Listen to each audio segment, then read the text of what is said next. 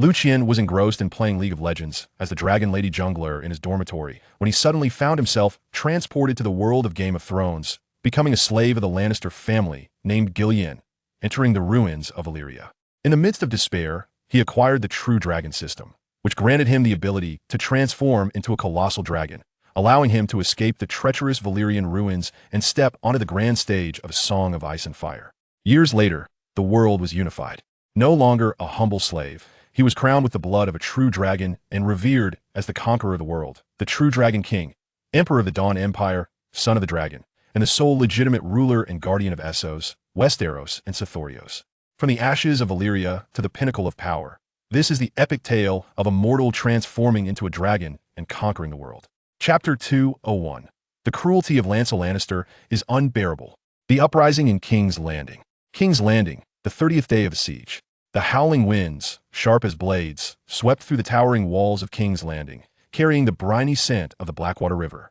The sky was leaden and oppressive, suffocating in its weight. Outside the city, the vast army of Lancel Baratheon, numbering in the hundreds of thousands, blanketed the fields and hills as far as the eye could see. The flickering campfires and curling wisps of smoke stood in stark contrast to the morbid atmosphere within the city. Tyrion Lannister stood behind the crenellations of the city walls, his misshapen face appearing more somber than the stone bricks of the walls, fixated on the scene beyond. For days, Lancel's catapults had not hurled boulders, but rather flung bulging sacks of linen into the city. The bags burst mid-air, showering golden grains of wheat, coarse chunks of black bread, and even dried salted fish like a divine blessing. Each bombardment was accompanied by the frenzied cheers of the starving populace within the walls. The famished citizens surged forth like hyenas scenting blood, emerging from the filthy alleys, rolling and clawing in the mud and filth. For mere grains of wheat, they fought until blood was shed, even sinking their teeth into the flesh of their companions. Tyrion witnessed a gaunt, elderly woman trampled to death by several burly men over a piece of black bread the size of a hand. But far more lethal were the contents mixed within the grain. Each sack contained parchment scrolls inscribed with crude, yet inciting rhetoric. The Lannisters would rather watch you starve than open their granaries. The granaries of King's Landing are used by Queen Cersei to feed her dogs, while your children gnaw on mud. King Joffrey feasts daily in the Red Keep on roasted peacock and honeyed wine. Your Majesty Lancel is the compassionate ruler, who sends food to rescue you from peril, overthrow the lion, welcome the stag, and open the gates. These scraps of paper quickly took root and spread among the desperate populace. Tyrion could see that those who had seized the food, while devouring it ravenously, harbored not only the green glow of hunger in their eyes, but also a deep-seated hatred for the Lannisters. My Lord Hand. A gold-cloaked officer rushed up the castle steps, panting, his helmet askew and his face marked by panic. At Flea Bottom, the mob has gathered, chanting the lion eats men. We want bread, not lions, and they have raised the banner of Lancel. Tyrion's heart sank to the depths.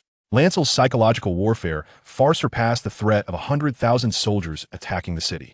In the Red Keep, the Hand's council chamber, Archmaester Pycelle broke the silence first, his smile obsequious. My Lord Tyrion, Lancel's methods of attack on King's Landing are so insidious, providing food to the starving, that I had not anticipated. The chamber fell into an instant hush. All eyes were fixed upon Pycelle, who felt uncomfortable under their scrutiny, his voice dwindling. His methods are too despicable. Indeed, too despicable. Tyrion's voice dripped with unmasked sarcasm.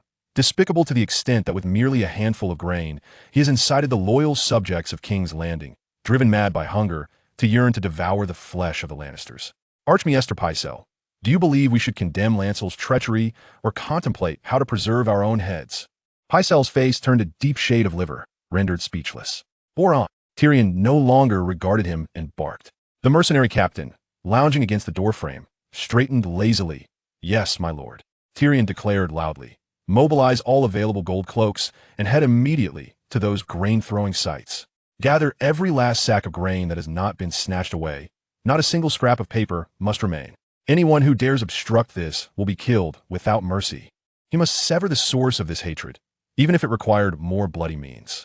Yes, Boron grinned, revealing his pearly white teeth, and strode away. At that moment, the door to the council chamber was flung open. A blood-soaked, battered messenger stumbled in, his voice trembling with sheer terror. My lord, it's bad. The great September of Baelor has been breached by the mob. What? Tyrion sprang to his feet. Those who received the food and pamphlets. have been incited by a monk known as the High Sparrow. The messenger gasped, his face smeared with blood and fear. He said the god's wrath has descended upon King's Landing due to the king and queen's sins, claiming that the clergy hoarded grain and did not save the dying, declaring them false believers. They stormed the Great September, killing anyone in sight, even dragging the High Septon out, and beating him to death. They are eating people, devouring the flesh of those priests. The council chamber fell into an eerie silence, even the smile on Lord Tyrell's face frozen in place. Archmaester Pycelle collapsed in terror, his trousers dampened. Cannibalism. The gods above. King's Landing, the proud capital of the Seven Kingdoms, had plunged into the abyss of madness, catalyzed by hunger and hatred. Pycelle, sprawled on the ground, suddenly remembered something and tremblingly retrieved a letter from his bosom. And my lord. This is a secret message from Lord Tywin delivered by Raven this morning. I hadn't the chance to present it yet. Tyrion snatched it away, quickly scanning its contents. Tywin's familiar, bold handwriting came into view. Tywin had dispatched ships from the town of Crowsgate to meet them at the seaside of the Red Keep, instructing them to hold out for another 10 days before retreating. Tywin intended to abandon King's Landing. Tyrion's heart raced violently. If his father dared to relinquish King's Landing, he undoubtedly had a plan. He forced himself to calm down.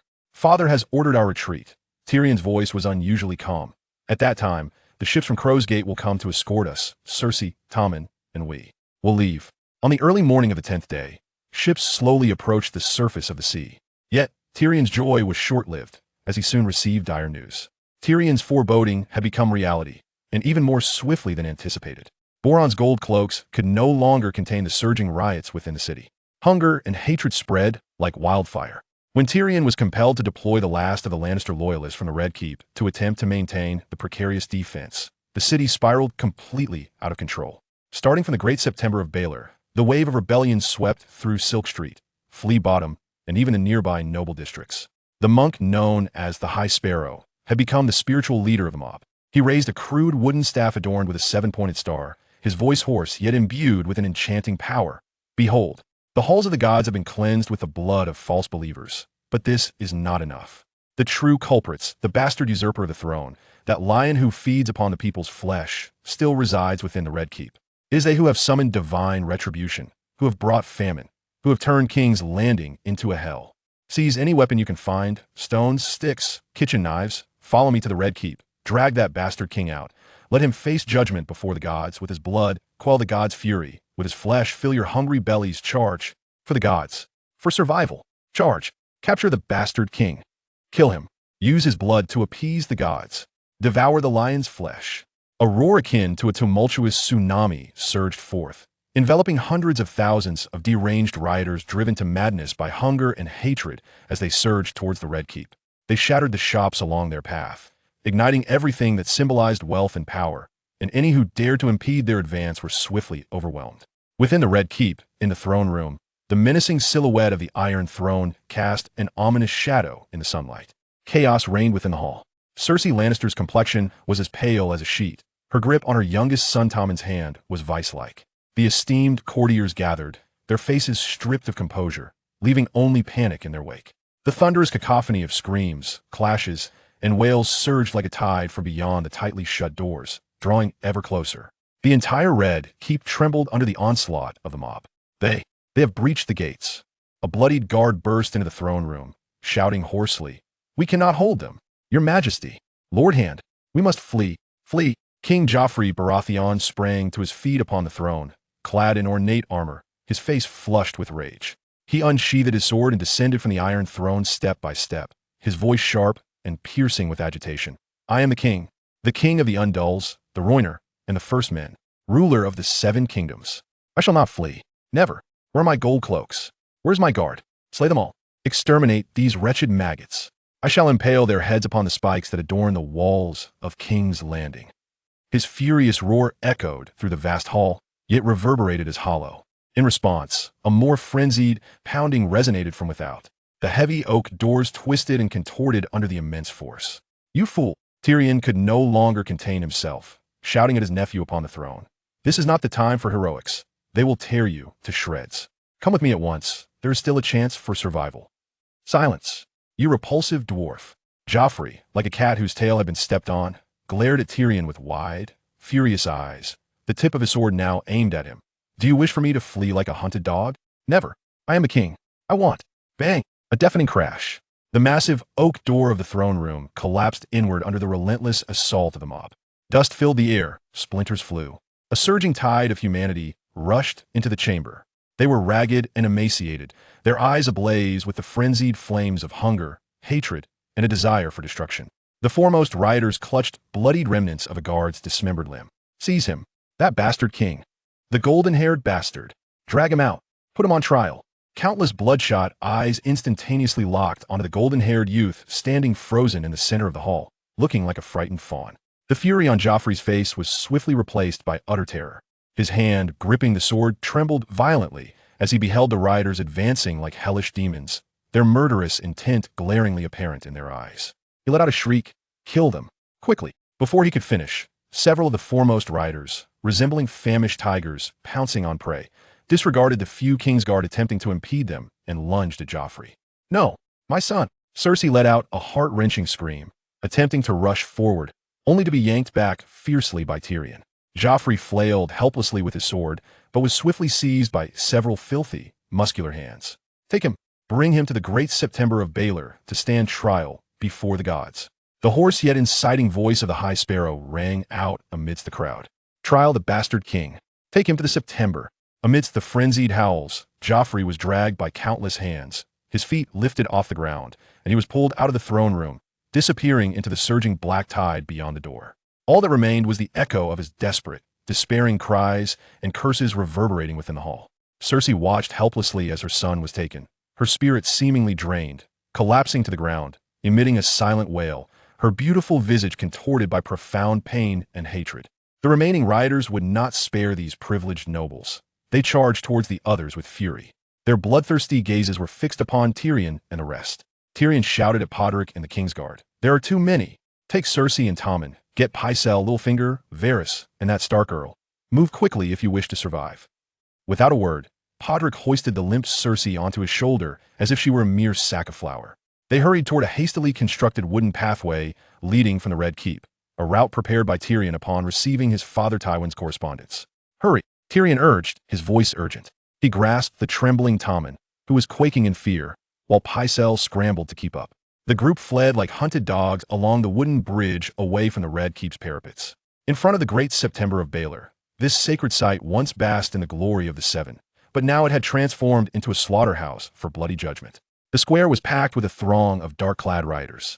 Joffrey had been stripped of his splendid armor, now clad only in a shirt and trousers stained with mud and blood, forcefully pressed down upon the high stone steps of the September. His formerly haughty visage now bore only abject terror, tears streaming down his face in a pitiful display. He trembled like a leaf in the wind, his golden hair matted to his face by sweat, tears, and filth. "I am a king. I am your king. Release me. You wretched maggots. My grandfather will kill you. He will slay you all." He futilely screamed, his voice cracking with dread, sounding diminutive and ridiculous amidst the mob's howls. "King." The High Sparrow approached Joffrey, his gaunt face betraying no emotion. "Your grace, the gods are just. Your atrocities, the sins of your family, the inhumane slaughter you inflicted upon Lord Eddard Stark upon this sacred ground, have long since angered the Seven, unleashing this famine and chaos upon you. Now, the time for judgment has arrived." Joffrey gazed into the soulless eyes of the High Sparrow. An overwhelming fear seized him, rendering him incapable of uttering a sound. "Kill him. Judge him. Let us see what blood runs through his veins. Is it that of a lion, a stag, or a dragon?" A woman, her eyes glazed with hunger, shrieked, inciting a greater frenzy. "Disembowel him. Let us see the color of his heart. Devour him. Use his flesh to appease the god's wrath." The clamoring cries crescendoed. At that moment, a gaunt, skeletal youth, swaying unsteadily, was shoved forward. He appeared no older than 14 or 15, once perhaps an apprentice butcher, but now so starved he could barely muster the strength to hold a knife. He clutched a rusty, battered meat cleaver tightly, his gaze vacant and numb. "You, boy, you come here." A burly rider pointed at Joffrey and then at the knife in the boy's hand. "Give this bastard king a swift end. Let the gods witness our resolve." The boy stared blankly at the trembling Joffrey on the ground, then glanced at the rusted knife, swallowing hard. He staggered towards Joffrey. "No, please. I beg you." Joffrey pleaded desperately. Tears and snot smeared across his face as he beheld the knife. The boy disregarded him, Gripping the handle tightly with both hands, he summoned all his strength and brought the knife down hard towards Joffrey's exposed neck. Thud! The first strike, weakened and poorly angled, the dull blade sank deep into the junction of Joffrey's shoulder and neck, blood gushing forth like a fountain as Joffrey let out a horrific, inhuman wail, his body convulsing violently. The agony and terror ignited Joffrey's final reserves of strength as he thrashed about. Several rioters immediately held him down with great force. The boy's face was splattered with the gushing blood. He gasped for breath, withdrawing the knife, a glimmer of primal excitement crossing his eyes. He raised the knife once more. Crack! The second strike. It landed below the first wound, deeper still. The sound of shattered vertebrae rang clear. Joffrey's screams abruptly ceased, his eyes bulging wide, filled with profound pain and disbelief. Thud! The third strike. His strength waning, it struck his back, slicing open a gaping wound down to the bone. Yet it did not prove fatal. Joffrey could no longer produce sound, his body convulsing. The boy, nearly exhausted, trembled as he gripped the knife. He glanced at the still-breathing Joffrey, and then at the frenzied mob, a flash of resolve glimmering in his eyes. Gathering the last vestiges of his strength, he lifted the rusted knife high above his head once more. Crack! The fourth strike. This time, the dull blade finally landed accurately at the severed vertebrae. Gurgle! A head adorned with a few stray golden strands tumbled into the filthy mire. Joffrey's headless body convulsed a few times before collapsing into the pool of blood, devoid of life. This tyrannical king met a fate akin to that of the late Lord Eddard Stark, who had once suffered under his cruelty as he was brutally slain before the Great September of Baelor. A brief, suffocating silence enveloped the square. Then, a cacophony of jubilant cheers erupted forth. The bastard is dead. Long live the gods. Share the flesh. Share the flesh.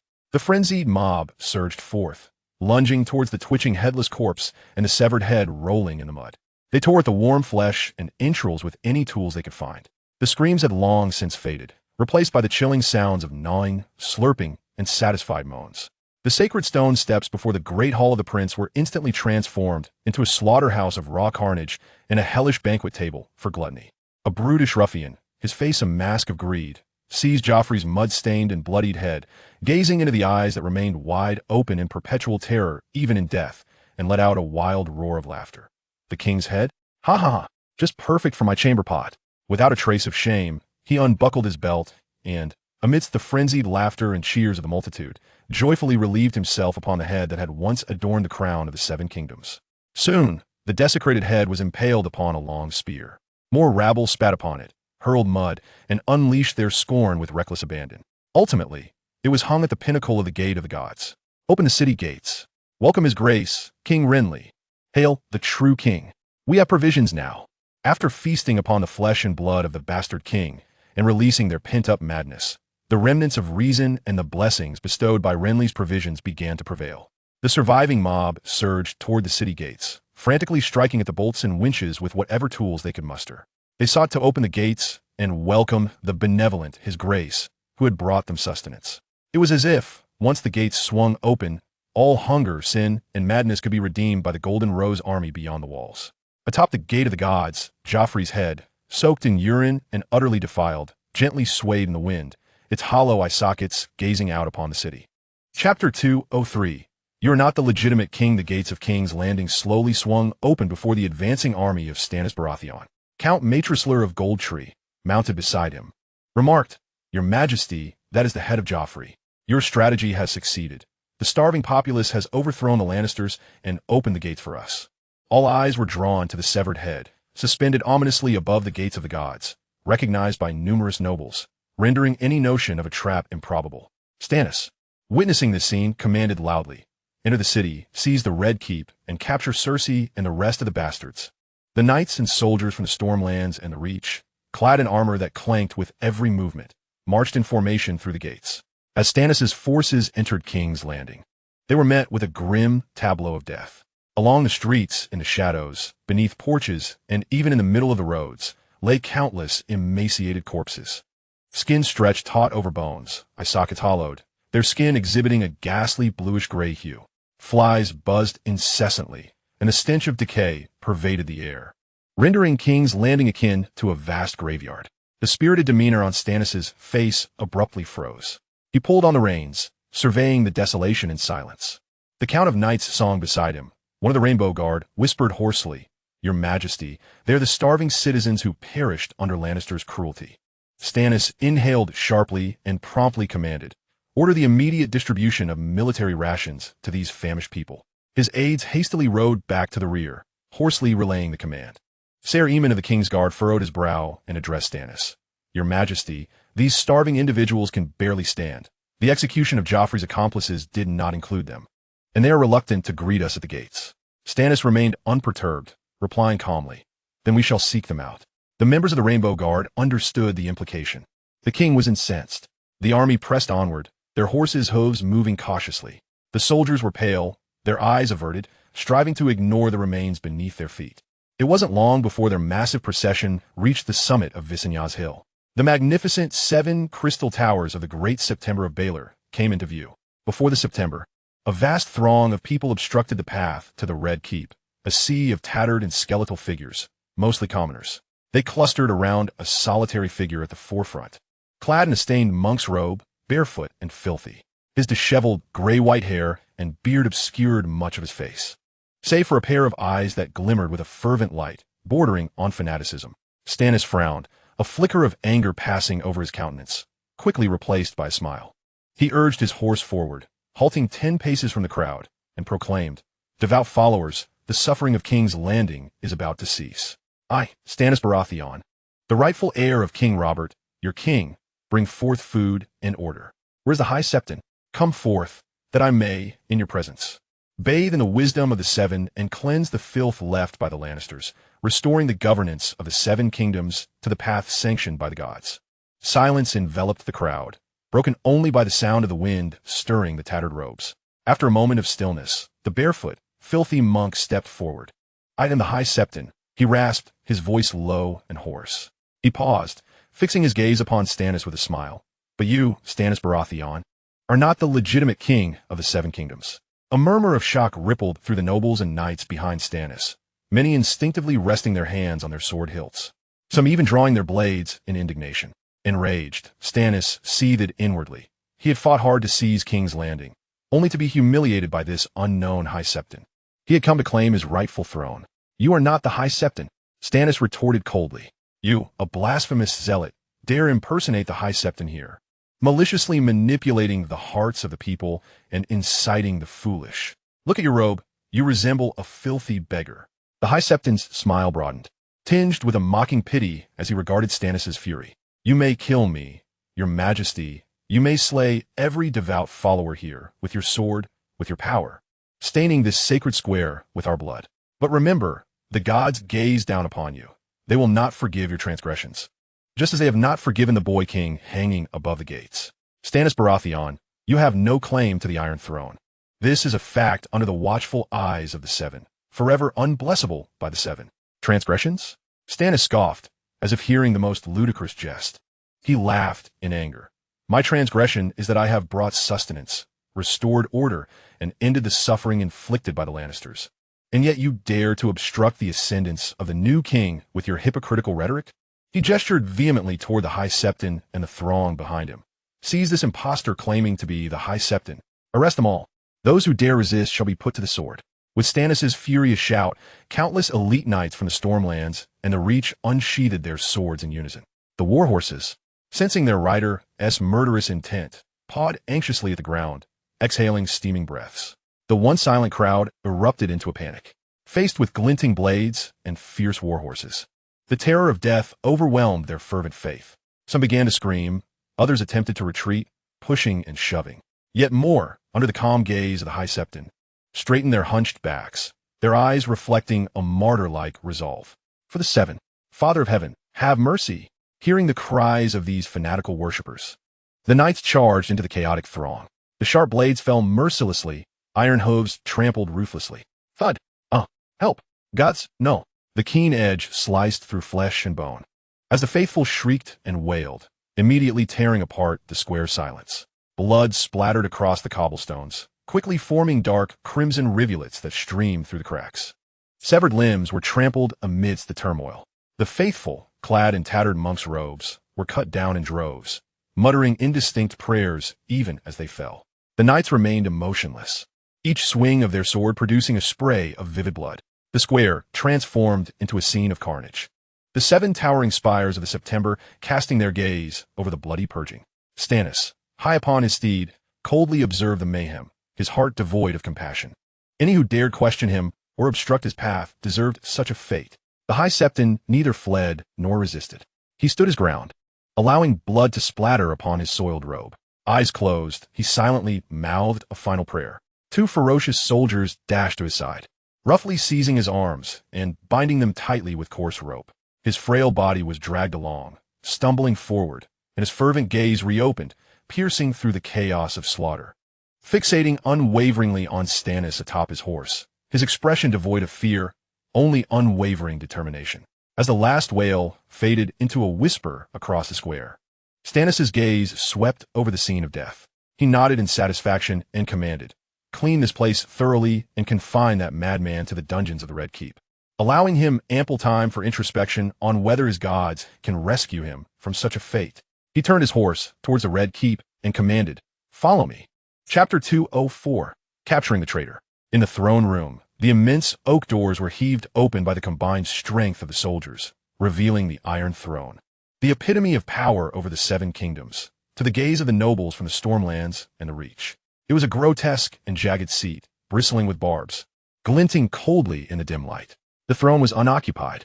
The only sounds that permeated the vast hall were the soft echoes of their own breaths and the clinking of armor. It appeared that Cersei and her cohorts had fled, as Loras's soldiers had failed to locate them within the Red Keep. Loras's eyes were fixated on the Iron Throne, his breath quickening. He strode forward, ascending the steps to the throne, one after another. At last, he stood before the formidable structure forged from countless swords. Without the slightest hesitation, he turned around to face the gathered nobles, knights, and soldiers of the Stormlands and the Reach below him. He took his seat, with a soft rip. A sharp blade protruding from the Iron Throne effortlessly sliced into his hand. A sharp sting coursed through him, and warm blood immediately seeped forth. For a fleeting moment, Loras's body stiffened. Damn this chair. It perpetually reminds those who take a seat upon it that power is intertwined with pain and betrayal. Yet, this sting only fueled the fire of conquest within him. Compared to the throne beneath him, this drop of blood was insignificant.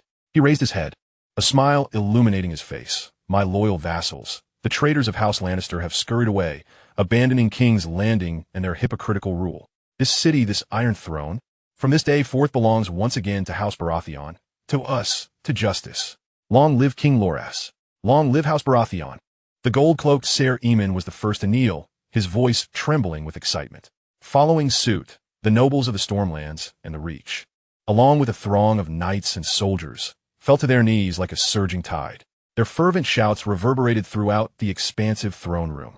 Loras sat upon the Iron Throne, listening with satisfaction to the overwhelming chorus of loyalty echoing from below. He had emerged victorious. The Iron Throne was his. Unable to contain himself, he burst into hearty laughter, his voice resounding with pride. As Loras's laughter subsided, still tinged with exhilaration, he commanded, "Eamon, bring Queen Marjorie to the Red Keep. She is the true mistress of this place." Eamon promptly obeyed and departed swiftly. Loras's gaze swept across the other nobles. "Furthermore, hunt down Tyrion Lannister, Cersei Lannister and her bastards, and all remnants of House Lannister. Leave no stone unturned. I want them brought forth to stand trial before the Iron Throne." He paused before continuing, "Now, let us discuss the Privy Council. The kingdom must be restored to order without delay." "Your Majesty," a voice suddenly interrupted Loras. All eyes were immediately drawn to the source. It was Ser Parman, a member of the Kingsguard, standing at the forefront of the Stormlands nobles, his expression grave. Loras frowned slightly at the interruption, but quickly relaxed upon recognizing Ser Parman. "Ser Parman, what is your counsel?" Ser Parman spoke loudly, "Your Majesty, at this sacred moment of your coronation, I should not raise such sordid matters. Yet for the stability of the realm and the safety of your throne, I must risk my life to advise you. There are traitors within our ranks. Someone is secretly colluding with Tywin Lannister, intending to undermine your rule while you are still establishing your foothold." A murmur of shock erupted in the throne room. "What? Traitors?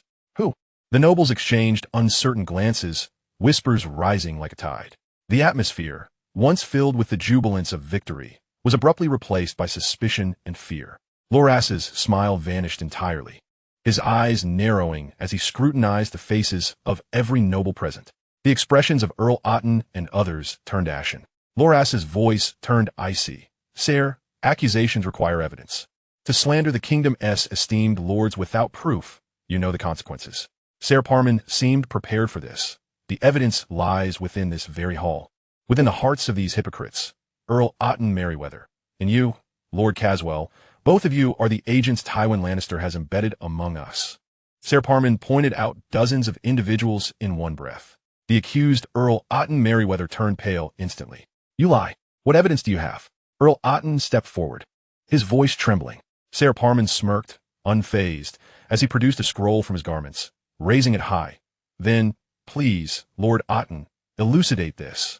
This is a letter penned by Tywin Lannister himself, clearly stating that should you create chaos upon King Loras's entry into the city, or ambush him once he has entered the Red Keep, the Lannisters will promise you castles and lands, complete with your family seals and secret codes. He unfurled the parchment, displaying it to the assembly. Earl Otten's face drained of color, his lips quivering, his eyes filled with despair. He had not anticipated that his correspondence would be intercepted by Sir Parman. Clutching at straws, Earl Otten seethed. You cannot escape blame either. You are a conspirator, attempting to drag us all down to save yourself. Ha ha ha. Sir Parman's booming laughter filled the room. Well said, Lord Otten. Alas, I was always loyal to his majesty. I merely feigned allegiance to you, seeking to draw out the serpents among us. The throne room fell into a profound silence. All gazes turned to Loras. He remained seated upon the Iron Throne, observing the kneeling Sir Parman, then glancing at the ashen faces of Otten and his ilk, a cold smirk gracing his lips. Loras's gaze deepened. Sir Parman, you have done well. Your loyalty shall be remembered by the realm. He shifted his gaze to Otten Merryweather and the others. As for you, seize them immediately. Confine them all in the black cells, under strict surveillance. Fierce guards lunged forward, roughly dragging the pleading and wailing Earl Otten and his companions from the throne room. An eerie silence enveloped the hall. Meanwhile, in the sewers of King's Landing, several figures were on the move. Leading the group were a few children, followed by a dozen individuals clad in dark brown sorcerer's cloaks. This way, we're almost there. One child pointed toward the side channel. Shortly after, they emerged from the outlet of the channel, arriving at a rocky shore. It resembled a makeshift dock, where a medium-sized, flat-bottomed sailboat lay quietly moored. Once aboard, a figure in a black cloak, the leader immediately inquired, "How did it go? Is everything in order?" A taller sorcerer lifted his hood slightly, revealing a weary yet exhilarated face. All is set, per the king's orders. Candles have been placed around the wildfire jars hidden beneath the Red Keep since the Mad King's reign. If we calculate the time, it won't be long before we see some action.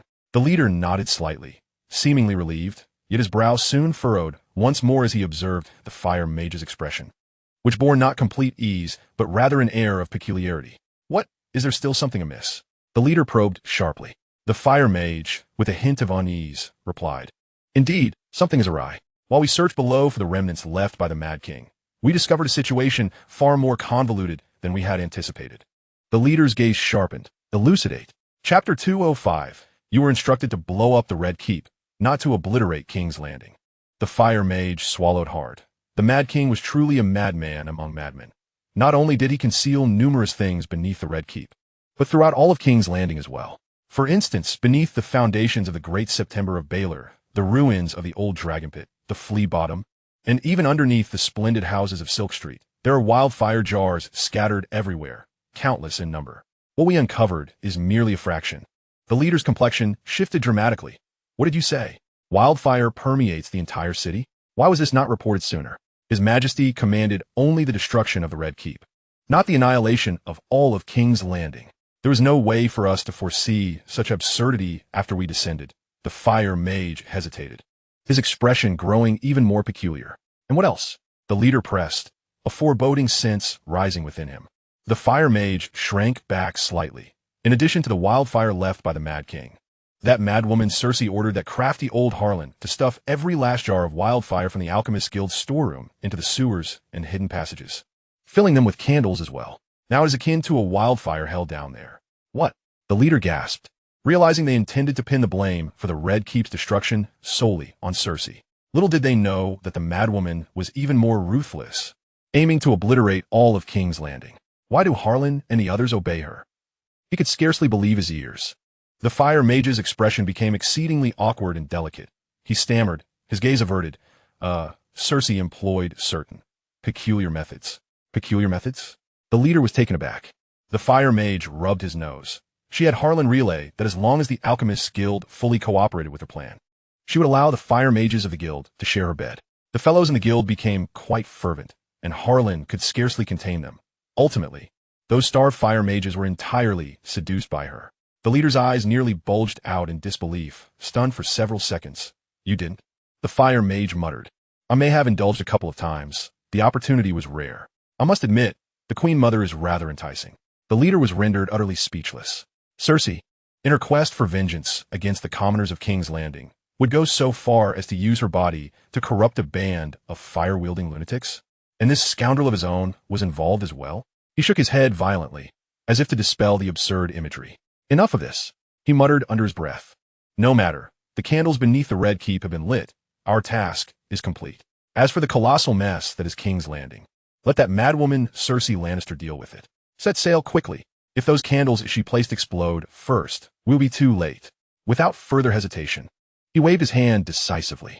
The oars swiftly plunged into the water, propelling them into the relatively open bay. Red Keep, throne room. After apprehending the traitors, Renly commenced the appointments of the kingdom's high officials. His voice resonated with fervor. Lords and ladies, the war is far from over. Stannis occupies Dragonstone, coveting the throne, and Tywin Lannister's forces remain ever watchful.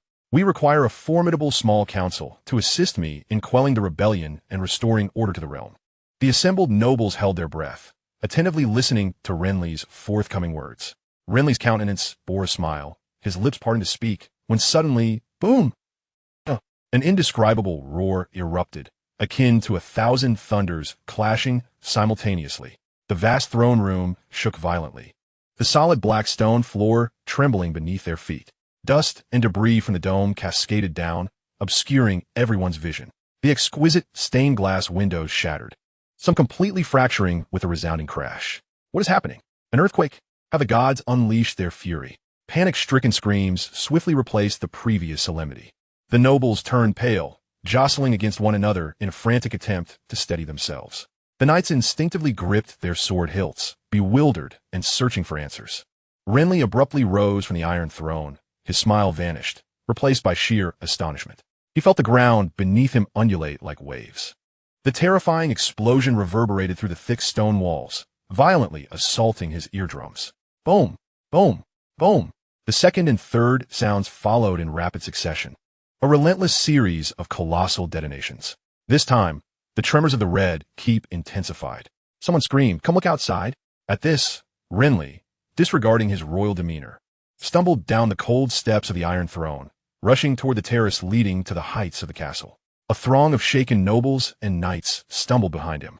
They burst through the heavy oak doors of the throne room, and the blinding sunlight, along with an even more deafening cacophony, enveloped them instantly. The sight before them froze their blood. King's Landing, beneath the heights of Aegon S. Hill, had been utterly transformed into a blazing green inferno. Unimaginably high temperatures manifested in an eerie emerald flame that surged skyward. The flames churned and expanded, forming an immense, continuously rising green mushroom cloud that engulfed the buildings of King's Landing. Houses, inns, taverns, all succumbed to the moment they came into contact with that verdant fire, erupting into even more ferocious flames as structures melted away in an instant. A colossal shockwave, laden with deadly flaming debris, surged forth like a green tsunami, spreading with terrifying speed down the streets and across the edifices of the city. Wherever the flames reached, violent explosions erupted one after another, advancing toward the Red Keep. All that lay in their path, be they sturdy stone houses, grand towers, or narrow wooden shanties, were ignited and torn asunder, erased from existence. Billowing black smoke ascended from the sea of green flames, obscuring much of the sky and casting the sunlight in a doomsday-like pallor. Wildfire. Beside Renly, a nobleman who had witnessed the Mad King's reckless use of wildfire crumpled to the ground, muttering in a daze, his trousers rapidly dampening. The Mad King's wildfire. Terror overwhelmed Renly in an instant. His face, illuminated by the ghastly green glow, turned ashen, his pupils reflecting the all-consuming emerald blaze. He opened his mouth. Yet no sound emerged. It was over. Everything was over. His crown, his kingdom, his ambitions, before this cataclysmic green, they were as fragile as parchment. He had no time to contemplate who had ignited it, nor to curse. The green wave of death surged from the southern edge of the city, sweeping through with relentless force, demolishing any structure in its path, leaping over wide plazas, and in an instant, crashing upon the majestic walls of the Red Keep. Within the Red Keep, all vision was instantly consumed by a pure emerald hue, as if the world itself had been engulfed, freezing time itself. What Renly beheld in his final moments was the despair etched upon the faces of the gathered nobles, forever captured in a haunting tableau. Then, there was an endless expanse of green, consuming all in its path. No sound, no pain, not even a sense of time to feel the searing heat. In the fleeting moment, as the terrifying green flames surged forth, the human body, armor, stone walls, and banners, everything tangible evaporated silently like ice under the scorching sun. At that very moment, a series of even more violent explosions erupted within the Red Keep as the rolling, roaring green flames licked at the grand stone fortress, utterly annihilating all in their wake. King's Landing, the proud capital of the Seven Kingdoms, along with the king and his entourage who had entered the city less than an hour ago, were completely erased by this frenzied fire from the past. Chapter 206. The Lannisters are the shame of Westeros. Outside King's Landing, beyond the Godwood, Lord Lancel Lannister sat astride his warhorse, tasked with commanding 20,000 elite infantry and archers from the Riverlands stationed there as a rear guard and reserve, while also monitoring potential threats from Tywin. Just then, a series of thunderous booms reached his ears. Lord Lancel tightened the reins abruptly, his steed whinnying restlessly. What was that sound? He barked at the officer beside him. The officer, looking bewildered, strained to listen. Soon after, the continuous terrifying explosions emanated from within the city, and the ground beneath them trembled distinctly. Lancel abruptly turned his gaze towards King's Landing, his usually steadfast face blanching in an instant. He beheld the towering green pillars of fire rising within the city. Witnessing the green tide of death devouring the entire metropolis at an unimaginable speed, he saw the Red Keep, a symbol of royal authority, collapse and vanish as effortlessly as a sandcastle engulfed by the tide in that eerie emerald glow. In his heart, Lancel roared. His heir, Daikon Lannister, had entered King's Landing alongside the king. Under this inferno of destruction, no one could possibly survive. No. A heart-wrenching scream erupted beside Lancel. It was Loras Tyrell, the closest protector of Lord Renly, who had originally been patrolling the camp outside the city. At this moment, his handsome visage was twisted with despair, his eyes suddenly bloodshot. He witnessed the entire city being consumed by the green flames, and the strings of his reason snapped entirely.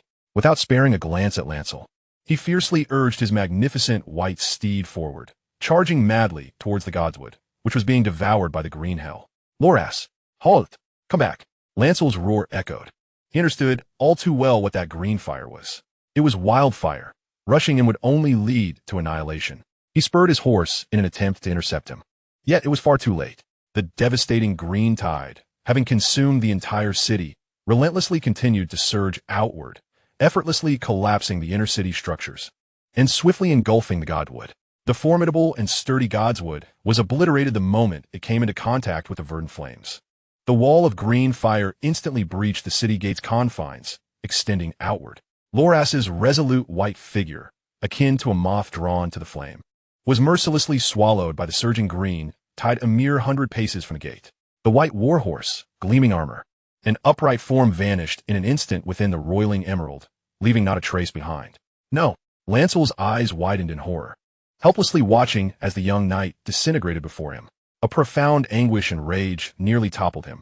Yet, he was, after all, a battle-hardened warrior. The cold rationality etched into his very bones overpowered his emotions at this life-and-death moment. The Red Keep was finished, the king was finished, his heir was finished, and Loras was finished. Any further hesitation would spell doom for the 20,000 soldiers under his command, all of whom would perish at the edge of this inferno. Retreat! Lancel drew his sword, roaring with all his might. All troops, heed my command. Immediately withdraw from King's Landing. Quickly. His command thundered like a clap of thunder, awakening the soldiers who stood stunned by the apocalyptic scene before them. The Riverlands army began to turn in disarray, flags askew, formations scattered, hastily surging away from King's Landing. Soldiers discarded their helmets and armor, lamenting their lack of speed, as cries of terror mingled with the shouts of officers. Behind them, the green hell continued to roar. its scorching wave-hot on their heels. Amidst this chaos, as panic engulfed their hearts, Lancel's ears, filled with dread, caught another sound. Approaching rapidly from the north came the dull, thunderous drumming, incessant like rain. It was not thunder. It was the terrifying sound of thousands of iron hooves striking the earth simultaneously, the clarion call of a cavalry charge. Lancel's heart sank as he abruptly reined in his horse, which had reared up in fear, forcibly turning to face the horizon to the north. Clouds of dust billowed skyward. Like a rolling, ochre dragon, it surged towards their shattering forces with astonishing speed. At the forefront of the dust, in the noonday sun, a blinding golden light surged like a tumultuous wave. It was a multitude of fluttering gold and crimson banners. Upon those banners, a roaring golden lion bared its fangs in the gale. Lannister. It was Tywin Lannister's cavalry. It was all over. Lancel Lannister's mind was consumed by this one despairing thought. Behind them lay a wildfire inferno that consumed everything, and ahead loomed the thunderous might of the Westland's cavalry.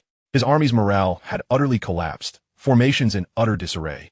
Like a flock of sheep awaiting slaughter, the torrent of Tywin Lannister's cavalry charged without hesitation, driving their wedge deep into the chaotic ranks of the Riverland soldiers. The steel tide crashing upon flesh and bone, instantly shredding them to pieces. Long spears pierced flesh with dull, sickening sounds, as warhorses' iron hooves ruthlessly trampled the fallen bodies. The Westland's cavalry darted amongst the disordered Riverland soldiers, each slash showering blood upon the ground. The Riverland soldiers had completely lost the will to resist, fleeing in terror, their backs exposed to the deadly blades. Lancel Lannister swung his ancestral sword, Heartsbane, with all his might, cleaving down a Lannister cavalryman who charged at him. He attempted to muster a semblance of resistance amidst the tide of retreat. He bellowed, yet his voice was drowned in the cacophony of slaughter. "Hold firm. The men of Casterly Rock, gather around me. Form ranks, form ranks." Yet, the responses were few and far between.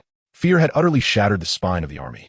He watched helplessly as his meticulously trained soldiers fell like wheat before the scythe, witnessing the Lannister Golden Lion banner rampaging through the retreating forces. The defeat was inevitable. Any further delay would lead to the demise of all the soldiers from the Riverlands. "Retreat." He issued a hoarse roar once more. "Those who can still move, follow me southwest, back to the Riverlands." He turned his horse, no longer glancing at the one-sided slaughter, wielding his great sword, leading the few remaining soldiers who could still rally, painstakingly carving a bloody path towards the southwest. On a distant hilltop, Tywin Lannister sat astride his purebred warhorse, positioned centrally within the torrent of cavalry. He fixated on the distant city, now being devoured and destroyed by the green flames, an inferno of wrath igniting within his heart. Wildfire. The entirety of King's Landing was presently being consumed by wildfires. He had initially come to conspire with the hidden agents within the Lannister army to orchestrate a surprise attack on their still unsteady forces. However, to his astonishment, the first welcome he received was not a battle, but a green flame. The pieces he had meticulously placed within the Lannister ranks had now transformed into wisps of smoke amidst the towering emerald blaze. Tywin's expression darkened with increasing fury. Regardless of who had orchestrated this inferno, the Lannisters would undoubtedly find themselves branded on the pillar of shame in Westeros.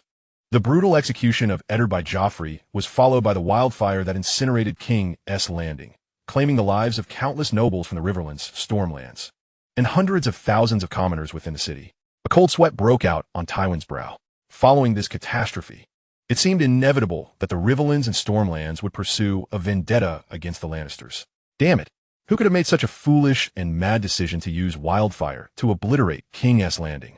Chapter 207. The Birth of a New King, the Resolve of Gendry. 3 days later, news of the wildfire's devastation swept across the Seven Kingdoms. Hundreds of thousands of souls, alongside the majority of the nobility from the Riverlands and Stormlands, and 70,000 elite soldiers within the city, were reduced to ashes in this tumultuous inferno. Rumor had it that the wildfire was orchestrated by the Lannisters left behind in King S Landing, who had colluded with the Alchemist Guild to conjure this tragedy. The unfinished masterpiece of the Mad King Aerys had been completed by the Lannisters' own hands. Soon after, whispers began to circulate in taverns across the realm, suggesting that Cersei and Jaime were the offspring of the Mad King and Joanna, as the madness exhibited by Cersei during the wildfire mirrored that of Aerys too.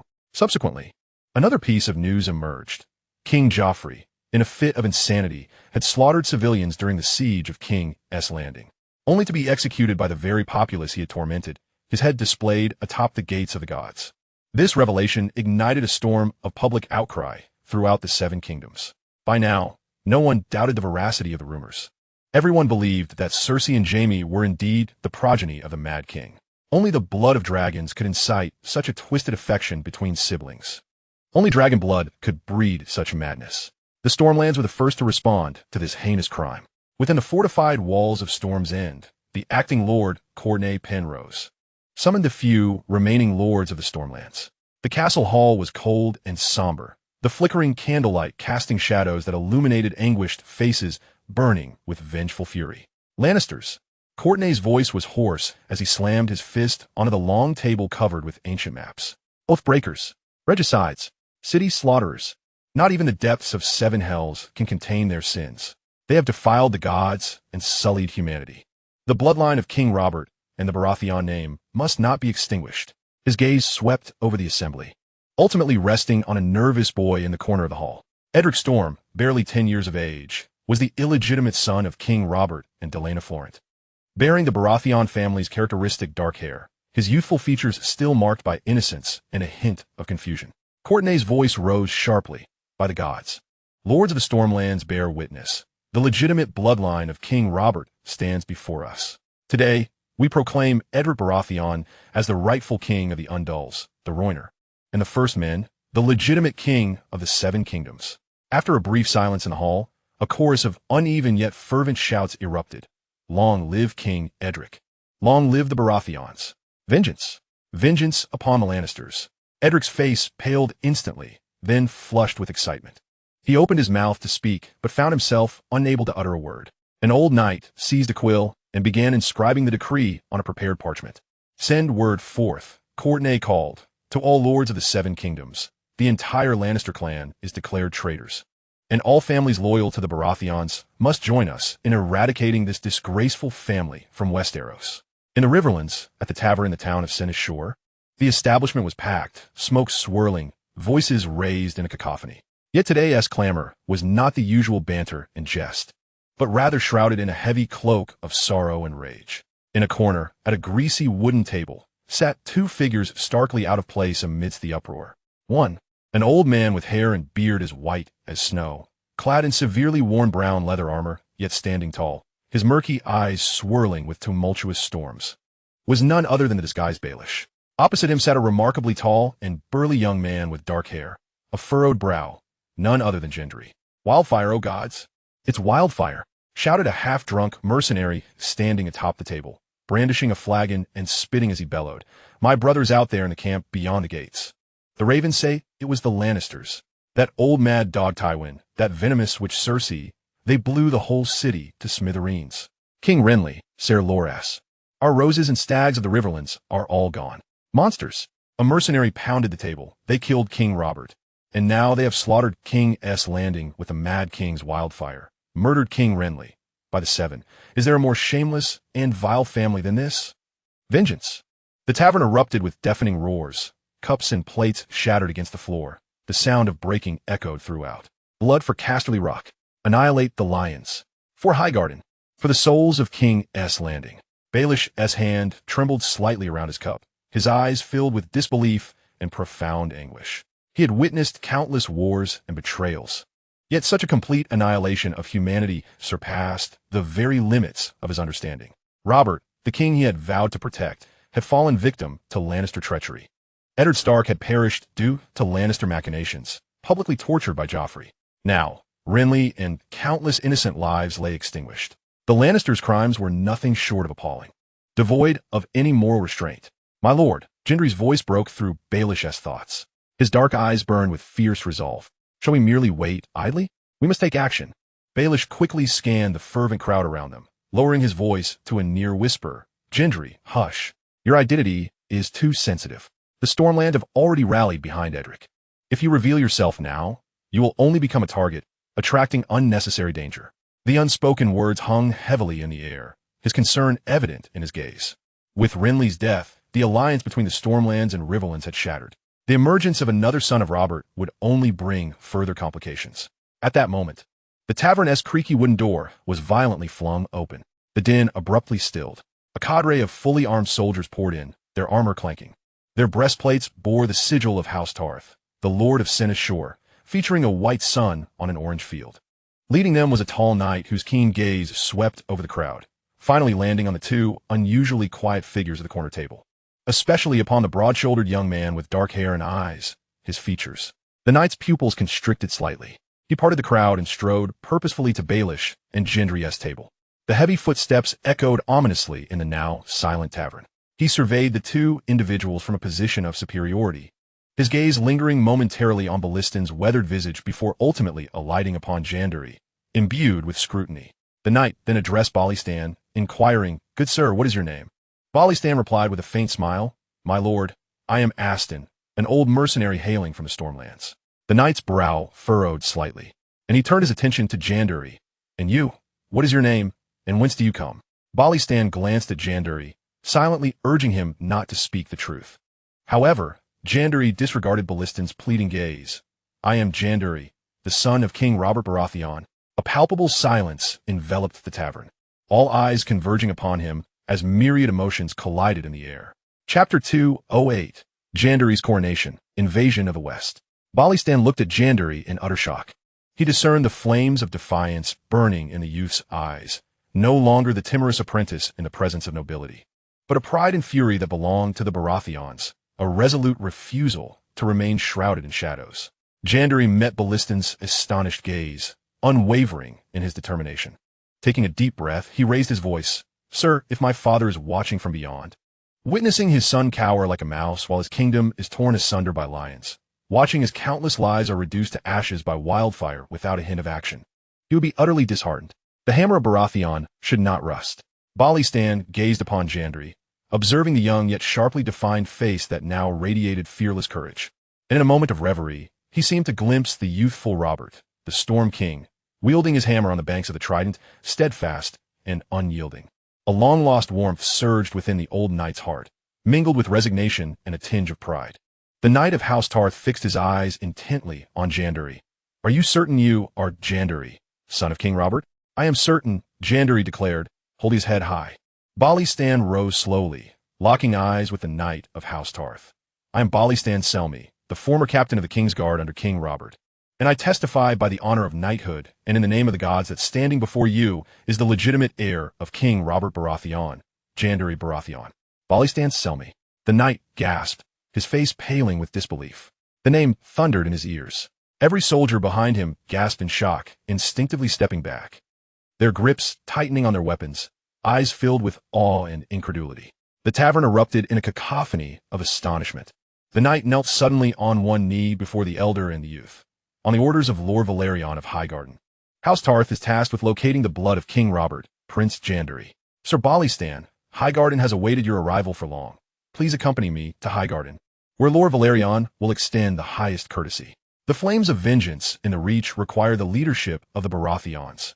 Highgarden, a castle entwined by countless roses and vines, now radiated an atmosphere of cold malice and hatred. Deep within the castle, in a particularly tranquil garden, Lord Valerion sat ensconced in a wheelchair. His frail form was enveloped in a soft silk robe, his pallid face devoid of color, save for the depths of his eyes, which fixated intently on Gendry and Ballistan before him. Valerion's voice was soft, almost a whisper. "The Lannisters burned Renly with wildfire. They burned my brothers Garland and Loras. They burned my sister Marjorie. They burned my grandmother. They burned nearly all the flowers of our reach." With each name, his tone deepened, and the fire in his eyes blazed more fiercely. His gaze shifted to Gendry and Ballistan, his voice laced with bitterness. "That was not war, your highness, nor sir. That was slaughter, the most shameless trampling of the knightly spirit, a profound betrayal of the noble order across the Seven Kingdoms. The Lannisters, they are unworthy of the title of human. They have desecrated the land bestowed upon us by the Seven." Gendry spoke, his dark eyes swirling with a tumult of emotions. "My father, King Robert, was also a victim of their treachery." Valerion gritted his teeth. "Indeed, the sins of the Lannisters are beyond measure. Their blood debts must be repaid in blood. Our reach has lost its king, countless nobles, knights, and soldiers. Our sorrow runs as deep as the Mander. Our rage is as unstoppable as a summer tsunami." He propelled his wheelchair closer to Gendry, looking up at the tall, robust youth. The Stormlands rallied behind Edric Storm, Yet they could not bear the burden of confronting the lions, of reclaiming justice for the Baratheons and the Seven Kingdoms. And you, Gendry Baratheon, you possess the power that flows from King Robert's hammer. You are the true stag of House Baratheon. Your lineage certified by the legendary Sir Balystan Selmy, beyond doubt. The Reach, the most prosperous and powerful realm among the Seven Kingdoms, will be your steadfast support. Our coffers are open to you, our granaries filled for you, our swords raised in vengeance for you. Gendry Baratheon, I, Valerion, in the name of the acting Duke of Highgarden, proclaim you King of the Undulls, the Royner, and the First Men. Only you can lead us in utterly tearing apart the Lannister lions, turning Casterly Rock to dust, avenging Robert, Renly, and all the souls unjustly lost. Gendry stood there, witnessing the almost frenzied fire of vengeance in Valerion's eyes, feeling the immense weight of responsibility settle upon him. He recalled the mercenaries' roars in the tavern, Ballistan's tales of his father Robert's valor, the countless souls turned to ash in King's Landing. The blood of the Baratheons within him surged to life at that moment.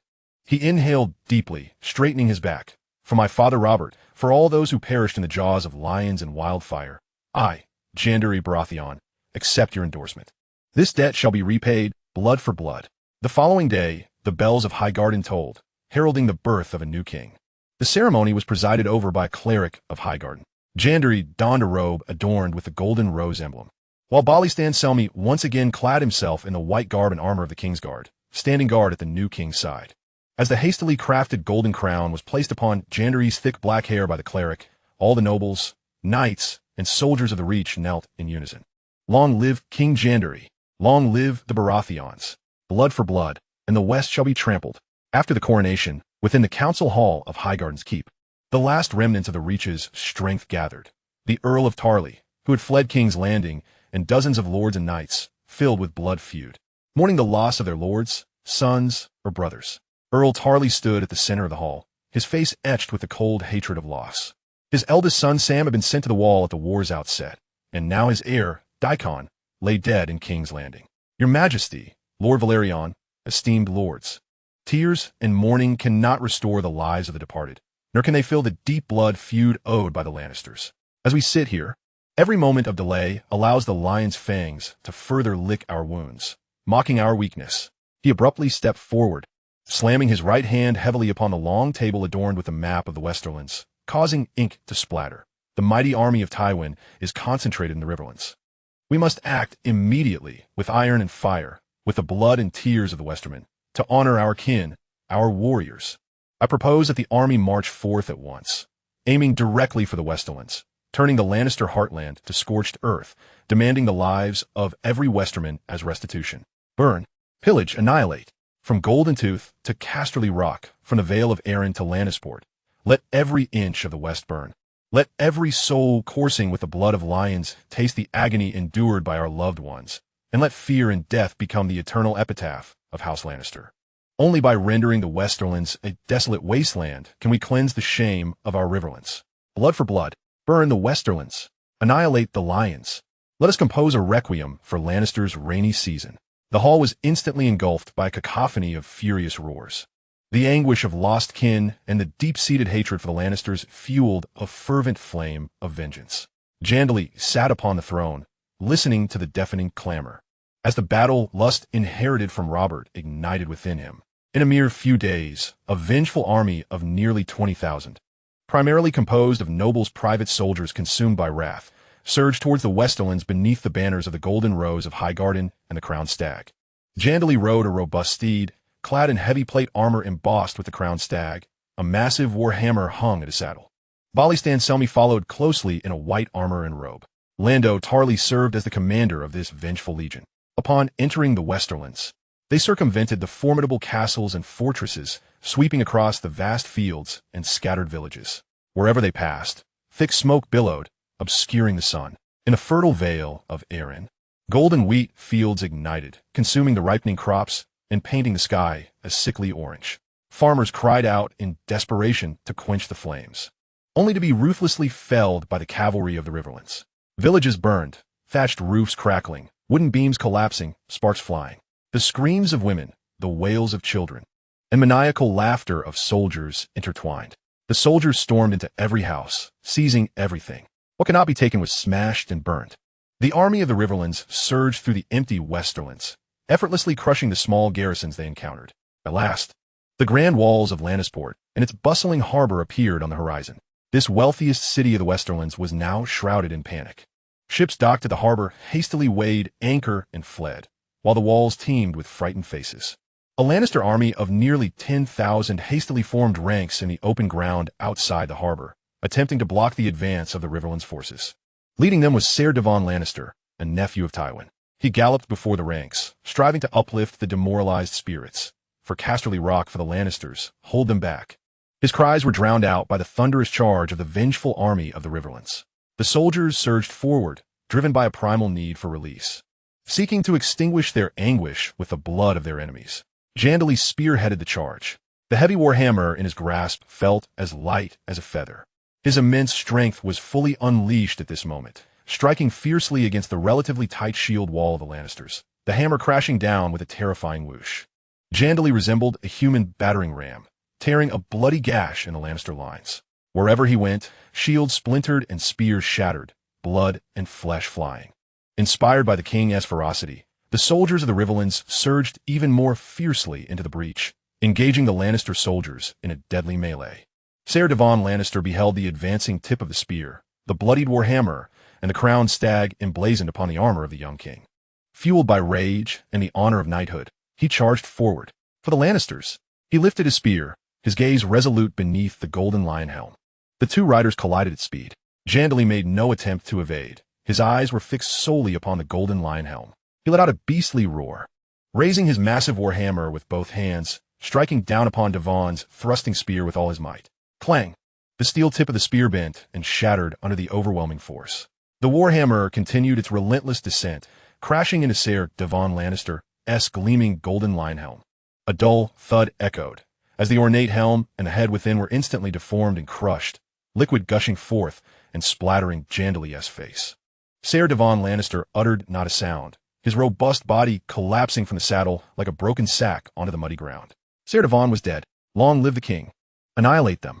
The soldiers of the Riverlands erupted in a thunderous roar, their morale soaring to unprecedented heights. The death of the Lannister commander proved to be the last straw, breaking the already faltering spirits of the Westerland soldiers. They cast down their weapons, crying out as they turned to flee towards the gates of Lannisport. Close the gates. Quickly. Close the gates. Panic-stricken screams arose from the battlements. Yet the tide of fleeing soldiers surged forth, overwhelming the gates before they could be shut. Charge in. Lando Tarly commanded coldly. Plunder Lannisport. Burn, kill, seize everything. The soldiers of the Riverlands howled as they surged past the corpse of Ser Devon, through the disheartened remnants of the Westerland forces, flooding into the prosperous Lannisport.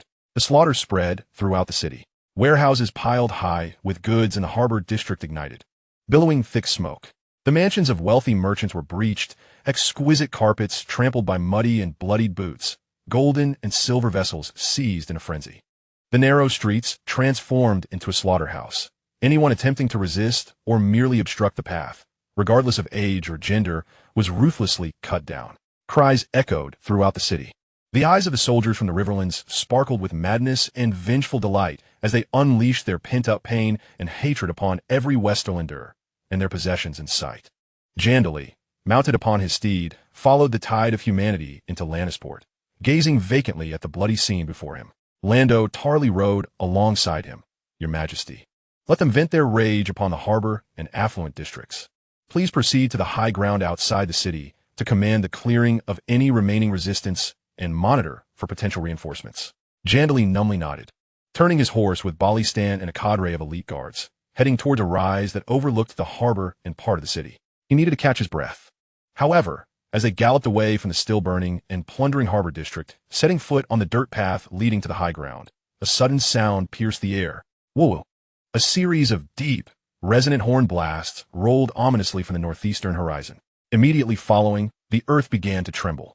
It was the thunderous cacophony of countless hooves pounding the ground. Jandali, Balistan, Lando Tarly, and all the guards turned sharply, their faces paling. Dust billowed on the horizon, and at the forefront of the Black Army unfurling its banners, the sigil of the howling direwolf fluttered in the wind. More chillingly, boundless Dothraki warriors surged forth from either side of the smoke and dust, their bare torsos or leather armor glistening as they wielded their curved rocks, emitting blood-curdling shrieks. Stock? The north. Dothraki. Cries of disbelief echoed around Jandrai, filled with incredulous horror. Upon a high hill, Robb Stark sat astride his warhorse. Grey Wind crouched at his feet. His gaze pierced through the flames consuming Lannisport, fixated on the banners fluttering atop the heights beyond the harbor. A golden rose surrounded by a crowned stag. Tyrell. Baratheon. A torrent of wrath instantaneously engulfed Robb's reason. The image of his father's brutal demise in King's Landing seared into his heart day and night. In his mind, Robert's drunken indulgence, Renly's lust for power, and the Tyrell's opportunism were the very reasons that led his father into the clutches of the Lannisters. Their hands were equally stained with his father's blood. How dare they tread upon the Westerlands now? How dare they seize the spoils on the battlefield of his Stark vengeance? Robb unsheathed his long sword with a fierce resolve, pointing it directly at the banner of the Golden Rose and crowned stag atop the hill. His voice resonated like the biting winds of winter, for the north for Winterfell. For House Stark, leave not a single one alive. Chapter 210, Expansion and New Currency. In the grand hall of the Conqueror's Keep, the vaulted ceiling, adorned with stained glass from Myr, filtered sunlight into a cascade of vibrant hues that flowed across the obsidian floor. Liu Qian sat regally upon the throne. Mizo stood respectfully at the left of the steps, while Bachelor Cobain, wearing a genial smile, occupied the right. In the center of the hall, several fire sorcerers, recently returned from King's Landing, stood at attention. Liu Qian had just learned of the devastation that had befallen the capital. One of the sorcerers spoke with deference. Your Majesty, we ignited candles beneath the Red Keep, but as we departed by sea, we witnessed that the first explosion did not originate from the Red Keep, but rather from the vicinity of Flea Bottom. That madwoman Cersei had arranged for candles to be lit there, even swifter than our own actions. The sorcerer cast a furtive glance at Liu Qian, fearing punishment for any oversight. However, Liu Qian merely nodded, feeling a twinge of regret. King's Landing, a culmination of Targaryen effort over 3 centuries, now lay in ruins, destined for reconstruction. Yet, who could have anticipated that the Mad King would unleash wildfire beneath the very city? And that Cersei, that lunatic, would act so recklessly? Liu Qian had merely intended to execute a strategy to evacuate the nobles, yet Cersei's actions had imperiled the common folk. It appeared that her hatred for Renly and the populace of King's Landing was far more profound than he had imagined. Liu Qian's voice remained calm and unperturbed. You may withdraw. The fire sorcerers, as if granted a reprieve, retreated from the hall. Once they had departed, Mizo stepped forward. Your Majesty, the news of King's Landing's burning has spread throughout the 7 kingdoms. The remnants of House Storm have proclaimed Robert's bastard, Edric Storm, as king at Storm's End, declaring the entire Lannister family traitors. The Rivellins, unwilling to be outdone, have rallied behind another of Robert's bastards, Jandrai, who has led the Rivellins' army into the Westerlands, employing a scorched earth strategy. Just as 2 kings have perished, 2 new kings have emerged. And with Tommen soon to be crowned by the Lannisters, the 7 kingdoms will soon be under the rule of 6 kings. A situation unprecedented in chaos. This is our finest opportunity. Liu Qian shook his head. No, this is still insufficient. If we liken Westeros to a game of chess, there are too few pieces on the board, yet too many players lurking in the shadows. We must take the initiative and force these players to reveal themselves one by one. A glimmer of insight sparked in Mizo's eyes. Your Majesty means? Liu Qian smiled. In Crown's Landing, does a legitimate king of the 7 kingdoms not still reside? It is time to summon the Targaryen siblings for a showdown. As you command, Your Majesty. Mizo bowed deeply in acquiescence. Liu Qian then turned his gaze to Cobain. Bachelor, what is the progress on the breeding of unicorns? Cobain's face lit up with a benevolent smile. Your Majesty, the unicorns from Skagos are being delivered to us in steady streams each month. Currently, the number has reached 25.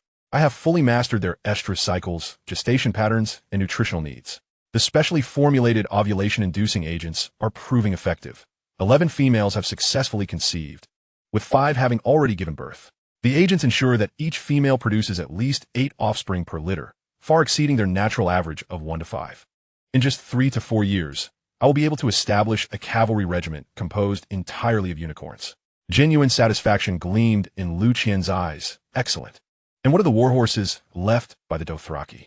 The breeding of horses is paramount in any era, especially in this medieval-like age, where purebred steeds far surpass inferior hybrids on the battlefield. Cobain continued. The Dothraki have no concept of selective breeding, resulting in a mix of quality in their warhorses. Rest assured, Your Majesty, I am establishing a rigorous lineage record to select the finest stallions. In the future, your cavalry shall consist of the most robust and swiftest steeds, incomparable to those prairie mongrels. Liu Qian nodded. Aside from the original 10,000 pirate soldiers and the foundation of the Tyroshi defectors, he had only 2,000 captured Lawler slave soldiers as auxiliaries, along with the recently expanded 5,000 mercenaries of the Windblown. Liu Qian was in urgent need of military expansion. Thus, when 300,000 immigrants from ET arrived, he selected 10,000 able-bodied men to form a legion. Personally trained by Robb, Robb immediately designated 1,000 Unsullied as instructors to train the soldiers in formation and combat techniques. It must be said, this approach proved remarkably effective. The Unsullied's greatest advantage lies in their absolute obedience to their master's commands. Even if ordinary soldiers could learn but a fraction of their skills, it would be a significant boon. Additionally, after the arrival of the Etish people facilitated by the Brotherhood of the Emerald and the Spice Guild, he entered into agreements with the avaricious Carthene merchants. They would be responsible for transporting Etish individuals from Asabahad to the west, settling accounts at the port of Crown's Landing with Liu Qian's appointed officials. The Carthene merchants were elated, as such a stable source of clientele was rarely encountered in their usual slave trade. Moreover, the Etish population was vast, hardworking, and inexpensive in the east. They could easily purchase them at low prices in Asabahad and transport them to the west for considerable profit. Thus, Robb would not need to return to ET, and Liu Qian could continuously acquire a substantial influx of Etish laborers. Liu Qian harbored no concerns regarding the expenses for procuring Etish individuals. He had just secured a significant sum for grain from the Lannisters. Furthermore, he had unified the three daughters, now possessing the financial revenues of 3 free trade city-states, amounting to an annual income equivalent to 4 million golden dragons in Westeros. Of this, Tyrosh contributed 900,000, Lys 1,300,000, and Mir 1,800,000. After deducting military expenditures, naval costs, and various sundry expenses, he still retained nearly 1 million in surplus. Not to mention the vast fortunes he had unearthed from the treasuries of these city-states. The governors of these free trade city-states indulge in the acquisition of luxuries and slaves. Given such extravagant expenditures, the treasury brims with coins, illustrating just how affluent these city-states truly are. Liu Qian pondered over monetary matters once again. He turned to Cobain. Scholar, I must trouble you to design a new currency for me, ensuring its value remains as modest as that of the original Tyrosh iron coin or the Meereen iron coin. Additionally, we need to establish several mints in Crown Town to guarantee the issuance of this new currency. Cobain nodded in acknowledgement. As you wish, Your Majesty. Liu Qian had contemplated the concept of currency for an extended period. The monetary system of the 9 free trade city-states was nothing short of chaotic. Were it not for the use of precious metals as currency, imparting intrinsic value to the coins, this disordered monetary system could easily precipitate an economic crisis. Having unified the Narrow Sea and the Three Daughters, it became imperative to create a new unified currency. The reason for not adopting multiple currencies like those in Westeros was due to the scarcity of gold and silver mines in the 9 free trade city-states, particularly in the Three Daughters, which were rich in iron ore. Only a fool would establish their nation's currency based on a scarce domestic metal. If Liu Qian were to adopt gold coins as the official currency, the 7 kingdoms could easily manipulate the situation given their lack of gold mines. They could simply restrict the flow of gold into the Three Daughters, leading to immediate deflation in Liu Qian's realm and subsequently causing economic collapse. This scenario was akin to Spain's restriction on silver imports to the Ming dynasty during the late Ming period. Chapter 211. Viserys sells his sister.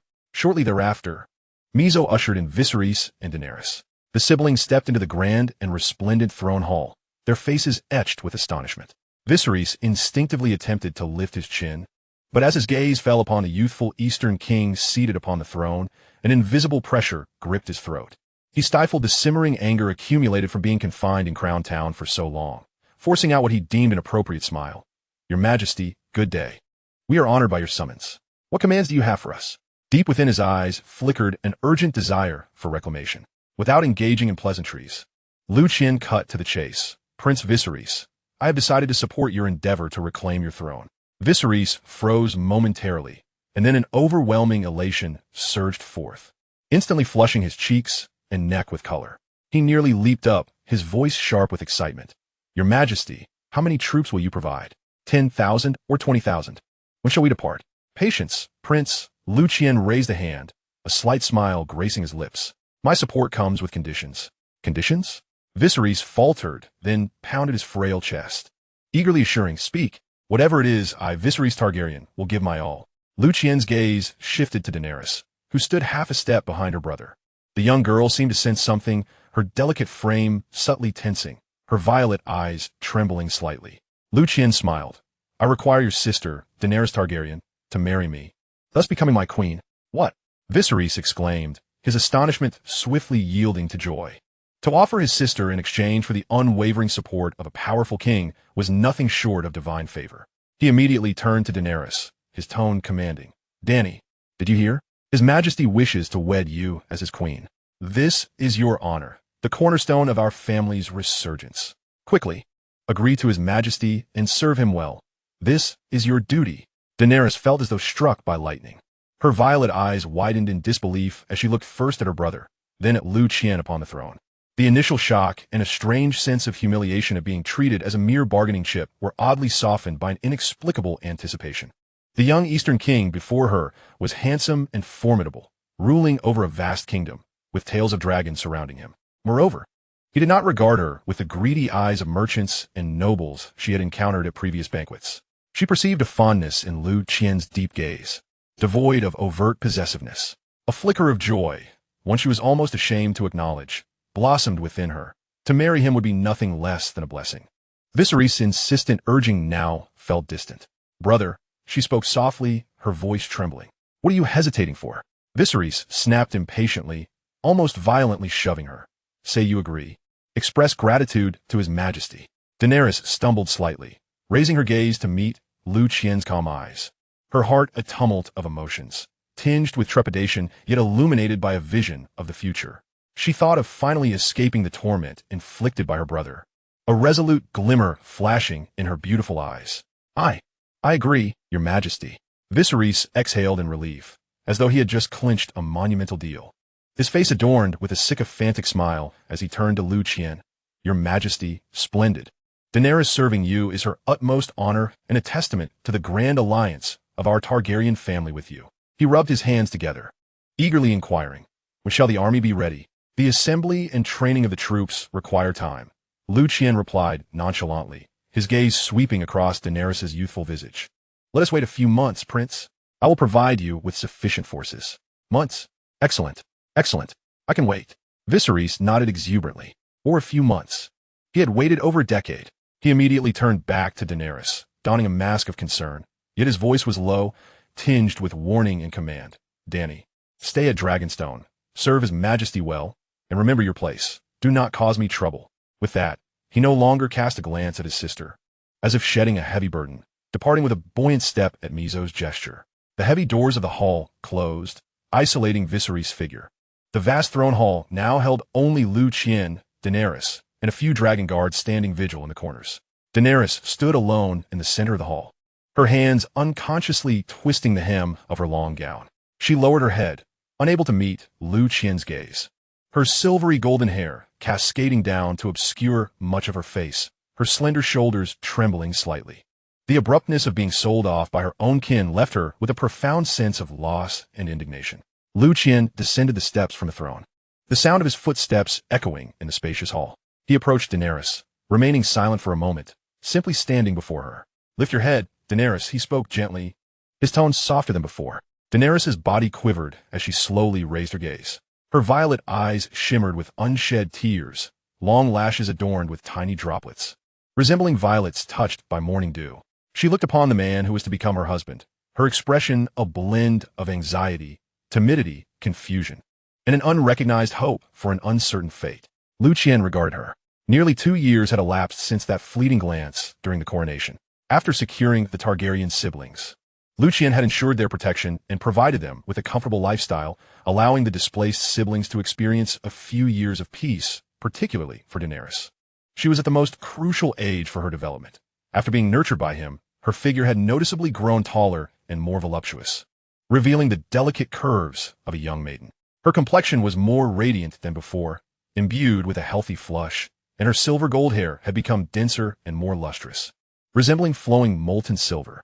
Particularly striking were her violet eyes, inherited from the ancient Valyrian bloodline, which glistened with unshed tears, appearing even more clear and profound, embodying a breathtaking beauty interwoven with innocence and fragility. Liu Qian extended his hand. His movements were neither overly gentle nor aggressive. As he gently brushed aside the strands of hair by her cheek, his fingertips inadvertently grazing her smooth, cool skin. Daenerys flinched slightly like a startled fawn, but did not shy away. "Dany, from now on, this place will be your home. You need not be so reserved," Liu Qian said with a smile.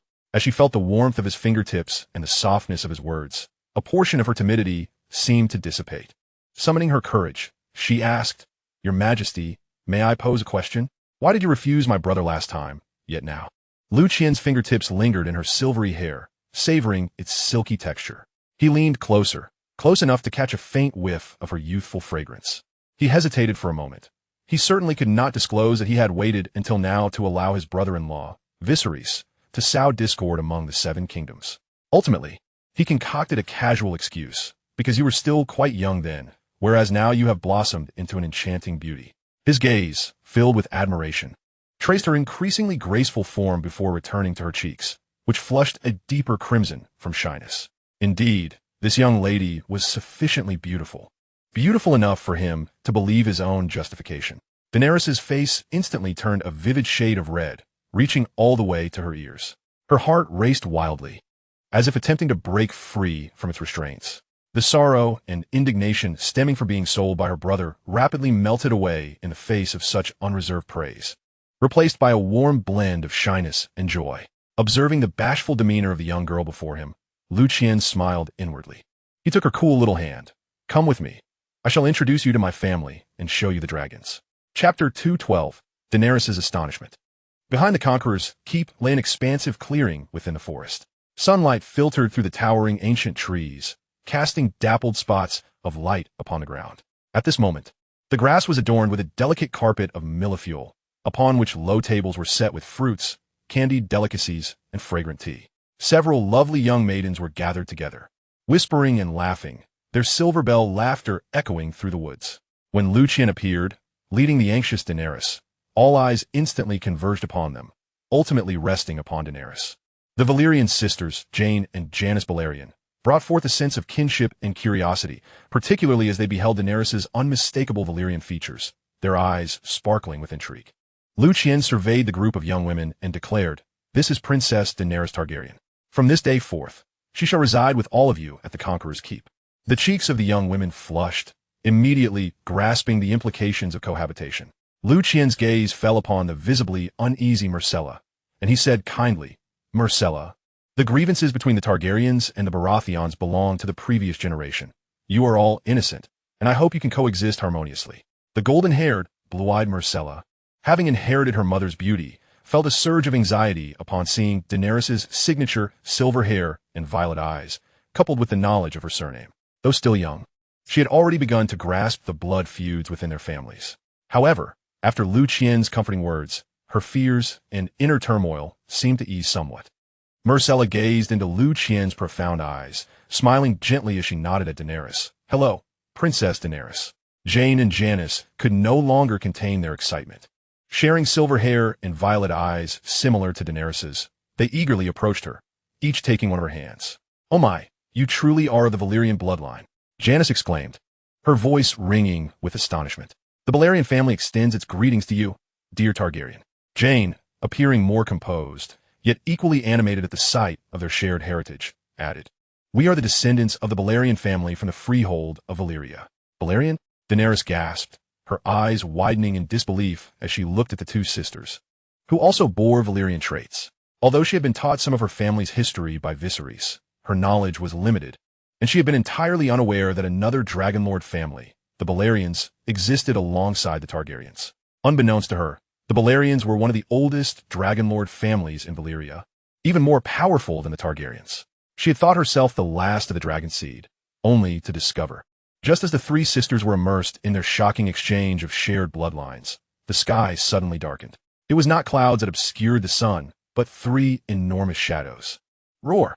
The thunderous roar of dragons shattered the tranquility of the forest. 3 dragons descended from the sky, folding their massive, membranous wings, causing the gusts of wind to bend the grass and tousle the girl's hair. Leading the trio was Blood Dancer, measuring over 50 feet in length. Its entire body was cloaked in dark red scales resembling congealed blood, its long, supple neck coiling gracefully, and its molten gold vertical pupils fixated on Liu Qian. The enormous head lowered slightly, emitting a deep, affectionate growl, with sulphurous steam billowing from its nostrils. Liu Qian reached out to stroke its hard scales. Following closely were Shadow and Silverfall, each nearly 40 feet long, also releasing low growls. Dragons. Daenerys breathed in a near dreamlike astonishment, her violet eyes instantly alight, as if her bloodline had been awakened, filled with an indescribable obsession and yearning. This was the most primal call from the depths of her lineage. She forgot her fear, forgot everything around her. All that remained were those 3 mythical creatures. Unconsciously, she took a step forward, extending a trembling hand towards Blood Dancer, yearning to touch the scales she had longed for. Roar! Blood Dancer suddenly turned its head, its molten gold vertical pupils locking onto Daenerys. It opened its massive jaws, emitting a low, warning growl, the scent of blood wafting toward her. Daenerys felt as if struck, letting out a scream as her legs weakened, collapsing backward in terror. The overwhelming fear drowning out all her fascination. Blood Dancer, halt! Liu Qian commanded. Blood Dancer's colossal head abruptly halted, the flames that had surged within its throat being forcefully suppressed. It emitted a disgruntled growl, its molten gold pupils casting a warning glare at Daenerys before slowly turning back, resting its massive head against Liu Qian's palm once more. Liu Qian approached the shaken Daenerys, extending his hand to help her up. The young girl trembled slightly, her violet eyes still reflecting deep fear and disappointment. Liu Qian explained, Dany, Blood Dancer, Shadow, and Silverfall were hatched and bonded through a blood magic ritual using my bloodline.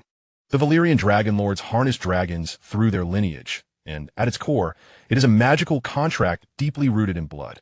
The Targaryen bloodline cannot command or control the dragons bonded to my bloodline. Daenerys was left stunned. So, the ability to command dragons was not merely a gift of blood, but a contract of blood magic. The splendor of Valyria is indeed founded upon such formidable arcane foundations. As she observed Liu Qian caressing Blood Dance with an air of composure, she began to perceive the depths of the power he wielded for the first time. After engaging in light conversation with several ladies on the verdant grass, Liu Qian summoned Jelena and made his way to the throne room. He addressed her, prepare yourself. The over 15,000 Dothraki captives at our disposal are insufficient for Viserys to create turmoil in Westeros. It is time to venture into the Dothraki Sea and acquire more. Viserys landing in the Seven Kingdoms is but a cog in his grand design. The reason he has bided his time is to ensure that the Seven Kingdoms are utterly at odds with each other. Thus, when Viserys invades, those noblemen with blood feuds will find it impossible to unite. Nevertheless, even 15,000 is far too few, with Viserys' feeble intellect. He would likely be vanquished within a few months. Moreover, sending Viserys to the Seven Kingdoms serves a purpose beyond mere chaos. Liu Qian has not forgotten Dorne and that young Aegon. By lending Viserys an army and announcing his betrothal to Princess Daenerys of Dorne, he is eager to see if Daeron, that ninja turtle, can maintain his composure. Furthermore, if Viserys lands, does young Aegon still intend to remain hidden? The Golden Company will likely be frantic, pursuing cheese merchants to muster their forces. As you command, your majesty, Jelena immediately bowed, her eyes ablaze with martial fervor. Liu Qian continued to his intelligence chief, Mizo, send word to Rovan, commanding him to station 10,000 unsullied at our border with Volantis. Braavos is too distant. Only Volantis poses a threat to us. He must remain there. Without my command, not a single rat from Volantis is permitted to cross our borders. Understood. Mizo solemnly acknowledged the order. Chapter 213, Deployment to the Dothraki Sea. A fortnight later, on the outskirts of Crown's Landing, 10,000 elite heavy cavalry stood poised for departure. Their steeds, tall and majestic, were the first of the carefully bred stock from Coben. Each warrior was additionally allotted 2 horses, one to carry armor and the other provisions and fresh water. Before them stood 1,000 dragon lords clad in Valyrian steel, riding in solemn silence.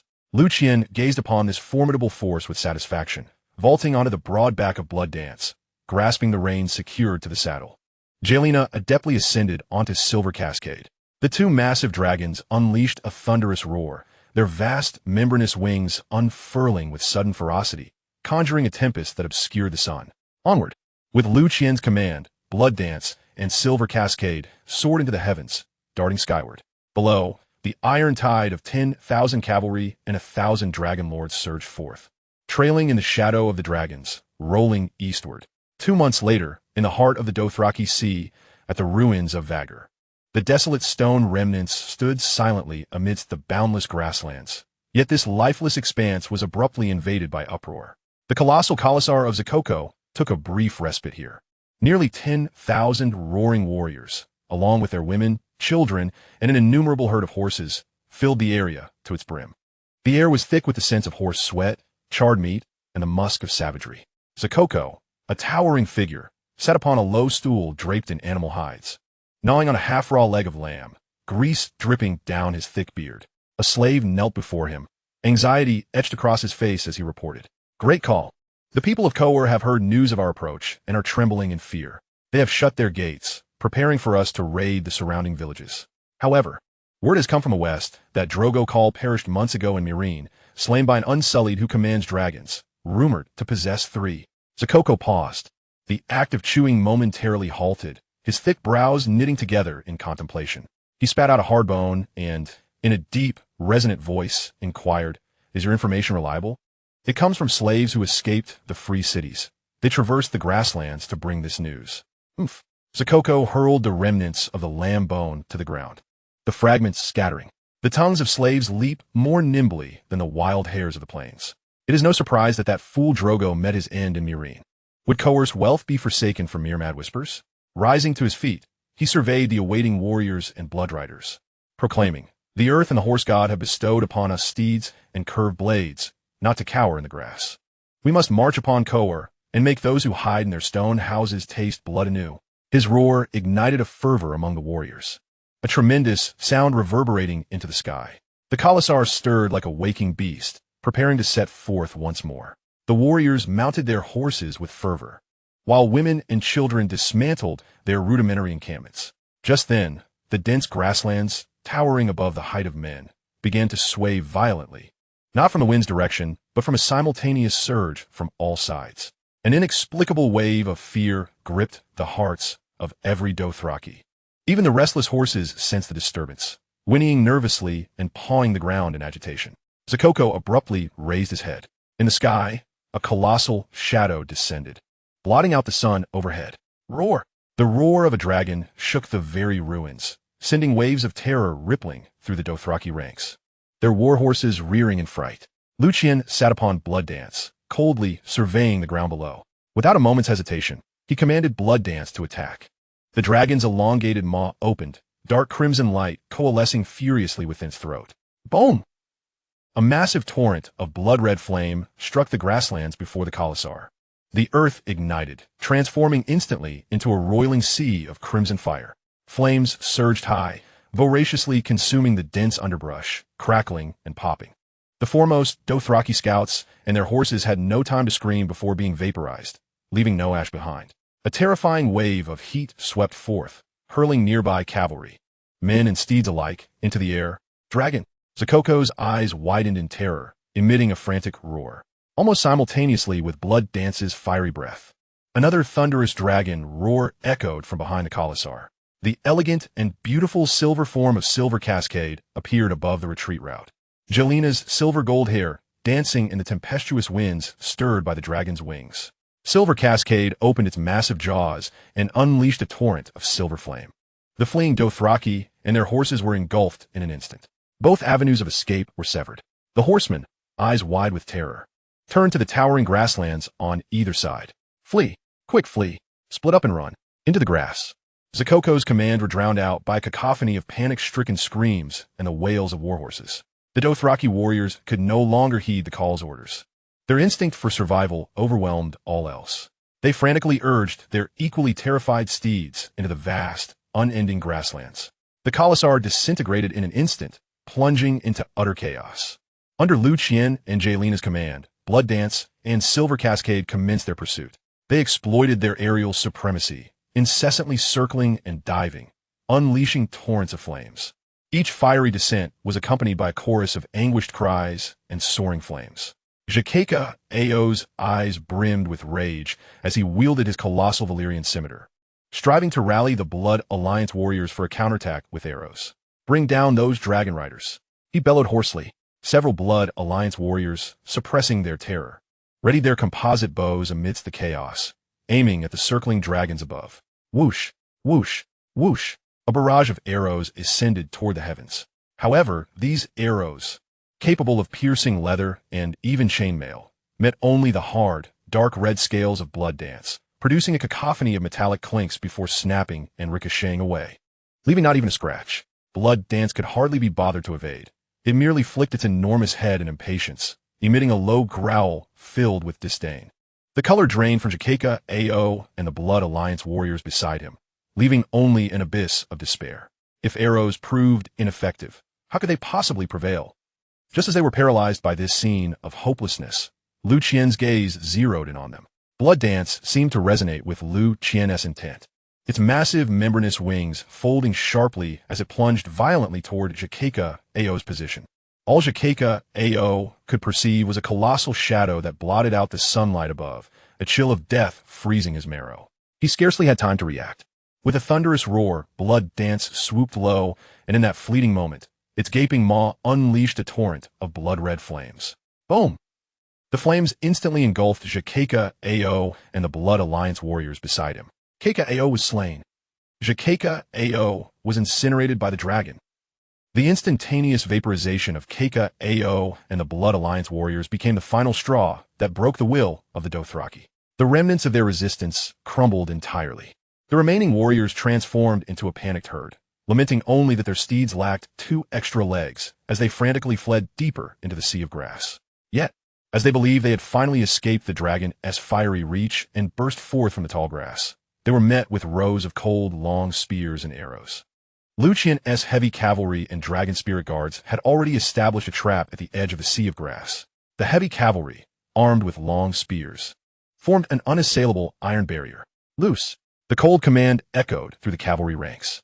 Buzz! The rear ranks of cavalry released their bowstrings, unleashing a deluge of arrows upon the Dothraki stragglers who had just emerged from the grass, still reeling from shock. Thud! Thud! Thud! The sound of arrows embedding into flesh resonated in unison. The foremost Dothraki warriors toppled, their screams once again piercing the brief silence that had settled. Following this, the heavy cavalry leveled their spears and urged their steeds forward, trampling the panicked Dothraki throng. The long spears easily pierced through leather armor, impaling flesh and bone. The once fearsome Dothraki warriors, who had instilled terror across Essos, now appeared as fragile as lambs destined for slaughter under the relentless onslaught of dragons and heavy cavalry. The battle swiftly devolved into a pursuit and extermination. An hour later, the battlefield, steeped in smoke and the stench of blood, gradually quieted.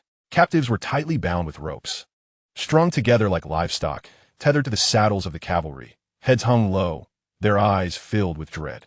Their women and children were herded together, their cries echoing through the air. The number of confiscated horses was countless. From one captive, Liu Qian extracted the location of the Dothraki's holy land, Viz Dothrak. Chapter 214. The Dragons Burn the Holy City. A month later, when Liu Qian and Gillian soared on the backs of their dragons, leading their army over the valley encircled by mountains, regarded as the city of the Horse Lords, they beheld a grand bonfire ceremony. In the vast central square of the Holy City, horsemen from various regions of the plains had gathered, momentarily setting aside their grievances to partake in the ceremony. Warriors danced wildly around the bonfire, beating on high drums and emitting primal roars. Women offered roasted whole cows and sheep. The air was thick with the heady scent of alcohol and roasted meats. Beneath the holy mountain of the city, a massive bronze horse statue stood silently amidst the flames. Everyone was enveloped in a fervent religious atmosphere, utterly oblivious to the impending danger. After repeated reconnaissance, they confirmed that at the heart of the woven grass palace resided the Dothraki's Khalasar and the feasting cows.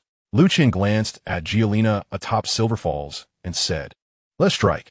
Gillian nodded, and the 2 dragons unfurled their wings, launching a fierce assault on the very center of the Viz Dothraki's woven mansion. The intense flames swiftly obliterated the palace-sized dwelling, eliciting screams of terror from within. The fervent worshippers seated around the bonfire looked up in shock. their expressions frozen in disbelief as they watched the residents of the Call and the Hall of the Cows being utterly annihilated.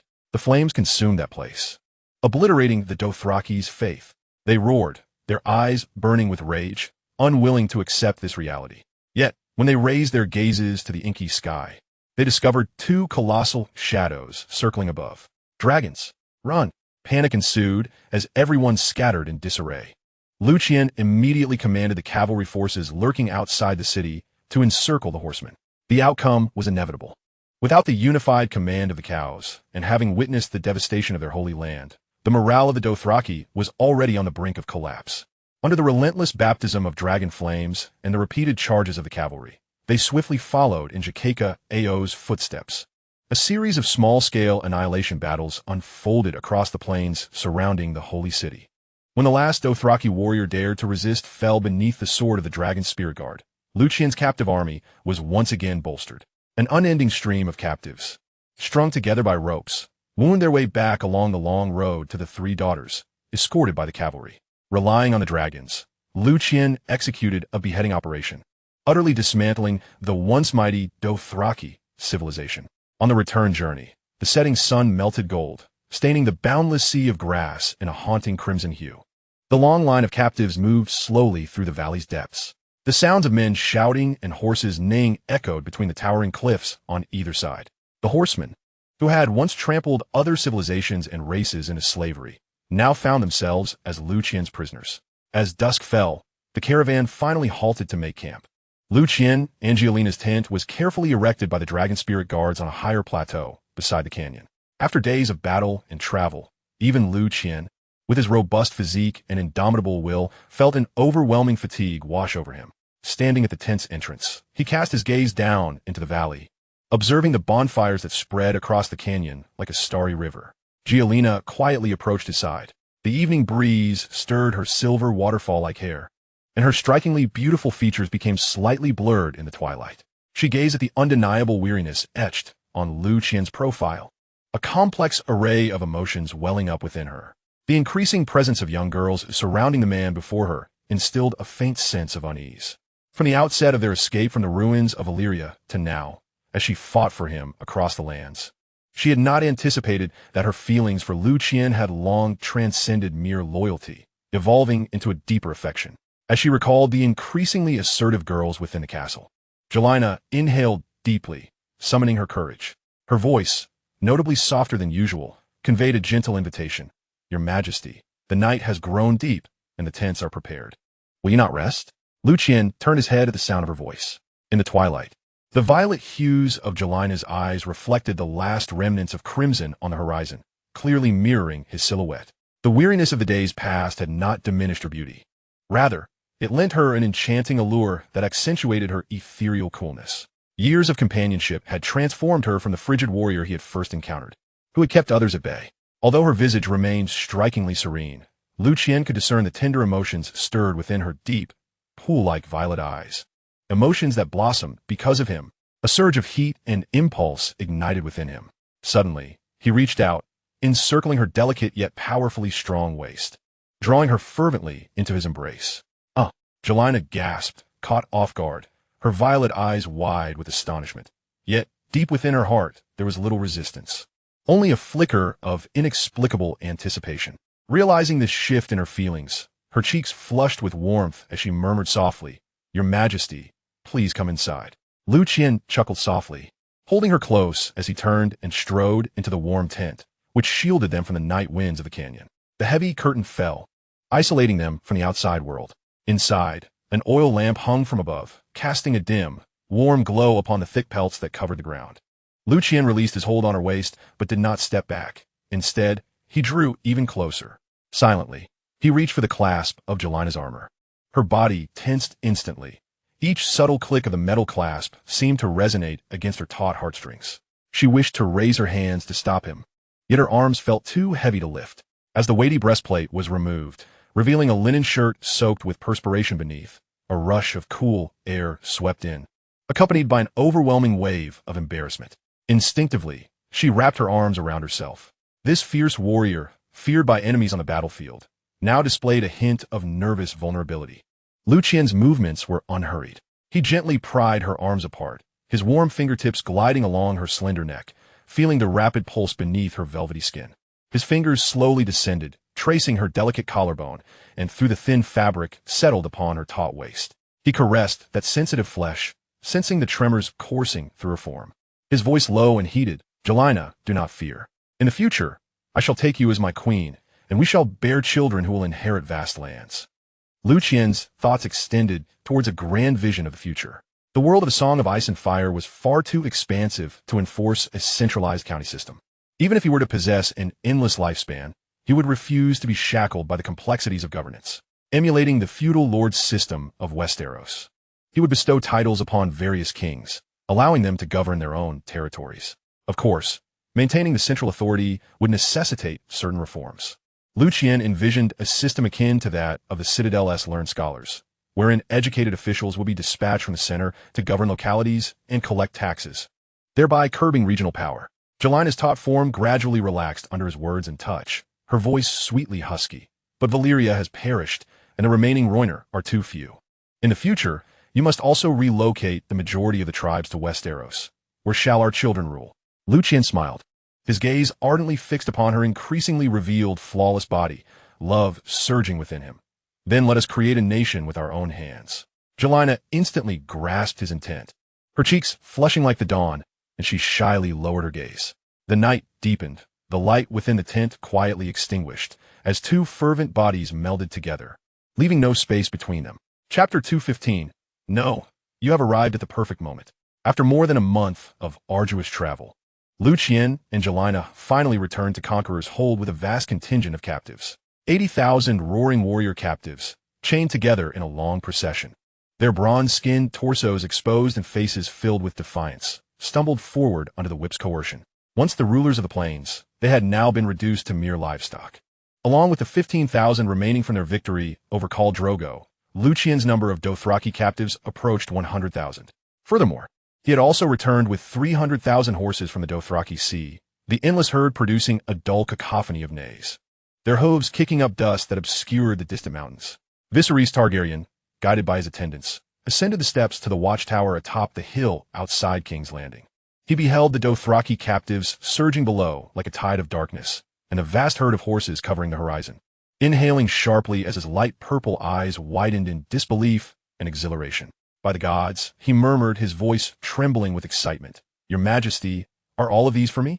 Liu Qian turned to face him, his gaze calm and unyielding, though internally he scoffed. "All for you? How could that be?" Liu Qian replied in a flat tone. "Prince Viserys, I shall grant you 30,000 roaring warriors. This will serve as my gift for marrying your sister." "For me?" Viserys abruptly turned to Liu Qian, his pale violet eyes contracting in sheer joy, as if flames were igniting within. "Your Majesty, are you saying you will give all of this to me?" A tremendous wave of elation engulfed him, nearly overwhelming him. 30,000 roaring warriors, enough to sweep through any kingdom. The true dragon was finally returning. The Iron Throne of the Seven Kingdoms beckoned to him. He was on the verge of laughing out loud, disregarding all decorum. Liu Qian's amusement deepened. Viserys was utterly foolish. So many Dothraki horsemen were captives dragged from the plains, each one bound by ropes. Had he considered whether he could command them? Meanwhile, Viserys' surging tide of excitement began to ebb, replaced by a more avaricious thought. A dragon. Only a true dragon could befit a king of the Targaryen bloodline. Only a dragon could utterly crush those usurpers. He gazed at Liu Qian, the humble gratitude in his eyes swiftly replaced by burning desire. A sycophantic smile spreading across his face.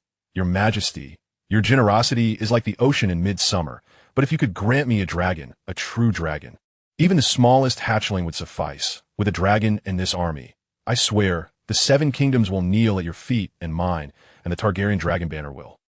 Liu Qian internally scoffed. What a greedy fool. Yet, he maintained an air of calm. A dragon? It seems the prince has an unquenchable yearning for their power. He turned his gaze skyward, where, as if responding to a silent call, a massive figure emerged from the dense clouds above the castle.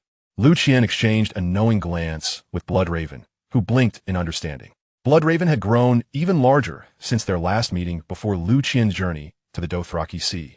Its crimson scales shimmered with a molten glow under the sunlight, its long, sinuous neck elegantly arched, and its massive head lowered slightly. those molten gold slit pupils coldly locking onto Viserys. Viserys' face instantly flushed with unrestrained ecstasy, his pale violet eyes igniting with an almost frenzied brilliance. A dragon! He screamed in a voice devoid of decorum, nearly scrambling forward as if propelled by primal instinct, his gaze fixated solely on the magnificent beast that symbolized unparalleled power. Mine. It is mine. True dragon blood. It shall surely yield to me. He spread his arms wide, careening toward Bloodwrath, his lips mumbling the ancient Valyrian words of dragon, taming, in a delirious fervor. Just 3 paces away from the fearsome head of Bloodwrath, feeling the searing breath wash over his face, he caught a glimmer of almost human mockery in the molten gold of its vertical pupils. Suddenly, the dragon opened its massive maw, unleashing a deep, rumbling roar. Boom! A torrent of blood-red flames erupted violently from the depths of Bloodwrath's throat. The scorching wave not aimed directly at Viserys, but grazing the crown of his head and shoulders before crashing down upon the ground beneath him. Debris flew in all directions as the terrifying heat wave hurled Viserys through the air. He let out a piercing shriek, feeling a wave of heat lick at his scalp and back, his vision consumed by a blinding crimson glow. He crashed heavily to the ground, tumbling several times before finally halting. Flames danced upon his head, emitting tendrils of smoke.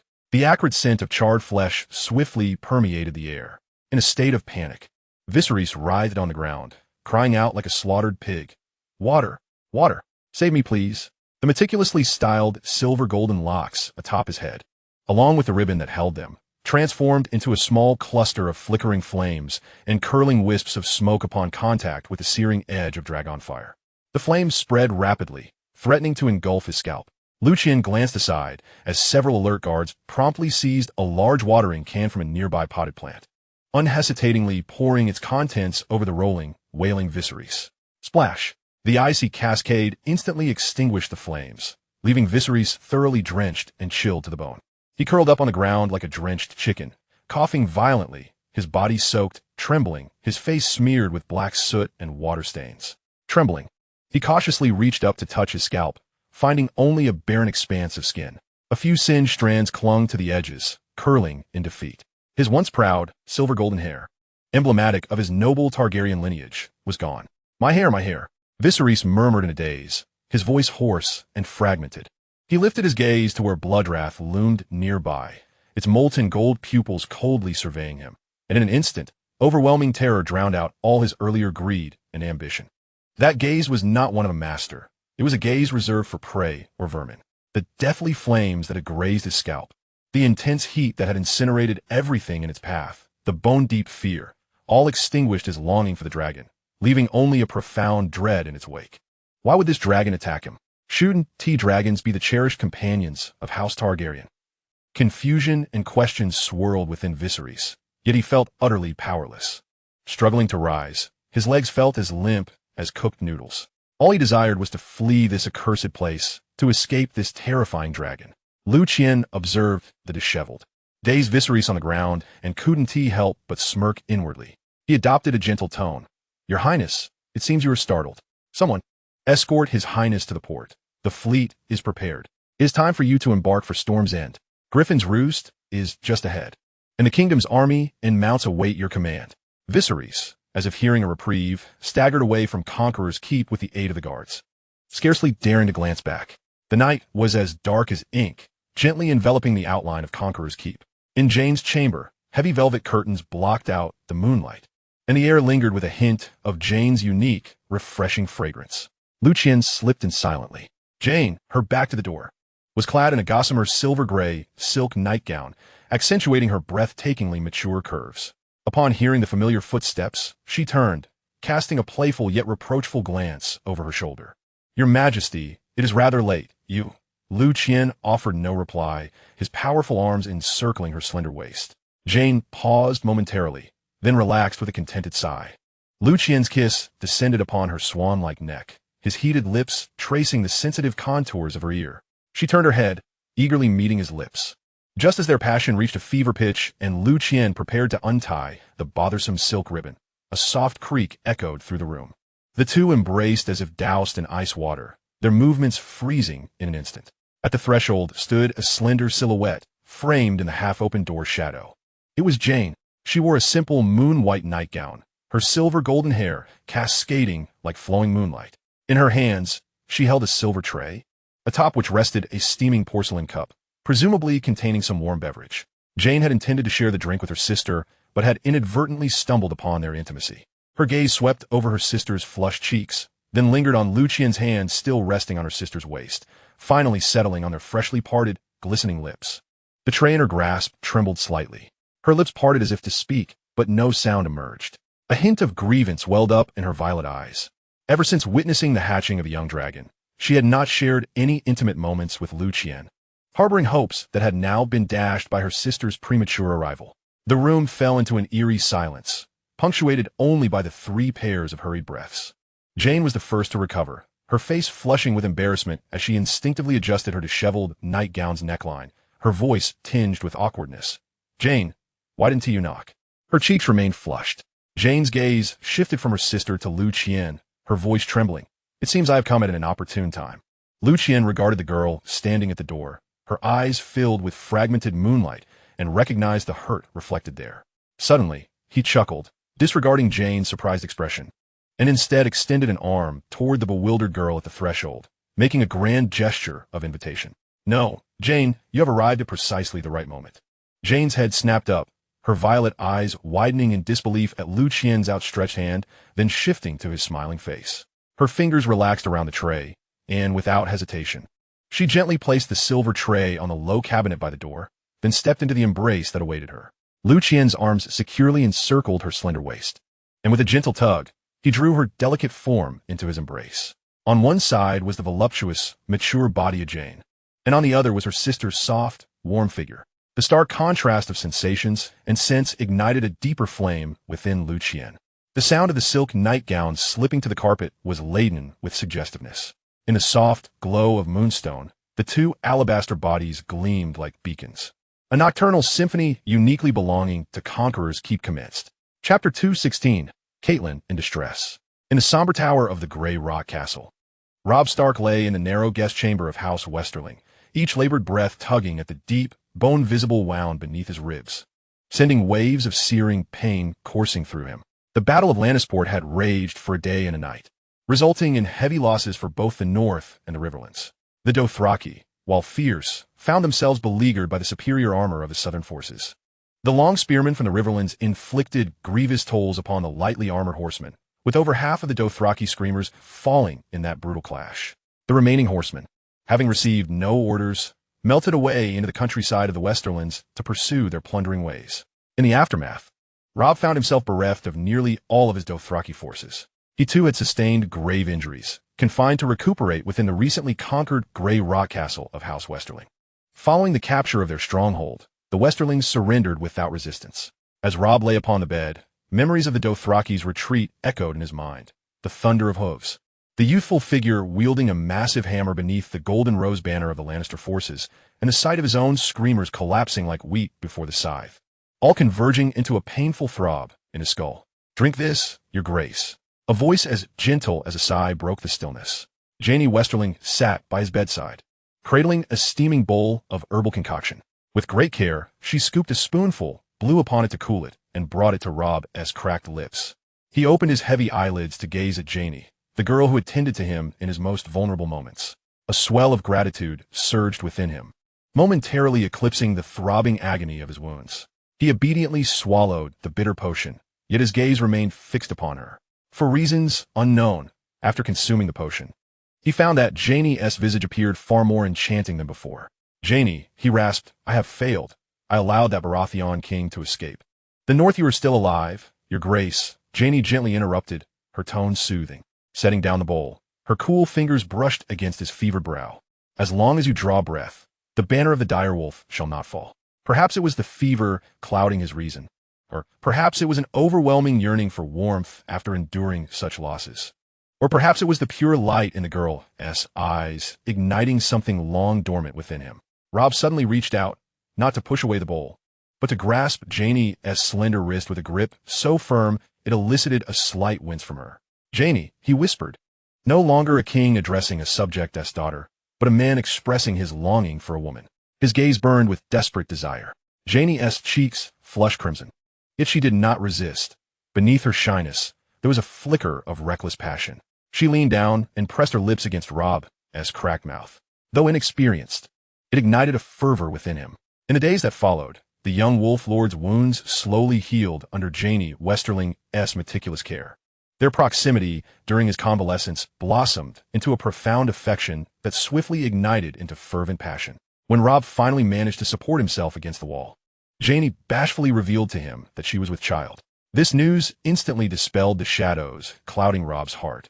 Yet it also ushered in a new dilemma, the betrothal to the daughter of Walder Frey. In the hall of Riverrun, Lady Catelyn Tully sat at the head of the table, her once plump cheeks now hollow, numbly reflecting the flickering light of the hearth. She had lost Ned, lost Bran, and now, with Robb just recovering from grievous injuries, he returned with a pregnant Jaime Westerling, stirring an unsettling disquiet within her. It was she who had persuaded the Freys to join the North, and it was she who had consented to Robb marrying one of their daughters. Yet now, while he was away at war, he had allowed love to cloud his judgment and was poised to break his vow. The matter lay before them. Robb was unable to fulfill his promise, and the immediate suggestion was to have his uncle, Edmure Tully, marry one of the Frey daughters. Edmure stood in the center of the hall, his handsome face etched with reluctance. He paced irritably. A Frey daughter? Look at old Walder's face. How can his daughter be anything but hideous? Crooked mouth or squinting eyes. Robb, you want to marry a Frey? That's more unbearable than jumping into the Red Fork. Robb, seated in the place of honor, still bore the pallor of his recent illness, yet his eyes had regained their resolve. Beside him stood Jaime, her hand resting gently on her abdomen. Uncle. Robb's voice was low and steady. Without his bridge, our forces are but isolated wolves waiting to perish in the south. You are not marrying a Frey, but securing the path home for the North, safeguarding countless soldiers' lives, and preserving our future hope. He paused, softening his tone. For the sake of our great endeavor, Uncle Edmure. I need you. Edmure abruptly halted, turning his back to the assembly, his shoulders heaving. He recalled his father's word from the sickbed, the plea in his sister Catelyn's eyes, the loyal northern soldiers waiting outside Riverrun, and the Tully family motto. The weight of familial duty overwhelmed him. Slowly, he turned to face them, resignation etched upon his face, his voice hoarse. Robb, I will honor your request and marry a Frey daughter. In the dead of night, within the dungeons of Riverrun, Catelyn dismissed the guards and descended alone with a lantern, navigating the narrow stone steps. She paused before a cell separated by iron bars. There sat Jaime Lannister against the wall, his golden hair matted with grime, tangled and strewn across his shoulders. Despite his disheveled appearance, his green eyes remained sharp and jewel-like. Even in the dim light, Lady Stark, Jaime's voice was gravelly, tinged with a hint of mockery. To what do I owe the pleasure of your midnight visit? Have you finally resolved to sever my expensive head from my shoulders to appease the spirit of your husband? Catelyn's face tightened in the shadows as she shot back at him, regicide. You killed the Mad King and also Robert. The blood of 2 kings stains your hands. You deserve every ounce of retribution. Jaime abruptly raised his head, the mockery in his eyes replaced by a cold fury. Dragging the weight of his shackles, he struggled to stand tall. The Mad King? The one who ordered wildfire to obliterate King's landing along with himself? He was no king. And as for Robert, that drunken debauchee who squandered his days in brothels and hunting grounds, I killed 2 wretches who were unworthy of the Iron Throne. If that is a sin, then I, Jaime Lannister, willingly bear it. Catelyn retorted. What the Mad King failed to accomplish, your sister and lover has achieved. She turned King's landing to ashes with wildfire, dragging the Lannister name through the mud. With that, she stormed away in anger. Jaime's face paled, his fists clenched, yet he found no words to counter her. He had long heard the whispers of Cersei's destruction of King's Landing. Even so, he was taken aback. With her nature, it was indeed plausible that she could commit such an atrocity. But why had Tyrion not intervened? Jaime's urgency to escape and seek answers surged within him. Shortly after Catelyn's departure, a figure stealthily appeared at the dungeon entrance. He gestured to the guard on duty. A soldier from Harrenhal, stationed there, regarded the newcomer, producing a key to unlock the heavy iron lock on Jaime's cell. As the first pale rays of dawn pierced through the thin mist, the news of Jaime Lannister's disappearance reverberated like thunder throughout the realm. The Lannister had fled. The Kingslayer had escaped. Panic and fury swept through Riverrun in an instant. All eyes converge upon the last person who had seen Jaime the previous night, Catelyn Tully. Chapter 217. You are unworthy of being king. She was brought before the council chamber, where Robb, Edmure, and all the lords of the North and Riverlands who remained in Riverrun gazed upon her with varying expressions, yet all were rife with suspicion and ire. Mother. Rob's voice trembled with incredulity and anguish. You met with him last night. What have you done? Catelyn straightened her spine, facing her son and the piercing gazes of the assembled lords, her pallor stark yet her demeanor remarkably serene. I confess I did meet him to mock his crimes, and nothing more. I swear by the honor of House Stark and House Tully that I did not set him free. The guards can attest to this. She cast a glance at the guards, who, under her scrutiny, fumbled for words, their silence betraying their hesitance to speak. The nobles seized upon this moment, their doubts towards Catelyn deepening. "Milady, please tell us the truth." Lord John Umber interjected. "Everyone knows you have 2 daughters held hostage by the Lannisters. But that does not excuse your possible collusion with the Kingslayer. If you did release him, you must admit it. Otherwise, it is treachery against the North. Treachery against the king." The crowd murmured in agreement. "I did not." Catelyn's voice rose sharply, laced with the rage of being wrongfully accused. "I'm being framed, indeed." Her gaze swept the assembly, but she met only skepticism and fury in their eyes. She realized that no one believed her. At that moment, a bloodied servant stumbled into the chamber, breathless and shrieking, "My lord, Lord Karstark. He has slain Tywin Frey and Willem Lannister." Tywin Frey was the son of Aemon Frey and Gina Lannister, though for Frey, he had served the Lannister cause. Willem Lannister, a nephew of Lord Tywin, was the son of Kevin Lannister. Both had been captured during the Battle of the Whispering Woods, yet now they had become the objects of Lord Karstark's wrath. Driven mad by vengeance, Robb's complexion darkened to a stormy pallor. Karstark's actions struck a grievous blow to the fragile alliance that was to be solidified through marriage with the Freys. Just then, the bloodshot-eyed Lord Rickard Karstark was dragged before them, bound tightly. Robb's gaze fixed upon Karstark, who held his head high, unrepentant, a cruel satisfaction etched upon his features. "Rickard Karstark," Robb's voice thundered with fury. "You have murdered our captives. You have betrayed your king." Karstark bellowed in response, "I have not betrayed. If punishment is to be meted out, let it first befall your mother. The blood of the Lannisters should be spilled to honor the souls of my sons." His 2 sons had been slain by Jaime, and his hatred for the Kingslayer burned deeply. Yet now, with Jaime's escape, his wrath had led him to storm the dungeons and execute the 2 captives. Karstark's bloodshot eyes bore into Robb, then swept over the silent lords of the North. "Lopstock, for the sake of a woman from Westerland, you would forsake your oath to House Frey. For the so-called greater good, you allow Lannister spawn to swagger before you. You are unworthy to be king in the North. A true king does not bow to his enemies, does not sacrifice honor for safety. Look at what you have done, for your own selfish desires. You summoned your vassals southward to wage this war that could have been avoided. You think we do not know? Had you merely surrendered, Jon, you could have returned Lord Eddard. You are the one who has slain your father. And releasing that wretched Theon Greyjoy has left our homeland to be ravaged by the Ironborn. You have consorted with foreigners, inviting that horde of Dothraki savages. What manner of king are you?" His thunderous voice echoed in the hall, striking at the hearts of many northern lords who harbored grievances against Robb since his campaign southward. Had it not been for Robb's string of victories, they would have long since voiced their discontent. Yet, following the battle at Lannisport, the North had not only lost all the Dothraki, but also suffered a significant depletion of its own strength. A grievous loss owing to Robb's obstinate refusal to negotiate with the Baratheons. Robb's jaw tightened, his muscles twitching with barely contained rage. Slowly, he drew his longsword, and an eerie silence enveloped the chamber. Robb's voice dropped to a grave tone, imbued with the weight of a death sentence. "Rickard Karstark, you have betrayed your king and slain a guest under the king's protection. By the laws of the North, I, Robb Stark, king in the North, hereby sentence you to death." He raised his sword high. Karstark closed his eyes, a mocking smile twisting his lips. The blade fell. Blood sprayed forth. A head rolled upon the carpet, leaving a shocking trail of dark crimson. Robb sheathed his sword with a stiff motion. He surveyed the lords, now rendered mute, and in their eyes, he no longer saw the loyalty of Ur, only an unsettling distance. In Riverrun, with a formidable castle, spanned the Green Fork. A sense of festivity enveloped the air. The castle was adorned with vibrant decorations, and the mingling aromas of roasted meats, spices, and ale filled the space. The wedding was held in the dim, damp sanctum of the keep. Light filtered through the narrow, stained-glass windows, casting a kaleidoscope of hues upon the assembled guests. Lord Walder Frey sat at the head of the table, his face resembling a withered walnut, twisted into a semblance of a grin as his bleary eyes surveyed the gathering of scheming guests. His sons and grandsons, clad in gaudy attire like a flock of vultures, exchanged furtive glances.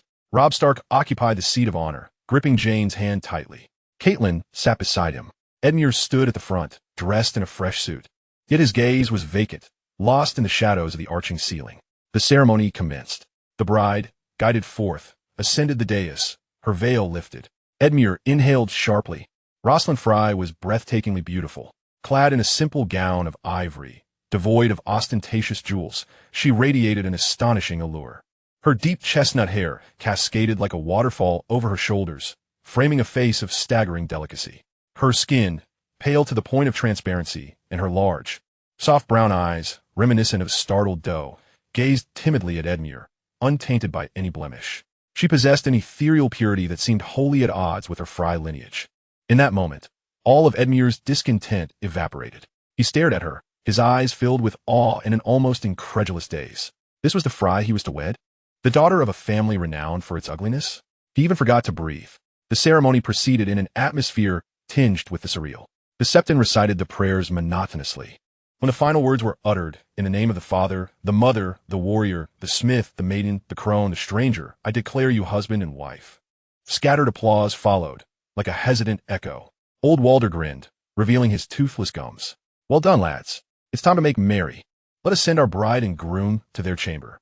Amidst the raucous laughter and jeers of the Frye youths, Edmure, as if in a dream, was nudged forward, clasping Rosalind's icy hand as they made their way to the tower room, transformed into their nuptial chamber. Rosalind lowered her head, her long lashes trembling, as two crimson blooms painted her cheeks. In the grand hall, the feast continued, with the long table laden with food and wine. The members of House Frye were fervently urging others to drink, while the soldiers from the north and the Riverlands initially appeared somewhat reserved. Yet, under the influence of alcohol and the raucous atmosphere, they gradually loosened up. Musicians in a corner played lively dance tunes. Suddenly, the music shifted. A chilling melody reverberated throughout the bustling banquet hall. Catelyn's blood seemed to freeze in her veins. She glanced at the knowing smile of Roose Bolton beside her. As he lifted his garments, her pupils narrowing in horror. It was armor. She sprang to her feet, knocking over her wine glass. Robb, everyone halted, staring in shock at Lady Catelyn's outburst. Old Walder Frye leisurely rose from his seat, the false smile fading from his gaunt face, leaving only cold resentment and cruel delight. He waved his hand sharply. Attack! Bang! Bang! Bang! The doors and windows of the hall were abruptly slammed shut and bolted. Seize that wench! Old Walder pointed at the pale-faced, protectively cradling her abdomen, Jane Westerling. Several burly men disguised as servants lunged towards Jane's corner. Great John Umber roared, swinging a bench to topple one, but more Frye soldiers surged in through the side doors. Protect the king. It's a trap. The northern nobles and guards drew their swords, but it was all too late. Whoosh, whoosh, whoosh. The piercing sound of crossbow bolts sliced through the air from the shadows of the hall's balcony. Thud. Ugh. Robb's most loyal protector, Ser Wendell Manderly, was instantly pierced by several bolts. Blood sprayed forth like a fountain. A bolt grazed Robb's shoulder, tearing flesh and leaving a trail of blood, causing him to grunt in pain. Catelyn watched helplessly as her son was struck, her heart shattering. She screamed and lunged towards Robb, but was blocked by the chaos of the crowd and the glinting steel. The hall transformed into a slaughterhouse in an instant. The unsuspecting northern and Riverlands nobles and soldiers fell to the crossbow bolts raining down and the advancing Frye soldiers. Amid the turmoil, soldiers bearing the horrific pink flayed man sigil burst through a side door. The flayed men swiftly took control of the situation, encircling the resisting northerners, their cold blades forcing them to surrender their weapons. Bolton strode to the center of the hall, surrounded by flowing blood and fallen corpses. His pale eyes scanned the encircled Robb, bleeding from his shoulder, along with Catelyn. He then leisurely paced, his gaze sweeping over the northern lords, including Lady Mormont and Ser Gilbert Glover, all of whom were compelled by blades, their faces etched with fury. At the moment Robb clashed with the Lannisters at the Battle of the Whispering Woods, the fate of the Seven Kingdoms began to tilt in favor of the Lannisters. Roose Bolton, without hesitation, turned to Tywin's camp. He proclaimed loudly, "Lords of the North, behold your king, who, in his desire to protect a Targaryen bastard, led you south, taking your sons, brothers, and fathers, burying them in southern soil, for the sake of a woman from the west. He forsook the sacred pact with House Frye, and for the so-called honor, he executed Lord Catelyn as avenger. Now he and his foolish mother have led you into the slaughterhouse of Lord Fry. Do you wish to live? The surviving northern lords remained silent. Their gazes complex as they shifted between Robb and the predatory Fry soldiers and Bolton's flayed men. Roose Bolton revealed a cruel smile. It is simple. Each of you shall step forward with your swords or daggers and stab your king once. It need not be fatal immediately, but it must draw blood. With your king's blood, you will atone for the errors committed in following him, in exchange for the mercy of Lord Fry and Duke Tywin. No. Catelyn let out a heart-wrenching scream, struggling to lunge at Bolton, but was held fast by soldiers behind her. Roose Bolton, you treacherous beast. The gods will curse you. Bolton ignored her, surveying the silent lords. Who will step forward first? Prove your remorse. A deathly silence ensued. I will. A voice filled with bitterness shattered the stillness. Earl Gilbert Glover of Deepwood Mott stepped forward. His brother and heir, Robert Glover, had been captured by a mercenary company in the Southern War, his fate unknown. His hatred for Robb ran deep.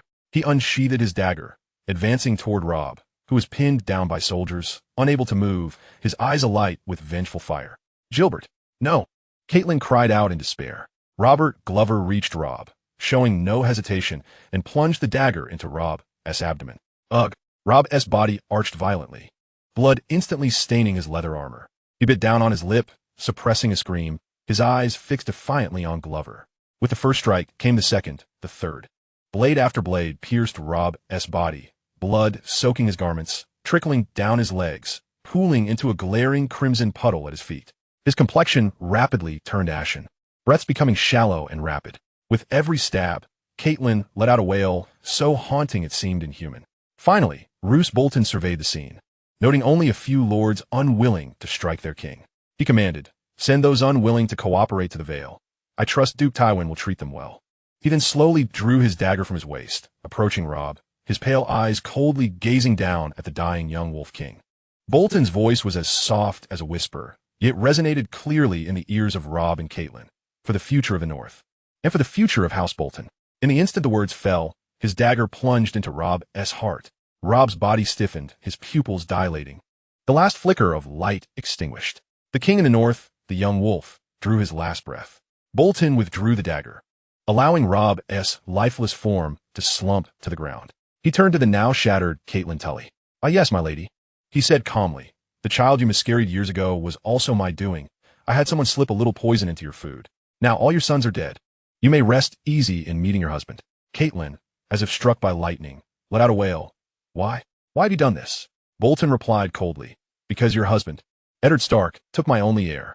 The moment I learned Dom Eric had perished in the Narrow Sea, I knew the Starks would pay the price.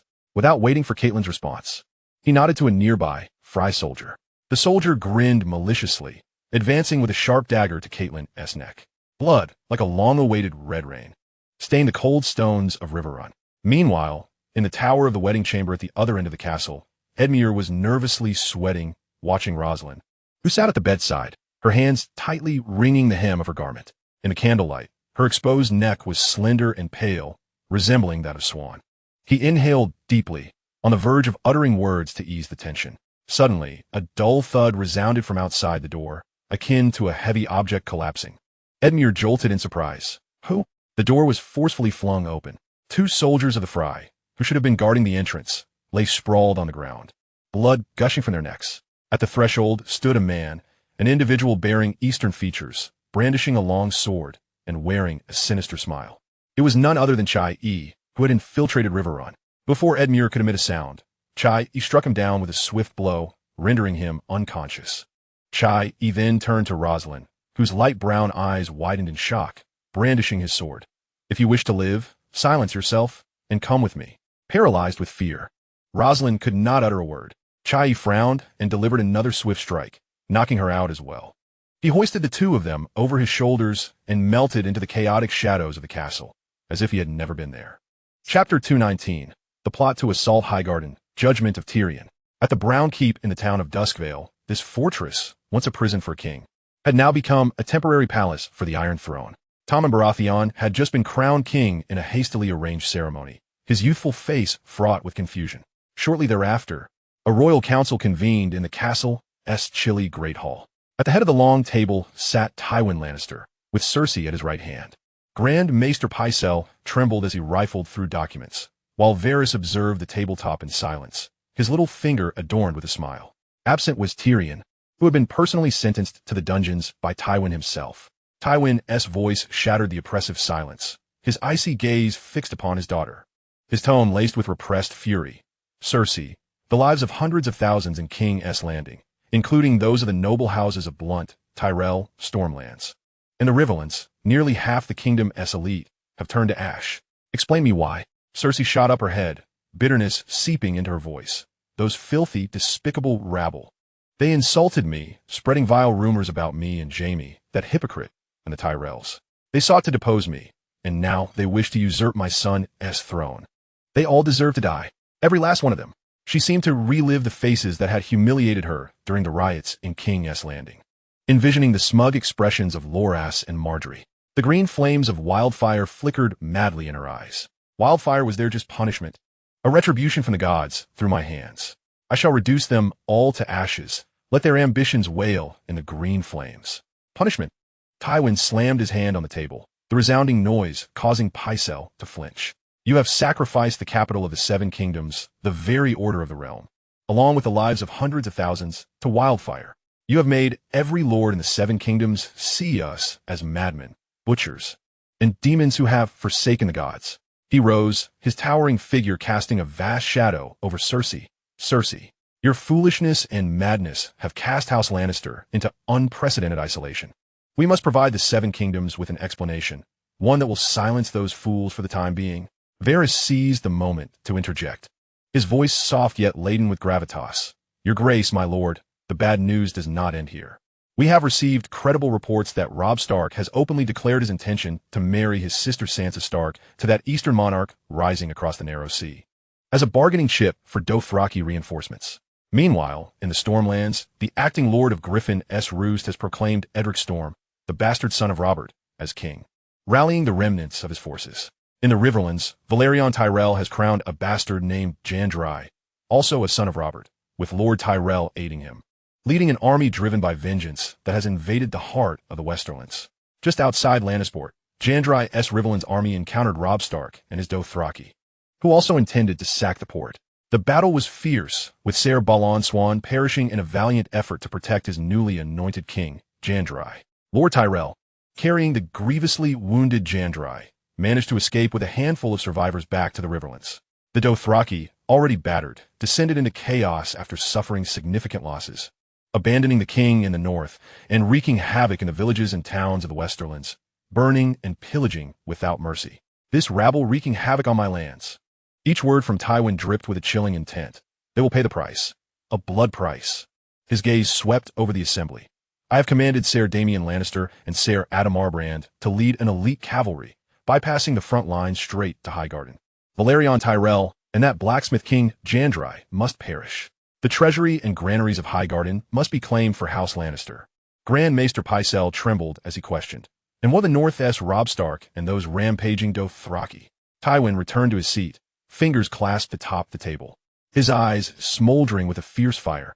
I have my plans for the North. As for those locusts on horseback, once we have dealt with Highgarden and the Stormlands, we shall crush them slowly. If all goes according to plan, news of Robb Stark's demise will soon follow, Tywin thought with a cold smirk. His gaze finally settled on Cersei. Furthermore, to swiftly stabilize the situation and thwart the Stark-Eastern alliance, King Tommen shall, at the appropriate moment, wed Sansa Stark as his queen.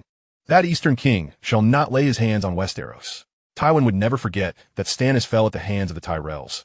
He viewed Liu Qian as an enemy. Cersei opened her mouth to protest, but under her father's icy, piercing gaze, she reluctantly swallowed her words.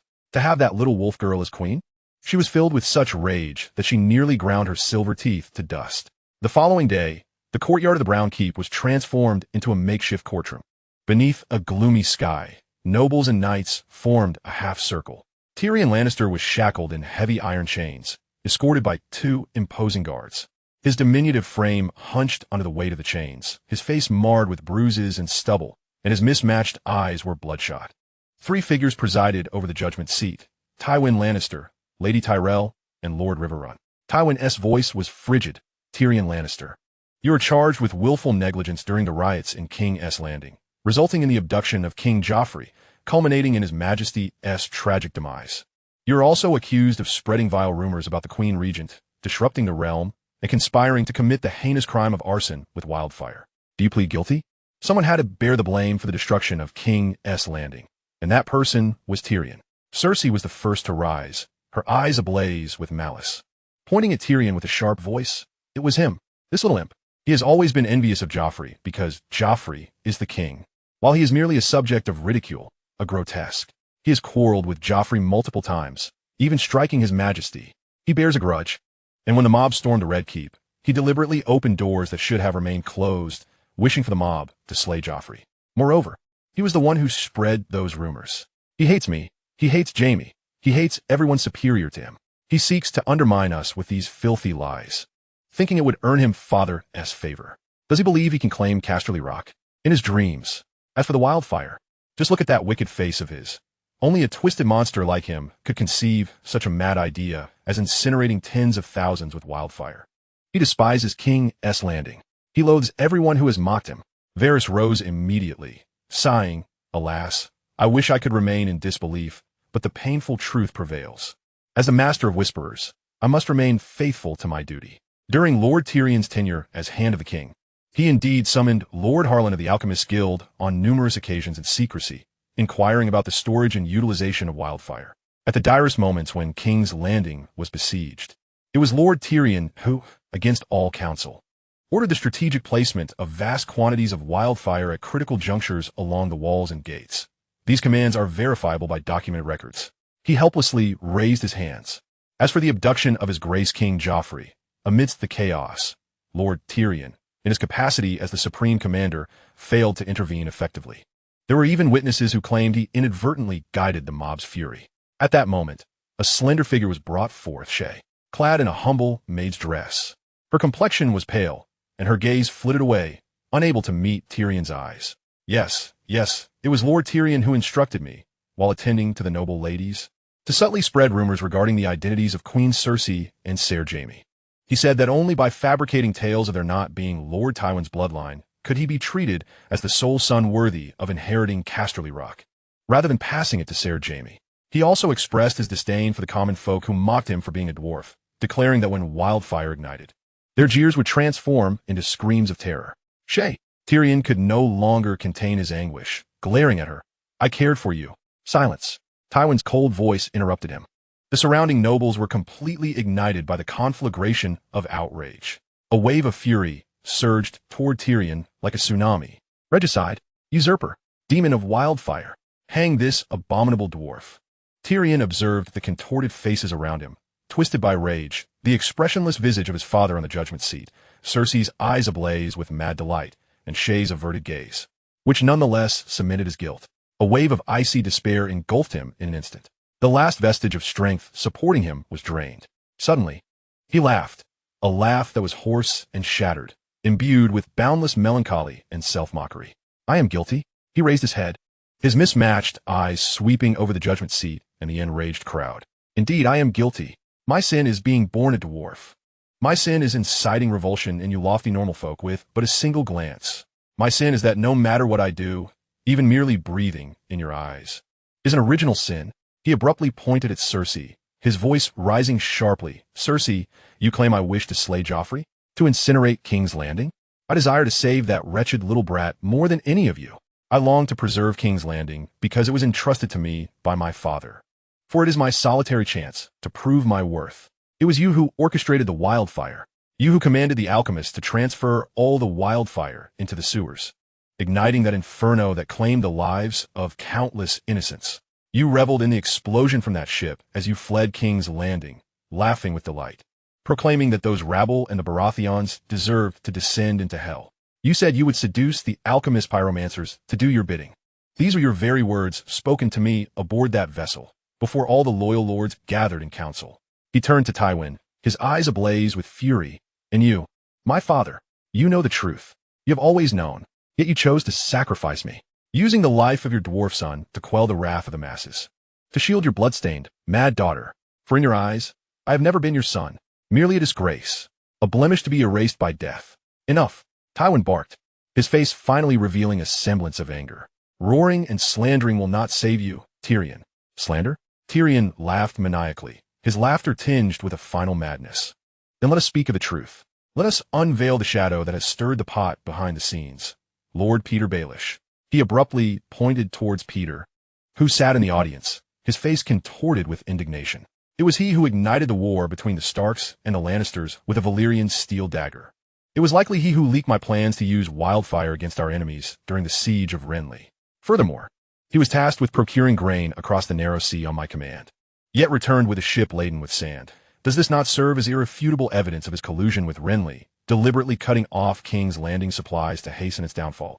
Peter immediately rose, feigning innocence and grievance. This is a blatant slander, Lord Tywin. Esteemed lords. Lord Tyrion, aware of his impending doom, is lashing out in a frenzy. Like a rabid dog, my loyalty to the Iron Throne and the Lannister family is as bright as day. Every claim he makes is devoid of evidence. Pure desperation in a futile attempt to sow confusion. Tywin's icy gaze flicked between Tyrion and the steadfastly loyal Peter, ultimately settling on Tyrion Lannister. Your cunning and accusations will only serve to deepen your transgressions. By the law, you are beyond redemption. With all his might, Tyrion bellowed, interrupting Tywin's pronouncement. Let the gods decide my innocence. I demand trial by combat. A profound silence enveloped the hall. Trial by combat. This was an ancient privilege. The last opportunity for the accused. A shadow flickered in Tywin's eyes, but his demeanor remained frigid. As you wish. Your life shall be entrusted to the gods and the swords of warriors. The dungeons of Casterly Rock were even more foreboding than those of Riverrun. Tyrion curled up in a cold pile of straw, heavy iron chains binding his hands and feet. The accusations of the day, his father's cruelty, Peter's hypocrisy, Shay's betrayal, all flashed through his mind, tormenting him. He believed he had become numb. Yet the despair of being pushed into the abyss by those he held dear still rendered him unable to bear the weight of existence. Creak. The heavy iron door swung open. A figure stepped inside, a tall, imposing man with a golden beard and a cold gaze. It was his father, Tywin Lannister. Tywin approached the cell door, gazing down at Tyrion, his expression devoid of emotion, yet his eyes sparkled with a malicious delight Tyrion had never witnessed before. My foolish dwarf son, Tywin began, his voice frigid, are you still contemplating trial by combat? Do you believe the gods will favor a monster who has committed regicide and patricide? Tyrion emitted a low, beast-like growl from his throat. I do not. You do not? Tywin interrupted him, a cruel smile curving his lips. Do you think I desire your death merely for Cersei's sake, or to quell the anger of those ants? He slowly shook his head. It is because I have never regarded you as my son. Tyrion's body stiffened. Disbelief etched across his features as he stared at his father. Tywin's face twisted with malevolence.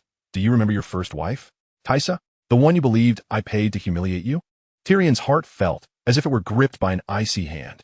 Tysa, the one he had truly loved, yet who had been taken from him by his own hand. He dared not contemplate further. That was the deepest scar of his existence. She is not a whore. Tywin's voice pierced through Tyrion's heart like an icicle, chilling him to the core. She was merely a farmer's daughter from the Westerlands. A foolish country girl who genuinely adored you. It was I who led Jaime to deceive you. It was I who compelled you to destroy the only chance you had at a mundane happiness. Why? Tyrion felt as though he had been struck by lightning, rendered speechless for a long while. Eventually, a primal roar escaped him, his fury manifesting as he struggled against the iron chains that clanked violently. Why have you done this? Why? Chapter 221, My Foolish Son. Hate me. Tywin leaned in closer, across the iron bars, his eyes ablaze with unadulterated loathing. Because I have always harbored doubts that you are not truly my son, Tywin Lannister. You resemble more the offspring of that mad King Aerys, the product of his final frenzied days when he violated your mother. Look at your face. Observe your twisted form. What about you resembles a Lannister? What about you resembles me? Ipusas no pruof. Yet this suspicion gnaws at me day and night. Witnessing this abomination, a creature born from your mother's sacrifice, is unbearable. I torment you, humiliate you, ensure your eternal unhappiness, and ultimately, I shall crush you like a mere insect. Such is the entirety of your existence. I know the rumors did not originate from you. You are not that foolish. I also understand that the wildfire in King's Landing was ignited by Cersei, but what of it? I want you dead. Your death will serve to obscure the Lannister scandals, quell the fury of the Seven Kingdoms, and most importantly, eradicate this thorn in my heart. Tywin observed Tyrion's face. twisted in shock and rage, as he listened to the guttural sounds emanating from his throat. Satisfied, a cruel smile graced his lips. Hate me, my foolish dwarf son. Carry that hatred to the field of judgment, where you shall be shattered into pieces, your final performance. With that, he turned away, leaving Tyrion on the brink of collapse. The heavy iron door slamming shut and extinguishing the last flicker of hope in Tyrion's heart regarding his father and family. He collapsed amid the cold, foul straw, as if all his bones had been extracted. Overwhelmed by immense pain, the fury of betrayal, and a chilling hatred that permeated his very being, he curled up, trembling violently, not in tears, but in silent howls of a soul utterly torn apart. Tessa's father. Time passed, though how long he could not tell, before the cell door creaked open once more. This time, it was Varys who entered, clad in his customary soft robes, a look of concern etched upon his round, plump face. Varys spoke urgently. My lord Tyrion, time is of the essence. We must leave at once. Tyrion lifted his head in a daze, his mismatched eyes vacant, still reeling from the devastating confrontation with his father. Varys deftly produced a key and swiftly unshackled the heavy iron chains binding Tyrion's limbs. Quickly, I know a secret passage. The moment the cold chains fell away, Tyrion felt a jolt of sensation course through his numbed nerves. He stared at Varys, his voice a rasp. Why save me? Did you not just accuse me in broad daylight? Having just been informed of the cruelest truth by his father, he instinctively regarded everyone with suspicion. Varys sighed, sincerity gleaming in his eyes. Because my heart remains tethered to the fate of the realm, my lord. Look at the 7 kingdoms now. The proud families of Lannister, Stark, Baratheon, and Tyrell have trampled honor and ethics in their relentless pursuit of power and vengeance. War, slaughter, and betrayal have become unending. This land yearns for a truly different voice, a harbinger of a new order. And you, my lord Tyrion, your wisdom may find its place under the banner of King Viserys Targaryen in the south. The realm demands change, and I have endured humiliation for this very day. As he spoke, he remained vigilant, guiding Tyrion stealthily past patrolling soldiers as they made their way outside. Viserys? Tyrion followed mechanically, his mind a whirlwind.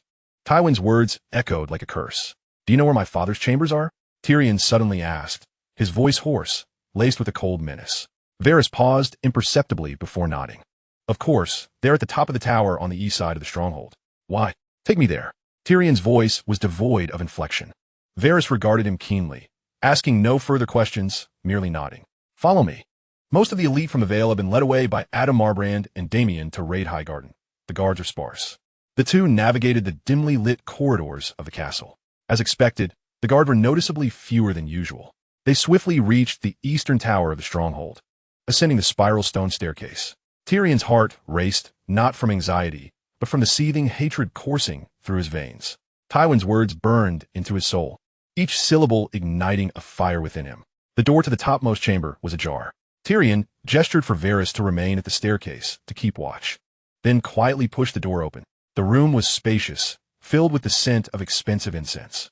A faint fire flickered in the hearth, and a grand 4-poster bed dominated the center of the space.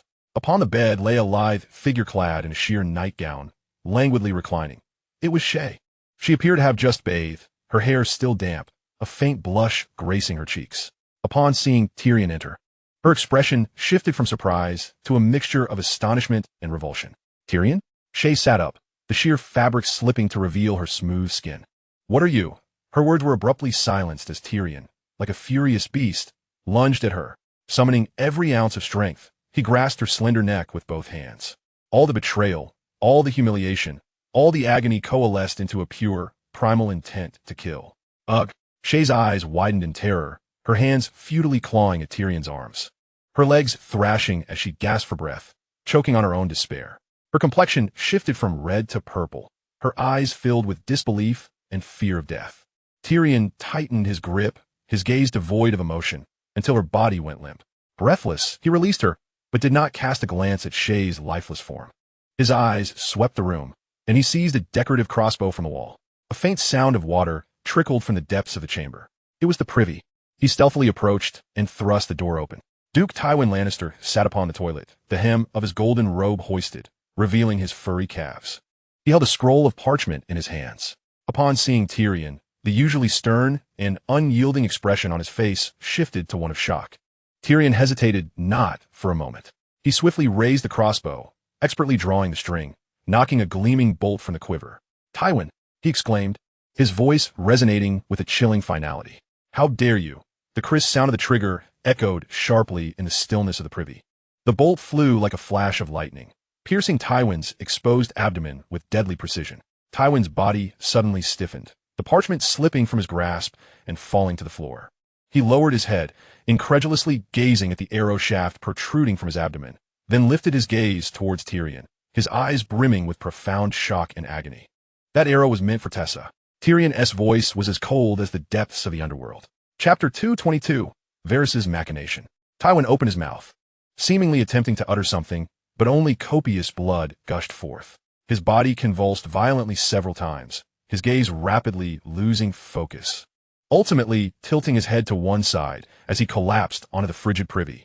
The lion had fallen, meeting his end in the most disgraceful and humiliating of places. Tyrion discarded the crossbow, not sparing a final glance at his father, and turned to exit the restroom. Upon reaching the door, he nodded at Varys, who stood guard.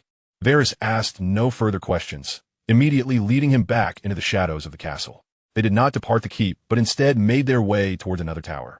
Varys skillfully evaded the guards, guiding Tyrion to a secluded room within a remote tower, where he effortlessly picked the lock with a slender tool. Inside, a red-haired girl clad in simple garments, resembling a startled fawn, abruptly turned around.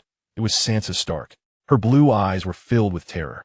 But upon seeing Varys and Tyrion, a flicker of surprise and confusion crossed her features. "Come with me, Lady Sansa, if you wish to survive. Leave this place," Varys urged hastily. Sansa looked at Tyrion, then back at Varys, recalling Tyrion's protection of her in King's Landing, and considering her own dire circumstances, she nodded vigorously without hesitation. Under the cloak of the night, amidst the guard's shifts, the three managed to escape through a concealed drainage outlet, vanishing into the vast darkness of the night. Almost simultaneously as Tyrion and Sansa disappeared through the drain, the true Varys stealthily arrived at the dungeons of Duskendale. He sensed an unusual presence. Upon witnessing Tyrion's empty cell and the scattered iron chains on the ground, a look of undeniable shock spread across his round, plump face for the first time. "This is dire," he exclaimed, alarm bells ringing in his mind. He immediately turned to leave, but it was too late. Urgent, heavy footsteps echoed down the corridor, the light of torches flickering ominously. "Seize him. We cannot allow the murderer of Lord Tywin to escape." Lannister's soldiers lunged at him like ravenous wolves. Varys scarcely had time to protest before he was brutally pinned to the ground and securely bound. A bitter smile adorned his round face as he realized he had fallen into a meticulously crafted trap. The following day, the atmosphere in Duskendale's council chamber was suffocatingly tense. The news of Duke Tywin's assassination in his private lavatory struck like a second thunderclap, leaving everyone aghast. Cersei occupied the high seat, her complexion pale, her eyes swirling with grief, rage, and a near-manic despair. Jaime Lannister stood nearby, weary and travel-stained. Having just returned from his release by Roose Bolton, his handsome face devoid of color, his green eyes filled with disbelief. His tightly clenched fists turned white with tension. Varys, bound hand and foot, stood at the center, flanked by soldiers. Maester Pycelle tremulously read the findings of the investigation. The crossbow used by Tyrion Lannister was discovered at the scene. Lady Sansa Stark was missing, and Lord Varys appeared in the dungeon at the same time Tyrion escaped. Evidence was irrefutable that Varys colluded with Eastern forces, aiding Tyrion Lannister in his escape and conspiring to murder Duke Tywin while simultaneously releasing the important hostage, Sansa Stark. "I did not." Varys' voice remained steady. "This is a frame-up. The true culprit lies elsewhere." His gaze shifted toward Petyr Baelish, who stood nearby, his expression darkened by Sansa's abduction. Recalling the myriad of uncertainties that had slipped from his control, he was resolute in identifying his target. Varys declared vehemently, "It was Petyr Baelish." "Enough." Cersei interrupted sharply, rising abruptly. "You wretched spider of the sewers. Do you still dare to quibble? To implicate loyal subjects?" She pointed a trembling finger at Varys, her voice quaking with hatred.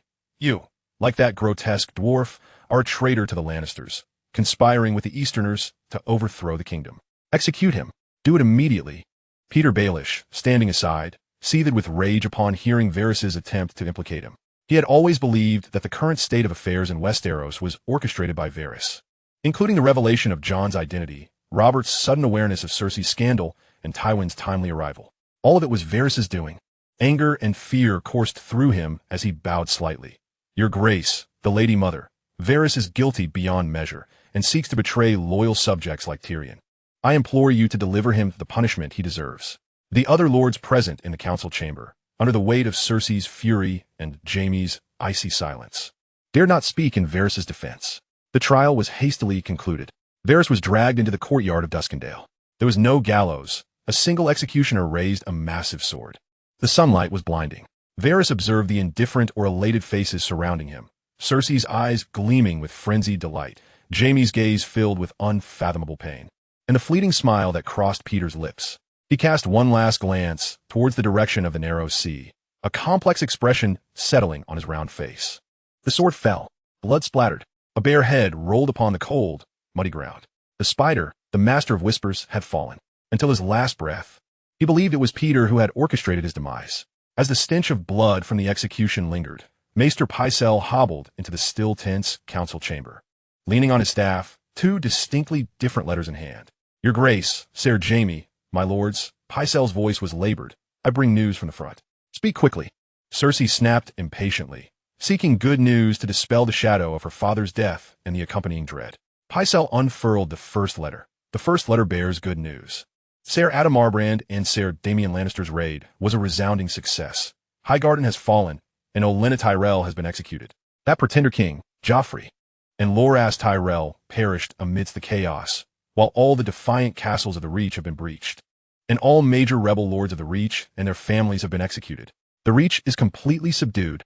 A suppressed gasp and a few hushed cheers rippled through the hall. A flicker of satisfaction crossed Cersei's face. Jaime's eyes glimmered with a fleeting light. Though it could not assuage his grief over his father's death, one threat from the west had been temporarily neutralized.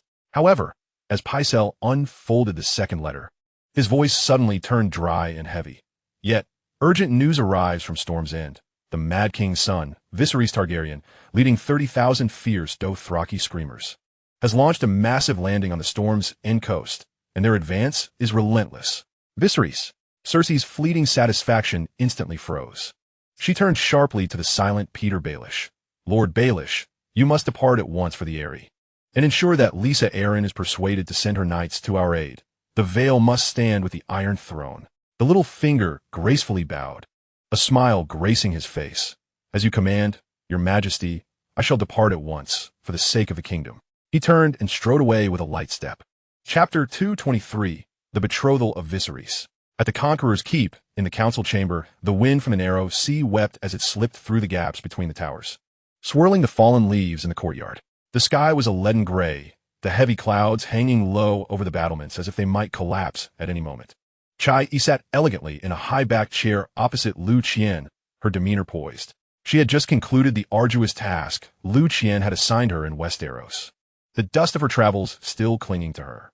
In a soft voice, Chai said, "Your Majesty, I disguised myself as Varys and personally delivered Tyrion Lannister to Viserys' ship. Initially, Viserys intended to execute Lannister, but upon learning that this very Lannister had slain Tywin with his own hands, Viserys readily appointed Tyrion as his hand of king." She paused then. "I informed Viserys of his betrothal to Princess Arianne Martell of Dorne." The expression on his face resembled that of a man struck hard on the forehead by a massive hammer. He appeared utterly dazed. He likely never imagined that, while leading a band of Dothraki toward Westerling, his restoration efforts would include a Dornish queen. Liu Qian inquired with a playful smile, "And what of Tyrion's reaction?" Chai smiled in response. "He seems to have adapted quite well.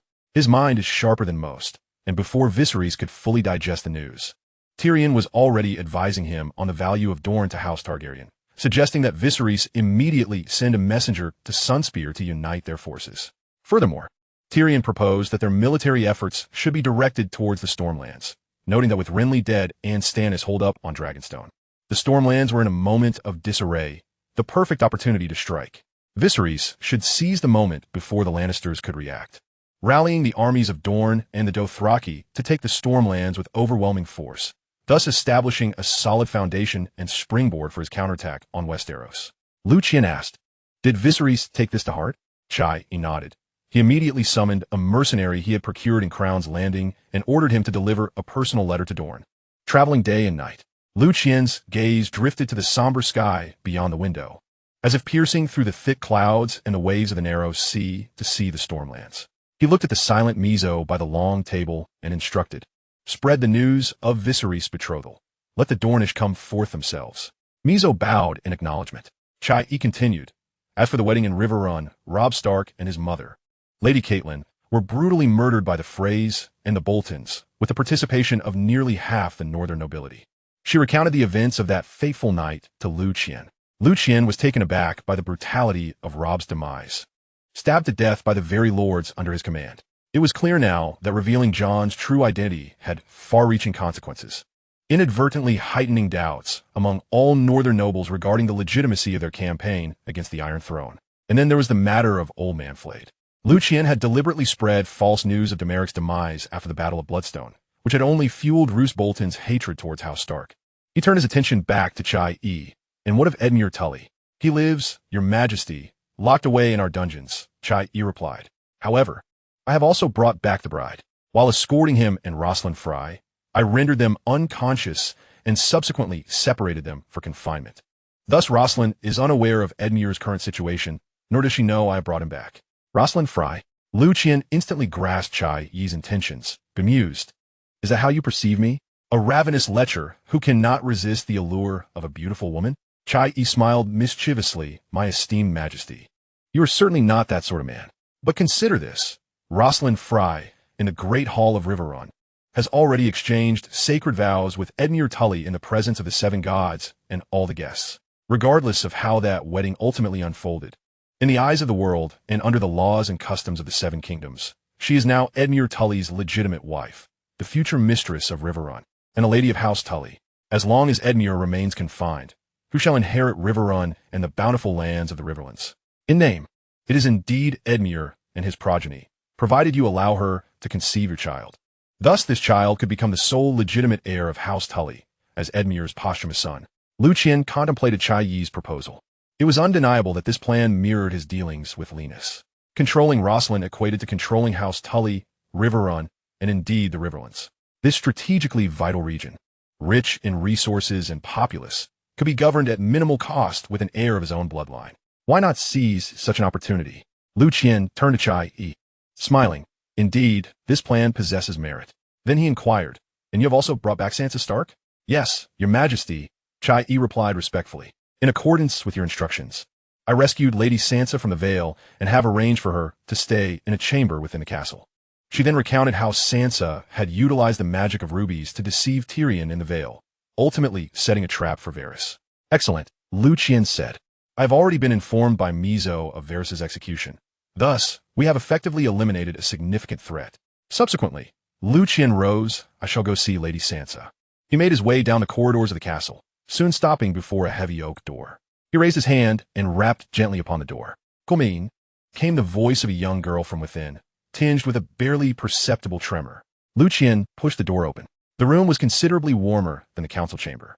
A delicate figure stood with her back to the door before a narrow window adorned with stained glass, gazing out at the leaden sky and the tumultuous waves of the narrow sea.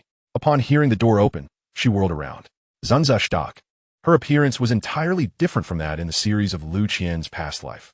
The Sansa before him possessed breathtaking beauty. Her finely sculpted cheekbones, a pair of blue eyes as clear as the sky after rain, and thick, chestnut hair cascading smoothly over her shoulders, the ends slightly curled. She wore a form-fitting deep blue velvet gown, the cinched waist accentuating her slender figure and the burgeoning curves of a young woman, the hem flowing gracefully to her ankles. Chapter 224. Comforting Sansa. Her tall and graceful posture exuded an innate nobility, yet at that moment, her bearing was fraught with unease. As her gaze fell upon the tall figure at the door, her blue eyes widened in astonishment. Liu Qian's appearance sharply contrasted with those of the people of Westeros and the 9 free cities, allowing her to instantly recognize him as the renowned Eastern Conqueror of the 7 Kingdoms. During her time as a hostage in the Vale, Sansa had long been aware that her brother Robb had promised her to this formidable ally in exchange for assistance. She had, on countless occasions, secretly fantasized about the visage of this enigmatic Eastern king. The rumors circulating in Westeros depicted him as a grotesque, immensely powerful demon, one who relished in the consumption of human flesh and wielded malevolent dark arts to manipulate the souls of the departed. embodying a peculiar and cruel essence characteristic of the East. Yet at this moment, the man standing before her possessed a handsomeness that would render any maiden from the Seven Kingdoms breathless. His chiseled features appeared as though meticulously sculpted by the most skilled artisan. His obsidian-like eyes were profound and piercing, imbued with a power that seemed capable of penetrating the very depths of one's soul. He stood tall and regal, exuding the poise of one accustomed to positions of authority, accompanied by an alluring air of exotic mystery. In an instant, all terrifying imaginings of a demon evaporated, replaced by an incredible sense of disorientation and the instinctual flutter of a young girl's heart at the sight of such striking masculinity. Two vivid crimson blooms swiftly blossomed upon her fair cheeks. "Your Majesty, good day," Sansa stammered, hastily kneeling in reverence, her voice barely above a whisper, trembling noticeably. She cast her gaze downward, unable to hold the intensity of his penetrating black eyes that seemed capable of absorbing her very essence, her long lashes fluttering nervously. Liu Qian observed the myriad of emotions flitting across the girl's countenance, and with a smile, he spoke. "Lady Sansa, my future queen, good day." He stepped forward, halting a few paces away, striking a balance between aloofness and undue pressure. "I hope the hospitality at the Conqueror's keep has not rendered you overly uncomfortable. Is the breeze from the narrow sea still agreeable? And no, Your Majesty, everything is quite well. I sincerely appreciate your kindness," Sansa replied hastily, her voice remaining soft and tinged with anxiety. Summoning her courage, she briefly glanced up at Liu Qian before quickly averting her gaze, the flush on her face deepening. The youthful anticipation and excitement for the future danced within her heart, momentarily overshadowing the sorrow of leaving her homeland. Liu Qian noted her shy yet earnest attempts to maintain decorum, and memories of her surfaced in his mind. This girl undoubtedly possessed certain character flaws. In King's Landing, in her eagerness to please the little monster Joffrey, she foolishly testified against her younger sister Arya and her direwolf, leading to the tragic demise of the noble lady. She was vain, enamored with the knights and princes of songs, easily deceived by appearances. Yet, at her core, she was not one driven by the lust for power, nor was she particularly cunning. Rather, she resembled an overly protected noble maiden, steeped in her own romantic fantasies. A romantic idealist, lacking resistance to the allure of handsome and powerful men, blissfully unaware of the cruel nature of authority. In this regard, Sansa bore a striking resemblance to a more refined version of Lisa Arryn. As he beheld the girl in the throes of youthful infatuation, Liu Qian's gentle demeanor gradually shifted to one of solemnity. He fell silent for a moment, seemingly weighing his words. And this brief pause thickened the air in the room with gravity. Sansa sensed a shift, raising her head to gaze at him uneasily. "Lady Sansa," he intoned in a low voice, "I must convey some unfortunate news regarding your family in Westeros." Instantly, Sansa's body tensed, her cerulean eyes brimming with foreboding. "Is it Robb? Or Mother? What has happened?" Her voice quivered with the tremor of impending tears. Liu Qian began in Riverrun. "At the wedding of your uncle Edmure and Lady Rosalind Frey, your brother, King Robb Stark of the North, and your mother, Lady Catelyn, fell victim to treachery and murder." "What?" Sansa felt as though she had been struck by an unseen hammer, her complexion draining to a pallid hue. "No, it cannot be. Robb, he is the king. Mother, Frey's house, they are allies." The wedding confused words spilled from her trembling lips, her logic entirely unraveling. Liu Qian continued to recount the events that transpired. Upon concluding his narrative, Sansa released a heart-wrenching wail, which erupted into uncontrollable sobs. Tears surged forth like a torrent, instantly soaking her delicate visage and the velvet draping her chest. She cried out incoherently, her voice hoarse. The girl who once dreamed of princes was utterly shattered in that moment. She had lost her father, her direwolf lady, her once believed sanctuary of Winterfell, and now, even her last bastion of support, her brother and mother, had met their tragic fates amidst such vile betrayal. Liu Qian stood quietly before her, watching as she trembled with grief, her face awash with tears. He stepped forward, extending his strong arms to gently envelop the girl who was sobbing so violently she could scarcely breathe. Sansa did not resist. Rather, she buried her face deep into Liu Qian's broad, sturdy chest, her hands clutching tightly at the front of his robe. The warmth of her tears seeped through the fabric, mingling with her fragrant essence that lingered in his nostrils. Her body quaked violently in his embrace, the muffled sounds of her sorrow reverberating against him. Liu Qian remained silent, one hand tenderly encircling her slender back, while the other soothingly patted her shoulders.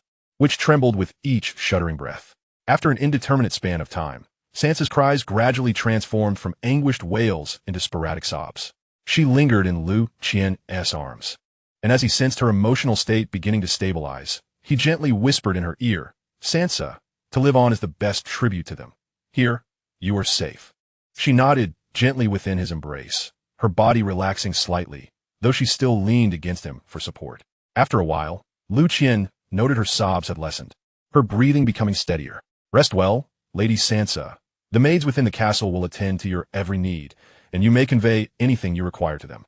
With that, Liu Qian turned and departed the room, the heavy oak door softly closing behind him. Alone in the chamber, Sansa Stark remained, her tear-stained face a testament to her sorrow. The vast emptiness in her heart intermingling with the strange warmth that momentarily filled the void, leaving her in a state of bewilderment. Chapter 225, My Lady. Surely you do not desire a lineage without heirs? Liu Qian's figure vanished into the shadows of the corridor. He did not pause, making his way directly to another chamber at the far end of the castle. This room, slightly smaller than Sansa's, was equally comfortable. A faint aroma of incense permeated the air. Lady Rosalind Fry sat in a high-backed chair by the window, her hands nervously twisting the expensive lace of her gown. She donned a delicate lavender silk dress that accentuated her slender figure and youthful beauty. However, at this moment, her face, which should have radiated with the joy of newlywed bliss, was marred by profound fear. Her anxious gaze flitted around the unfamiliar decor of the room, heavy tapestries, intricately carved wooden cabinets, and the cold stone walls, each item a reminder of her foreign surroundings and uncertain fate. Ever since being taken away by that mysterious man from River Run and enduring a tumultuous journey to this distant eastern castle, her heart had remained lodged in her throat. What had become of Lord Edmure? How would that terrifying eastern king choose to deal with her? The door silently swung open. Rosalind jolted upright like a startled rabbit. She beheld the tall figure entering, his countenance so strikingly handsome it seemed almost unreal, yet the depth of his cold, dark eyes instilled within her a sense of authority. Through the words of the enigmatic figure, she learned that this was the domain of the illustrious Eastern King. "Your Majesty." Rosalind hastily knelt in reverence, scarcely daring to lift her gaze, her eyes fixed intently upon the carpet beneath her feet. Liu Qian did not respond immediately. Instead, he scrutinized Rosalind for a protracted moment. After what felt like an eternity, he finally spoke, "My lady, there is no need for such formalities. Here, you may feel at ease. I presume you are already aware of the events that transpired at the wedding feast in River Run?" Rosalind's body trembled violently, her complexion paling even further. She recalled the chilling words of the mysterious figure regarding his family's betrayal and the massacre of the king in the north.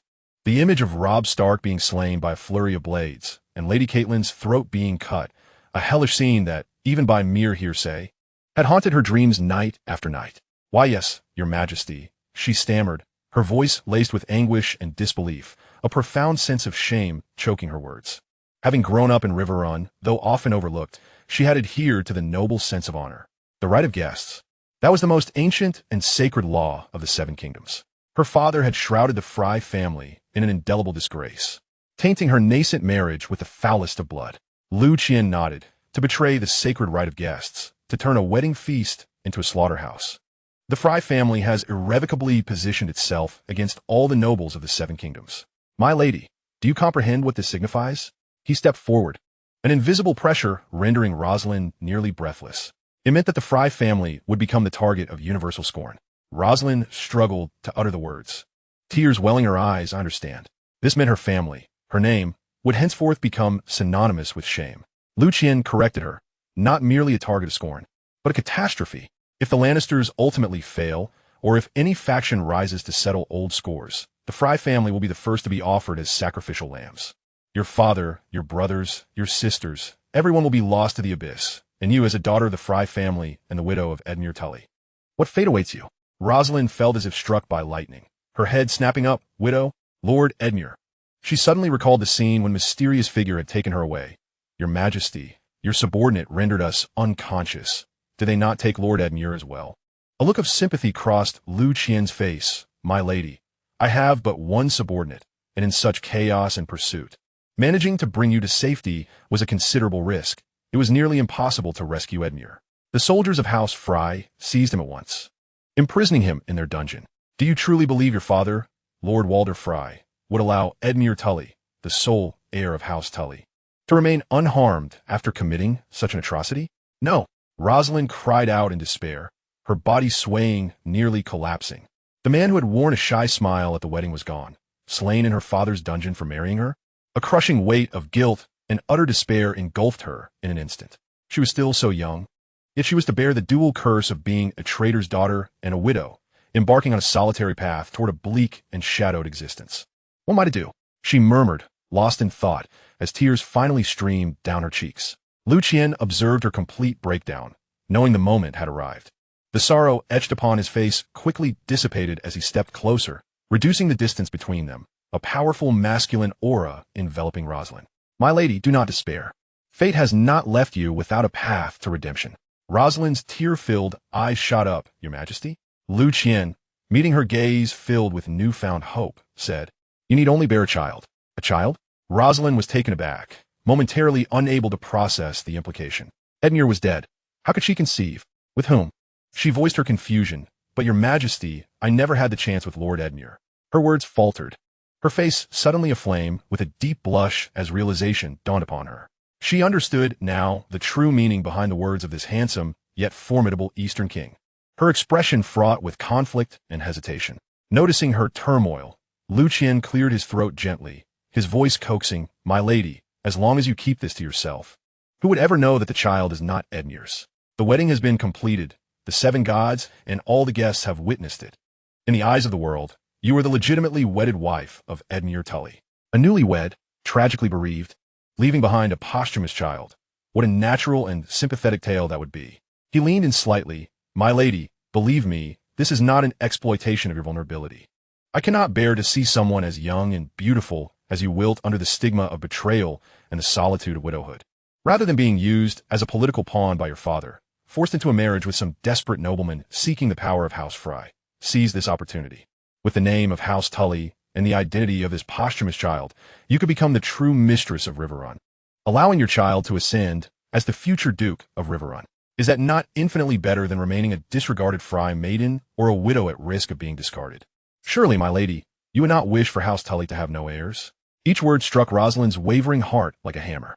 Power, status, a chance to rid herself of the Frey stigma, to preserve Edmure's lineage, and perhaps gain the protection of a powerful and handsome young king. Such immense temptation assailed her. She gazed upon the handsome face so near before her, feeling the tremors of his formidable presence. Reason warned her of the absurdity and peril of the situation. Yet her emotions urged her onward. Indeed, he was right.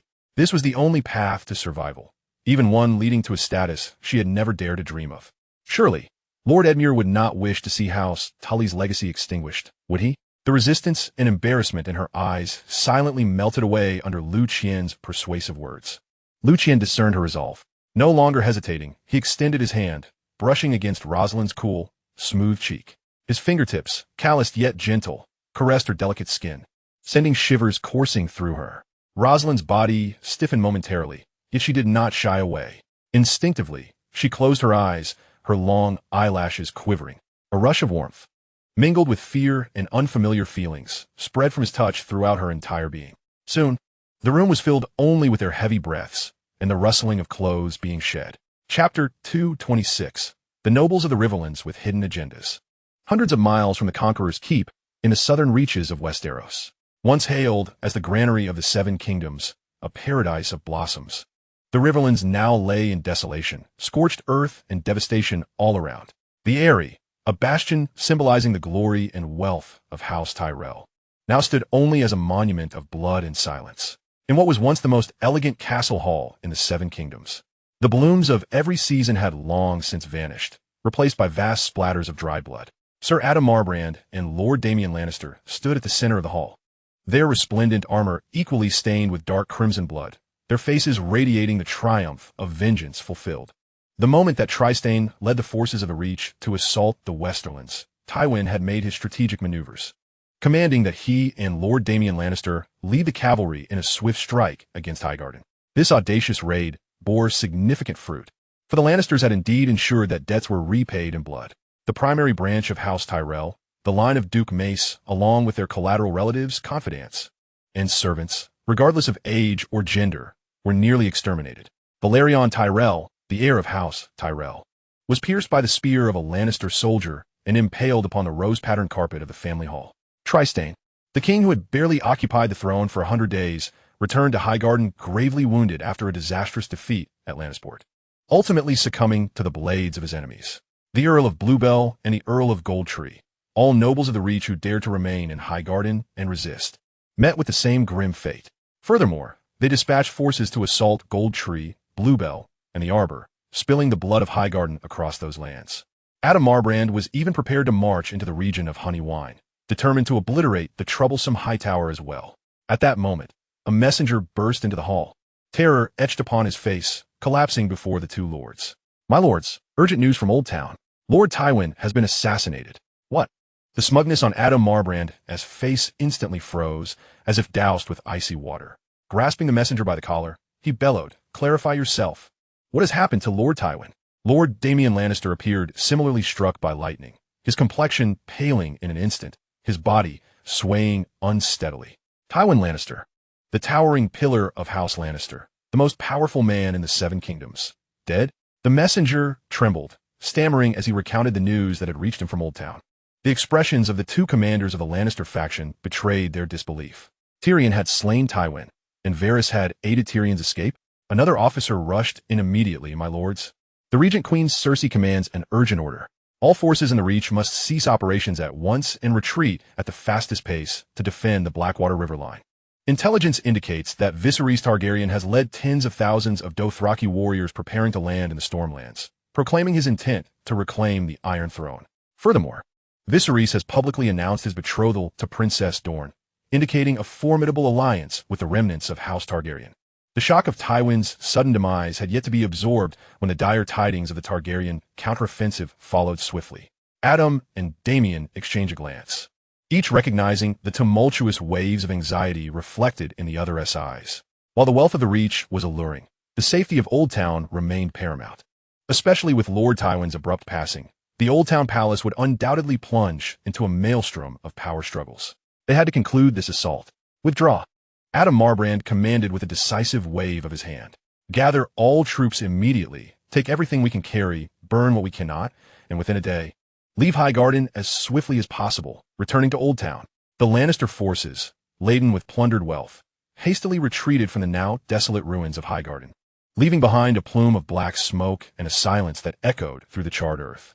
On the following day after the Lannister army's departure, several belated reinforcements from the Reach finally arrived at the outskirts of the once rosy capital. The white tower banner of House Hightower flew at the forefront of the contingent. Leading them was the heir of House Hightower, Ser Harold Hightower, mounted upon a magnificent white steed, clad in ostentatiously ornate glazed armor, his expression grave. Beside him rode the Earl of Redwine, Lord Paxter, accompanied by his two sons, Horus and Habur, who shared the same grim demeanor. Additionally, the Earl of Tommenacun from Three Towers, along with the regent representing the young Lady Eliasan of Blackmont, Lady Victoria Tyrell, were present, nobles who had managed to escape the clutches of the main forces under Loras Tyrell. 2 years prior, Ser Harold had been captured by the Lannisters and had contracted an illness while imprisoned in Tyrosh, rendering him averse to battle. He had only dispatched his brother Garth to lead the knights and soldiers of House Hightower in service to Loras. Little did he know that his avoidance would fortuitously preserve his life. Lord Paxter's absence from Loras's army was due to his assignment to command the Red Wine fleet, tasked with blockading Stannis in the waters off Dragonstone. Although the Red Wine fleet had been severely diminished 2 years ago, its remaining commercial vessels had undergone modifications, allowing them to serve as makeshift warships. Soon thereafter, Ser John Fossaway of New Barrel and Lady Allen Oakheart of Old Oak each arrived with varying contingents of soldiers, converging at the crumbling gates of Highgarden. As they surveyed the scene before them, a collective gasp escaped their lips. Once a vibrant bastion adorned with lush greenery and blooming flowers, Highgarden now lay shrouded in thick smoke, several walls having collapsed. Bodies lay strewn about the gates, unburied and unacknowledged. Soldiers and, more tragically, civilians from the surrounding towns, men, women, and children alike. By the gods, Lord Paxter spoke somberly. How dare these treacherous wretches Lannister commit such atrocities? The familiar smile that graced Ser Harold's face had long since been replaced by a chill of dismay. Despite the clandestine grievances between House Hightower and House Tyrell, Such blatant slaughter surpassed his understanding of Lannister's limits. With heavy hearts, they led their soldiers into the castle. What lay before them could only be described as a hellscape. The once elegant corridors had been transformed into a slaughterhouse strewn with corpses, exquisite gardens trampled into muddy, blood-soaked mire. And the fountain's basin floated with bloated bodies, the once clear waters now tainted a dark crimson.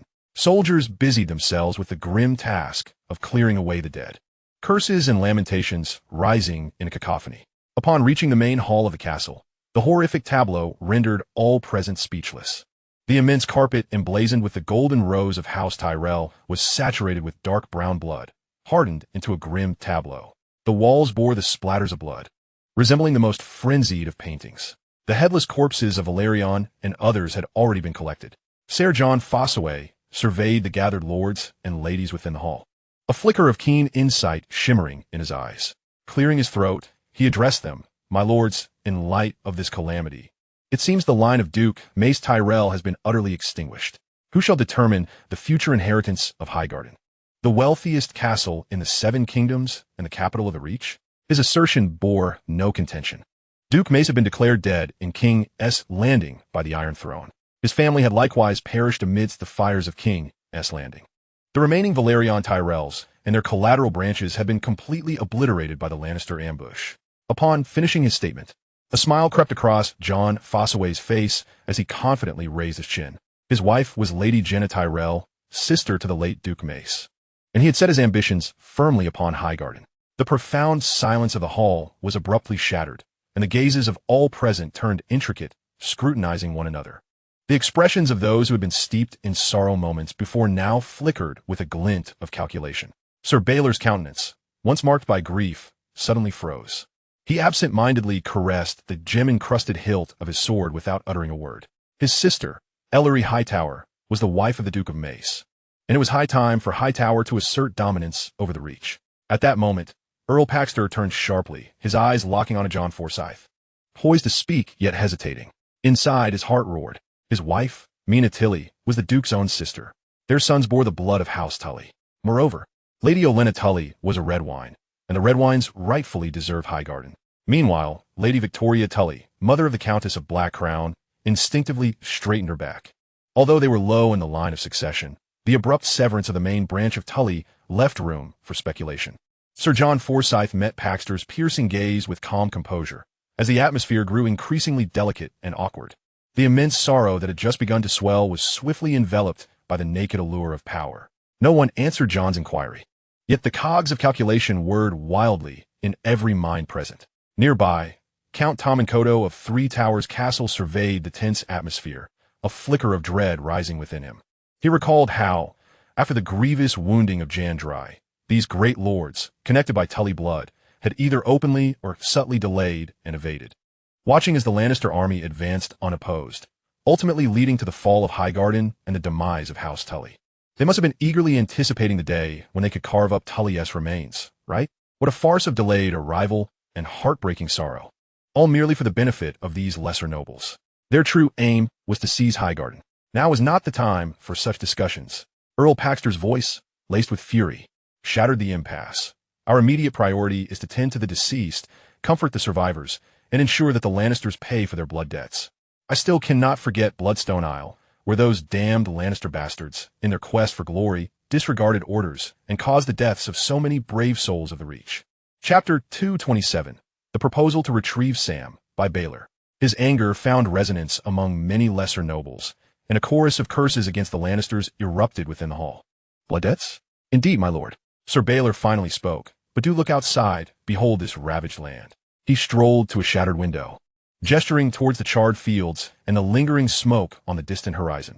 Highgarden, Old Town, the Arbor, and even further afield in the Reach had suffered devastating plunder and slaughter. How much had we, the Reach, paid in just 2 short years? The forces that followed Renly were consumed by wildfire, and those who accompanied Jandrai met their doom. Now, the prosperous regions east of Highgarden lay utterly scorched. How many soldiers can we muster? How much grain remains? He turned to face the assembly. The flames of vengeance require strength to sustain them, and the Reach now resembles a plucked eagle, its wings broken, struggling to stand. Let alone strike. Earl Paxter's complexion darkened. eager to refute, but momentarily bereft of compelling arguments. Valar's words struck at the heart of the Reach's dire predicament. They had suffered grievously in this war. Shall we merely stand by and watch the Lannisters flaunt their power, waiting for them to return and crush us utterly? John Forsyth interjected, furrowing his brow. The Forsyth family was divided between the green apple Forsyths of New Barreltown and the red apple Forsyths of the Arbor, the latter having also fallen victim to Lannister treachery. He could not swallow this indignity. Certainly not. A smile returned to Baelor's face. We are not without allies. Just before my arrival, I received credible news that Viserys Targaryen, accompanied by thousands of roaring Dothraki horsemen, is set to land in Storm's End, publicly declaring his intent to reclaim the Iron Throne. This news spread like wildfire among the nobles, igniting a tumult of discussion. The Dothraki, those barbaric horsemen. A hint of disdain flickered in their eyes. A portion of their forces had perished at the hands of the Northern horsemen. Baelor nodded, continuing, moreover, Viserys claims to have arranged a betrothal with Princess Arianne Martell of Dorne, witnessed by Lord Willem Darry in Bravos. Just imagine, my lords, the banners of House Targaryen. The spears of Dorne, combined with the bloodthirsty Dothraki warriors. Where will the flames of Viserys Targaryen's vengeance first strike? Of course, it shall be at the Vale. At the Iron Throne, at the Lannisters. We should orchestrate a dog-eat-dog scenario, a brutal struggle for survival, allowing the Reach to lick its wounds and regain its strength. Observing from the sidelines until the situation clarifies, and then backing the most advantageous side. This is the prudent course to preserve our families and ensure the continuation of our bloodlines. Observing from the sidelines. Earl Paxter pondered Baelor's words. Though he harbored a deep-seated hatred for the Lannisters, he understood that Hightower's schemes were always calculated with precision. Allowing the Targaryens and Dothraki to expend the Lannister forces was, indeed, the most favorable option for the battered Reach. He fell silent for a moment, then nodded gravely. Sir Baelor speaks wisely. The Reach certainly requires time to recuperate. The other nobles, regardless of their sentiments towards Highgarden, were compelled to acknowledge the accuracy of Baelor's assessment. Revenge was a luxury. Survival was paramount. A subdued murmur of agreement spread through the hall. However, the matter of the ownership of the unclaimed territories, Highgarden, Old Town, the Vale, and the Arbor, soon rendered the atmosphere delicate once more. When the discussion turned to the Vale, Sir Baelor openly revealed his ambitions. The Vale controls the critical juncture of the Honeywine River, serving as a vital bastion for the defense of Eastern Highgarden. The Hightower family possesses sufficient resources and military strength to immediately deploy forces to restore order and prevent incursions by Lannister remnants or marauders. I propose that Old Town temporarily administer the Vale. It is the most prudent choice. Administer? Earl Paxter immediately grew wary, sneering. Sir Baelor, I appreciate your intentions, but the Vale is the domain of House Tarly, not a land without master.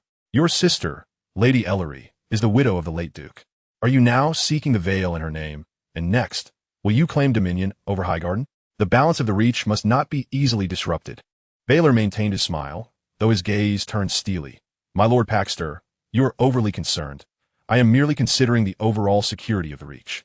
House Tarly is not without heirs. A voice suddenly interjected. It was Sir John Forsyth, clearly unwilling to see House Hightower dominate. My lords, have you forgotten? Lord Edmure Tarly has a son, Samwell Tarly, who is presently serving as a Night's Watchman. Samwell? Sir Baelor scoffed, a note of undisguised disdain in his voice. The cowardly fat man whom Lord Edmure has denounced? He had long donned the black garb, sworn the vow of the Night's Watch, never to wed, never to sire children, never to claim lands. A sacred oath, inviolable and absolute. He had voluntarily relinquished his claim to the inheritance of Casterly Rock. The words of Lord Paxtor echoed with fury and derision. Sir Baelor, since Tywin Lannister incinerated so many of our Riverlands men with wildfire, since the Freys butchered guests at a wedding, betraying the sanctity of guest right, since the Lannisters spared neither pregnant women nor children in the Vale, who in the Seven Kingdoms still gives a damn about honor? Who cares for those worthless oaths? His impassioned rhetoric struck deeply within the hearts of all present. The hall fell into a profound silence. Although Paxter's words were coarse, they articulated a brutal truth. The ancient honor and sacred rules that upheld the noble order of the Seven Kingdoms had been trampled to dust beneath the ruthless blades of House Lannister. In the stark face of survival and self-interest, those once revered oaths appeared woefully insipid. The smile vanished from Sir Baelor's face, replaced by a sullen gaze directed at Paxtor, who then surveyed the other silent yet visibly stirred nobles. Lady Alan Valerion, Lord Tommen Cotton, and Lady Victoria Tilly all nodded slightly in agreement. Ultimately, confronted with the grim reality of blood and fire, the old traditions yielded. Reluctantly, Baelor nodded. Send word to the wall. Take a raven and sufficient knights to protect the prisoners. Find the Lord Commander. And inform him that we will exchange a batch of condemned prisoners for the freedom of Samwell. Then tell Samwell that his father, brothers, an entire family have perished beneath the Lannisters' blade. Casterly Rock needs its heir. Let him decide whether to freeze or starve while clinging to his worthless oaths in that icy wilderness, or return to inherit his father's lands and take up arms to avenge his family. He paused before continuing. Regarding Viserys Targaryen, since we have decided to bide our time and observe, why not take a more proactive approach? Let us send an envoy bearing goodwill from the Riverlands. Shall we acknowledge Viserys' legitimacy and pledge our fealty to him? Paxtor frowned in inquiry. Baelor's smile turned cunning. No, not yet. It is merely to express goodwill and establish a connection. We must inform him that the Riverlands have suffered greatly under Lannister oppression, that we understand his legitimate claim to the Iron Throne and respect his courage. We are willing to remain neutrally benevolent in his righteous campaign against the Lannisters, even offering limited support. The sole aim is to ensure that his flames of vengeance do not turn upon our already scorched land after he conquers Storm's End. To stabilize him and buy us time, the assembled nobles pondered briefly before nodding in agreement. To send an envoy, utter a few flattering words, and gain a precious respite. What could be more advantageous? Chapter 228. Why are these kings all mad? Storm's End, 10 miles northeast of Wind's Rest. The grim coastline of Shipbreaker Bay. The leaden waves crashed violently against the jagged rocks, churning murky foam. The clouds hung low, oppressive and stifling, while the cold, biting wind from an arrow sea howled across the barren flats, stirring the dried grass. Upon this marshland stood an unsettling brown legion. Over 30,000 Dothraki warriors roared as they surged forth from the countless broad-bellied merchant ships anchored nearby. The whinnying of horses mingled with the cacophony of voices, while curved blades and arrows glimmered with a cold sheen beneath the dim light. Clad in painted leather armor, their oiled braids flowed down their backs, and their eyes burned with a primal thirst for pillage and blood. Heavy hooves trampled the muddy ground, producing a dull thudding sound that splashed dirty water around them. Viserys Targaryen stood atop a slightly elevated rock, surveying the army that belonged to him. He was garbed in new leather armor emblazoned with the black and red three-headed dragon sigil. The sea breeze tousled his freshly grown silver hair, rendering his complexion pale. Beside him stood the diminutive Tyrion Lannister and a trembling translator. After being brought to Viserys by Varys, Tyrion learned that these horsemen were a gift from the east, bestowed in honor of Daenerys, and he had been plagued with doubts ever since. Has Varys truly allied himself with the Easterners? He remained unaware that Varys' head had been mounted on the gatehouse of Brown Castle in the Vale. Yet at this moment, to save his own skin, he could only offer counsel to Viserys, who stood opposed to House Lannister. Viserys, taken aback by Tyrion's eloquence, promptly appointed him as Hand of the King. Tyrion felt a bitter pang as he observed the wildness and bloodlust in the eyes of these savages, silently regretting his fateful decision to board this ship, and cursing Varys in his heart. Viserys inhaled deeply, striving to straighten his back as he pointed toward the distant horizon. Through the translator, he commanded the assembled Dothraki chieftains below, "Tell your soldiers to march southwest toward Wind's Rest, and bring me the head of that bastard Baratheon within. With Baratheon's blood, we shall pave the way to reclaim the Iron Throne for the true dragon." The translator stammered as he conveyed Viserys' impassioned declaration into Dothraki. The chieftains below exchanged glances, their faces devoid of excitement or compliance, only revealing unabashed scorn.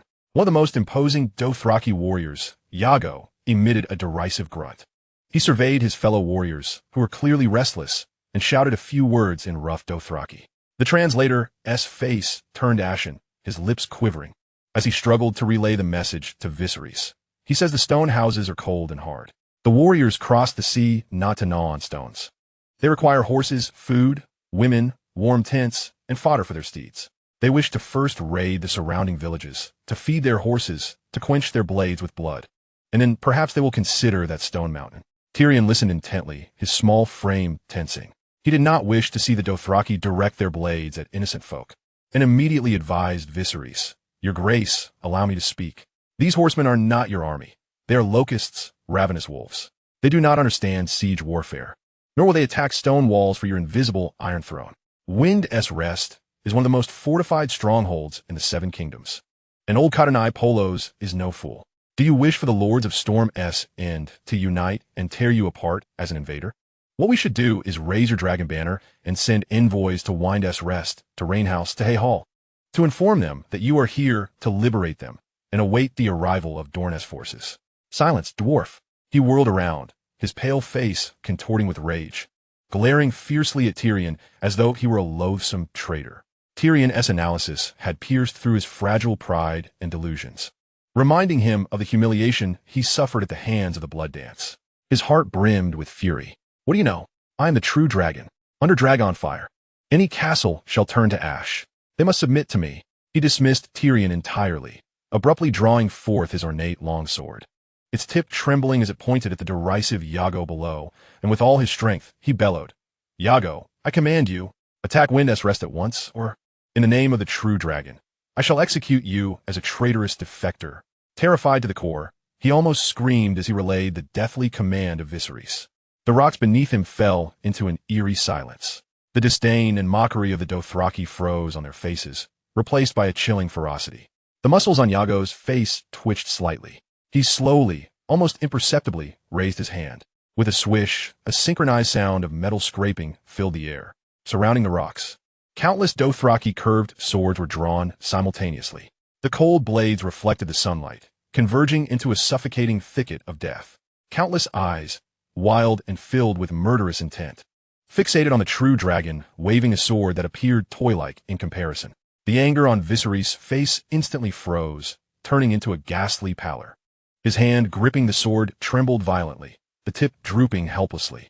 It dawned on him in a wave of terror that he was not facing an army he could command at will, but a pack of bloodthirsty beasts that recognized only power and plunder. What he deemed the true wrath of a dragon was likely less than a lamb awaiting slaughter in their eyes. Iago let forth a roar filled with brutality. Several Dothraki, as robust as black towers, pounced upon the rocks like cheetahs. Viserys had no time to react. He felt a sharp pain in his wrist as his sword was wrenched from his grasp, clattering onto the rocks. In the next heartbeat, a coarse, resilient rope cruelly tightened around his delicate wrists and ankles, binding him like livestock awaiting slaughter before he was violently thrown onto the cold rocks. His mouth filled with dirt and sand.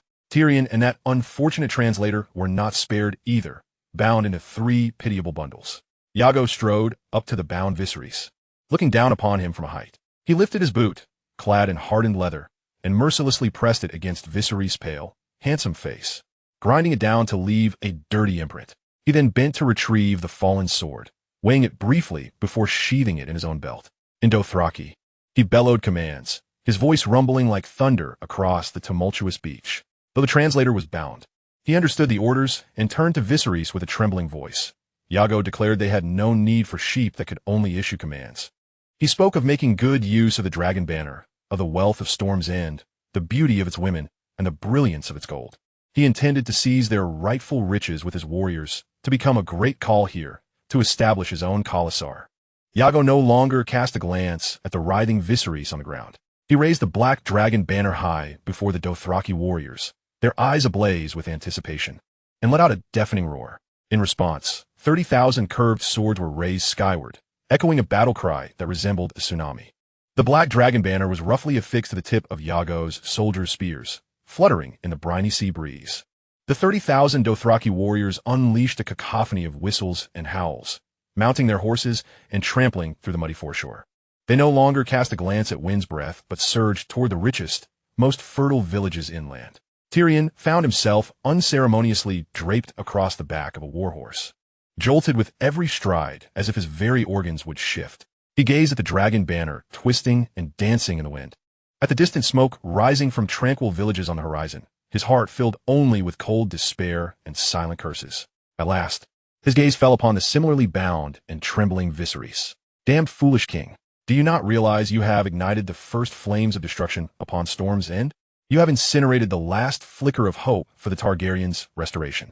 Tyrion silently lamented, pondering why every king he encountered was a lunatic. Chapter 229. Fortify and clear the land in Melisandre's prison.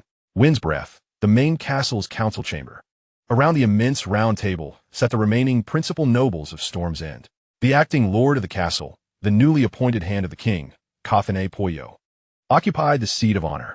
Renowned for his steadfast loyalty, this knight wore a furrowed brow, his lined face etched with concern and anger. Before him lay a series of urgent reports from various locales. A messenger stood at the table, delivering the grim tidings. The village of Streamwood, near Hay Hall, has been lost. Those savages flying the Targaryen banner descended upon the village like locusts, slaughtering every soul, men, women, and children alike, while setting homes ablaze and plundering granaries. They even impaled infants on their spears. A deathly silence enveloped the hall. The new Earl of Hay Hall, Sebastian Eller, had reddened eyes, his teeth grinding audibly. Streamwood was one of the villages in his domain. Not just Streamwood. Another messenger collapsed to the ground. The estate outside Coppergate has also suffered a terrible fate. Those demons stole everything they could carry and burned what they could not. Villagers armed with hoes resisted, but were reduced to mere pulp, the estate engulfed in flames. The aged Countess of Mistwood, Mary Metellin, spoke with a chilling tone. My scouts report they are advancing from Coppergate toward Fairwood, leaving desolation in their wake. The newly appointed Earl of Rainhouse, Wilder, abruptly rose. Lord Poyo, we cannot allow them to rampage unchecked. These Targaryen flag-bearers are more savage than the Lannisters. We must deploy forces immediately to drive them back to the sea. Count Selwyn Tarth of Duskendale solemnly added. Lord Wilder speaks truth. We must gather every available force. My soldiers from Duskendale are ready to mount, and our plans to march north to attack the Vale must be shelved. We must first eliminate the wolves at our doorstep. Eliminate? Sir Cothene Poyo slowly raised his head. Lords, please remain calm. Do you comprehend what we are facing? We're not dealing with a few hundred brigands, but over 30,000 Dothraki warriors, swift as the wind, leaving no trace. Storm's End has just endured tremendous losses. How many soldiers do we have left? He surveyed the assembly, his gaze sharp as a blade. To recklessly gather an army to pursue them would play directly into their hands. Their curved swords and bows would shred our infantry and knights in open ground. They would toy with us like wolves with sheep, ultimately leading to our ruin and consumption. Moreover, do not forget, Storm's End is isolated. The Lannisters are our mortal enemies. The Tyrells of the Reach have been bloodied, and the remaining houses seem intent on retreating into their shells, hiding away. The North has already allied with the Lannisters. We have no allies left. Then shall we simply watch as they incinerate our lands and slaughter our people? Sebastian Eller roared, the veins on his neck bulging. Certainly not. Poyo's voice suddenly rose. But we cannot engage them head-on. We must draw them in, lure them to places where their cavalry cannot exploit their advantage. He emphasized the map on the table. Wind's Breath is the most formidable fortress in the Seven Kingdoms. I urge all lords to immediately fortify and clear the land. Burn all food supplies that cannot be transported, poison the wells, and evacuate as many citizens as possible into the castle. We shall rely on the fortress to wear them down. The nobles fell into silence. Fortifying and clearing the land meant abandoning vast tracts of territory, leading to more civilians displaced or even dead. Yet, in the face of those 30,000 bloodthirsty horsemen, this seemed the only method to mitigate greater casualties. Sebastian Eller closed his eyes in anguish, ultimately nodding heavily in agreement. The others mirrored his sentiments. In the study of Conqueror's Keep, Liu Qian stood before a vast map of Westeros, his fingers gliding slowly over the Stormlands. On the table lay an urgent dispatch from Stormlands, detailing the frenzied, plundering routes and atrocities committed by the Dothraki under the Targaryen banner. After a lengthy contemplation, he turned toward the writing desk, where parchment and an ink bottle awaited him. He grasped a quill, dipped it deeply into the inky darkness, and with a steady wrist began to write. The first letter was addressed to Jorah Mormont of Skagos Island. The second letter was for Ramsay Snow, who had recently seized Winterfell. Upon completing these missives, he handed the letters to Mizo, who stood attentively in the corner of the study. Liu Qian instructed, Mizo, this letter for Winterfell must be delivered directly to Ramsay's desk, ensuring that only he lays eyes upon it. As you wish, your majesty, Mizo replied in a calm, expressionless tone, tucking the rolled letter into his breast and preparing to depart. Wait, Liu Qian called out to him. Any news from the north regarding Jon Snow and Alliser Stark? Mizo hesitated briefly before responding, Your Majesty, our men have scoured the north from Last Hearth to White Harbor, from Deepwood, Mott to Widow's Watch, but have found no trace of Jon Snow or Ser Alliser Stark. After their departure from Castle Black, they seem to have vanished. Liu Qian's brow furrowed deeply, and after a moment of contemplation, his gaze shifted beyond the wall on the map. No, they may have crossed the wall, venturing beyond. A A shadow of concern flickered in Liu Qian's eyes. The uncertainties surrounding Jon Snow were manifold. Should he truly have escaped beyond the wall, it would undoubtedly introduce a significant variable into his future plans for the North. Liu Qian decisively commanded. Immediately inform Sarsen and Morio to dispatch the most knowledgeable crew from Skagos Island, discreetly disguised as whaling vessels or smuggling ships, to the haunted forest beyond the wall. Find Jon Snow and Alice Karstark. They must be brought to me alive or dead, especially Jon Snow. Do you understand? Understood, Your Majesty. Mizo bowed deeply. Just as Mizo's figure was about to vanish through the study door, a guard rushed in, kneeling on one knee, his voice tinged with an almost imperceptible panic. Your Majesty. The Red Priestess in the dungeons. She's gone. Liu Qian turned abruptly, a fierce glint in his eyes. Gone? His expression darkened, only to break into a sardonic smile moments later. How could mere stone walls and iron bars contain a shadowbinder? However, if Melisandre had the means to escape, why choose this moment? She must have glimpsed something in the flames, something that convinced her Liu Qian was not the prophesied son of fire designated by Lawler, prompting her to abandon him in search of a new target. When did this happen? How was it discovered? Liu Qian's voice was ominously low. Just moments ago. The changing guards found only a pile of scattered chains in her cell. Everyone else vanished without a trace of struggle or hidden passages, the guard reported, his voice trembling with fear. Liu Qian fell silent for a moment, his fingers unconsciously tapping the tabletop. Melisandre had escaped. Where would she go? In search of another reincarnation of Azor Ahai, Stannis Baratheon, or some other potential target chosen by the flames? He waved his hand, dismissing the guard, his gaze returning to deep contemplation. Chapter 230. To save the kingdom and win the Iron Throne. Dragonstone, the Stone Table Hall. In a vast stone hall, a massive obsidian table, intricately carved with the terrain of Westeros, dominated the center. Stannis Baratheon sat upon the throne at the head of the table, his expression stern and his jaw clenched. Standing beside him were his two most trusted advisors, Ser Davos Seaworth, the Onion Knight, and the aged scholar, Maester Cresson. Davos's face was etched with worry, while Cresson appeared even more frail and weary. At that moment, all eyes in the hall were fixed upon the woman standing on the opposite side of the table, Melisandre, draped in a smooth, blood-red gown that enveloped her tall, graceful figure. She presented a breathtaking silhouette. Her thick, raven-black hair cascaded over her shoulders, framing her stunningly beautiful face. Her eyes glowed a dark red, burning with an otherworldly flame, resembling two buried rubies, now fixated unwaveringly upon Stannis, as if to penetrate his hardened exterior and gaze into the depths of his soul's desires and struggles. The large ruby pendant adorning her neck emitted an eerie luminescence in the dim light. Your Majesty, Melisandre's voice echoed in the vast stone hall. The long night approaches, and the ancient cold god sharpens his claws, yet the light has never forsaken us. The legend of Azor Ahai is not mere song. The prince foretold in prophecy. The Lord of Light's emissary has been reborn in the land of smoke and salt. He shall rise from the deepest despair, wielding a flaming sword to dispel the darkness and end the long night. Your Majesty, you are the Prince of Prophecy. The flames of Lawler have revealed your destiny to me. You alone can draw forth the Lightbringer destined to pierce the heart of the cold god. My Prince of Prophecy, you must rally your forces and land in the Stormlands to claim your throne. Nonsense. The old Maester Cresson could no longer contain himself, his body trembling with agitation. Your Majesty, do not heed the seductions of this Red Priestess. Azor Ahai, the Lord of Light's emissary? These are ancient tales, tricks devised by priests to deceive their followers. She merely seeks to exploit you, to use the Baratheon name to spread her heretical faith throughout the Seven Kingdoms. Davos stepped forward, wary and disdainful of Melisandre. Your Majesty, Maester Cresson speaks the truth. This woman's origins are shrouded in mystery. Her words cannot be trusted. The Stormlands are currently a hell. Viserys has landed with 30,000 horsemen, burning, killing, and pillaging. We are left with only this pitiful fleet from Dragonstone and a few thousand soldiers. To land in the Stormlands would be suicide, leading all your loyal soldiers to their doom. We must wait. Wait for the Reach or Dorne to become embroiled in chaos. Wait for the Lannisters and Targaryens in King's Landing to weaken each other. Only then will we have chance. Wait, always waiting. Stannis erupted from his dragonbone throne, the pent-up fury erupting like a volcano. He slammed his clenched fist onto the cold obsidian table.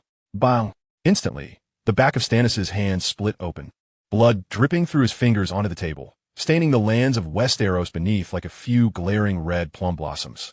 Veins bulged on his forehead. His dark blue eyes burned with fury as he glared at Davos and Crescent. How much longer must I wait?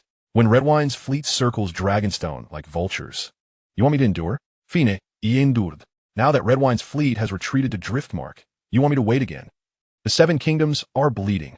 My Stormlands are bleeding. My people are wailing beneath the blades of savages, groaning under Lannister tyranny. The Stormlands of House Baratheon rightfully belong to me. I, Stannis Baratheon, the rightful Duke of Storm's End and the legitimate king of the Seven Kingdoms, am reduced to cowering like a coward behind the stones of Dragonstone. Merely waiting? His chest heaved violently as he surveyed Davos and Melisandre, both awestruck by his imposing presence, before his gaze finally fixated on Melisandre's eyes. Aflame with an otherworldly fire, I cannot remain idle, passively witnessing the disintegration of my realm. I cannot wait until the day I claim the Iron Throne to rescue it. Such a victory would yield only scorched earth and corpses. I shall seize the Iron Throne through the salvation of my kingdom. The Lannisters and those traitors of the Reach will face my reckoning.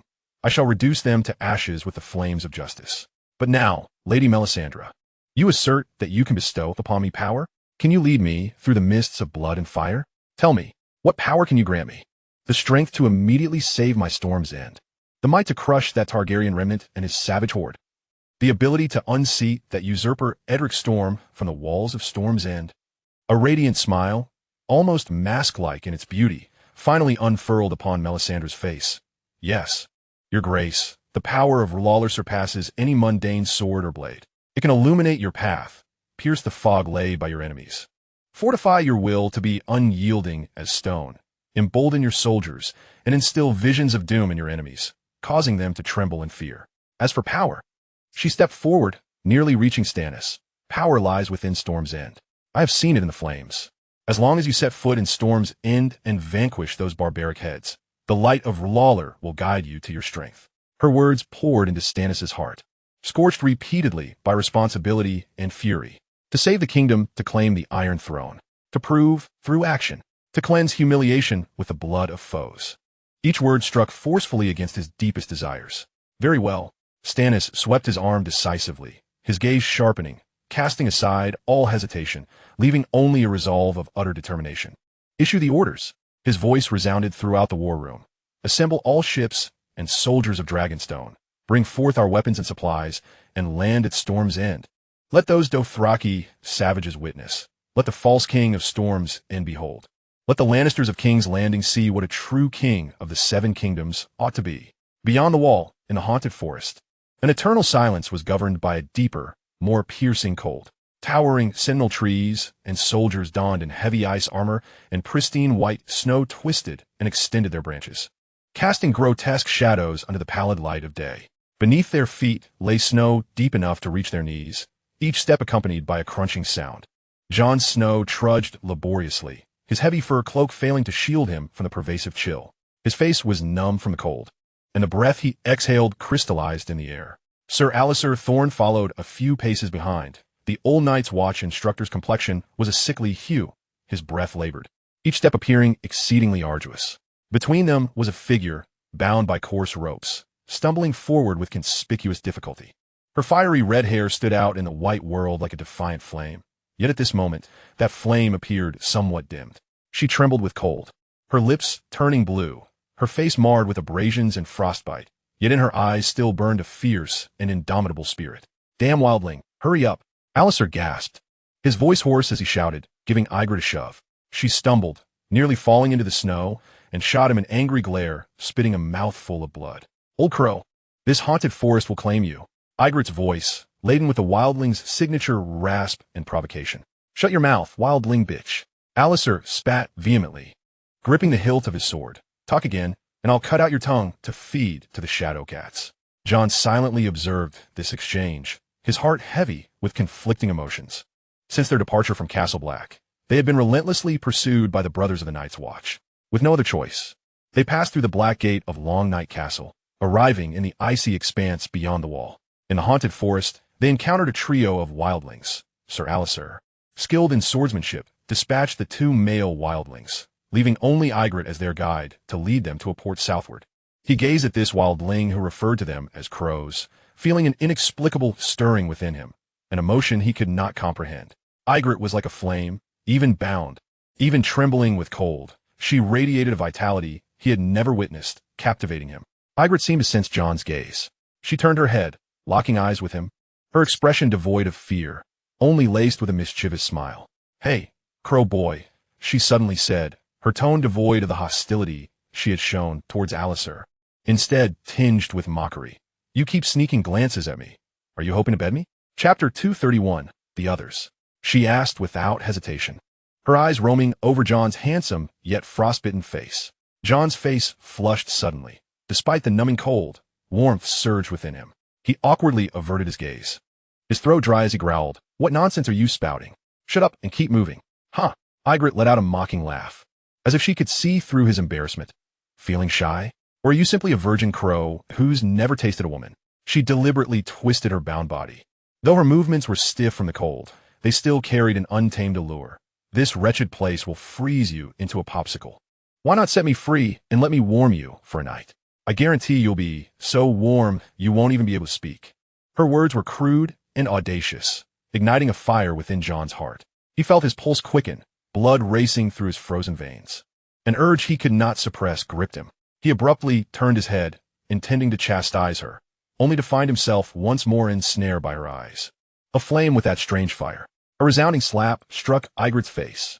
The force was such that it sent her reeling to the side, her red hair cascading down to obscure her instantly swelling cheek. Alliser Thorne withdrew his hand, his eyes filled with a cold malice and unmasked disdain. "Vile wildling, speak again with your filthy mouth to entice him, and I shall slit your throat this very moment."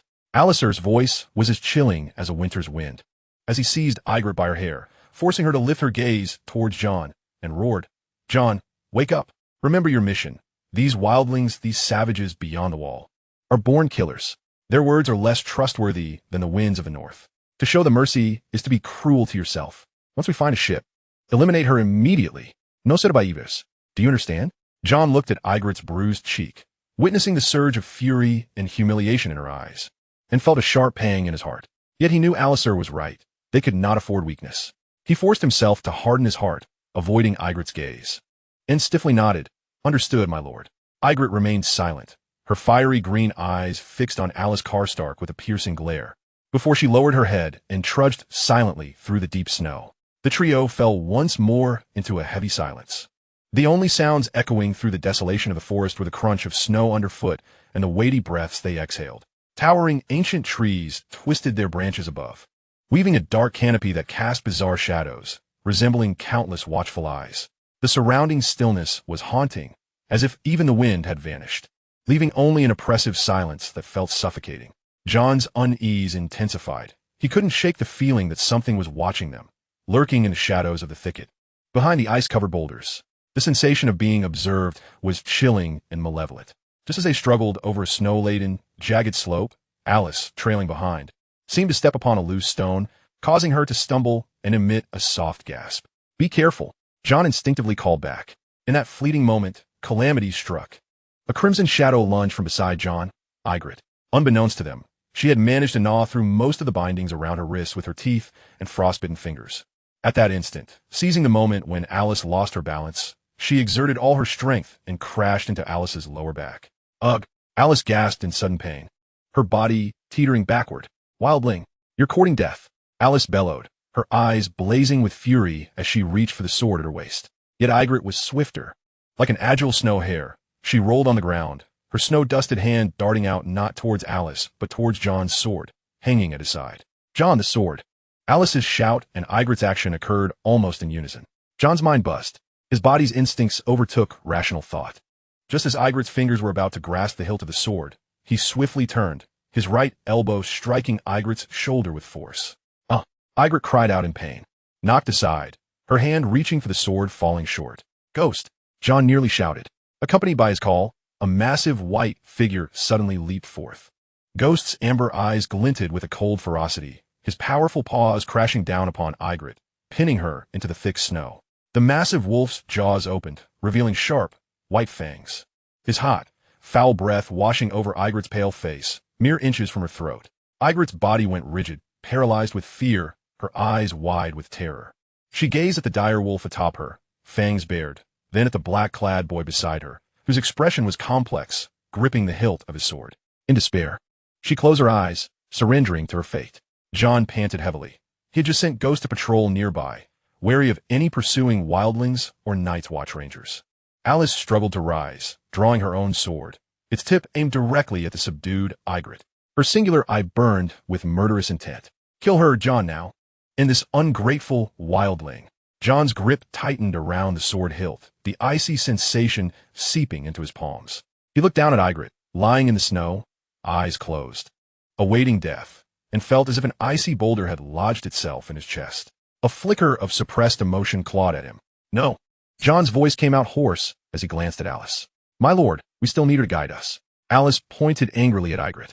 She just tried to take your sword to kill me. She could betray us at any moment, and once we reach the dock, she'll surely summon her wildling allies to tear us apart.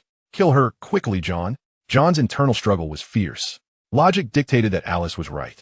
Yet, gazing upon Ygritte, resigned and ready for slaughter, his palms grew clammy. Just as Jon's heart waged war against itself, Alice's sword quivered slightly in a rage. A chilling wave, deeper than any ordinary cold, enveloped them without warning. It was a frigidness that seemed capable of freezing one's very soul. The air felt as though it had solidified, the falling snowflakes suspended midair. Ghost's ears perked up, his wolf eyes radiating an unprecedented alertness and a hint of fear. He ceased his low growl, instead emitting a deep, threatening whimper from his throat, his body tense, fangs bared, fixated on the slope they had just traversed. Jon and Alice felt it simultaneously, a primal fear stemming from the instinct for survival. They turned sharply, following Ghost's gaze. At the crest of the slope, beside a large black basalt rock blanketed in thick snow, a figure stood silently. It had not emerged from behind the slope. It seemed to have materialized directly from the ancient ice and shadows. Towering above even the tallest knight, its emaciated form appeared almost inhuman, with skin as pale as milk, its body vaguely resembling pure ice, emanating a faint blue glow. Its head resembled a translucent, sapphire-like ice crystal, with cold blue eyes resembling distant stars. Gazing impassively down at the three figures and the wolf below, there was no breath, no movement, not a trace of life. Only an icy chill, as if time itself could freeze in its presence, silently radiated outward. White Walker, the fabled harbinger of death, a servant of ancient gods, heralding eternal winter. It appeared so abruptly, silently, as if death itself had cast a cold gaze upon them. Time seemed to halt on this desolate snowy slope of the haunted forest. Chapter 232, Alice's Resolve. The White Walker, a creature that existed solely in songs and legends, stood before the three of them in tangible form. Alice swallowed hard, the overwhelming shock and fear momentarily robbing him of breath.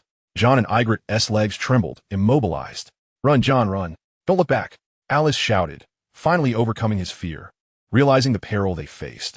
Alice's eyes blazed with a deadly resolve, fixated on the White Walker, hands gnarled with frostbite gripping the sword hilt, knuckles turning white. This man, once a harsh mentor to Jon at the Black Castle, exiled from the Targaryen court, was now willing to sacrifice himself for Jon, the son of Rhaegar Targaryen. He thrust Jon and Ygritte back towards the deeper woods, stepping forward to shield them from the deadly slope. Jon's heart raced violently in his cold chest, nearly bursting. He beheld Alice's broad back, tears streaming uncontrollably down his face, instantly freezing into icy tracks on his cheeks. My lord, no, I cannot leave you, he cried out, yearning to unsheath his sword and charge into battle. Fool! Alicia roared without a glance back. 14 years ago, when Robert's hammer shattered Prince Rhaegar's chest, I should have perished, instead of scurrying like a rat in the shadows of the wall. He abruptly turned his head, his eyes ablaze with a fire Jon had never witnessed before. So intense it seemed to melt the surrounding ice and snow. Jon, you are the rightful king of the Seven Kingdoms. I must fight for you. This is my honor, my redemption. Run, survive. Carry on with your wolf. Carry on with the blood of Targaryen. The White Walker stirred. It neither ran nor leapt. The snow beneath its feet bore no trace. In its hand, it held a crystalline sword radiating a flowing blue light, pointing downward, its tip dragging through the snow, exuding an icy chill. The impending death dispelled Elisha's final hesitation. He whipped his head around to Jon. Get out of here. Don't let my blood be shed in vain. Be a man, like your father. His roar echoed through the silent forest. Tears surged from Jon's eyes, blurring his vision. He saw the resolve in Elisha's eyes and heard the cry to survive. The shadow of his father Rhaegar, existing only in songs and Elisha's words, seemed to merge with the stooped figure before him. Survive. For the blood of his father. For the chance Elisha had bought with his life. Go. Jon let out a low growl, hastily wiping the icy tears from his face, grabbing the arm of Ygritte, who was nearly paralyzed by the White Walker's presence, and with all his strength, dragged her into the depths of the forest. Ghost, keep up, he shouted. The massive direwolf ghost emitted a deep, threatening growl, casting one last glance at the small yet resolute figure below, then without hesitation, turned and, like a flash of white lightning, guarded Jon and Ygritte, crashing through the frost-laden branches, disappearing into the dark depths of the woods. Sir Elisha Stark inhaled a breath of the frigid air, forcing himself to divert his gaze from Jon's vanishing form, locking it instead onto the encroaching azure figure. Fear coiled around him, but an even stronger sensation surged, one of near liberation. For Prince Rhaegar, for the young prince, he gripped the hilt of his sword tightly, adopting the most standard battle stance. The White Walker halted 10 paces away from Elisha. Its eyes, resembling blue stars, appeared to scrutinize this audacious human who dared to obstruct its path, exuding an air of aloof indifference. It made no sound, yet Elisha seemed to hear the ice groan under immense pressure, the sound of shattering piercing his ears. It moved. The ghostly figure vanished without a hint. Elisha's pupils dilated, reflecting only a blue afterimage. Too fast, faster than the limits of his lifelong combat experience. A faint sound, akin to fabric tearing, followed by a crack. Excruciating pain, a bone-chilling agony, radiated from beneath his left shoulder. Elisha barely registered the opponent's movement, only feeling an irresistible force pierce through his chainmail and flesh. He looked down, horrified to see that ethereal blue sword effortlessly penetrate his upper left arm. Blood gushed from the wound, and a terrifying chill surged through it, freezing his arm's nerves and some muscle instantaneously, rendering his left arm numb as if it no longer belonged to him. His sword nearly slipped from his grasp. Elisha let out a cry, his body convulsing violently from the agony and the cold's invasion. Yet he gritted his teeth, swallowing the scream. He could not show weakness. He could not fall. Every second he delayed meant more life for Jon. A desperate will surged forth, granting Elisha remarkable strength. Utilizing the momentum from the piercing blow, he kicked off forcefully against a jagged boulder encased in thick ice. His body propelled backward, expending all his energy in a leap.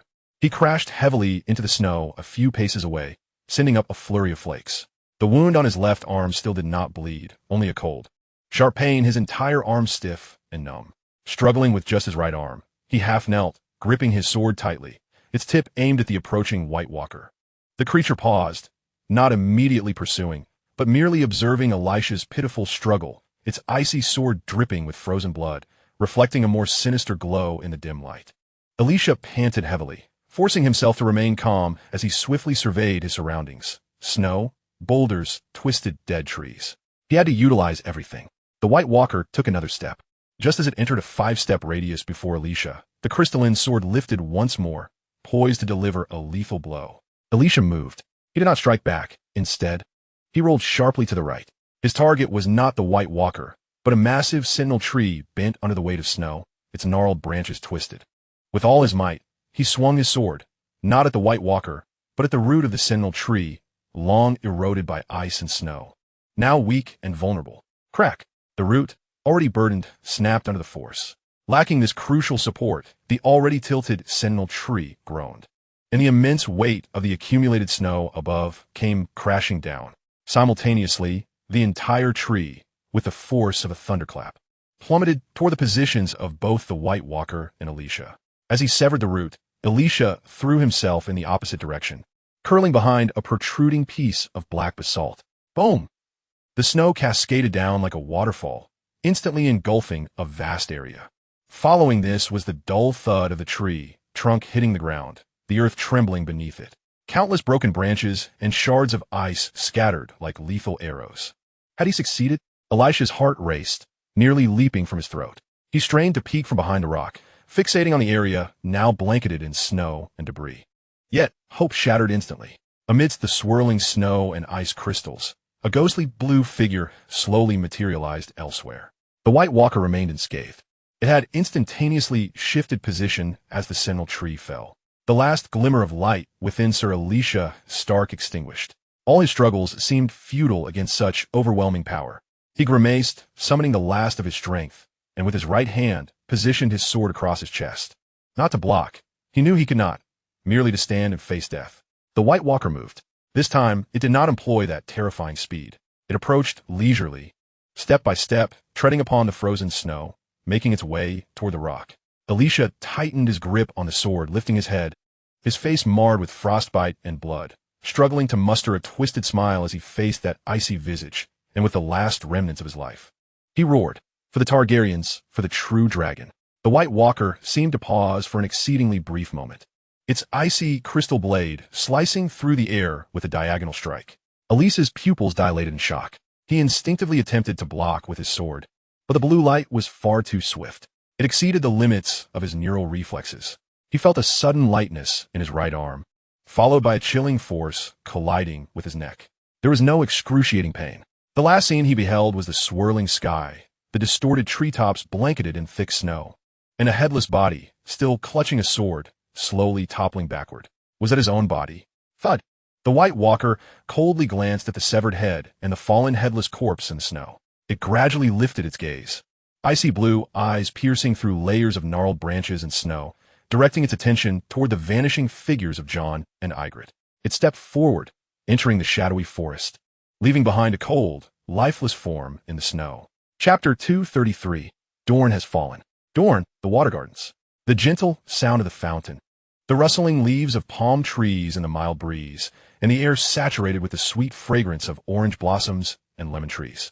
However, this tranquil oasis in the desert was abruptly shattered by a letter from the Stormlands. Prince Doran sat in his wheelchair, his face devoid of expression, yet his eyes revealed a profound shadow of discontent. His frail fingers tightly clutched the letter presented by a mercenary messenger, trembling slightly. The words inscribed in the arrogant and naive handwriting of Viserys Targaryen ignited a fierce anger within him. Viserys wrote that he, along with Hand of the King Tyrion Lannister, was leading an army of 30,000 to conquer the Stormlands, and he had learned of Princess Arianne's betrothal, announcing it to the Seven Kingdoms, urging Dorne to promptly dispatch troops to assist him in reclaiming the Iron Throne. Prince Doran nearly erupted in fury. Oberyn had been captured by the Easterners, and he managed to hold his forces at bay. Kings from the Seven Kingdoms emerged one after another, yet he remained unmoved, watching the shifting tides of the realm, conserving his strength, awaiting the opportune moment to strike.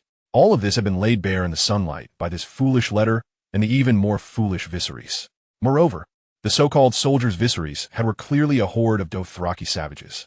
If Dorne were to ally with Viserys, it would be akin to placing the entire region upon the pyre.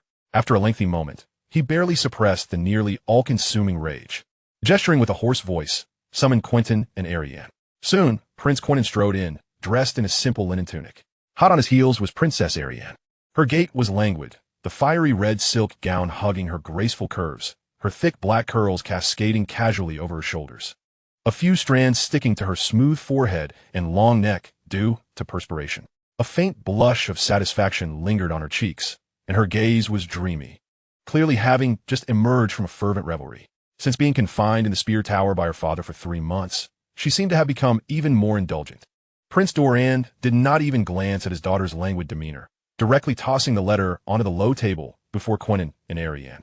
Quentyn cautiously unfolded it, his face turning ashen the moment he comprehended its contents, his fingers trembling slightly. How could Viserys? Arianne leaned in, and upon seeing the words regarding the betrothal, her languid expression vanished, replaced by an uncontrollable excitement.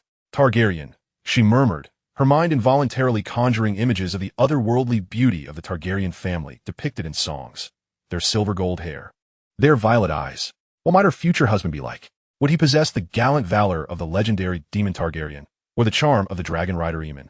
She couldn't help but begin to anticipate her future life as a queen.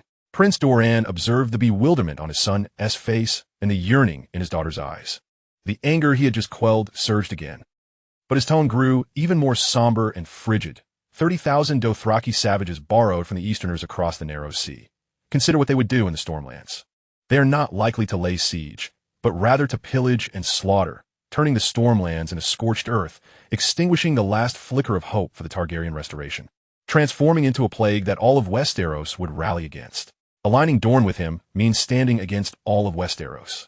Father, then we must march at once. Quentyn exclaimed, abruptly lifting his head, his youthful face filled with urgency and responsibility. Viserys needs us.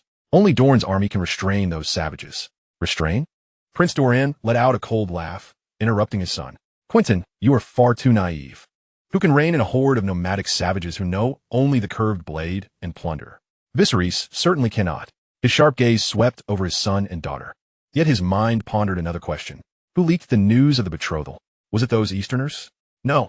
That betrothal letter should not have been known to anyone beyond William Derry, the Sea Lord of Bravos, and themselves, unless the image of his brother imprisoned across the narrow sea surfaced in his mind. Oberyn had been captive for so long. What secrets had the Easterners pried from him? What were those Easterners plotting? An oppressive silence enveloped the pavilion, the only sound being the unrelenting flow of the fountain. After a long while, Prince Doran lifted his head again, his gaze sweeping over his son and daughter, ultimately making a decision. Arianne, suppress your little thoughts. Quentyn, you will immediately set off back to Sunspear, in my name, summon the vassals, gather 10,000 men, and lead Dorne's soldiers through the Prince's Pass. Your mission is not to assist Viserys in battle, but to spy and observe his forces. If by some stroke of luck, Viserys manages to establish a foothold in the Stormlands, repelling the armies of Stannis or the Lannisters, then you will represent Dorne and join his ranks, but maintain your distance. Retain your independence. Dorne's army will only heed the call of Sunspear.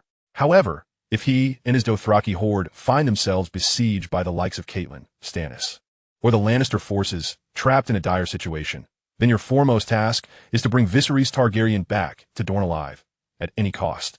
Quentyn gasped, Father. This Doran interrupted him. Remember, the game of Westeros has only just reached its midpoint. Revealing Dorne's trump cards now will only benefit those schemers. We must wait until they are too exhausted from tearing each other apart, until the last drop of blood is spilled. That will be the moment for Dorne's spear to pierce the sands. Jumping out now would only make us a target to be torn apart by all. He wearily closed his eyes, waving his hand. Go now, Quentyn. Take those you trust, and remember your task. Quentyn nodded vigorously, his expression resolute. Yes, father, understand. He turned and strode out of the pavilion, his figure quickly disappearing among the lush palm trees.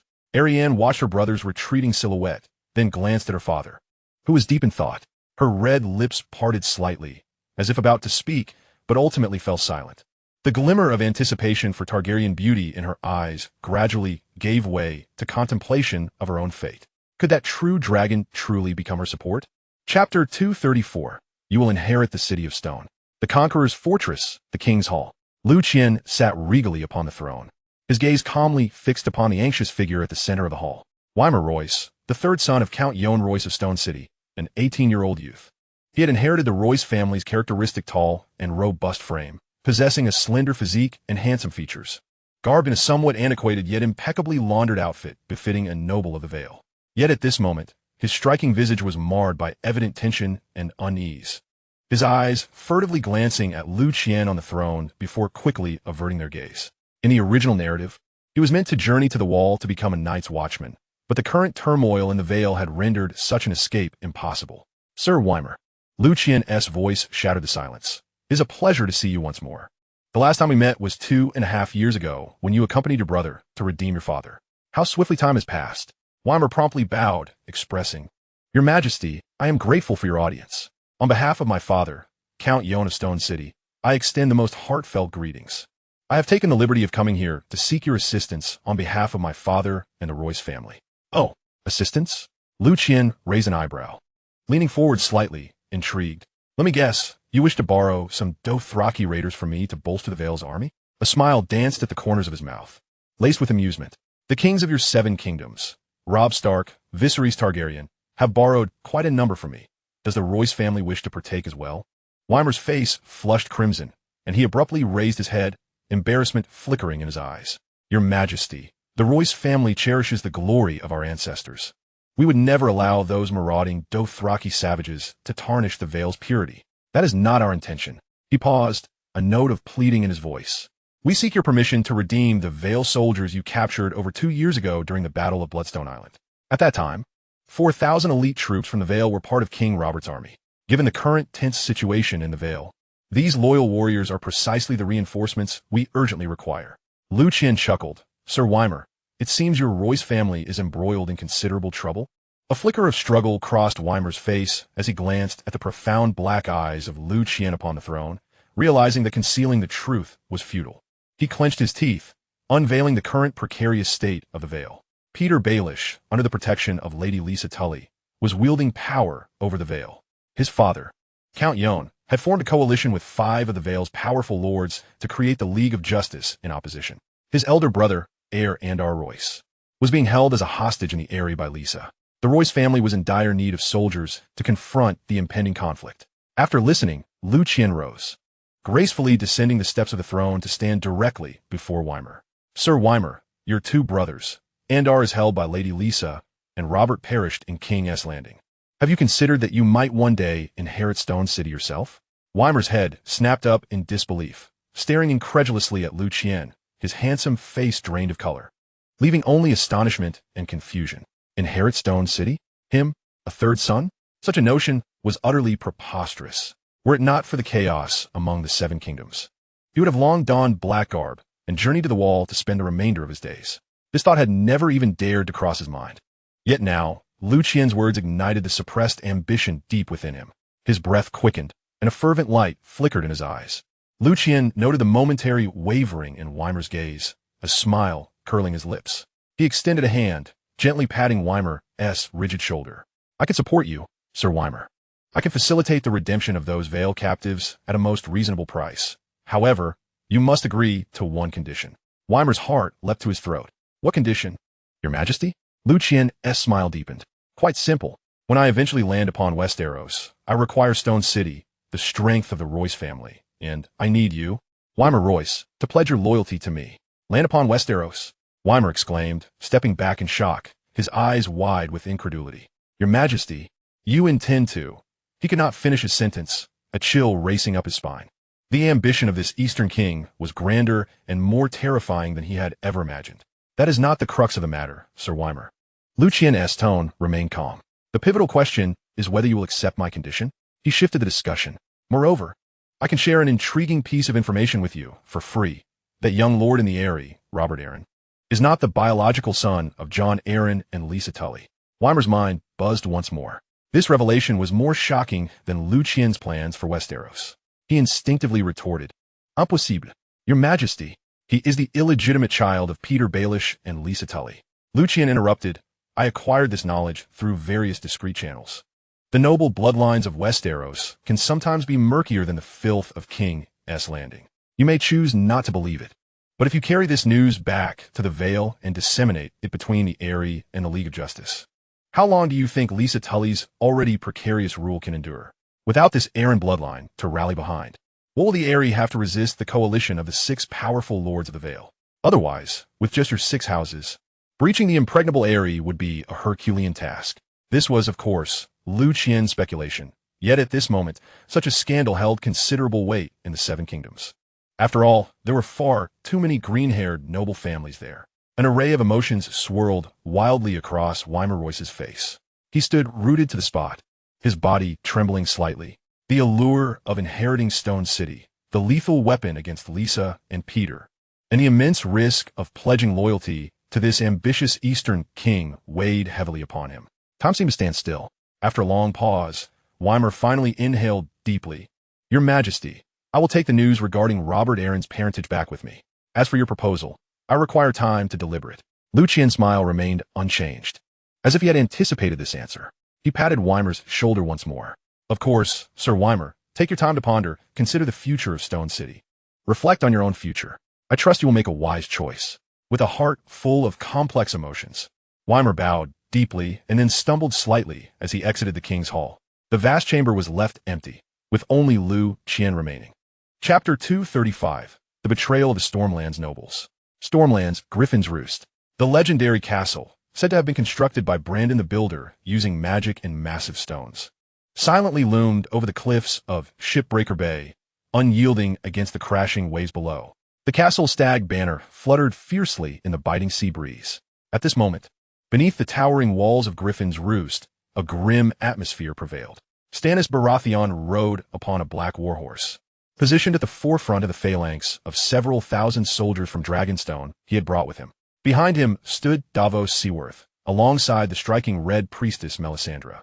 Though few in number, the soldiers of Dragonstone maintained a disciplined formation, exuding a sense of resilience. Before them, a mere arrow's distance from the city walls, Sir Cornay Penrose, the acting Lord of Storm's End and the chief minister to King Edric, arrayed the remaining noblemen of Storm's End and their loyal cavalry in a tense standoff. The newly appointed Earl of Wilder, with a youthful visage marked by apprehension, stood alongside the complexly contemplative Count Sebastian Eller. Above them, the ramparts of Storm's End were lined with vigilant soldiers, poised for confrontation. Stannis. Cornay Penrose's voice shattered the silence. You should never have landed in Storm's End. This place does not welcome a usurper. Turn your ship around and return to Dragonstone, or you shall behold the blades that point towards you. Stannis tightened his grip on the reins, causing his steed to emit a dissatisfied whinny. Abandon your absurd obstinacy. Cornay, let that unworthy bastard in the castle remove his ridiculous crown. He is but a base-born child thrust upon the throne by desire, not a king. The term bastard struck hard at the hearts of all Storm's End nobles gathered beneath the walls. Stannis, equally incensed, recalled the sordid images of Robert and Lady Florence indiscretions, his gaze growing colder still. Courtenay's voice rose defiantly. King Robert has legitimized the claim of His Majesty Edric. He is of the bloodline of House Baratheon, acknowledged as the son by King Robert himself, the rightful heir to the Iron Throne. This is beyond dispute. Rightful heir? Stannis scoffed coldly. So you like those in the Riverlands? Have each crowned your own legitimate king? I dare say the corpse of that 100-day king, Jandrai, has yet to cool. Your Edric shall soon follow in his footsteps. You. Courtenay's face darkened with rage, his retinue stirring uneasily behind him. Stannis offered no opportunity for rebuke. Spare me your grandiose platitudes. How old is that child? Who truly commands your kingdom? Is it you, Lord Cornay Penrose? Your insatiable thirst for power is grotesquely bloated. He abruptly pointed towards the hinterlands beyond Storm's End. Look at the countryside of Storm's End. Observe the villages ravaged by the Dothraki. See the crying people amidst the burning homes and charred earth. What have you done? You ordered a scorched earth policy, cowering like turtles within this stone fortress, while the horsemen run rampant across the land, committing murder and pillage. Your cowardice, your incompetence, your crimes are beyond measure. Stannis' words pierced through the flimsy veneer of nobility that cloaked the Storm's End lords. Cornay, taken aback by such raw accusations, felt the color drain from his face, momentarily speechless. The nobles behind him, including Earl Wilder and Count Sebastian, displayed expressions of shame and turmoil. Stannis, you do not have the right to speak thus. Cornay forced down his inner turmoil. Look at the meager force you bring. It cannot even cast a shadow over you. Can you truly drive those 30,000 Dothraki back into the sea? Cease your grandiloquent boasts. If you dare to assault Storm's End, the very walls shall become the grave of your ambition. Even if I cannot win, I must go. Stannis' voice rose defiantly. To protect my people, that is the duty of a king, of a lord, not to cower within a castle, praying for divine favor while scheming over power. If you lack the courage to act, then open the gates and let me in. I shall lead all the brave and honorable nobles and soldiers of Storms in to expel those beasts and rescue our land. His words reverberated in the hearts of the Storm's End nobles. To protect the people, that is the king's duty. In that moment, Stannis' figure, though not towering, seemed to radiate an overwhelming brilliance against the backdrop of thousands of soldiers and the imposing castle walls. Courtenay's expression shifted dramatically, flickering between red and white as he glared at Stannis, his lips moving silently before he finally managed a cold grunt. Yanking the reins and turning his horse towards the massive gates of Storm's End without uttering another word. The other nobles exchanged glances, each witnessing the tumult and wavering in the other's eyes. They did not look back at Stannis, but, burdened by heavy and conflicting emotions, slowly turned their steeds back. Nightfall. In Stannis' camp, the royal tent. The interior was furnished with a simplicity bordering on starkness. A military cot, a rough wooden table cluttered with maps and intelligence, and a few chairs. Stannis stood with his back to the tent entrance, fingers pressed firmly against the map depicting Storm's End, his brow furrowed deeply. To engage in battle against the Dothraki, all forces of Storm's End must be united. Yet, Courtenay's stubbornness exceeded expectations. Light footsteps, accompanied by an unusual warmth, approached him. Melisandre appeared silently behind him, her ruby-lit eyes gazing intently at Stannis' tense profile. Your Grace, her voice, smooth as silk, broke the stillness of the tent. I can assist you in taking Storm's End. Stannis whirled around, his dark blue eyes locking onto hers with the keen intensity of a hawk. Tell me, what must I do? Melisandre did not respond immediately. She stepped closer until they stood mere breaths apart, her gaze enveloping Stannis's rigid, austere face like the gentlest of flames. A delicate, pale hand reached up to caress Stannis's weathered, cold cheek. The touch caused his body to stiffen instantly, an unusual warmth radiating from that point, intertwining with the frozen blood and fury within him.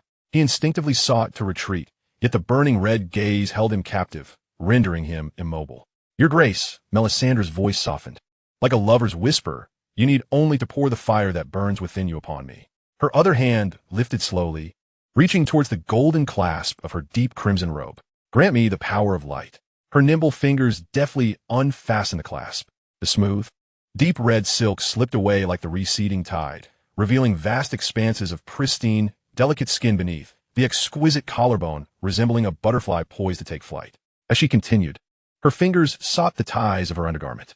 Stannis's breath caught in his throat. A tempest swirled within his dark blue eyes. Reason screamed at him to flee from temptation. Yet the repressed instinct deep within him, along with an insatiable thirst for power, ravenously consumed his crumbling defenses. He stood rigid, transfixed by the breathtaking sight of alabaster, his throat parched and voiceless. Melisandre appeared pleased with his reaction, her red lips curving into an alluring smile. At that moment, Your Grace, a sudden, urgent shout accompanied by heavy footsteps burst into the tent.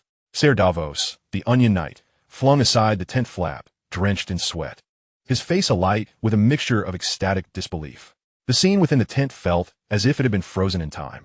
Stannis recoiled as if startled, a flush of embarrassment, indignation, and a hint of disarray flooding his countenance as he fumbled to adjust his attire, which was, in truth, unrumpled. In contrast, Melisandre merely paused, her smile unwavering, as she leisurely drew her loosened red robe back into place, concealing the dazzling white beneath. Davos froze the moment he parted the curtain. He beheld the rare disarray of His Majesty Stannis, the sight of Melisandre's recently restored garment and her alabaster shoulders, and he instantly comprehended the nature of his unwelcome intrusion. He swiftly bowed his head, unable to bear the gaze, wishing he could vanish into the earth. What is the meaning of this? Stannis's voice rang out, tinged with a forcibly suppressed ire, attempting to mask his earlier lapse. Davos inhaled deeply, compelling himself to shake off his astonishment. Your Grace. The gates of Storm's End had been flung open. What? Stannis's anger was swiftly eclipsed by profound shock. He doubted his own hearing. It is Lord Wilder of Rainhouse and Lord Sebastian of Hay Hall.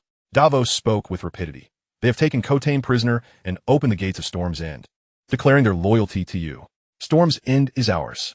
The magnitude of this revelation rendered Stannis momentarily speechless. He gazed incredulously at Davos, then instinctively glanced at Melisandre, who had once more enveloped herself in her deep crimson robe. Was it her power? Or had his impassioned speech about duty and valor finally breached the defenses of those nobles? There was no time for contemplation. A wave of elation engulfed Stannis.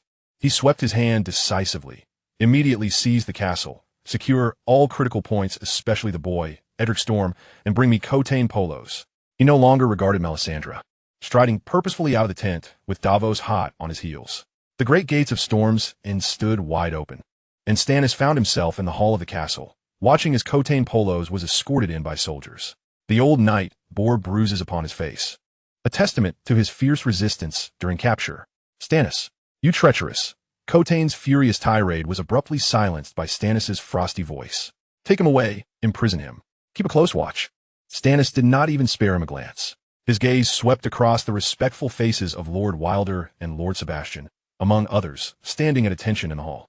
Summon all lords of Storm's End capable of battle. Stannis's voice resonated throughout the hall. Rally your armies, bring forth all weapons and supplies, and drive those marauding Dothraki and their accursed dragon banner into the sea. Chapter 236, The Westerlands versus the Riverlands. The river whispers like a languid silver serpent, winding through the fertile heart of the Riverlands. On either bank, endless golden waves of wheat and verdant pastures stretch as far as the eye can see, intermittently adorned with the curling smoke of distant villages. This should have been a tranquil tableau under the aegis of the seven gods. It was violently torn asunder by the thunderous hoofbeats and rising dust. Sir Adam Marbrand stood upon a gentle slope, his cloak billowing in the summer breeze. Beneath his helmet, his countenance was steely as he surveyed the open glade ahead, where 7,000 cavalrymen of the Westerlands unfurled behind him, their steeds restlessly pawing the ground, exhaling plumes of mist, while the clattering of metal armor melded into a stifling hum. Cursed Riverlanders, they cling stubbornly, Adam muttered under his breath, his gaze drifting past the fields to the distant white stone arch bridge that spanned the River Whispers. This bridge was the vital artery of the Weeping Trees, and the swiftest route in his plans to rendezvous with Damien further north at Bitterbridge. Upon receiving news of Tywin's demise and Viserys landing in Storm's End, he and Damian Lannister had promptly evacuated Highgarden. However, the spoils of their plundering in the Riverlands necessitated wagons and mules for transport, which could only traverse the Rose Road. Adam and Damian deemed this route too perilous, likely to attract the attention of Riverland reinforcements. Thus, they resolved to split their forces. One contingent led by Sir Damian, with 8,000 cavalry, and the supply train would continue north along the Rose Road, while the other, commanded by Sir Adam, would ravage the rural villages along the Mander River, diverting the attention of the Riverland forces pursuing from behind. To facilitate Damien's swift escape, Sir Adam's troop moved slowly, repeatedly circling the southern bank of the River Whispers, burning, pillaging, and creating chaos. This maneuver indeed drew the notice of the Riverland nobility. The first noble to discern the Lannister forces was Lord Sonford of Weeping Trees, leading a mere 1,000 men, utterly incapable of mounting a defense. Upon receiving word of attacks against his subjects, he promptly penned letters to the other Riverland nobility, beseeching their assistance for Weeping Trees.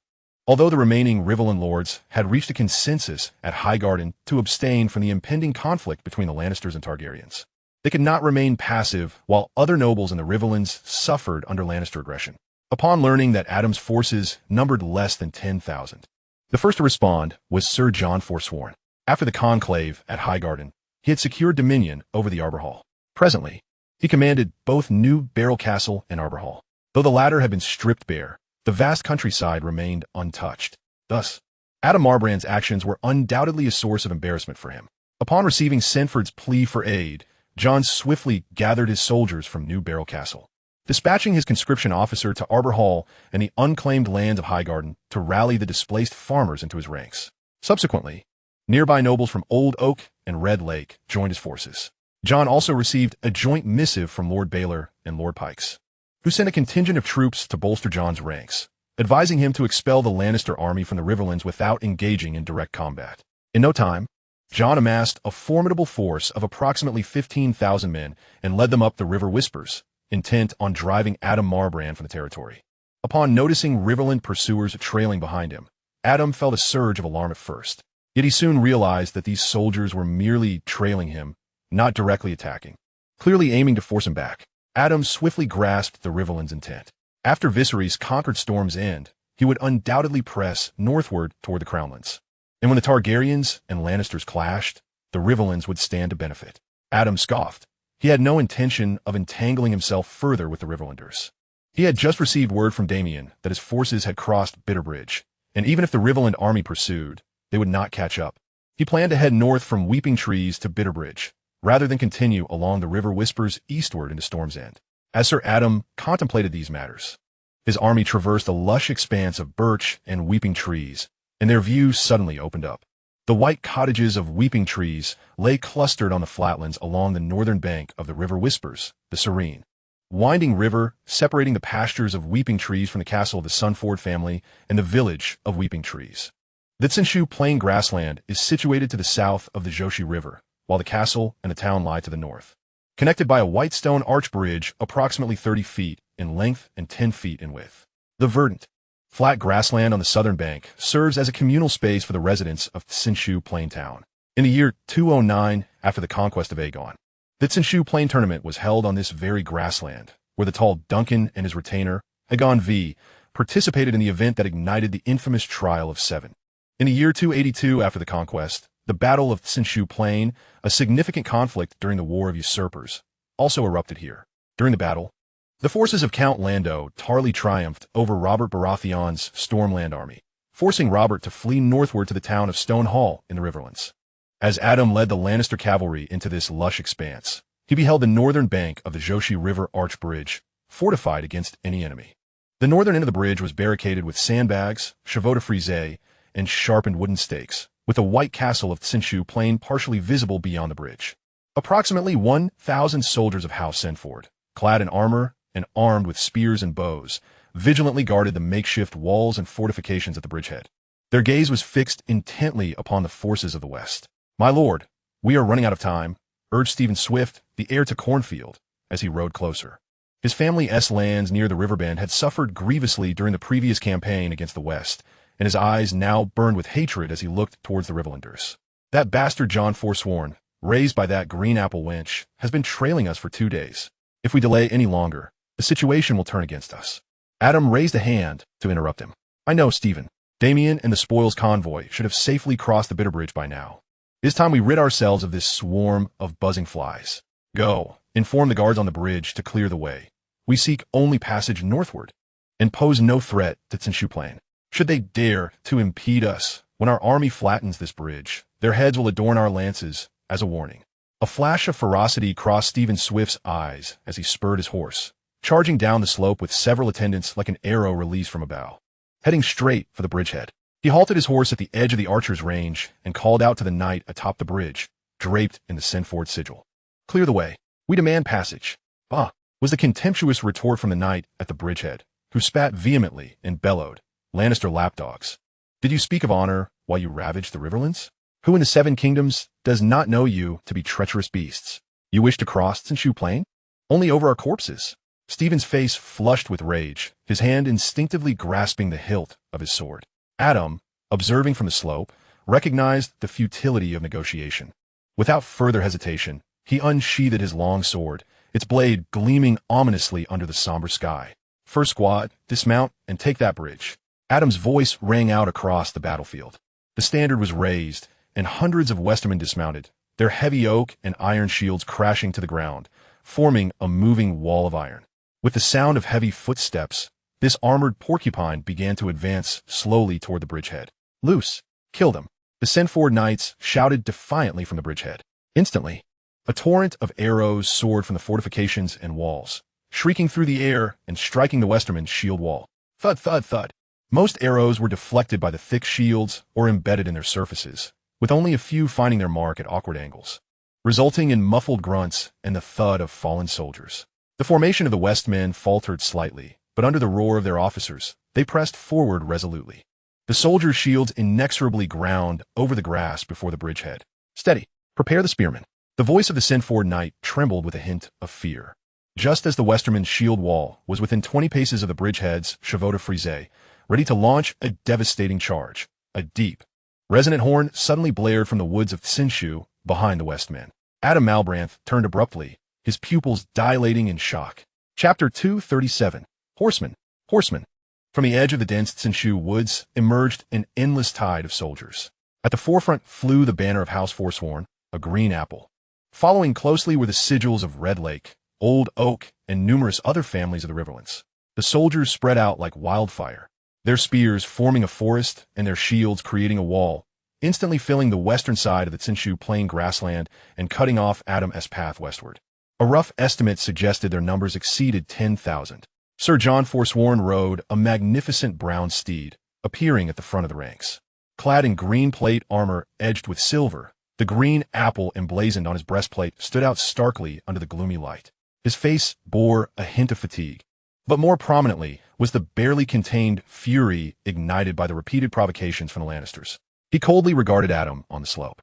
"Adam Malbrant, take your wolves and leave the Riverlands, or Tsinshu Plain shall become your grave." Adam's heart sank.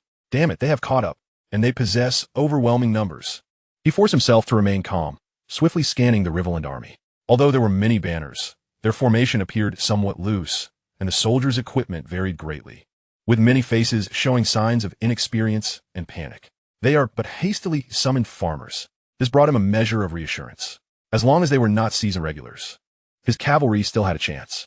At that moment, a knight draped in the sigil of Red Lake, Richard Klein, galloped forth from the ranks of the Riverlanders. Halting before the two armies, he called out loudly, adhering to the conventions of noble warfare, "Sir Adam Malbranth, by the command of Lord John Forsworn. If you depart the Riverlands to the east and circumvent the Stormlands, we guarantee your safe passage. Otherwise, the consequences shall be yours to bear." "Circumvent the Stormlands?" Adam Sukolfut Inyardli. What is the situation there now? Viserys is rampaging with 30,000 horsemen. To charge him would be tantamount to seeking death. Moreover, to lay down arms and surrender, that is the height of folly. Safe passage? Adam's tone dripped with sarcasm. Spare me your disingenuous mercy, Riverlander. I shall cross this bridge today. Either clear the way, or we shall speak with our swords. In that tense moment, as both sides prepared for conflict, whoosh, an arrow, piercing the air with a mournful whistle, was suddenly loosed from the flank of the Riverlander army. This arrow was not aimed at Adam, but veered erratically before feebly embedding itself in the grass before the Westmen's ranks. It was like a spark igniting oil. Kill them. Avenge our home. Lannister beasts. They burn my house. Slaughter my son. Charge. Annihilate these Westmen wolves. Those from the Arbor, the Cider Hall, and other regions ravaged by Lannister forces, the dispossessed farmers and surviving kin filled with vengeance, surged forward, rallied by Jon Forsworn. Sir John Forsyth adhered to Baelor's strategy of expulsion, engaging not in direct confrontation with the Westerlands. This decision allowed the pent-up fury within their ranks to accumulate until it finally erupted. Hundreds, then thousands, of enraged soldiers from the Riverlands disregarded the officers' shouts and commands, abandoning their formations to charge wildly towards the Westerland forces, brandishing spears and emitting beastly howls. In their eyes, there was no semblance of formation or strategy.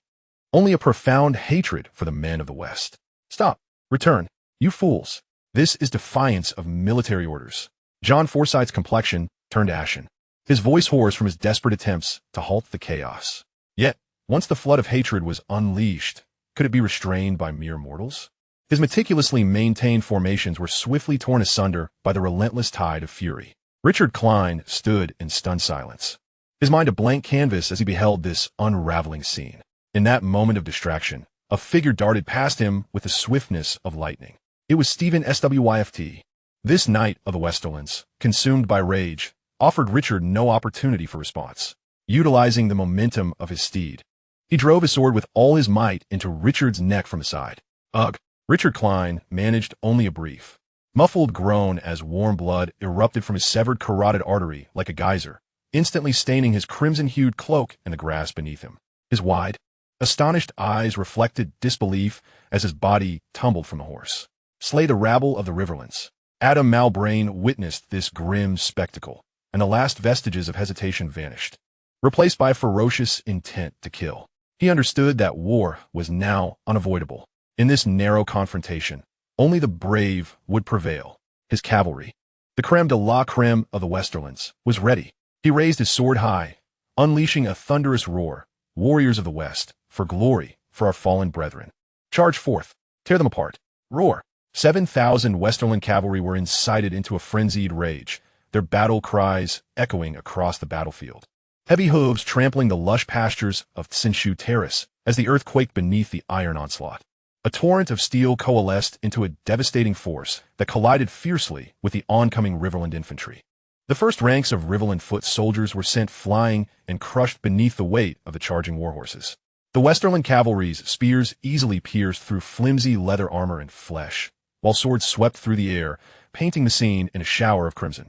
The momentum of the Riverland infantry's charge was abruptly stymied. The front line met the relentless force as if colliding with a stone wall, mercilessly ground to dust.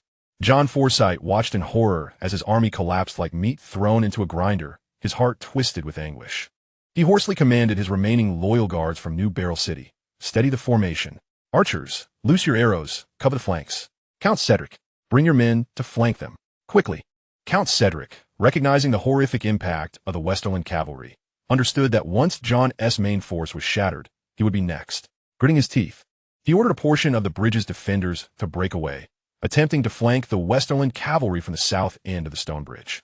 However, the hasty infantry assault proved ineffectual against the rapidly charging cavalry, who deftly maneuvered their ranks to cut them down. Chaos engulfed the battlefield. The Westerland cavalry, benefiting from superior equipment, discipline, and ferocity, repeatedly surged through the disarrayed Riverland infantry, leaving devastation in their wake. Although the Riverland foot soldiers were numerous, they suffered from a lack of unified command, inferior equipment, and inadequate training. The relentless onslaught of cavalry resulted in staggering casualties, and the morale of the troops plummeted at a visible rate. Increasing numbers began to turn and flee, exposing their backs to the pursuing cavalry, resulting in swifter deaths. Senshu Terrace, a land once witness to knightly glory, was now drenched in blood, littered with corpses. Just as the Westerland cavalry appeared to seize the upper hand, and Adam prepared to obliterate Jon's forces, a chilling and wild horn sounded from the southeast of the battlefield. This piercing sound cut through the cacophony of combat, compelling Adam, Jon, and all remaining commanders to turn their gazes toward its source. In the next instant, they beheld a sight that would be etched into their memories for eternity. From the southeastern horizon surged an endless tide of brown, a multitude of Dothraki warriors roaring with primal fury. They bore no orderly formations, no gleaming armor, only bare torsos adorned with totems, crude painted leather vests, and the curved arak blades they wielded with abandon, mounted upon small yet remarkably agile steeds. They emitted beast-like whistles and roars, the thunder of their galloping horses stirring clouds of dust that obscured the sun. At the forefront of this maelstrom fluttered a banner that danced wildly in the wind, a striking sight indeed. Upon a black field, a fearsome three-headed red dragon roared in embroidery. The leader of this horde was the towering Yago Cow, his muscular torso bare as he swung a massive arak blade. A bloodthirsty grin upon his face, his eyes aflame with an insatiable lust for slaughter and plunder. He had ravaged his way westward from the hayloft of the Stormlands, through the Coppergate, Fairwood, Blackport, and Night Song, arriving here with an army whose morale had only grown more fervent with each conquest. Even wild dogs along the way had met their doom at their hands. At that moment, Yago Cow paid no heed to the Riverland and Westerland armies, viewing them merely as ants obstructing his path. His sole aim was the battlefield before him, and all the wealth and lives it contained for the taking. Kill! Kill! Kill! Yago bellowed, brandishing his blade towards the chaotic battlefield of Senshu Terrace. In the next heartbeat, over 30,000 Dothraki horsemen surged towards the fiercely clashing Riverland and Westerland forces. Adam Malbrain's face turned as pale as a sheet. Jon Forsythe felt the world darken before him, nearly toppling from his mount. The Dothraki swiftly engulfed the southeastern corner of Senshu Terrace. First to bear the brunt were a portion of the Westerland foot soldiers entangled at the battlefield's edge with Cedric's defenders, alongside more Riverland infantry fleeing in disarray. The sounds of bones snapping and bodies colliding filled the air, accompanied by the anguished cries of despair. The Dothraki spared no distinction between friend and foe. Anything that stood before their steeds was mere prey. The sturdy armor of the Westerland soldiers offered little protection against the Dothraki's savage blades and the thunderous charge of their steeds, quickly being overwhelmed and torn apart. The Riverland infantry, akin to stalks of wheat, were effortlessly harvested. Countless soldiers were cleaved open by curved blades, trampled underfoot, or ensnared and dragged down to their deaths. Blood gushed forth, staining the verdant grassland with crimson. Chaos swiftly spread across the entire battlefield. The collapse of the Riverland forces transformed into a complete rout. Soldiers discarding their helmets and armor, wishing they had been born with 2 extra legs, crying out as they scattered in terror. The formation of the Westerland cavalry was equally disrupted by this sudden, ferocious onslaught from the rear. The warhorses, startled, sent the knights into a chaotic frenzy as they struggled to turn their mounts against the oncoming tide of Dothraki cavalry, only to be swept away by the surging wave. Steady now. Do not panic. Rally to me. Form ranks. Form ranks. Adam Marbrand shouted hoarsely, brandishing his longsword in a desperate attempt to regroup his troops.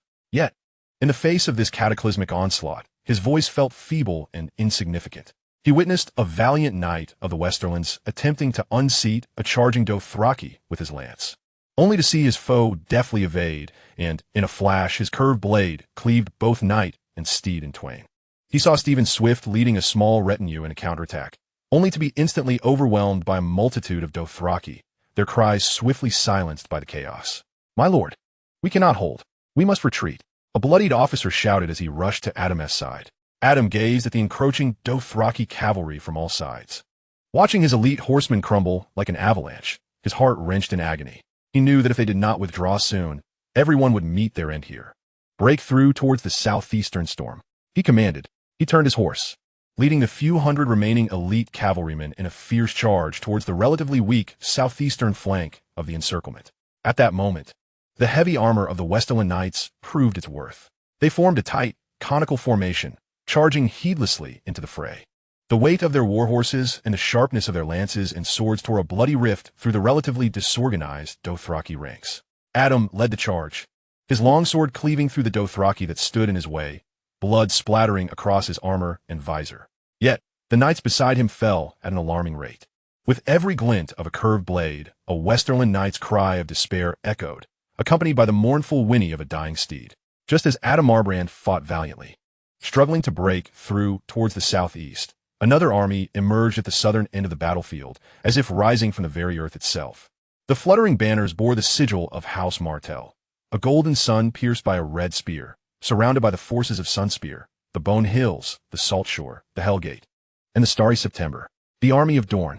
Prince Quentyn Martell rode a striking sandy-colored horse, clad in light scale armor, his face betraying the weariness of a long journey and the tension of newfound battle. Beside him were Demon Sand, the bastard of Sunspear, and Obara Sand, the eldest daughter of Prince Oberyn. They had just emerged from the Prince S Pass, tracking the Dothraki raiders who had plundered Night S Watch, only to stumble upon such a tumultuous and grand battlefield. It is the army of Prince Viserys. They are attacking the Westerlands and the Reach, Obara Sand exclaimed, pointing excitedly at the black banner with the red dragon, her eyes ablaze with a thirst for vengeance. Prince, this is our opportunity. Dorne and the Reach share blood feuds, and the Lannisters are our sworn enemies. Let us seize this chance to ally with His Grace Viserys and annihilate them. She unsheathed her spear, eager for action. Demon Sand furrowed his brow, a hint of concern etched on his handsome face. Obara, remain composed. The battlefield is too chaotic, and those horsemen appear to lack discipline. Quentyn's heart raced as his father's words echoed in his mind. If Viserys held the advantage, they should join him, yet maintain their independence. Before him, the Targaryen banner wreaked havoc upon the battlefield, with the Westerlands and the Reach suffering grievous losses. Was this not an advantage?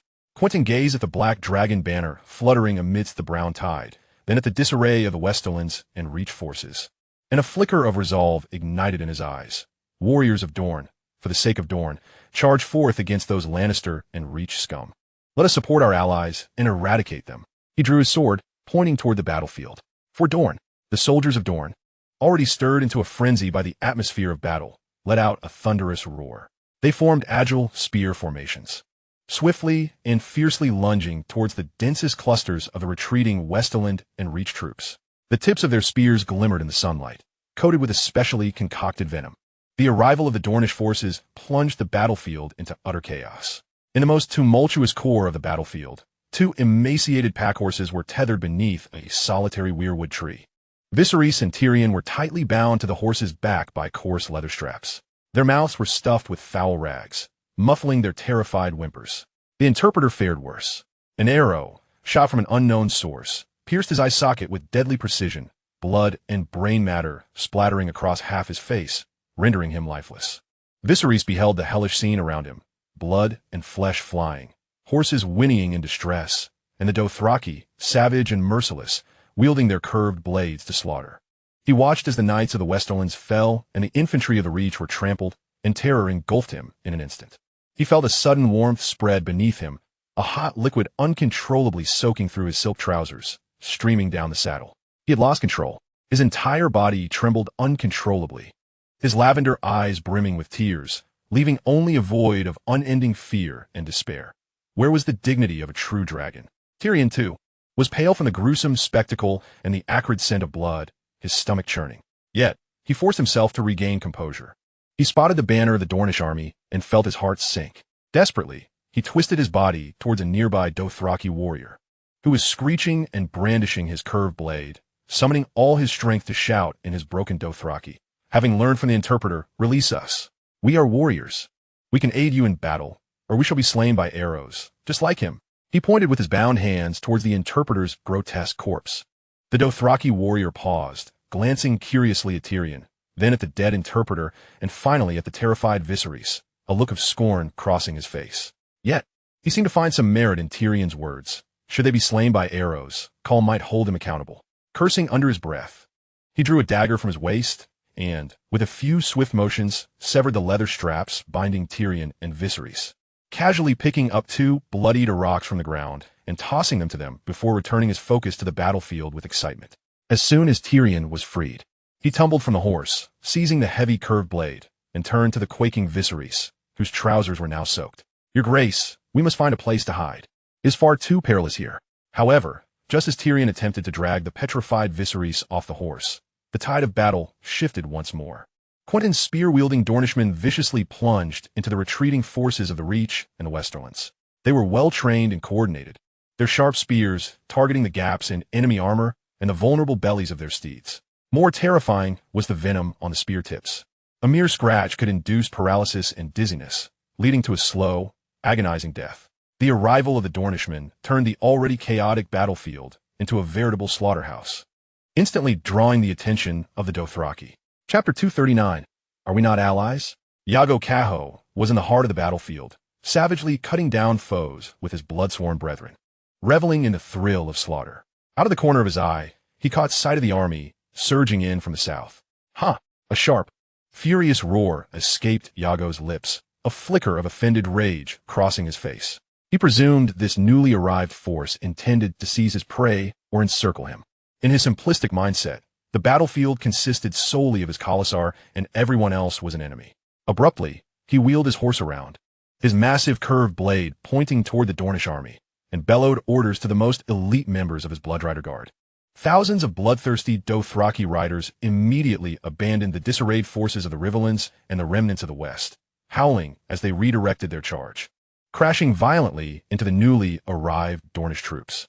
Quentin was directing his soldiers to eliminate a small band of stubborn Westermen when he suddenly felt the ground tremble violently.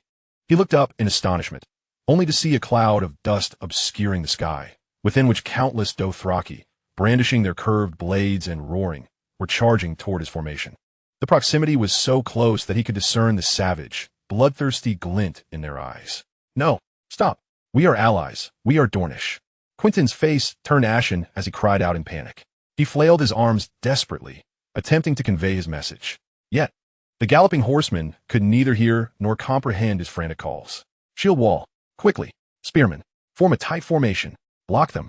Daimon Shad reacted with remarkable speed, his voice a piercing roar, his expression one of horror. The well-trained Dornish soldiers exhibited exceptional discipline. Amid the frantic shouts of the officers, the outer soldiers swiftly crouched down, driving their massive, leather-covered shields firmly into the ground, the edges interlocking seamlessly to form a low but sturdy circular shield wall. The second and third ranks of spearmen crouched or stood, thrusting their 3-meter-long, poisoned spears through the gaps in the shields, angled toward the oncoming tide of cavalry. Boom! The Dothraki cavalry collided forcefully with the Dornish Iron Hedgehog. In that instant of impact, blood and flesh erupted. The foremost Dothraki riders, along with their steeds, were impaled by the dense forest of spears, emitting shrill, anguished cries, the sheer inertia even snapping some spears.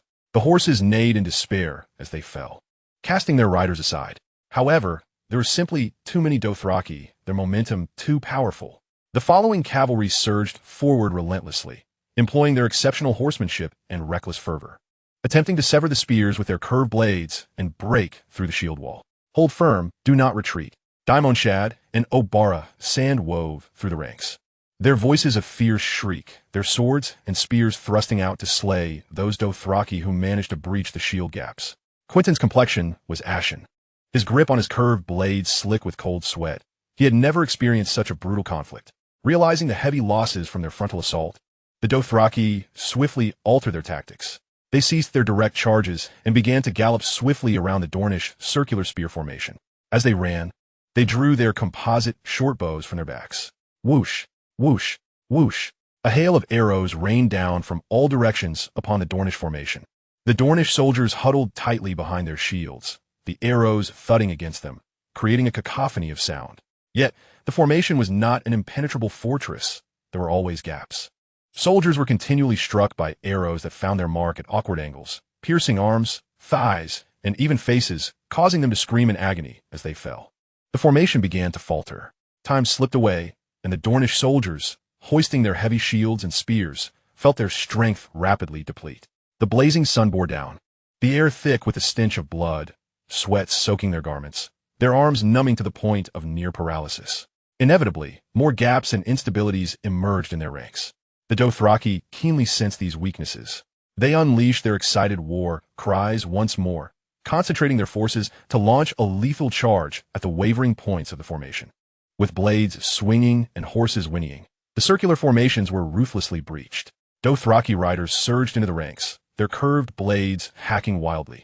mercilessly claiming the lives of the Dornish soldiers who had lost the protection of their formation. "Oh, my leg! I can't hold on! Run!"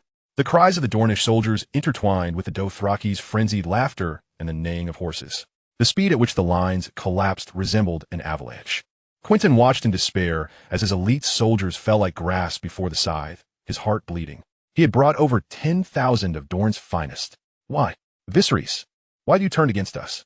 Quentyn's eyes blazed crimson as he issued a bewildered roar toward the center of the battlefield, where the black dragon banner waved. "My prince, now is not the time for questions." Daemon Shad, drenched in blood, fought fiercely to fell an onrushing Dothraki rider, positioning himself protectively before Quentyn, shouting hoarsely, "Either Viserys is treacherous or he cannot control these savages. These barbarians will not serve the weak. We have miscalculated. What shall we do now?" Obarasan approached, her spear shattered, now wielding a curved blade with several wounds adorning her body, yet her gaze remained fierce. "We must find Viserys." Quentyn wiped the blood from his face, a glimmer of resolve flashing in his eyes as he recalled his father's final command, to bring him back alive or dead, otherwise. The blood of Dornish warriors would have been shed in vain. He shouted to the officers who could still gather around him, "Consolidate, rally to House Martell's banner, form a larger formation, and search for Viserys." The remaining Dornish soldiers began to laboriously converge toward Quentyn's blazing golden spear banner, attempting to forge a more substantial defensive formation. Meanwhile, the Dothraki, like sharks sensing blood, relentlessly pursued, surrounding them with a storm of arrows and charges. The southern battlefield had transformed into a bloody meat grinder, with lives extinguished by the minute. News of the brutal clash between the Dornish and the horsemen spread across the chaotic battlefield. Adam Marbran, who was desperately trying to break through the eastern flank while being tightly pressed by the horsemen, and Jon Fossaway, who was still gathering the remnants of his forces at the edge of the Weirwood Grove, both noted the unusual activity at the southern end. Upon witnessing Dorne's fresh troops engaging with the horsemen, a flicker of hope ignited within them.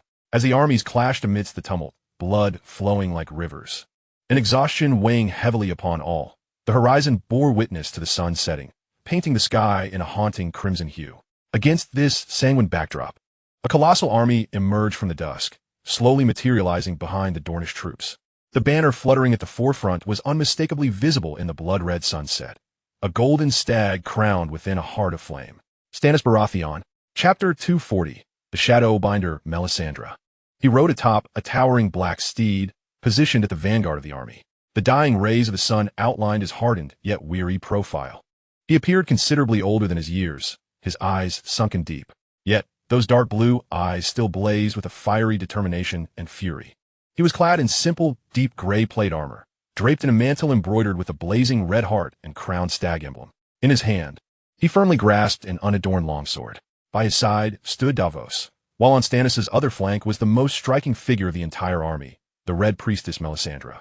She remained adorned in her flowing crimson robe, accentuating her tall and graceful silhouette. Her thick red hair fluttered gently in the evening breeze, and her breathtaking visage appeared even more otherworldly beneath the blood-red sunset. Yet, what was most shocking was the pronounced bulge of her abdomen, reminiscent of a woman in the final stages of pregnancy.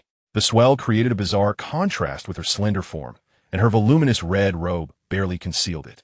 Her delicate hands rested lightly upon her rounded belly, a mysterious smile gracing her lips. The enormous red gemstone pendant around her neck refracted a flowing, enchanting crimson light under the setting sun. The banners of the Stormlands noble houses clustered around the burning stag standard, bringing with them the remnants of the Stormlands' might. After the devastation wrought by the wildfire in King's Landing, the Stormlands had managed to muster an army of approximately 10,000, bolstered by Stannis' 5,000. Forming a substantial force, he had followed this path, witnessing the destruction of the Stormlands villages, the brutal slaughter of villagers by horsemen, and the abduction of many into slavery, his heart brimming with fury. However, he did not succumb to madness. The horsemen numbered 30,000, placing them at a disadvantage. He recalled the last siege of Storm's End, when Melisandre had assured him of a way to seize the castle, prompting Stannis to consult her. Melisandre spoke little, and that very night, she and Stannis resumed their prior engagement in the tent. Initially bewildered, Stannis soon noticed that as their army advanced westward, Melisandre's belly swelled like a balloon.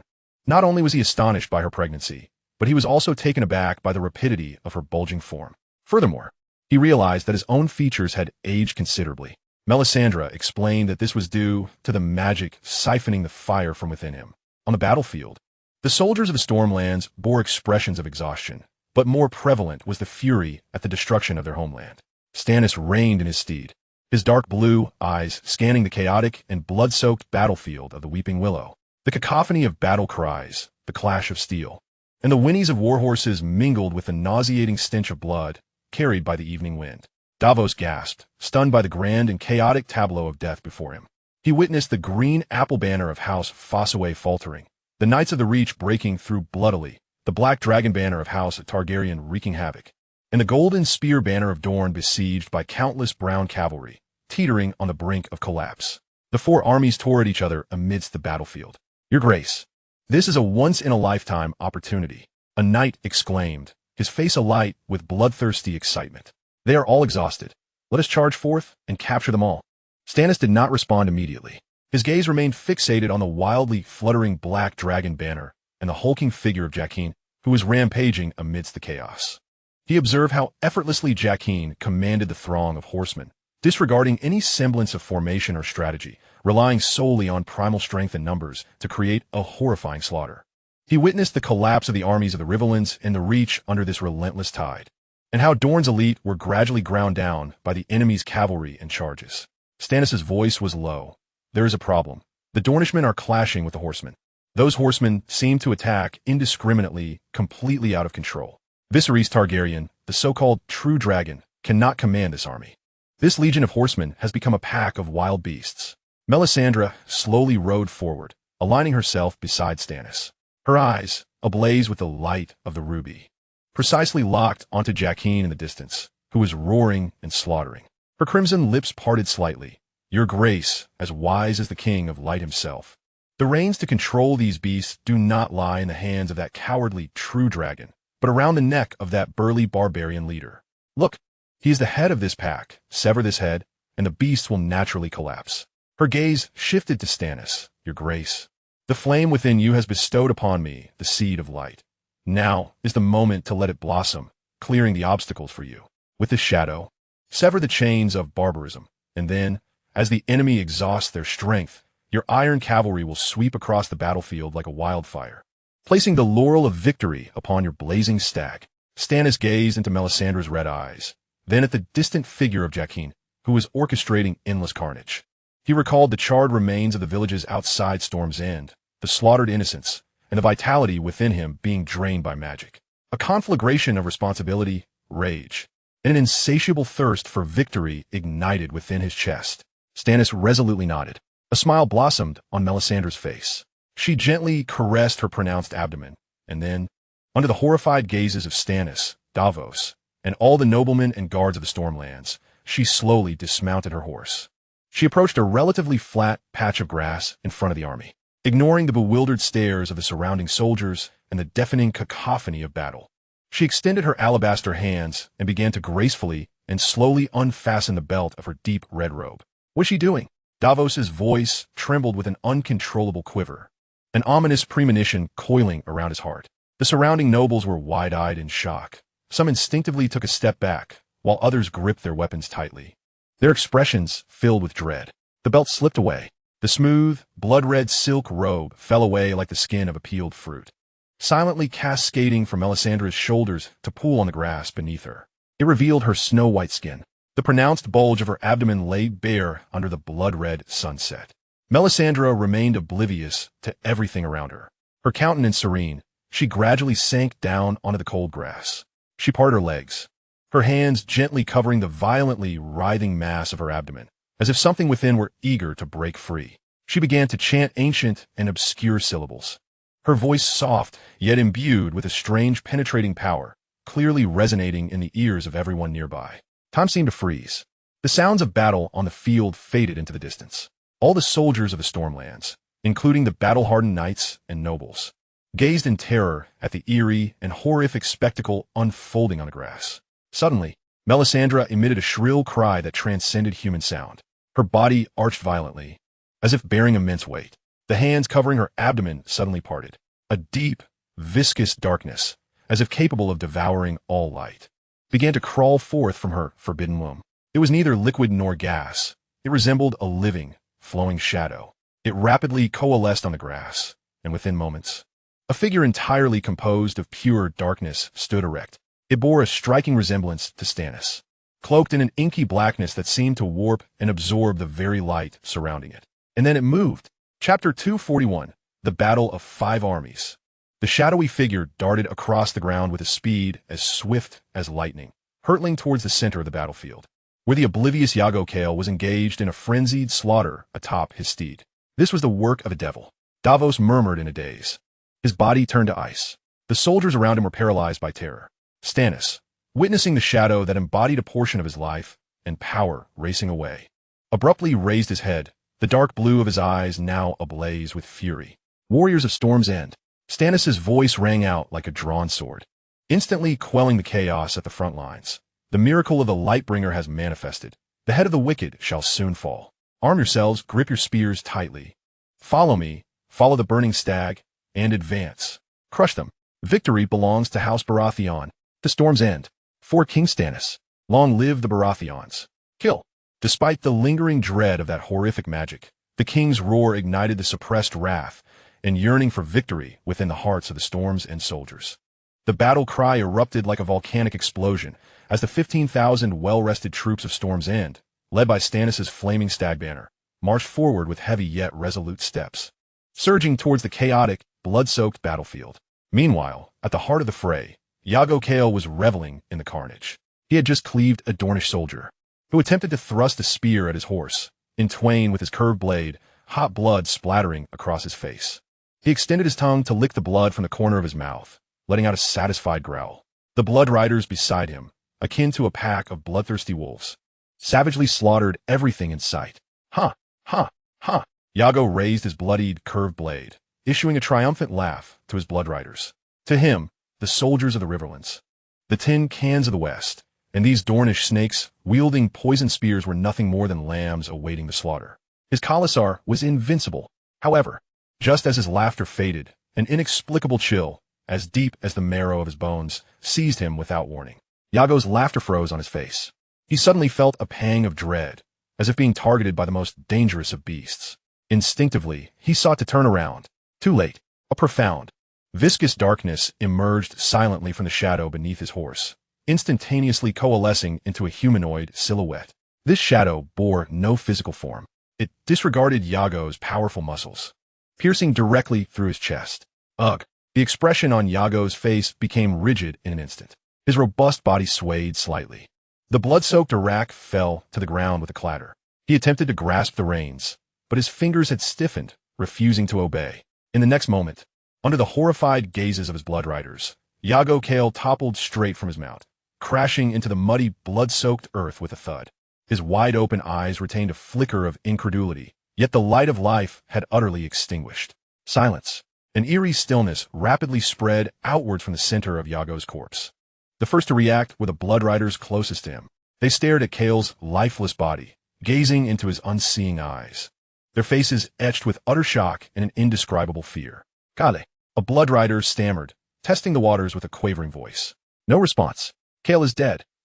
Another blood rider let out a heart-wrenching wail, instantly shattering the morale of all the Dothraki warriors. The Khalasar collapsed in an instant. Kale is dead. Run. A demon. A demon has slain Kale. Flee. Leave this cursed place. Desperate cries erupted among the Dothraki, who could no longer concern themselves with their foes, nor with plunder or slaughter. The instinct for survival propelled them to discard their rocks, turn their horses, and flee in all directions, aimlessly escaping in a frenzy. The once mighty brown tide, dominating the battlefield, disintegrated in an instant. This sudden upheaval left all factions still struggling on the battlefield in astonishment. Quentin, besieged by horsemen and nearly in despair, could hardly believe his eyes as he witnessed the horsemen fleeing in chaos.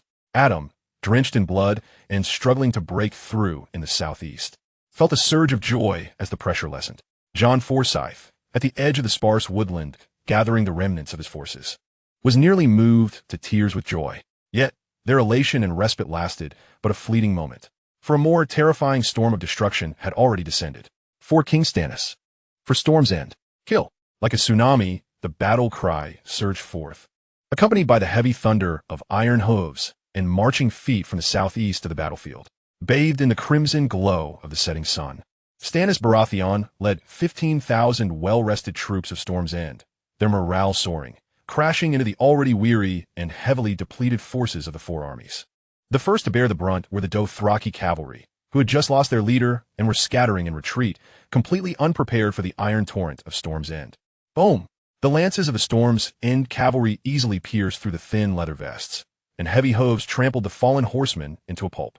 The infantry followed closely, spears stabbing and battle axes swinging, mercilessly harvesting the Dothraki who had lost their will to fight.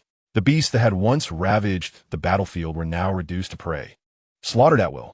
Next, the spearhead of Storm's End relentlessly swept towards the disarrayed remnants of the West, the routed Riverlanders, and the Dornish struggling to regroup and search for Viserys. Hold firm. Hold them back. Adam Marbrand watched in horror as the burning stag banner swept towards them. He could no longer concern himself with honor and dignity, shouting hoarsely to Stephen Swift beside him, "Quickly, take off your armor and swim across the river. Hurry!" Adam frantically unbuckled his heavy breastplate, while Stephen and the other surviving knights scrambled to shed their burdens. The icy waters of the Trident were their only path to survival. Adam barely had time to fully remove his chainmail, stumbling towards the riverbank, plunging into the rushing, frigid waters. Stephen and dozens of other Westerman knights followed closely behind, desperately swimming towards the opposite shore. The icy river water swiftly sapped their body heat, and behind them, the cries of those who were struck by pursuing enemies or swept away by the current echoed in despair. Quentyn also beheld the approaching burning stag banner, along with the cold gaze of Stannis beneath it. A chill shot through him, reaching the crown of his head. The more than 10,000 elite troops he had brought were already half lost in the brutal war of attrition against the horsemen. Their formation was disordered, and they were utterly exhausted. How could they withstand this formidable force? Retreat. The entire army, retreat. Back to Dorne. Quickly. Quentyn, resolute in his decision, issued commands with unwavering authority. The matters of Vise Dothrak and the mission at hand paled in significance against the dire necessity of survival. The remaining Dornish soldiers, clutching at the semblance of salvation, fled in disarray towards the southern Prince's Pass, abandoning their armor and retreating in a state of utter desperation.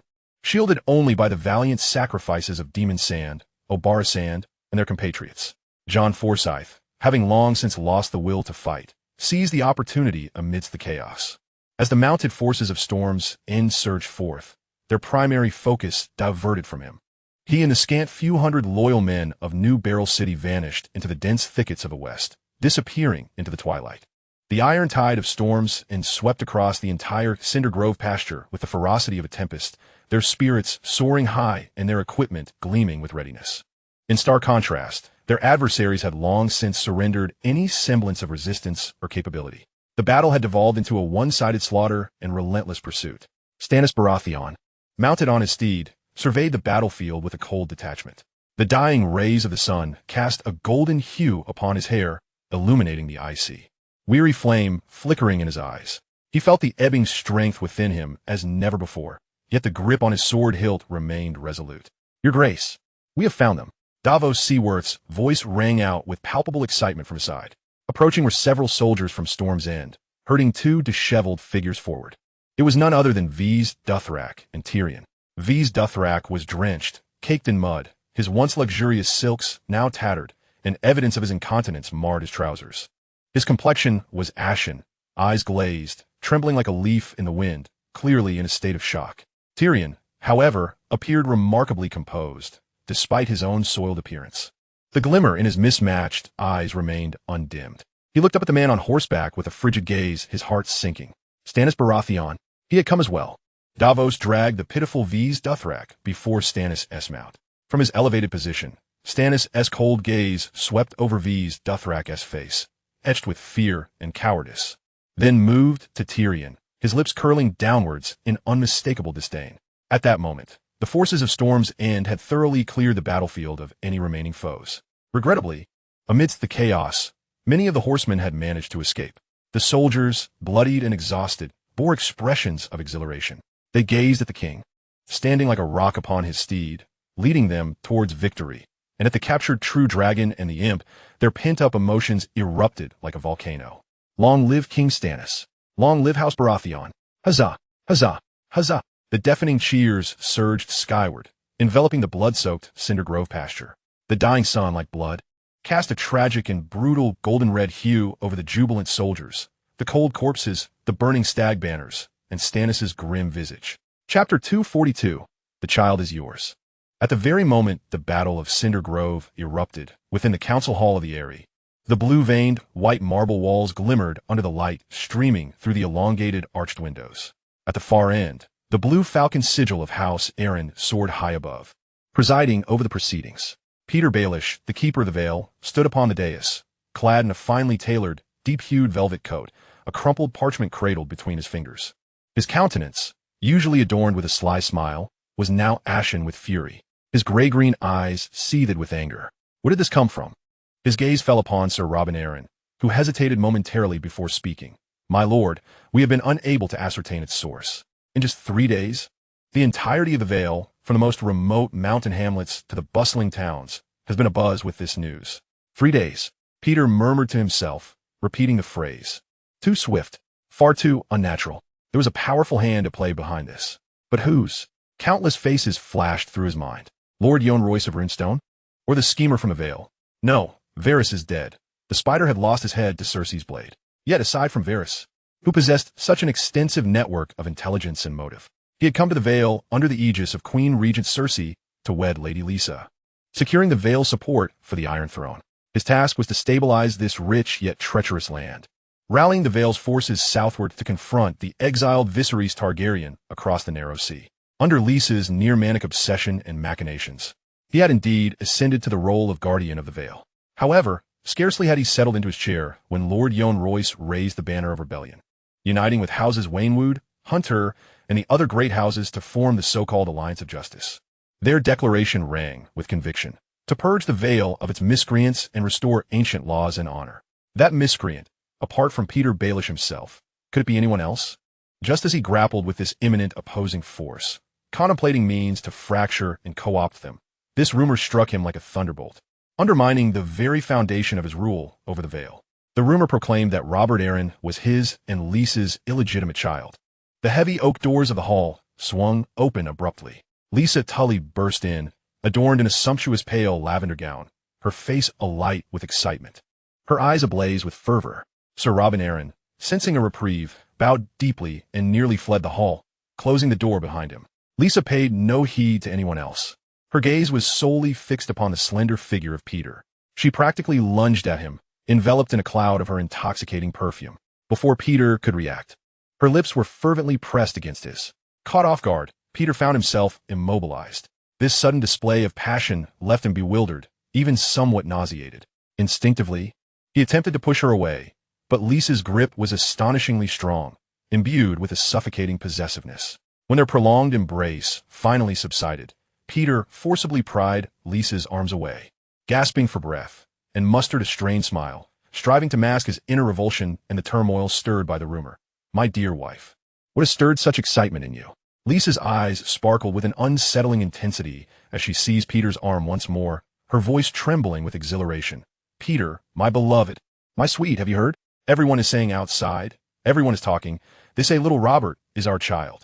Peter's smile vanished in an instant. My lady, that is a vile rumor, a despicable lie aimed at House Arryn and our rule. I shall issue commands at once for the knights of the Eyrie to seek out those venomous tongues spreading such slander and silence them. Rumor? Lysa laughed giddily, her eyes alight with pride and madness. No, Peter, this is not a rumor. It is the truth. Our child, do you remember? In the presence of the Prime Minister's tower, what moments did we share? Jon is only aware of his laws, his kingdom. He has forsaken me, aged as he is. But you are different. The flicker of doubt within Peter's heart swiftly transformed into a profound absurdity, and he blurted out, I am not. He distinctly remembered being exceedingly cautious each time. Lysa was a pivotal piece in his game, the key to power in the Vale. Yet he had never contemplated the prospect of her bearing his child. Such a development would invite an endless cascade of troubles. He was convinced he had handled matters with precision. Yet, Lysa seemed to penetrate his uncertainty, a glint of cunning flashing in her eyes. Lowering her voice, she spoke with an excitement akin to sharing a secret. Once, you were too fatigued, and after hastily concluding matters, you fell asleep, forgetting to finalize everything. I simply kept it. She licked her lips, Jon is far too old. He is no longer capable. Only you, Peter, only you possess the vigor. I conceived immediately. Little Robert is our son. He bears your blood. Boom. The astonishment on Peter's face froze him completely. Conceived again? This foolish, mad woman, blinded by lust. How could she? The shame swelling within Peter intertwined with his fury, nearly shattering the meticulously crafted facade of calm he maintained. He yearned to seize this foolish woman by the throat and hurl her from the moon door. Taking a deep breath, Peter forcibly quelled the tempest of his impulses. He must regain control of the situation. He grasped Lisa's hand and managed a smile. My lady, my dear Lisa, my sweet, do you not comprehend? Should this news be substantiated and wielded by those who already despise us and seek to overthrow us, it would unleash a cataclysmic storm. It would obliterate us, destroy you. And little Robert, consider the alliance of the just. They would use this as a pretext to wage war, and they would slay little Robert, slay you, and slay me. My lady, for the safety of little Robert, you must swear, regardless of who inquires, that he is the legitimate son of Lord Jon Arryn, the rightful heir of the Eyrie. Do you understand? The fervor in Lisa's eyes waned slightly. I understand, Peter. I would never harm you. I do all this for you, for our son. She leaned against his shoulder, seeking solace. Peter gently patted her back. Yet his gaze drifted beyond her chestnut locks towards the leaden sky outside the high window. For me? Peter scoffed inwardly. He had never loved Lisa. His heart belonged solely to Catelyn, and to Sansa, who bore a striking resemblance to her mother. Yet now he needed Lisa. As for that child, Robert Arryn, to be his son, the very notion churned his stomach violently. The situation had suddenly become infinitely more complex and perilous than he had anticipated. Peter must swiftly uncover the source of the rumor and extinguish it. Simultaneously, he needed to accelerate his plans to eliminate Yohn Royce and his allies. Chapter 243. The Three Who Flee. The night in the Eyrie was unceasingly tempestuous. The banner of House Arryn, emblazoned with a white crescent moon and a blue falcon, flapped violently in the wind. Atop a towering turret on the western side of the castle, Andar Royce sat before a frigid stone window. The room, though comfortably furnished to suit his status as the heir of stone, ultimately felt like a prison. Outside the window lay the undulating, shadowy mountains illuminated by moonlight, barely discernible amid the swirling clouds. Following the Prime Minister's martial tournament in the Vale, he had been summoned to the Eyrie to serve Lady Lisa. However, upon his father Lord Yohn's formation of the Alliance of the Just, he was promptly placed under house arrest. The declaration of his father's alliance had stirred considerable unrest in the Vale. Andar had become an unwilling pawn in this tempest. He worried for his father's safety, fretted over his family's fate, and lamented the chaos now engulfing the Vale. Under Lord Jon Arryn's governance, the Vale had once been one of the fairest and most peaceful regions in the Seven Kingdoms. Yet, under Peter's reign, it had descended into turmoil. Top, top, top. A gentle knock disrupted the room's stillness. Andar was somewhat taken aback. Who could it be at such a late hour? The knight guarding him typically delivered food with a coarse demeanor. He rose, warily opening the heavy oak door. Standing outside was not a fully armored guard, but a young woman. She was athletic and sturdy, clad in practical leather armor and thick woolen trousers, draped in a dark cloak. Maya Stone, the illegitimate daughter of King Robert Baratheon. Now, following the king's controversial decree legitimizing his bastards, her status had become exceedingly delicate. Once the most familiar guide of the mountain paths leading to the Eyrie, responsible for escorting guests safely to this sky castle, she was now also a prisoner of the Eyrie. However, her gender, aside from Dorne, placed her in a somewhat less restricted position within the inheritance hierarchy of Westeros. But who could truly disregard a legitimized potential heir bearing Baratheon blood? Lady Maya, undarisklaimed, surprised, stepping aside to let her in and hastily shutting the door to shield against any prying eyes in the corridor. How did you get up here? Sir Lyn Coberry's men are stationed below. Maya Stone smirked, deftly shedding her cloak, revealing a glimmer of mischief in her smile. The guard below? Michel Redwine. He and I are quite well acquainted. There was a complexity in her words. Well acquainted? It was more than that. She had given him her first time. That squire of Sir Lyn Coberry, Michel Redwine, had once been a rare light in her otherwise bleak existence. On the dizzying, treacherous mountain path to the Eyrie, they had shared countless journeys together. She had once naively fantasized that perhaps one day, this young man from a noble family in the Vale would overlook her status as a bastard and take her as his wife. Yet reality was cold, and the gazes and whispers of those around her pierced her like needles. A bastard, a guide. How could she ever be worthy of the young master of House Redwine? However, everything had changed. When King Robert's decree reached the Eyrie, Maya Stone became Maya Baratheon, a legitimate offspring recognized by the Iron Throne. The way everyone looked at her transformed. Awe, calculation, or deeper jealousy filled their gazes. Even Michelle's demeanor towards her grew more solicitous, his eyes reflecting something she could not comprehend. Yet strangely, as she ceased to be that humble bastard, the vague affection she held for Michelle seemed to have been chilled by the mountain's frigid winds. She no longer yearned for an illusory love, but instead possessed a crystal-clear desire for something else. Freedom. To escape this cold stone prison and return to the familiar woods and wilds. I can help you leave this place, Sir Andar. Maya locked her gaze with Andar Royce's, brimming with confidence. She knew the hidden paths and weak points of the Eyrie better than anyone. Andar's heart raced. Escape? To flee this seemingly impregnable sky fortress? He assessed Maya. Her confidence did not seem feigned. How? Eagle's Nest City is guarded by a solitary road, heavily fortified with layers of defense, including a triad of strongholds and a Moongate bastion, each serving as a formidable checkpoint. A glimmer of determination sparkled in Mia's eyes as she declared, "Dawn approaches. Every morning at this hour, a caravan of mules descends from Eagle's Nest City to Moongate Bastion, transporting supplies. We shall blend in. Follow my lead, remain silent, and heed my instructions." Observing her resolute demeanor, a tempest of hope surged within Andar's heart. Freedom. To reunite with his father and fight for his family. The allure was overwhelming. Without a moment's hesitation, he nodded vigorously. "All right, I will follow you." Mia moved with alacrity, leading Andar stealthily down the winding stone staircase, evading the main guard posts. Utilizing the shadows of the towers and the brief lull during the morning shift change to stealthily navigate towards the stable area at the castle's rear, near the precipice. The air was thick with the pungent aroma of animal waste and hay. The supply caravan was in the process of loading the last few empty baskets, filled with thin straw. A handful of bleary-eyed soldiers supervised, grumbling about the biting cold and the treacherous mountain paths. Indeed, there was Michel Redford just beginning his shift, poised to assist Mia and Andar. Clad in servant's leather armor, he approached with an expression of urgency and concern upon spotting their figures emerging from shadows. "Mia, hurry," he whispered urgently. "They'll finish loading soon. You two, quickly hide behind those hay bales. I've already dealt with the old man driving the mules. He won't say a word." Mia cast a grateful glance at him, swiftly signaling to Andar. The two nimbly tumbled into the baskets, curling up among the musty hay, burying themselves as deeply as possible. Michel quickly covered them with loose hay and added several bales on top for concealment. "Hey, Michel, what are you dawdling for? It's time to go." A coarse soldier shouted. Coming. Michel replied loudly, brushing off the hay from his clothes and donning a casual smile. "Today, it's my turn to head down to the village for some fine wine, just in time to accompany you." He fabricated an excuse and seamlessly integrated into the escorting party. The mule train began its descent along the narrow stone bridge carved into the cliffside, barely wide enough for a single horse and rider. The gale intensified here, howling like a banshee, fiercely tearing at everything in its path. Andar huddled within the frigid basket, jostling violently with each step of the mules. With every jolt, the basket swayed perilously, creaking under the strain. He could feel the abyss looming beneath him, the icy mountain wind seeping through the gaps in the basket, causing his teeth to chatter.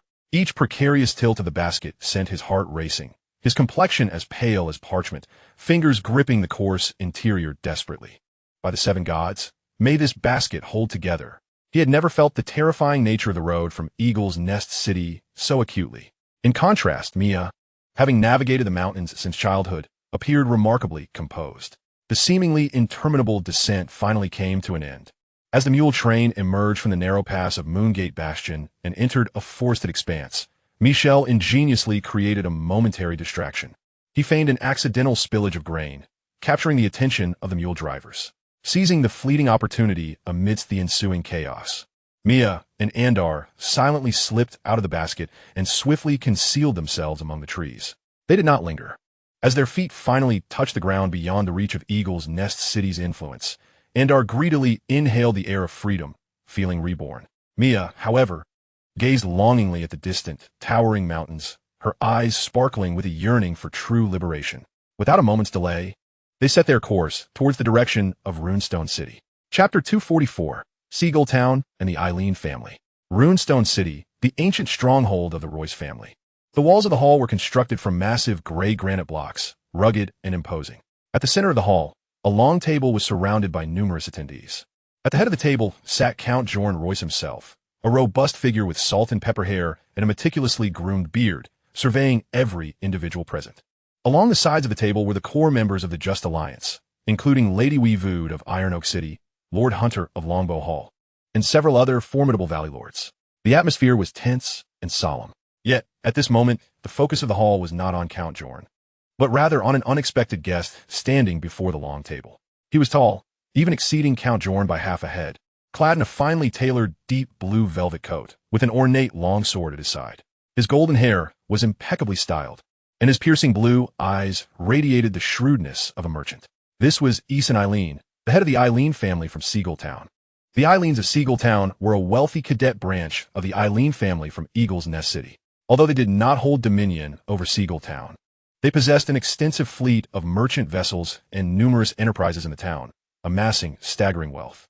However, in the eyes of the mainstream nobility of the valley, who prided themselves on ancient bloodlines and knightly virtues, they were often perceived as nouveau riche merchants, crude and lacking true noble essence. Count Jorn furrowed his brow. "My lord Eileen, did you just propose to join our ranks? To ally with the Just Alliance?" The Eileen family of Seagulltown had always operated on the periphery of the valley's power core, focusing on their trade, and their sudden declaration was far from innocent. Esson Eileen stood tall, indignation in his voice. "Indeed, my lord Royce, for the honor of the Eileen family and the future of the valley, I, Esson Eileen, hereby represent the Eileen family of Seagulltown duty-bound." He paused, casting his gaze around the room, finally resting it on Count Jorn's face. "The bloodline of the Eileen family from Eagle's Nest City has been severed. This is an undeniable fact. Robert Eileen, that sickly wretch, is not truly of Lord John Eileen's lineage. He is the bastard child of that harlot Lisa Tully and that treacherous creature Peter Baelish." A murmur rippled through the hall as the lords exchanged glances, though rumors had circulated. The blatant accusation from another member of the Eileen family, in such a formal setting, carried a weight of gravity. Many subconsciously compared the stern visage of John Eileen with the pale, timid countenance of Robert Eileen and the shrewd, gaunt face of Peter Baelish. Several previously overlooked details suddenly became glaringly apparent. Young Robert's hair color, the shape of his eyes, that cowering demeanor. Indeed, he bore a closer resemblance to Peter Baelish. Esson, witnessing the wavering expressions on the faces around him, felt a surge of triumph and continued his impassioned speech. "My lords, though I hail from the Seagulltown branch, I bear the same Eileen blood. I cannot stand idly by as our ancestors' glory is sullied by this pair of wretches. Nor can I tolerate the inheritance of Eagle's Nest City being usurped by a bastard. The Lord of Seagulltown, Gerald Glaffson, is merely concerned with his own small domain. A mere puppet. He does not represent the true voice of Seagulltown or the will of the Eileen family. I, Esson Eileen, hereby solemnly declare that my family and I shall firmly stand with the Just Alliance. By your side, my Lord Royce. We are prepared to devote all our efforts to rid the valley of the foul vermin that tarnish it." The noble lords at the long table exchanged glances once more. Lady Woodford set down her goblet and spoke slowly. "Lord Allen's determination is truly commendable, yet what precisely do you mean by exerting your utmost effort? The Allen family's influence in Seagulltown primarily lies in commerce, does it not?" A proud smile graced the face of Esson Allen as he replied, "My lady, wealth can sometimes be the finest weapon. I have secretly recruited 2,000 mercenaries in Seagulltown, all seasoned warriors equipped to the teeth, at Lord Royce's command. They can mobilize at any moment to join the ranks of the Alliance, becoming our sharpest sword. 2,000 mercenaries." Earl Hunt could not restrain his astonishment. This indeed represented a considerable force. Earl Royce's third son, Wymar Royce, had just returned from the disputed lands across the Narrow Sea, bringing back 3,000 soldiers from a Vale, which significantly bolstered the Alliance's strength. Currently, the armies assembled from the 6 great families numbered nearly 10,000. And with the addition of these 2,000 mercenaries, the siege of Eagle's Nest seemed no longer an unattainable goal. However, within the heart of Earl Jorn Royce, an alarm bell rang louder with caution. Although the Allen family of Seagulltown was nominally a branch of the Allen lineage, they had never held dominion over Seagulltown. That was the territory of the Grafson family. They had merely accumulated astonishing wealth through astute trade and strategic marriages with affluent merchants, quietly growing in power. Now, Esson Allen's generous offer of 2,000 mercenaries revealed his ambitions all too clearly. He sought something far beyond the honor of the Allen family. What did he desire? The very Eagle's Nest itself? The position of the guardian of the Vale? Were it not for Robert Allen being the direct descendant of John Allen, coupled with Harold Hutton's demise across the narrow sea years prior, who would then hold the reins of Eagle's Nest? The answer was all too evident. This merchant noble sought to pry open the gates of supreme power with gold. Essen, your support is vital for the Just Alliance. Earl Jorn's voice was low. On behalf of the Alliance, I express our profound gratitude. However, the siege of Eagle's Nest is the foundation of the Allen family for a millennium. The direct involvement of an army descended from a branch of the Allen lineage in this siege is overly sensitive and could easily provoke misunderstandings and backlash from other Vale families. It might even incite Lady Lisa and Peter Baelish to take extreme actions. He did not vocalize his concern for his son and our safety, yet all present understood. Essen Allen's smile faltered slightly, but upon perceiving the keen glint in Earl Jorn's eyes, he managed to force a smile. Lord Royce's considerations are most prudent. My troops can temporarily camp near Seagull Town, ready to heed your summons at any moment. Once you clear the path, we Allen family shall devote all our strength to restoring order in the Vale and the glory of the Allen name. Excellent. Earl Jorn nodded, choosing not to elaborate further. 3 days later, Earl Jorn Royce rode upon a black warhorse. Behind him, the banners of the Woodford, Hunt, and other allied families fluttered in the wind. The grand army of nearly 10,000 departed from Stonegate, heading towards Eagle's Nest with great fanfare. Unbeknownst to them, at the very moment their army set forth, 3 weary yet swift mountain horses, carrying Michelle Redford, Mia Stone, and Andar Royce, arrived at the tightly shut side gate of Stonegate. Chapter 245, The Ambitions of Essen Allen. Andar Royce's sudden appearance at Stonegate surprised all within the Royce family. Brother, Yasina rushed out from the inner keep, her eyes brimming with tears. God bless, you are safe. You have truly returned. The hall erupted with cheers and greetings. The knights and household retainers gathered around Andar, clapping him on the shoulder, inquiring about the situation at Eagle's Nest and the details of his escape. Andar briefly recounted the assistance of Mia and Michelle, his words suffused with gratitude. Everyone's gaze inadvertently focused on the somewhat awkward figure of Mia Stone, the former bastard guide, now legitimized as a Targaryen descendant, who lowered her head under the weight of their complex stares. Just then, a tall figure parted the crowd and approached. It was none other than Essen Allen, who had not yet taken his leave. His face wore a beaming smile. Ah, Sir Andar, welcome home. Truly, a blessing from the gods. Essen's voice boomed as he patted Andar on the back. And this esteemed Miss Mia. His gaze turned towards Mia, burning with intensity. Your name is now known throughout the 7 kingdoms, the eldest daughter of King Robert, a legitimate scion of House Targaryen. Mia found herself somewhat flustered by his enthusiasm and flattery, responding in a low voice, You overpraise me, Lord Allen. Modesty is a virtue, my lady. Essen replied with an even broader smile. He slightly bowed, making an elegant gesture of invitation. Might I inquire if you would be interested in visiting my family's estate near Seagull Town for a brief sojourn? It is a serene and comfortable environment, merely half a day's ride from Stonegate. Though we Allen family are not the main branch, we have a long lineage, and our estate houses numerous historical texts regarding the Vale and the 7 kingdoms, which you may find intriguing. Consider it a token of gratitude for your assistance in rescuing Sir Andar. His words were impeccably crafted, his demeanor exceedingly humble. Mia hesitated. She longed for freedom. Although Stonegate was safe, it still felt confining. An unfamiliar estate? She glanced towards Andar, who was currently surrounded by his sister and retainers, engrossed in questions, unable to spare her a moment's attention. Michelle Redford stood a little farther away, his expression complex as he regarded Mia, seemingly torn between words. This, Mia, by nature simple and unskilled in rejecting such heartfelt invitations, found herself overwhelmed by Essen's mention of the Allen family's storied history, invoking a sense of astonishment in this girl who had grown up in the lower strata. Very well, I shall impose upon Lord Essen, she nodded. Essen Allen's smile instantly transformed into one of radiant joy. It is my utmost honor. I shall make arrangements immediately. A comfortable carriage will come to fetch you by dawn. The Allen family estate near Seagull Town, nestled within fertile river valleys, was not far from the town itself. The castle, though not ancient, was a palatial edifice hastily erected through substantial wealth, grand in scale, with smooth white stone walls, towering turrets adorned with intricate falcon reliefs, epitomizing luxury. In terms of grandeur, it rivaled the castle of the Grafson family, the rulers of Seagull Town. Mia was assigned to the most splendid guest chamber, draped in velvet curtains, with gilded furniture, and expansive windows overlooking a meticulously tended garden. Everything felt foreign and disconcerting to her. That evening, in the family hall adorned with stained glass windows and illuminated by countless candles, resembling a small sanctuary, Essen Allen dismissed all the servants. He personally poured a glass of sweet wine from Dorn for Mia, wearing an expression of sincere warmth. Miss Mia, his voice dropped to a low murmur. Are you comfortable here? Very well, Lord Allen.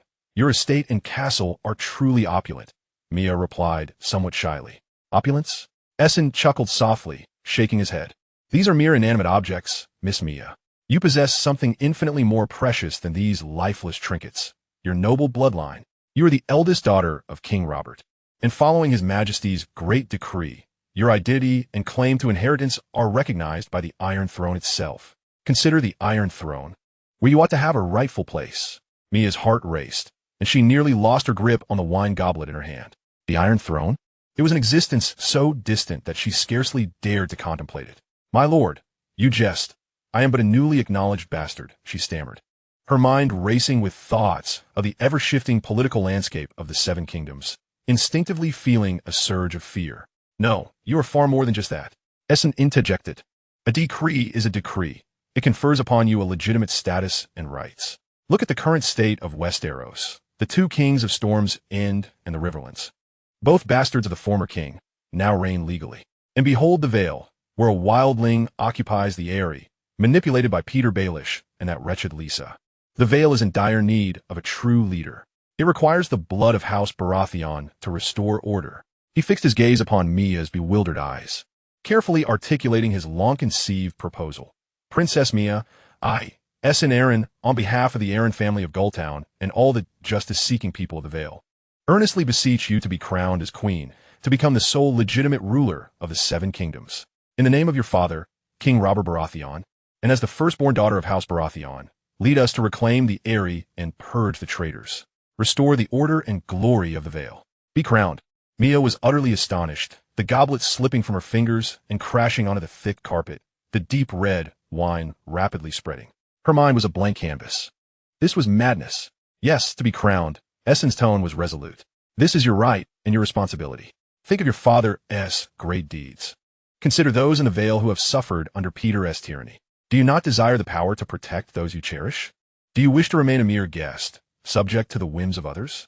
By becoming queen, you can seize your destiny. Your voice, that of Mia Baratheon, will resonate throughout the Vale and the Seven Kingdoms.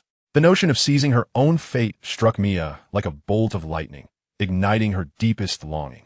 Throughout her life, her identity as a bastard had rendered her powerless.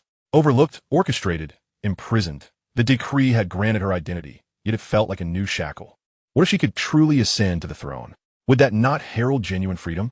A fierce internal battle raged between her insecurities and her yearning for power. Gazing at Essen Arryn's encouraging and expectant countenance, recalling her confinement in the Eyrie, envisioning the complex gazes of those in Stonehelm, and contemplating her possible future, a sudden determination surged within her. Her voice trembled slightly as she uttered, "Very well, I accept your proposal." Chapter 246. Mia's Coronation, Lord Grafson's Fury. The ecstasy radiating from Essen Arryn was nearly overwhelming as he sprang to his feet. By the gods, the Vale is saved. Someone, fetch the castle's maester at once. Summon every cleric we can find in the town. Prepare the holy oil, prepare the crown. A hasty and absurd coronation unfolded within the small chapel of the Arryn family castle. The chapel was hastily adorned, candles flickering in abundance. The castle's elderly, trembling maester was thrust forward to officiate the ceremony, while several clerics, bewildered and hastily gathered, chanted prayers to the Seven. A makeshift crown, crafted from gold bars melted down from the castle's treasury and adorned with several small jewels, was presented. Clad in an overly opulent and ill-fitting deep blue velvet gown provided by Lady Essen, Mia knelt before the statue of the Seven. As the heavy, ice-cold iron crown was shakily placed upon her head by the maester, the immense pressure nearly rendered her neck incapable of bearing it. She gazed at the blurred visages of the Seven, engulfed in confusion and profound panic, yet there was no turning back.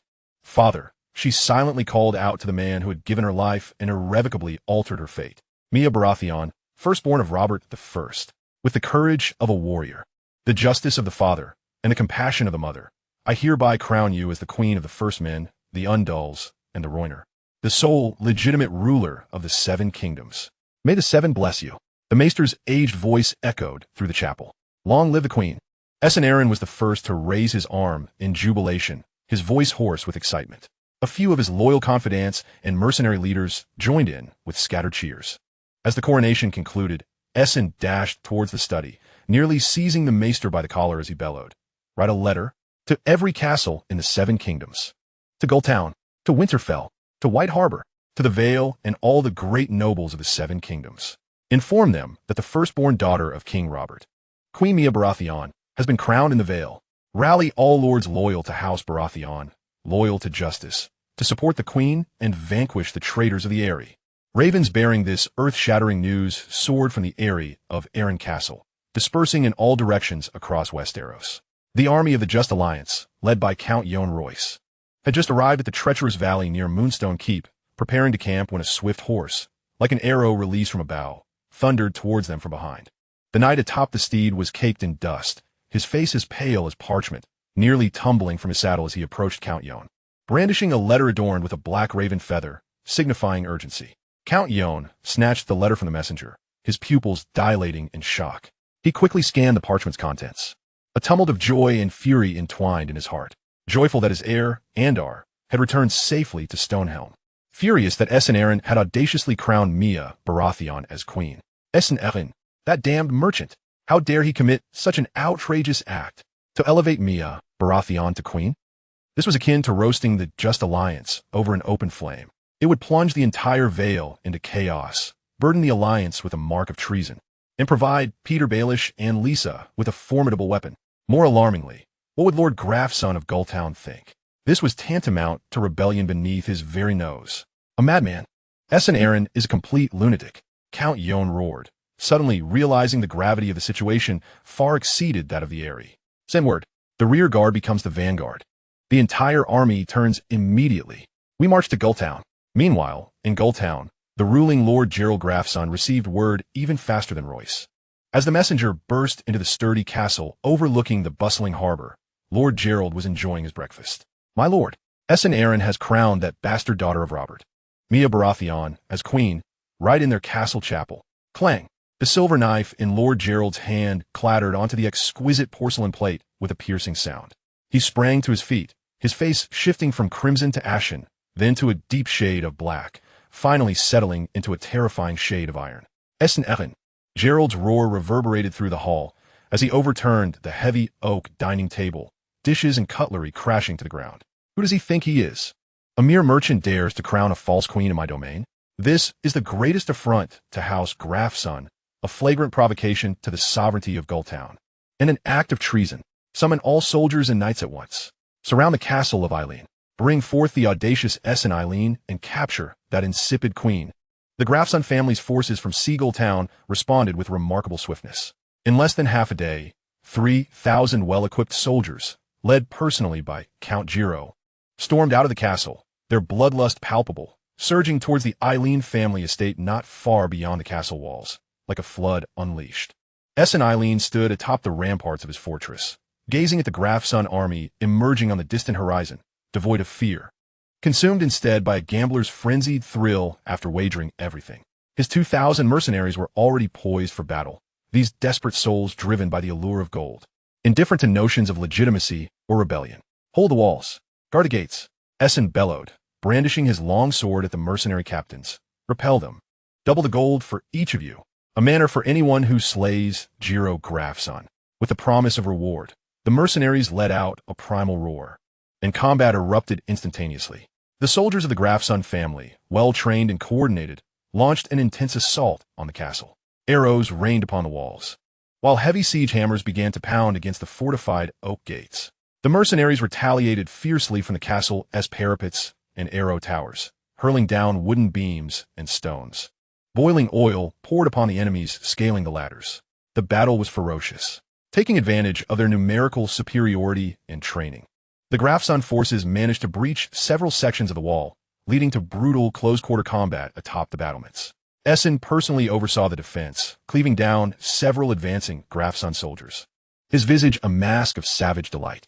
Meanwhile, Mia Sherdong cowered in a corner of her so-called chamber, trembling like a leaf in the wind as the thunderous sounds of slaughter and dying screams resounded outside.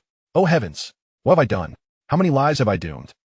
Fear and remorse nearly consumed her.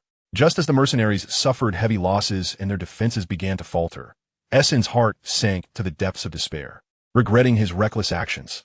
Suddenly, a thunderous sound akin to rolling thunder emanated from the rear of the Grafson army, growing ever closer, shaking the earth beneath.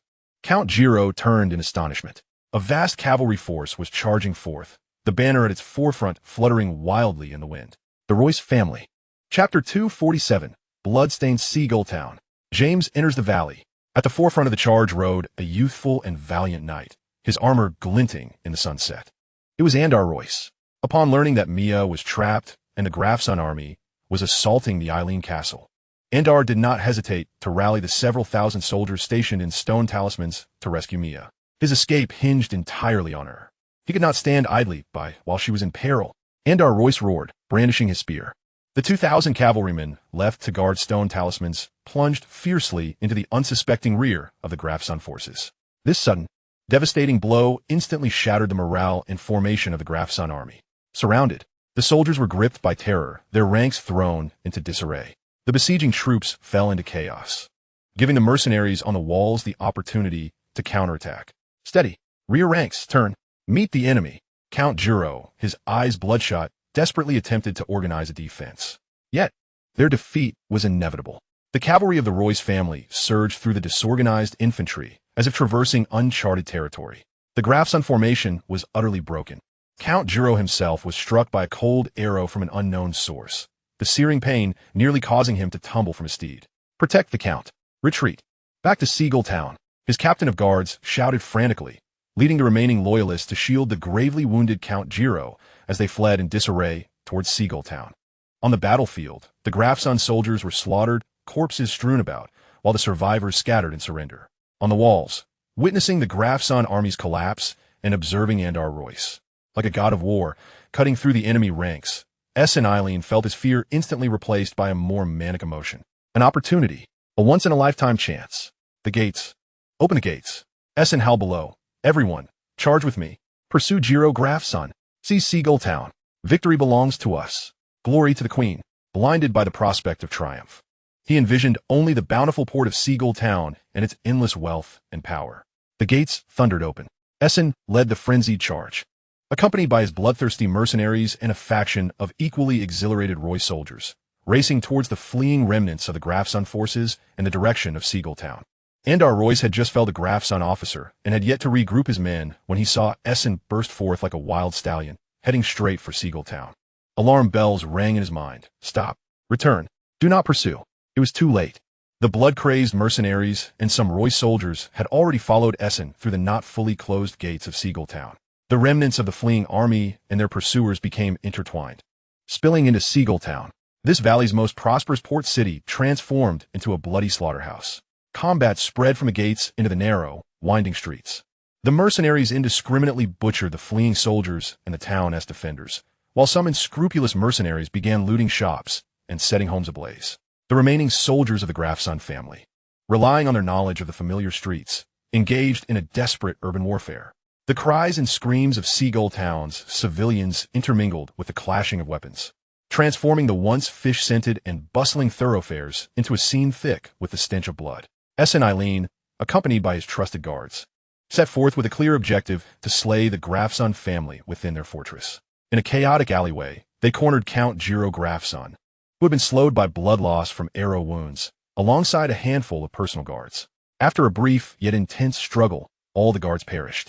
Esson, with his ornate longsword, pointed it at the bloodied and subdued Count Giro, a sinister smile creeping across his face. Count Giro, Seagull Town now belongs to the Queen, and you are a traitor. He personally bound the rightful lord of Seagull Town and marched him back to Eileen Castle. The news of Seagull Town's fall and Count Grafson's capture spread rapidly throughout the valley, its shockwave rivaling that of Mia's coronation. The valley plunged into utter chaos and panic. Families, whether within the alliance of the just or formerly neutral, were left aghast at this sudden and terrifying turn of events. Within Eagle's Nest, Lisa Tully screamed hysterically, shattering the porcelain in her chamber. It was Joran Royce who orchestrated this. As if it weren't enough to undermine my little Robert, now he has conjured a bastard queen and assaulted Seagull Town. He seeks to destroy the valley, to annihilate the Eileen family. She collapsed into the arms of Peter, weeping profusely. Peter, my love, kill them. Kill the entire Royce family. Slay that bastard. Peter, soothing the distraught Lisa, calculated swiftly in his mind. Mia as queen? S and Eileen capturing Seagull Town? This was nothing short of a divine opportunity.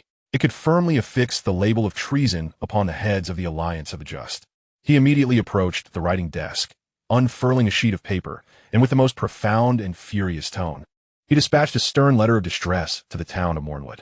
In it, he denounced the Just Alliance for supporting a false king, brazenly seizing Seagull Town, imprisoning the rightful lord, and attempting to subvert the dominion of the Vale. He implored her grace, the regent queen Cersei, to swiftly send forth the royal army to quell the insurrection and rescue House Arryn. Mornwood, Brown Keep. As the raven from Eagle's nest bore Littlefinger's plea, a stifling atmosphere pervaded the council chamber of Mornwood Keep. The queen? Cersei scoffed after the maester had finished reading Littlefinger's missive. A troop of jesters. That obstinate old Yohn Royce, and that illegitimate daughter, Miriam Stone, who emerged from the shadows. My husband's bastards are indeed numerous, each one eager to take the stage. Sir Kevin, the hand of the king, let out a heavy sigh, wearily massaging his temples. Cersei, the situation is far from simple. The Vale is in utter disarray. The Just Alliance, Seagull Town's Arryn, that self-proclaimed queen, along with Lisa and Littlefinger's myriad factions, are embroiled in chaos. Should we intervene recklessly, we may find ourselves ensnared in a quagmire. Young Lucian, the son of Doran, is still engaged in cleansing the west of those accursed Dothraki raiders, having taken with him our 10,000 elite. The forces led by Doran and Ser Adam Marbrand, numbering 15,000, will not reach Mornwood for at least a fortnight. Currently, we possess only 15,000 Lannister soldiers and 5,000 from the Crownlands. This meager force is barely sufficient to defend Mornwood, let alone mount an expedition into the Vale. Cersei furrowed her brow. Uncle Kevin, are we to allow those traitors to reign unchecked in the Vale? To humiliate the dignity of House Lannister? Littlefinger acts on my command. His siege is a slap in my face, a challenge to the authority of the Iron Throne. She rose abruptly, exclaiming, insufficient troops? That little wolf pup, Robb Stark, can enlist the Dothraki to wage war. Why can't we? We shall speak to that greedy Easterner, as long as we can eradicate the traitors in the Vale. Gold is no object. I intend to show all of Westeros the fate that befalls those who challenge the lion. Mercenaries? Dothraki? Sir Kevin's expression soured instantaneously. Cersei, are you mad? That Stark boy has allied with savages to invade the Seven Kingdoms. That is treason, a repudiation of the Seven, inviting wolves into our midst. Hence, he met a tragic end, betrayed by his own lords. As the regent queen, you would emulate such rebellious actions? Allow those barbaric, blood-drinking, godless fiends to tread upon the soil of Westeros? They will ravage everything like locusts. You tarnish your father's reputation. You are destroying House Lannister. His chest heaved with indignation. Finger pointed at Cersei, wishing fervently to expel this deranged woman from the council chamber. In that moment, he felt an overwhelming sorrow, a deep yearning for the cold rationality of his brother Tywin. The atmosphere in the council chamber plummeted to a freezing point. Just then, Jaime, who had been silently standing by the table, spoke up. Mercenaries are indeed unwise, especially Dothraki.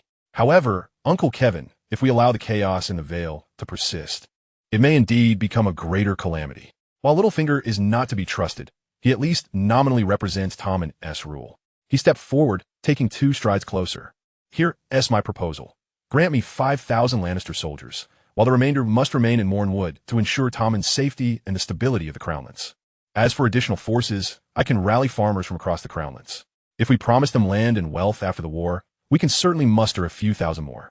I will lead them to the Vale, stabilize Moondor Keep, support Littlefinger, and see if we can fracture the Just Alliance, or at the very least, prevent Miriam Stone's influence from further expanding. Jaime's words caused the tightly knit brows of Kevin to relax slightly. 5,000 elite Lannister soldiers, though a painful concession, remained within acceptable parameters.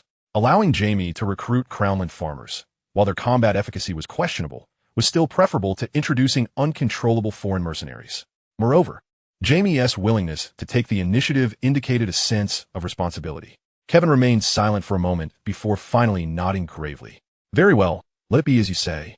I will grant you 5,000 Lannister soldiers, and the recruitment of troops from the Crownlands will be your sole responsibility, but you must exercise utmost caution. I shall, uncle. Jaime inclined his head slightly. Chapter 248, The Gift of the Many-Faced God. Bravo's house of black and white. Dawn had yet to fully tear through the sea mist, and the briny air, laced with a bone-chilling cold, seeped into the ancient temple standing at the confluence of the canals. Within the temple, by the poisoned water pool, a circle of figures stood in silence. They were the servants of the many-faced god, engaged in morning prayers. Once the prayers concluded, these acolytes moved to an ornately carved wooden table to partake in breakfast. The cook, Uma, had arranged the meal meticulously. Among the breakfast gathering were 2 priests, a kindly man and a beggar. Additionally, there were several acolytes and a dozen faceless men. They took their seats without exchanging pleasantries or glances, with only the sounds of cutlery clinking against dishes and the muffled sounds of chewing filling the air. The atmosphere at the table was subdued. At that moment, a voice shattered the silence. That girl granted the gift of death unlawfully and received her due punishment. The speaker was a kindly man, seated at the head of the table, his hood casting a shadow that concealed his features. As he spoke, he chewed on the bread in his hand without pausing. The faceless man with a stern visage carefully wiped the grease from the corners of his mouth with a napkin and interjected, "It is as it should be. We have no right to decide who lives or dies. We merely serve the will of the many-faced god, mercifully bestowing the gift." Another faceless man, a handsome figure, gently set down his wooden spoon and remarked, "I have heard she killed a Westerosi from across the narrow sea." Responding was the priest, the beggar. She appeared to be merely a 10-year-old girl, yet she was actually 36. Her complexion was a pallid white, having seen little sunlight, and her cheeks were deeply sunken, making her large, dark eyes resemble bottomless tea bowls. Clad in an oversized half-black, half-white hooded robe, she was nearly engulfed by the fabric, leaving only her frail, heart-wrenching face exposed. It was a night's watchman from the wall. Several of their number have recently landed in Bravos, with some wandering the docks in search of ships bound for Old Town. The portly, faceless man chewed his meal, mumbling, speaking of that little girl. The iron coin she possessed was given her by that man. Just 3 days prior, a person of high standing in Westeros received a gift from the many-faced god. As his words echoed through the stone hall, all the servants of the many-faced god momentarily froze in their actions, their gazes fixated on the portly figure before swiftly averting. The servants understood precisely whom the portly man referred to and what that gift entailed. The kindly man continued in his unperturbed tone, "He shall heed the will of the many-faced god and journey to the citadel in Old Town to seek what the many-faced god requires." After a brief silence, the kindly man spoke again. "Yesterday, another governor from Pentos arrived with an identical gift." The handsome man smiled with intrigue. "The many-faced god shall be grateful to these generous souls. So, to whom does this governor wish to bestow divine favor?" The kindly man fell silent for a moment. "A conqueror from the east." At last, the kindly man's voice resounded once more, still as calm as ever. In an instant, all actions at the dining table came to a standstill. Knives and forks hovered in midair, bread lingered at the lips, and the teacup held by the monk remained frozen in motion. The smile on the handsome man's face vanished in a heartbeat, and beneath the shadow of his hood, his gaze turned piercing. Even the typically stoic figure of the expressionless man seemed to tense slightly. The handsome man's voice dropped to a low murmur. "If it is that Eastern man, one is insufficient." The kindly man's eyes shifted towards the handsome man. "That governor has granted us too." The expressionless man spoke up. "He is indeed generous. The god of many faces will commend his liberality." 3. They now possess 3 of those items. The voice of the wandering priestess echoed once more. "But that individual is difficult to deal with. The gift of grace must be delivered to the chosen one, as it is the divine will, and we must obey." Upon finishing her words, her dark eyes slowly scanned each person at the table, the implication unmistakable. The price has been paid, the oracle has spoken, and someone must undertake this arduous task. The dining table fell into a profound silence. Time passed in the stillness, each second stretching like a century. "Ishadgal." A voice shattered the oppressive silence. The speaker was the expressionless beggar. He had cleared his plate with fervor, even meticulously wiping the crumbs into his mouth. His voice was somewhat hoarse, yet his tone remained resolutely firm. He raised his head. "I shall dutifully deliver this gift." The kindly man nodded slowly. "There is no need to rush, but ensure that it is foolproof." The expressionless beggar solemnly nodded in agreement. "I understand." As the gathering concluded, the servants stood and departed the stone table to attend to their respective duties. The expressionless handsome man and the beggar traversed the myriad tunnels and hidden paths beneath the temple, walking side by side. "I have heard that the Eastern man is guarded by an immortal legion. They require no rest, no fear, and there are dragons. You must proceed with caution." The handsome man's low voice resonated within the tunnel. The beggar's footsteps did not falter. I will first assess their defenses. The opportunity is singular, and the divine gift must be delivered. A fork appeared ahead in the tunnel. The handsome man halted, scrutinizing the beggar's profile, remarkably calm and composed. However, the handsome man keenly detected a fleeting shadow of gloom in his gaze. A thought flickered across the handsome man's mind. The payment the governor of Pintos had made to the temple was likely woefully inadequate for the price of this gift. Pintos, the residence of the governor of Valyria. The sun shone brightly, and the sea breeze brought warmth, caressing the vast garden of the governor's estate that overlooked the narrow sea. The azure waves shimmered under the sunlight, and seagulls cried as they skimmed the crests of the waves. Yet, the figures of Valyria and the blue-haired man beside him, walking along the exquisitely paved marble corridor, seemed utterly out of place amidst this cheerful scenery, their faces shrouded in an inescapable gloom. The governor of Valyria still donned his opulent bright yellow silk robe, but the shrewd smile that usually adorned his face had vanished, replaced by profound worry and an indecisive agitation. The blue-haired man accompanying him was Jon Connington, the one who once served as the hand of the king to Aegon II during the War of the Usurper. After Robert Baratheon was defeated at the Battle of the Trident by the Tullus, he had retreated to the town of Stonehall in the Riverlands. Jon Connington led the royal army to besiege the town, encircling it and sweeping through house by house in an attempt to capture Robert. However, the entire town was a stronghold for the rebels, and the populace protected Robert, swiftly relocating him and outmaneuvering the royal forces. The manhunt continued, and as Eddard Stark and Hotin Frey led the rebels to attack, the bells of all the septs tolled. The rebels breached the city defenses, engaging in fierce street battles with Connington. Ultimately, Jon Connington suffered a devastating defeat in this skirmish, stripped of all by Aegon II and exiled to foreign lands. Just when he felt utterly despondent, believing the Targaryen dynasty to be irretrievably lost, destined to drown in alcohol and regret in a foreign land for the rest of his life, Illyrio and the spider Varys found him. They brought a secret capable of igniting the last flicker of his life. Prince Rhaegar's son, Aegon Targaryen, believed to have been slain by Gregor Clegane at the Red Keep during the fall of King's Landing, was still alive. Chapter 249, Connington's Inquiry. It turned out that the Master of Whispers, Varys, had orchestrated a meticulously devised switch, replacing the prince with a peasant. A civilian had perished, yet the prince remained alive. This secret rekindled the withered heart of Connington with a blazing fire. He assumed the name Griffin, concealing his identity, pouring all his remaining energy and loyalty into protecting and educating young Aegon. He gathered exiled knights and scholars from Westeros, training him according to the true standards of a prince.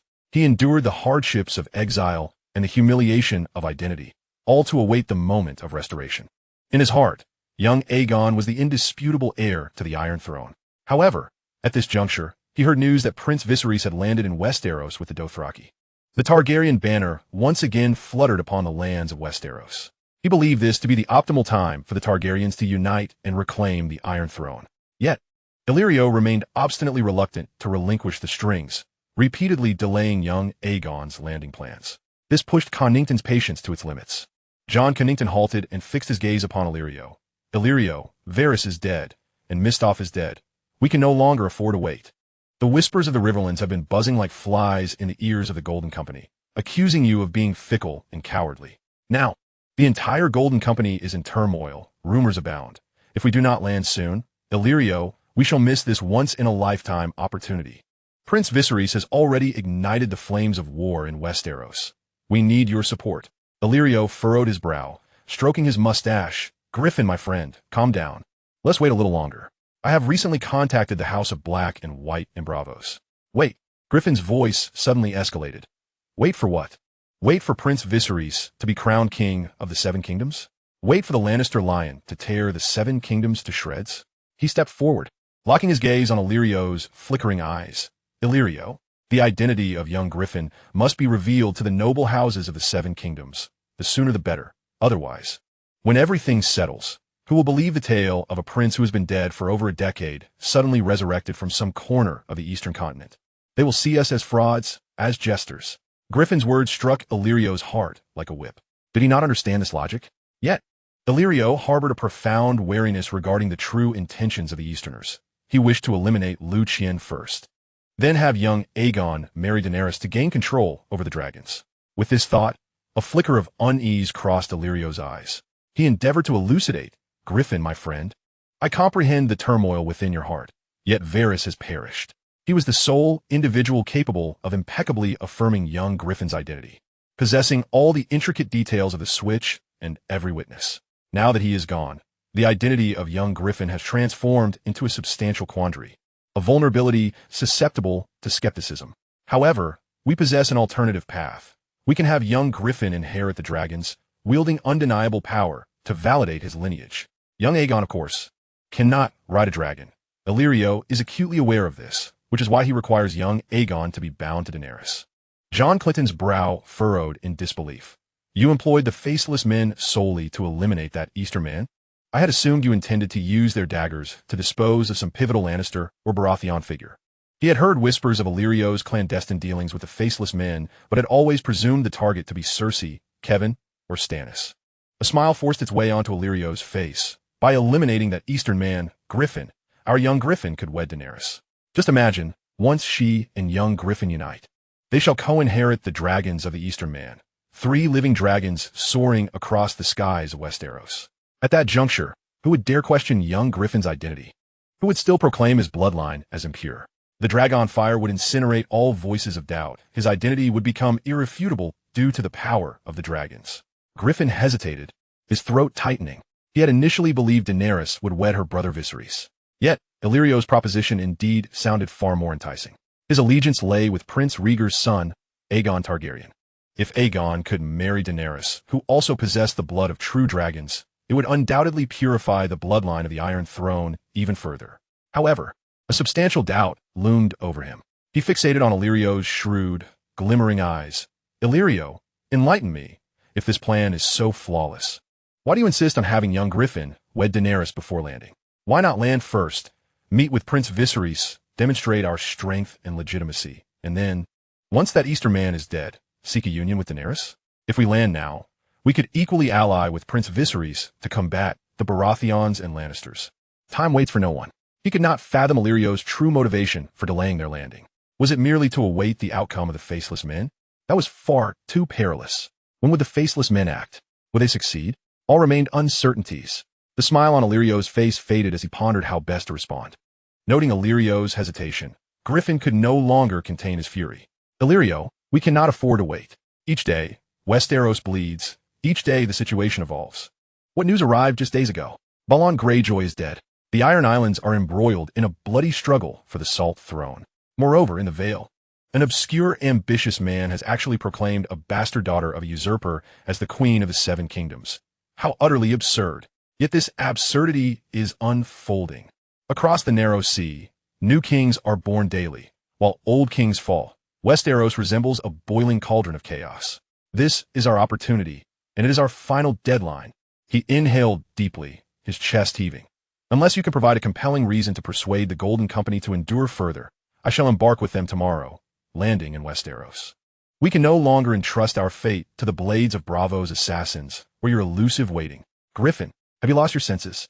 Illyrio exclaimed in shock. The Golden Company comprises only 10,000 men. With that meager force, who do you believe you could defeat? Cersei commands the elite of the Lannisters, along with the armies of the Crownlands. Stannis will not remain idle. You are leading young Griffin to his death. Chapter 250, Dragon Eggs for Horsemen. He regarded young Aegon's life as more precious than anything else. John Clinton, however, bore a frenzied expression. Then go and ask that damned Eastern man for soldiers.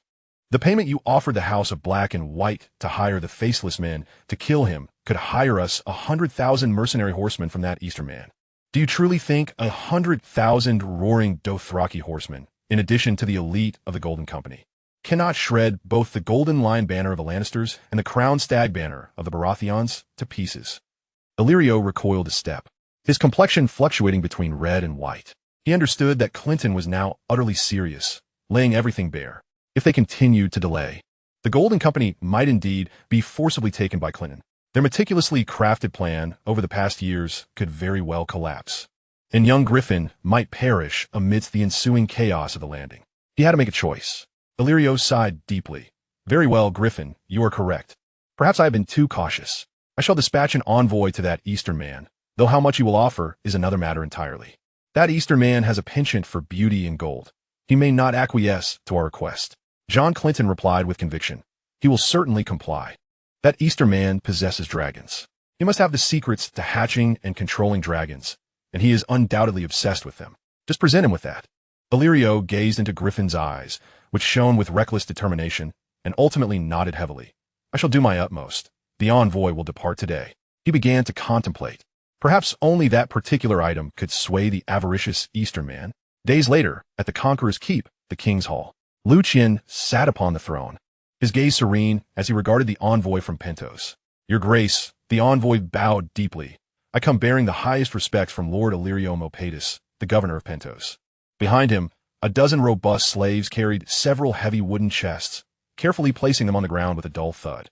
Liu Qian's gaze briefly flickered over the chests, but did not linger. His attention returned to the envoy's face, coldly stating, Speak, what does Illyrio desire from me? The envoy, wiping his brow, attempted to compose himself. Your Grace, the Dothraki screamers under your command are unparalleled in valor. The governor implores you to lend him a portion of your valiant horsemen to aid us in restoring justice and the ancient order in Westeros. A smirk curled at Liu Qian's lips. That rotund Illyrio could no longer resist entering the fray. He had awaited this day for far too long. However, Liu Qian did not wish to grant Illyrio such an easy acquisition of troops. After all, several years prior, that cunning cheese merchant had promised him something of great value. Liu Qian turned to the envoy, smiling. Well, let us see what your sincerity entails. The envoy, as if granted a reprieve, quickly signaled for the slaves to open the largest chest. As the heavy lid was lifted, a dazzling stream of golden light erupted forth.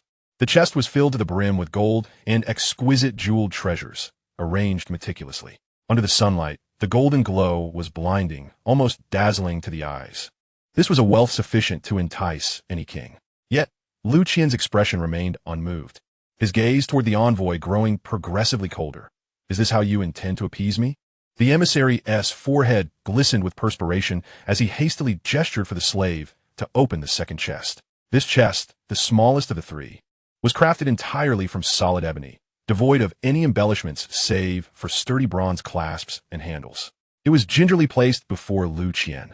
The emissary inhaled deeply, stepping forward personally, his trembling hand retrieving the key to unlock the clasp.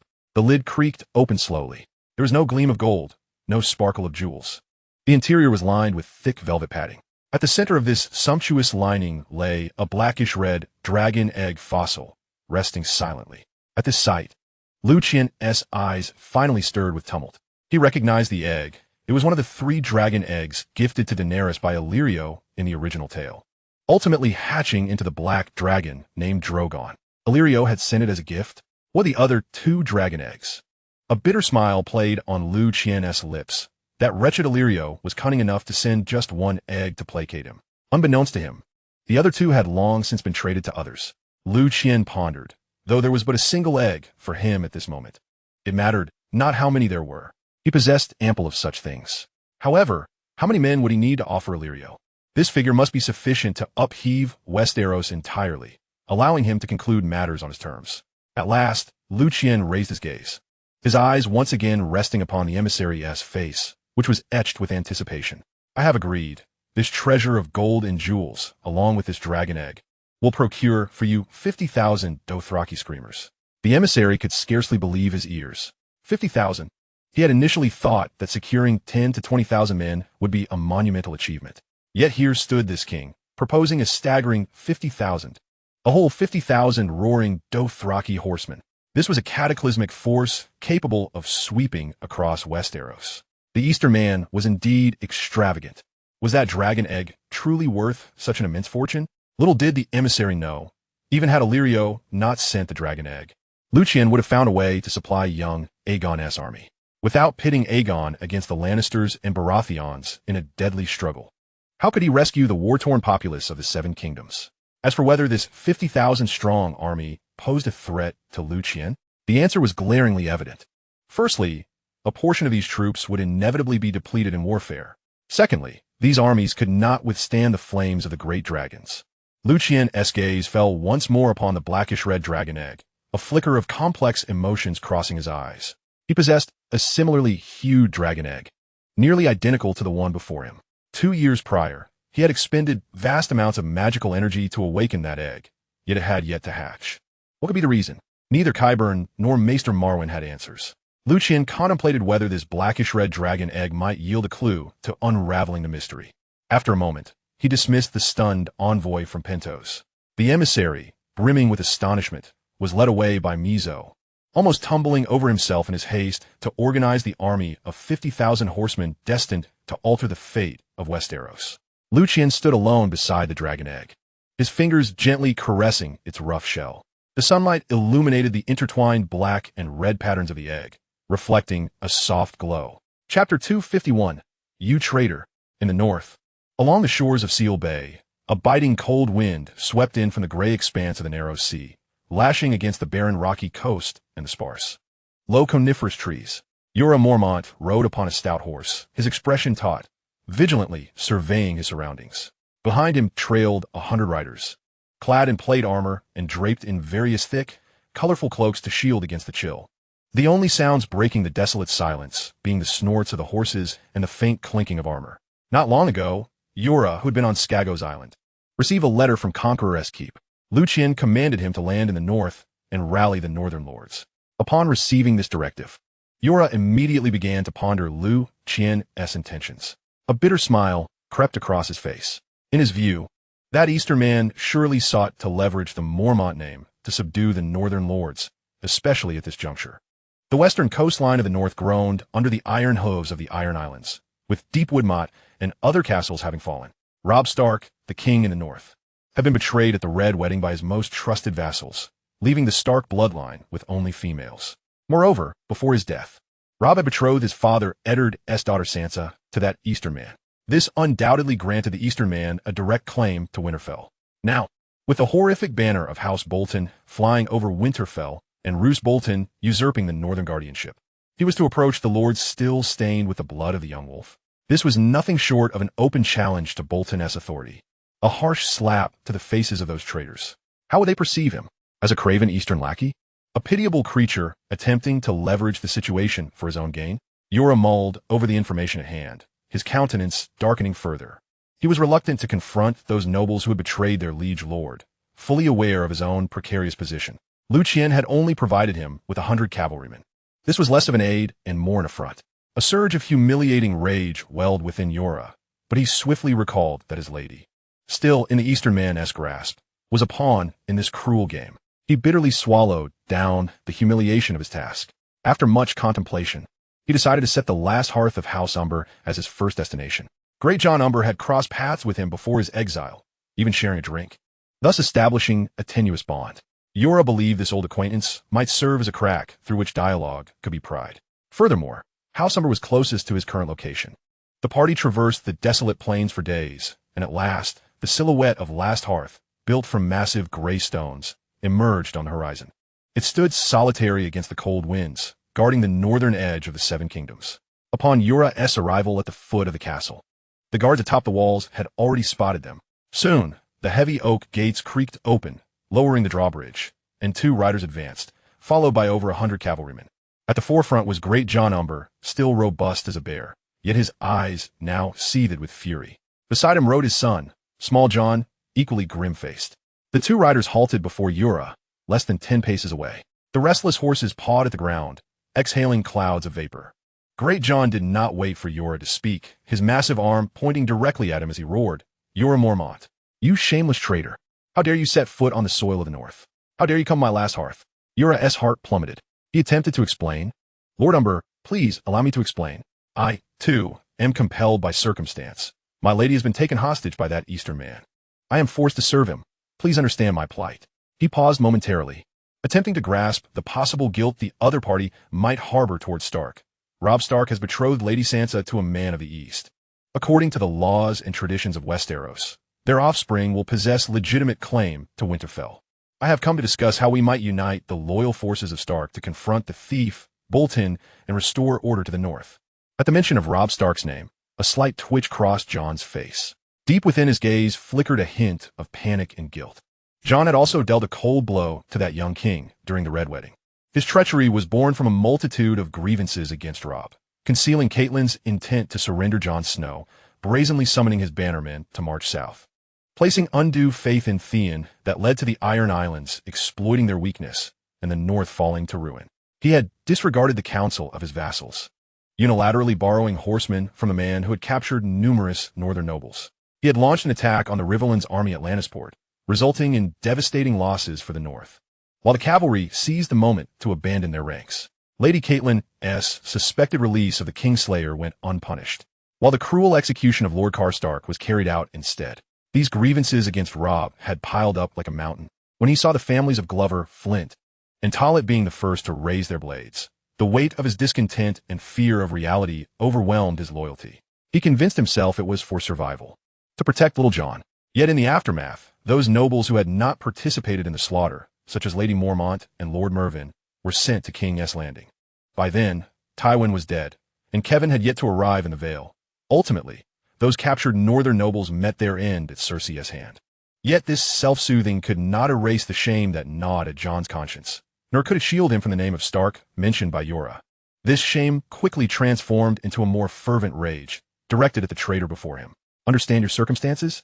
Jon roared deafeningly. Jorah Mormont, spare us your hypocritical rhetoric. You did not wear this face when we were captured. It was you who wrote to the small council in King's Landing, betraying our position and intelligence, leading thousands of our allied forces to their doom, leaving us nobles imprisoned like livestock for half a year, and you have the audacity to speak of being forced. Jorah immediately retorted, My lord, I was ordered to infiltrate, to work from within, but my identity was compromised, and I was imprisoned by the men of the East. When you were captured, I too was trapped. In prison. Jon scoffed furiously. Ah, what gall, Ser Jorah? Where was that bravado when you proclaimed your intent to become the new Warden of the North before all of us captured lords? You even said that your aunt, Lady Mormont, deserved her fate. You heartless beast. Today I, Jon, shall cleanse Bear Island and the North. Lady Mormont is dead. Jorah was completely taken aback. He had no knowledge of Mormont's demise, nor understood why Jon believed he had uttered such words. But at this moment, explanations were futile. He gazed into Jon's eyes, now ablaze with unrestrained fury, where only raw murderous intent remained. Kill him, Jon bellowed, drawing his heavy two-handed sword, spurring his steed into a thunderous charge towards Jorah. Behind him, Little John and the riders of House Amber echoed the battle cry, drawing their swords and galloping in pursuit, kicking up a flurry of muddy snow. Jorah's heart sank. Instinctively, he turned to look at the 100 soldiers he had brought. However, those cavalrymen had quietly turned their steeds, galloping at astonishing speed back in the direction they had come, leaving only a cloud of dust and hoofprints behind. A trap. This was an utter trap. Jorah instantly understood. Liu Qian was not interested in him rallying the northern lords. He intended to deliver him into the jaws of the beast. Damn it! Jorah cursed, fear and anger intertwining. The instinct to survive overwhelming all else. He yanked hard on the reins, spurring his already weary mount toward the fleeing soldiers, hoping to catch up with them or at least use them to draw away some of his pursuers. Jon's roar and the pounding of hooves echoed like a death knell in pursuit. Jorah lashed his steed desperately, fleeing across the plains. He dare not look back, only hearing the increasingly close sounds of battle cries and the whistling of arrows through the air. An arrow grazed his helmet, creating a shrill metallic screech. He crouched low, pressing his body against the horse's back, praying for his mount to run faster. He knew not how long he had been fleeing when darkness began to fall, finally plunging into a dense grove of fir trees. The thick canopy obscured the light and temporarily shielded him from his pursuer's sight. He wove through the labyrinthine paths of the woods, utilizing the terrain and the night to gradually shed his pursuers from House Amber. When the only sounds remaining were the howling wind and the creaking branches, Jorah dared to slow his pace. He restrained his frothing horse and gasped for breath. However, before his breath could steady, clear and rapid hoofbeats echoed once more from deep within the forest. Jorah's heart leapt to his throat. He dropped low, cautiously peering toward the direction of the sound, towards a low hill in the southeast. In the shadows of the trees, dozens of riders began to materialize. Clad in gray-brown leather armor, they held sharp lances aloft, while their other hands gripped kite-shaped shields adorned with a distinctive emblem. The design on those shields froze Jorah's blood in his veins, a blood-red figure, flayed to skin. The Boltons, 752, Balcumama, Sejura. What plunged Jorah into despair was that, in front of the cavalry, several hunting dogs were already crouching low, charging toward his hiding place. Damn! Jorah cursed, expending the last of his strength to urge his exhausted steed onward. But the speed of the Bolton hounds was astonishing, and the riders quickly encircled him. Yura's horse was already spent, unable to pick up speed. An arrow, shrieking through the air, struck true into the horse's flank.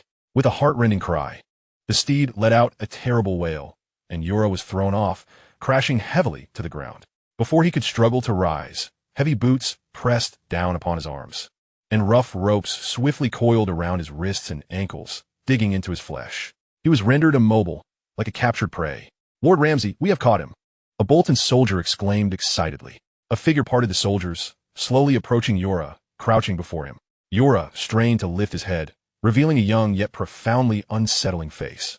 Greasy black hair clung to his forehead, and his lips were unnaturally thick, curling slightly, as if perpetually harboring a cruel smile. Most disturbing were his eyes, hollow and shadowy, yet glinting with a sadistic curiosity akin to a cat toying with a mouse.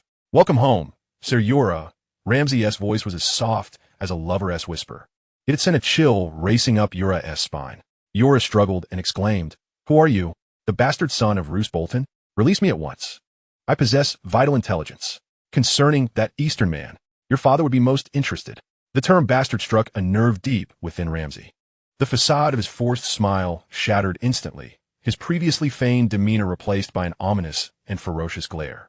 Recently, he had seized control of the Dread Fort with the aid of Theon Greyjoy, and the edict sent by King Tommen had allowed him to wash away the stigma of his illegitimacy, thus positioning him as the rightful heir of House Bolton. He had even wed Arya Stark. In this season of triumph, any mention of his humble origins was particularly intolerable. Yet Yura's words pierced through his defenses. Not long ago, just as Ramsay was basking in his newfound power, a clandestine missive penned on pale pink stationery had arrived in his possession. Its contents were distressingly brief, yet each word struck at his very core. It declared that his father's original heir, Domeric Bolton, still lived. As long as Ramsay captured Yura Mormont, who was landing in the north, Domeric would never return to the north. Domeric, the legitimate son of Roose Bolton, who had been captured during the Battle of the Stone and was later declared to have died of illness by Eddard Stark across the narrow sea. When Ramsay read the letter, he felt as though he had been plunged into an ice cavern. As long as Domeric was alive and returned to the north, Ramsay would instantly lose his hard-won legitimacy and remain forever in the shadows. He quickly realized that this letter likely originated from that enigmatic Eastern man, who had discerned his deepest fears. Why must he capture Yura? The connection eluded Ramsay, yet he needed no further understanding.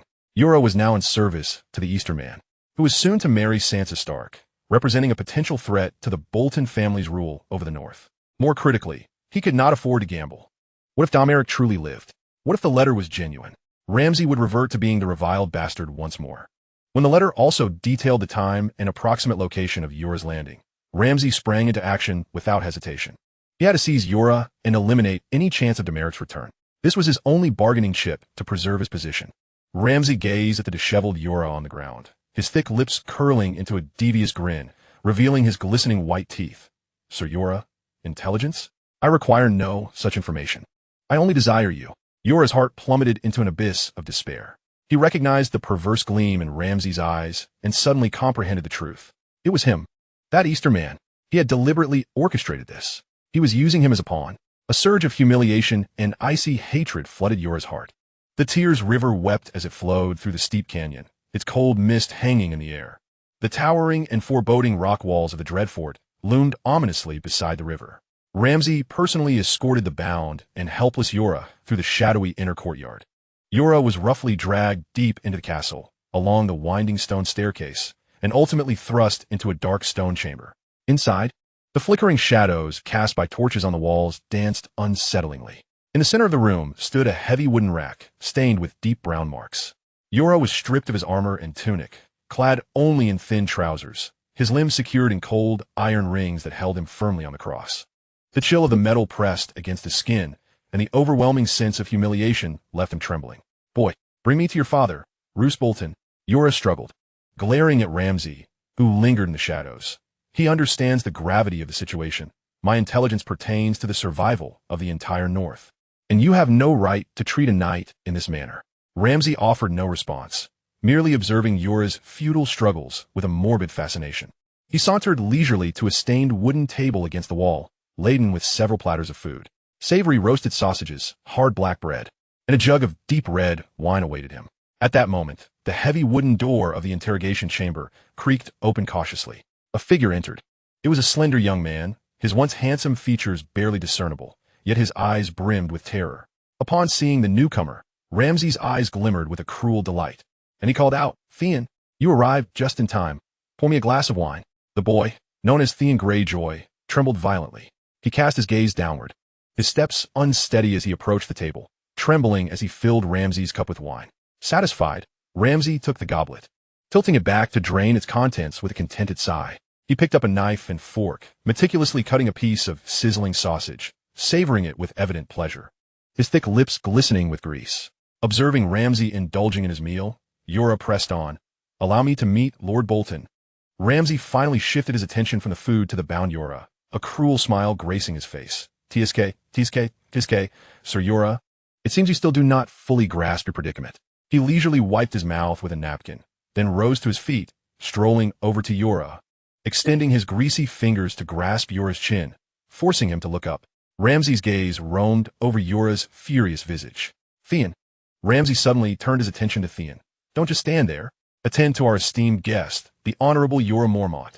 Theon's body trembled violently, fear evident in his eyes as he looked at Ramsay, his lips quivering. "My lord, Ramsay narrowed his eyes, his voice deceptively gentle.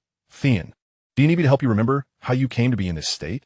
Theon's complexion turned as pale as a sheet. He abruptly lowered his head, his voice thick with emotion. "As you command, my lord." He stumbled as he turned around, taking hesitant steps towards the bound Yura. Yura glared furiously at Theon. Theon's pace faltered momentarily, a flicker of struggle passing through his eyes. However, when he caught sight of Ramsay relishing another sausage, the most terrifying memories surged from the depths of his soul. He painfully shut his eyes, and when he opened them again, only twisted resolve remained. "I'm so sorry," Theon murmured, then suddenly raised his arm, delivering a brutal punch to Yura's face. Ugh! Yura was caught off guard, pain radiating through his cheek.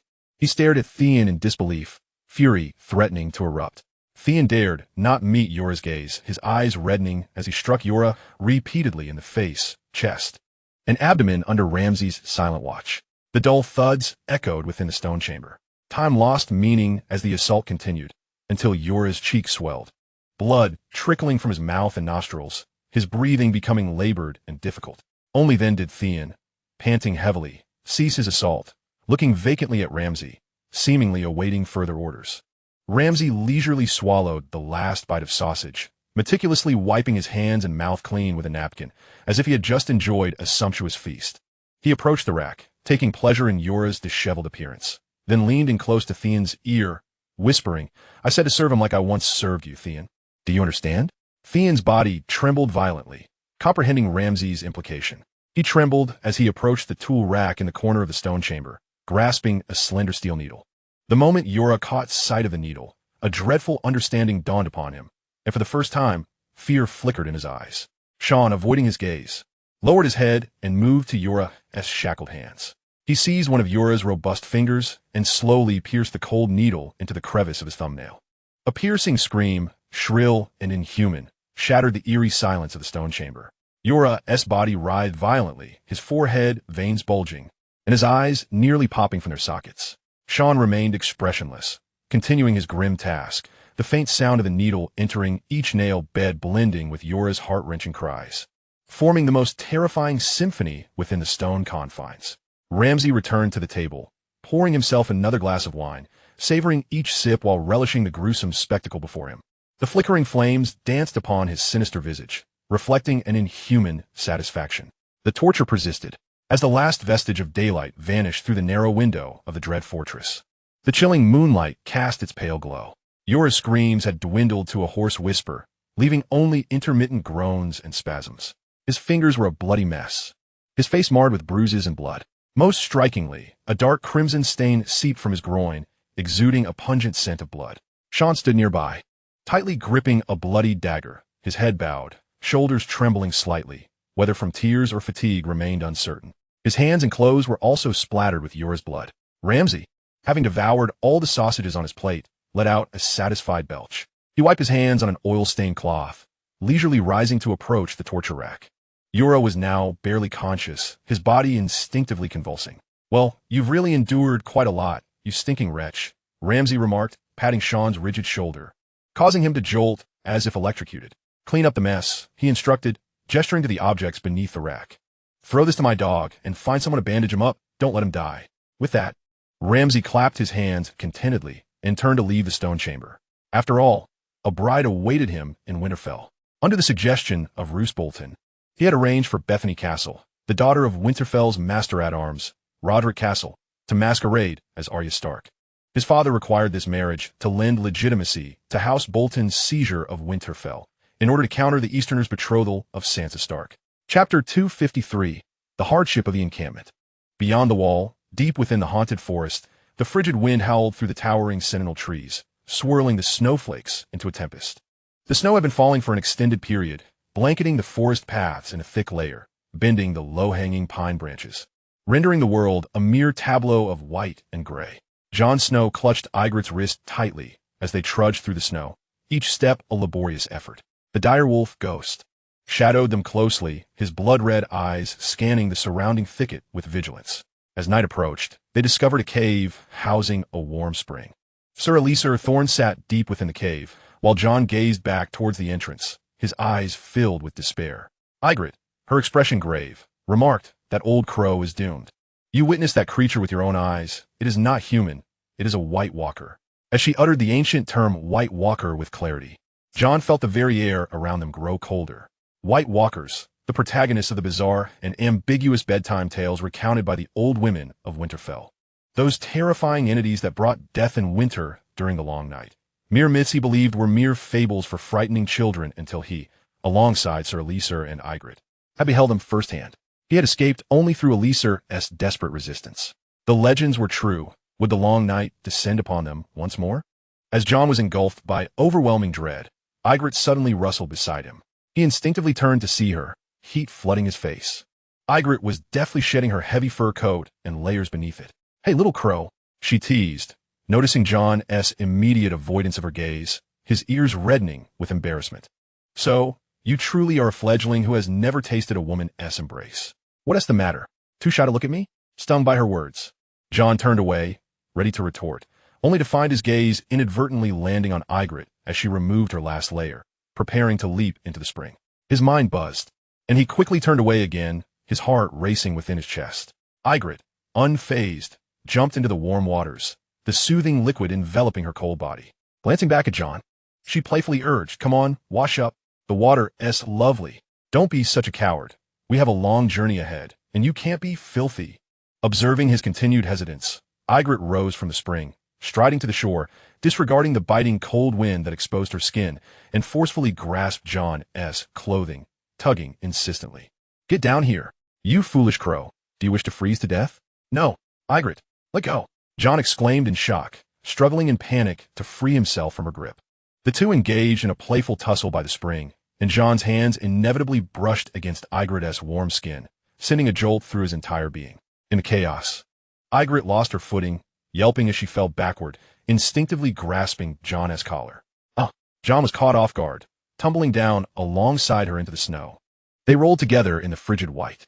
In the midst of the turmoil, Jon, driven by instinct and years of training, swiftly twisted his body, pinning Ygritte beneath him. Almost reflexively, he drew his sword, raising it high, aiming it at Ygritte's chest. Lying in the cold snow, Ygritte displayed no fear. Instead, she thrust her ample chest towards the cold steel, her gaze defiant. "Come on, little crow. Drive that sword through my heart.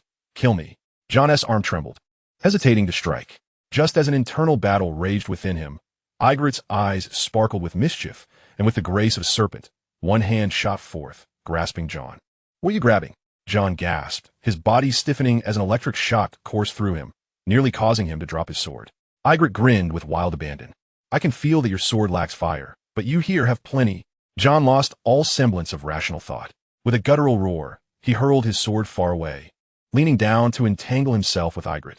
Meanwhile, Ghost quietly distanced himself, lying low to guard the couple entwined in their desperate embrace. The following morning, the winds and snow had lessened. Jon opened his eyes to find Ygritte dressed and seated by the spring, using a dagger to slice through a tough piece of jerky. "Are you all right?" Jon sat up, recalling the wild events of the previous night, warmth creeping into his cheeks. Ygritte turned her head, casting him a disdainful glance as she chewed on jerky, mumbling, "I am not one of those delicate noble ladies from the south, who faint at the slightest disturbance. What is the fuss about? Hurry and eat something." She tossed him a piece of cured meat. Jon accepted it with a sheepish smile before adopting a serious tone, saying, "We must leave this place swiftly and head south. The lands beyond the wall are perilous, for the White Walkers have emerged." At this, Ygritte's chewing slowed. A flicker of concern crossed her eyes as she recalled Mance Rayder and his formidable army of free folk. When she was captured, Mance was advancing towards the wall, preparing to march south in force. The imminent threat of the White Walkers would spell doom for the wildling army. She was troubled by the fate of her people. Yet, as she looked at Jon, her gaze became a complex mix of determination and conflict. She shook her head resolutely. "I will take you to Hardhome, an old coastal settlement long since destroyed and devoid of inhabitants. However, remnants of the smuggler-s vessels may still linger there, though they are in disrepair. Perhaps you can use one to navigate around the wall." Jon was taken aback. He yearned for Ygritte to accompany him, to flee the dangers of the north. But gazing into her eyes, filled with a deep-seated loyalty to her people and the wildling's inherent stubbornness, he understood she would never abandon her kin or her freedom. Returning to Mance Rayder's army was her inevitable choice. After much hesitation, Jon finally nodded, burying the impulse to persuade her deep within. "Very well, lead me to Hardhome." He stood up, brushing the snow from his clothes, and called for Ghost. The pair, man and wolf, set forth once more on their arduous journey towards the fabled Cursed Harbor. Days later, amidst biting winds and increasingly thickening snow, they finally arrived at Hardhome. The sight before Jon was even more desolate and lifeless than he had imagined. This place resembled not a harbor, but rather a forsaken graveyard of ruins. Leaning against the cold coastline were crumbling walls, collapsed stone houses, fractured wooden beams, and twisted remnants of ships. Long ago, Hardhome had served as a trading settlement for the wildlings. Yet, on a fateful night, over 300 years before Aegon's landing, a mysterious disaster struck, incinerating the entire settlement and claiming the lives of all its inhabitants. Today, Hardhome was devoid of life. The wildlings had never returned to rebuild. In the original tale, after the wildling army was defeated by Stannis Baratheon and the Night's Watch at the Battle of the Black Castle, Mother Mole led thousands of wildlings to Hardhome, only to be later taken by Jon to the lands south of the wall. Ygritte guided Jon and Ghost to a relatively sheltered cove. Here, the ice was thinner, and the waves lapped against the floating ice. A dilapidated little boat lay half-buried in snow and ashes. Its hull was crooked, the planks rotten and blackened, riddled with cracks and moss, and the mast had long since splintered, leaving only a bare stump. "This is it," Ygritte indicated the wretched vessel. "It looks utterly ruined, but perhaps it can still float? It should suffice for you to glide along the coastline to the south." In the eyes of the free folk, anything south of the wall was simply referred to as the South. Jon inspected the boat. It was in a worse state than he had anticipated, but was barely salvageable. He chuckled wryly. "It can at most carry me across the wall. To reach the true south, I will need a larger vessel." Ygritte shrugged nonchalantly, sticking out her tongue. "The south is the south, after all. It will be warmer beyond the wall." She stepped closer to Jon, her fiery hair dancing in the cold wind, her expression turning earnestly serious. "Jon Snow, remember this. My name is Ygritte, born of fire, Essos." Jon gazed at her vibrant hair, still ablaze in the frigid wind, and felt a stirring in his heart. He feigned curiosity, asking, "Born of fire, Essos? Is that because flames caressed you into existence?" Ygritte, unceremoniously, delivered a punch to his arm, a bit harder than intended. "You foolish crow. The free folk believe that red hair signifies luck. Those born with it are said to be born of fire, Essos. Do you comprehend?" She stood with her hands on her hips, a hint of pride in her demeanor. Jon rubbed his sore arm, yet a genuine smile broke across his face. "Very well. Ygritte, the girl born of fire, Essos, you have indeed brought me good fortune. Without you, I surely would not have found this place." Upon hearing his words, Ygritte's face lit up with a bright smile. Their eyes met, and the melancholy of impending separation and the warmth of the previous night surged within them. They could no longer restrain themselves and embraced tightly, their connection lingering until Ghost emitted a low, plaintive whine. At long last, the moment of parting had arrived. Jon made minor repairs on the boat before dragging the dilapidated vessel to the icy waters. Ygritte assisted him in pushing it into the frigid embrace of the sea. The little boat wobbled precariously, groaning under the weight, but ultimately floated.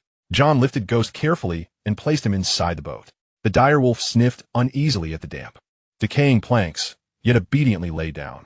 Jon took one last, deep look at Ygritte on the shore, 1,000 words choking in his throat, finally crystallizing into a simple farewell. Take care, Ygritte. You too, Crow Boy. Don't drown out there. Ygritte forced a smile and waved. Jon hesitated no longer. He seized 2 rough paddles and began to row vigorously. The currents of the harbor seemed to aid him, and soon the small boat drifted away from the shore, heading towards the relatively open sea. The distance was not great, yet the little vessel rocked violently. Jon strained against the oars, his gaze fixed unwaveringly on that fiery figure on the shore. Ygritte stood amidst the gray ruins and the pristine white snow, waving earnestly at him. Her silhouette grew smaller and increasingly indistinct within Jon's vision. With the tide's push, the boat gradually distanced itself from the coast, merging into the dense fog over the sea. When it had drifted a good 1,000 feet away, the figure on the shore had become merely a barely discernible. Just then, the atmosphere shifted ominously.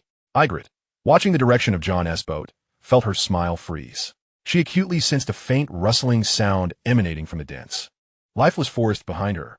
Every drop of blood in Ygritte's body seemed to freeze instantly. She whirled around, only to see a group of figures silently emerging from the edge of the forest, which loomed like a massive black curtain. They rode horses. No, those were not living horses. The once mighty steeds now bore only decaying muscle clinging to their stark white skeletons. Mounted upon these deathly steeds were even taller figures, White Walkers. Among the ranks of these spectral knights rode a singular, more distinctive figure. She was astride an enormous, dead direwolf. The woman atop the wolf possessed a breathtaking beauty that sent shivers through the soul. Her skin was as pale and translucent as the moon, and her eyes, like blue stars, fixed upon Ygritte, who stood aghast on the shore.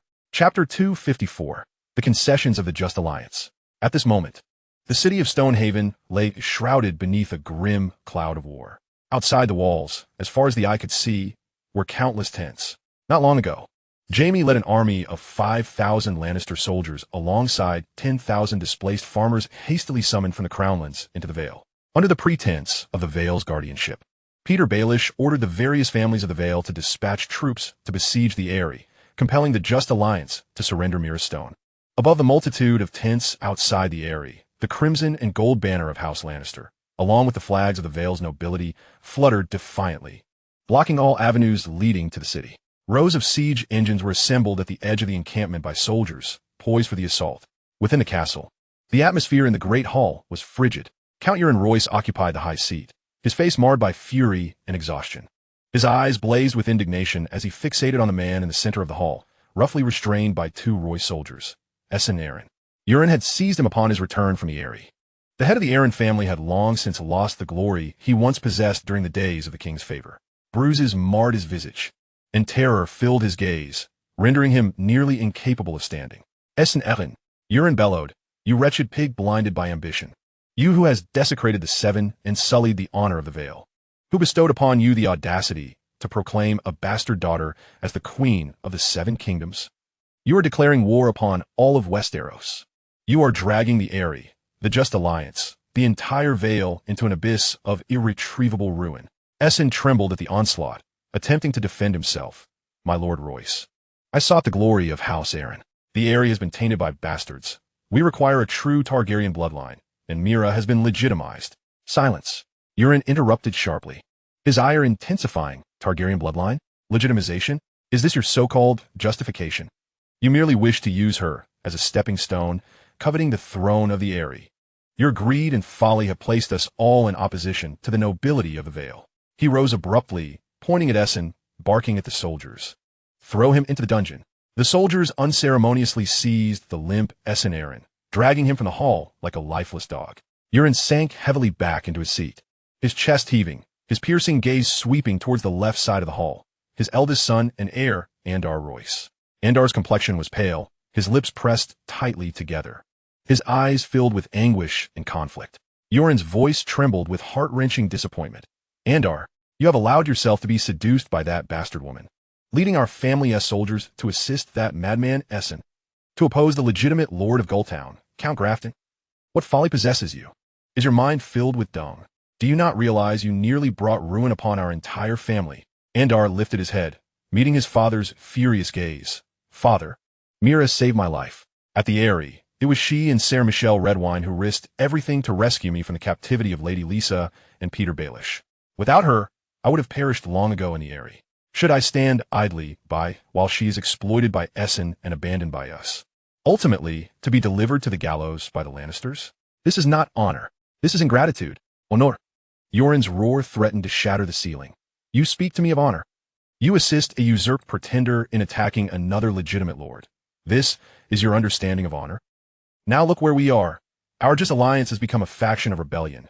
Jaime Lannister's great host lies outside the gates, demanding we surrender that queen, or he shall raise the Eyrie. Is this the honor you seek? To sacrifice our entire family and alliance for a trifling personal debt? Andar bowed his head in torment. He could not counter his father's words.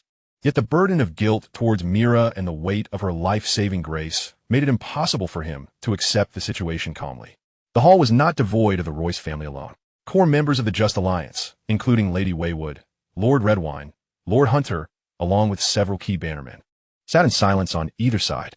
My Lord Euron, Lady Waywood interjected, anger will not resolve our predicament. The lion outside will not afford us much time. Jaime Lannister's demands are clear. Surrender the girl and Essen Arryn. This is the sole condition for his mercy upon the Eyrie and for absolving our rebellion against the Just Alliance. Lord Redwine concurred. Lady Waywood speaks wisely. We initially formed the Just Alliance to expel the foreign usurper Baelish, to uphold the Vale's traditions and the purity of House Arryn. Yet now, we have not only failed to rid ourselves of Baelish, but due to Essen Arryn's folly and Sir Andar's impulsiveness, we have incurred the treasonous label of supporting a pretender. Jaime's forces are encamped outside, and Lisa and Baelish eye us with predatory intent. We find ourselves in a precarious position. My Lord Euron. Lord Hunter was even more direct. He rose abruptly, his tone brimming with suppressed fervor. My Lord Royce. This is not the time for personal favors or family honor. That girl must be surrendered. To exchange her life for the safety and continuance of our families is our only option. Do you wish for all of us, our castles, our people, to perish for Essen Arryn's ambition and your son's misplaced loyalty? Euron painfully closed his eyes. Did he not understand that this was the most rational choice? Yet to relinquish a girl who had been both ensnared and saved his son in exchange for mere survival was an affront to everything he stood for. Father. Andar's voice was laced with desperation, but he too recognized that under the immense pressure from the other families of the Alliance and the looming threat of the army outside, his steadfastness appeared tragically insignificant. At that moment, a herald rushed into the hall, kneeling on one knee. My lord, a messenger from the Lannisters is calling out from below. Sir Jaime has reiterated his demands. By sunset, we must surrender Mira Stone, or the siege engine shall commence their assault at dawn. The final ultimatum. The cold weight of this revelation shattered Euron's last shred of hesitation. He opened his eyes and commanded, bring forth Mira Stone, deliver her to the Lannisters before sunset. In the Vale, Brown Keep had become a makeshift throne room for the Iron Throne. The atmosphere in the hastily converted council chamber was tense. At the dark, elongated table sat the current power brokers of the realm. The Regent Queen, Cersei, had just finished reading a confidential missive from Peter Baelish dispatched from the Eyrie. The hand of the king, Ser Kevin, bore a grave countenance, his hair graying at the temples, dressed in a dark woolen coat, his brow furrowed. Cersei broke the silence, setting down the letter. Uncle, Lord Belgar believes that merely accepting the surrender and handing over the pretender is insufficient. He suggests that once Jaime accepts the Just Alliance's capitulation and his forces enter the Eyrie, we should seize an opportune moment to eliminate the core members of the Just Alliance, as well as the audacious Arryn family of Gulltown who dared to support a pretender. He believes that only through such decisive action can we thoroughly intimidate the other disloyal nobles of the Vale, ensuring the authority of the Eyrie and Lady Lisa, and restoring true tranquility to the Vale, thereby guaranteeing its absolute loyalty to the Lannisters and the Iron Throne. Ser Kevin suddenly lifted his head, his eyes aflame with uncontainable fury. Absurd. Peter Baelish, that scheming flea, had the audacity to propose such a despicable and dishonorable suggestion to the Lannister family, to accept a surrender and then treacherously slaughter the nobility who laid down their arms. Such actions are the hallmark of the most vile brigands, sure to erode the faith of all nobles across the Seven Kingdoms in the Iron Throne, tarnishing the name of Lannister for eternity. Cersei scoffed inwardly. The honor of the Lannisters? Was there no memory of the reigns of Castamere? No recollection of the Reyes family's annihilation? No thought of the Red Wedding? Spare me the pretense. Cersei cared not for honor. Deep down, She found herself in complete accord with Peter's proposal.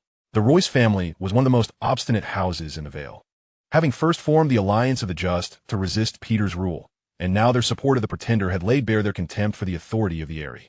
To eradicate this threat once and for all and simultaneously intimidate the other restless lords of the Vale was, in her view, the most sagacious choice, particularly that Andar Royce, daring to aid that bastard girl. At this thought, a cold glimmer of murderous intent flickered in Cersei's eyes.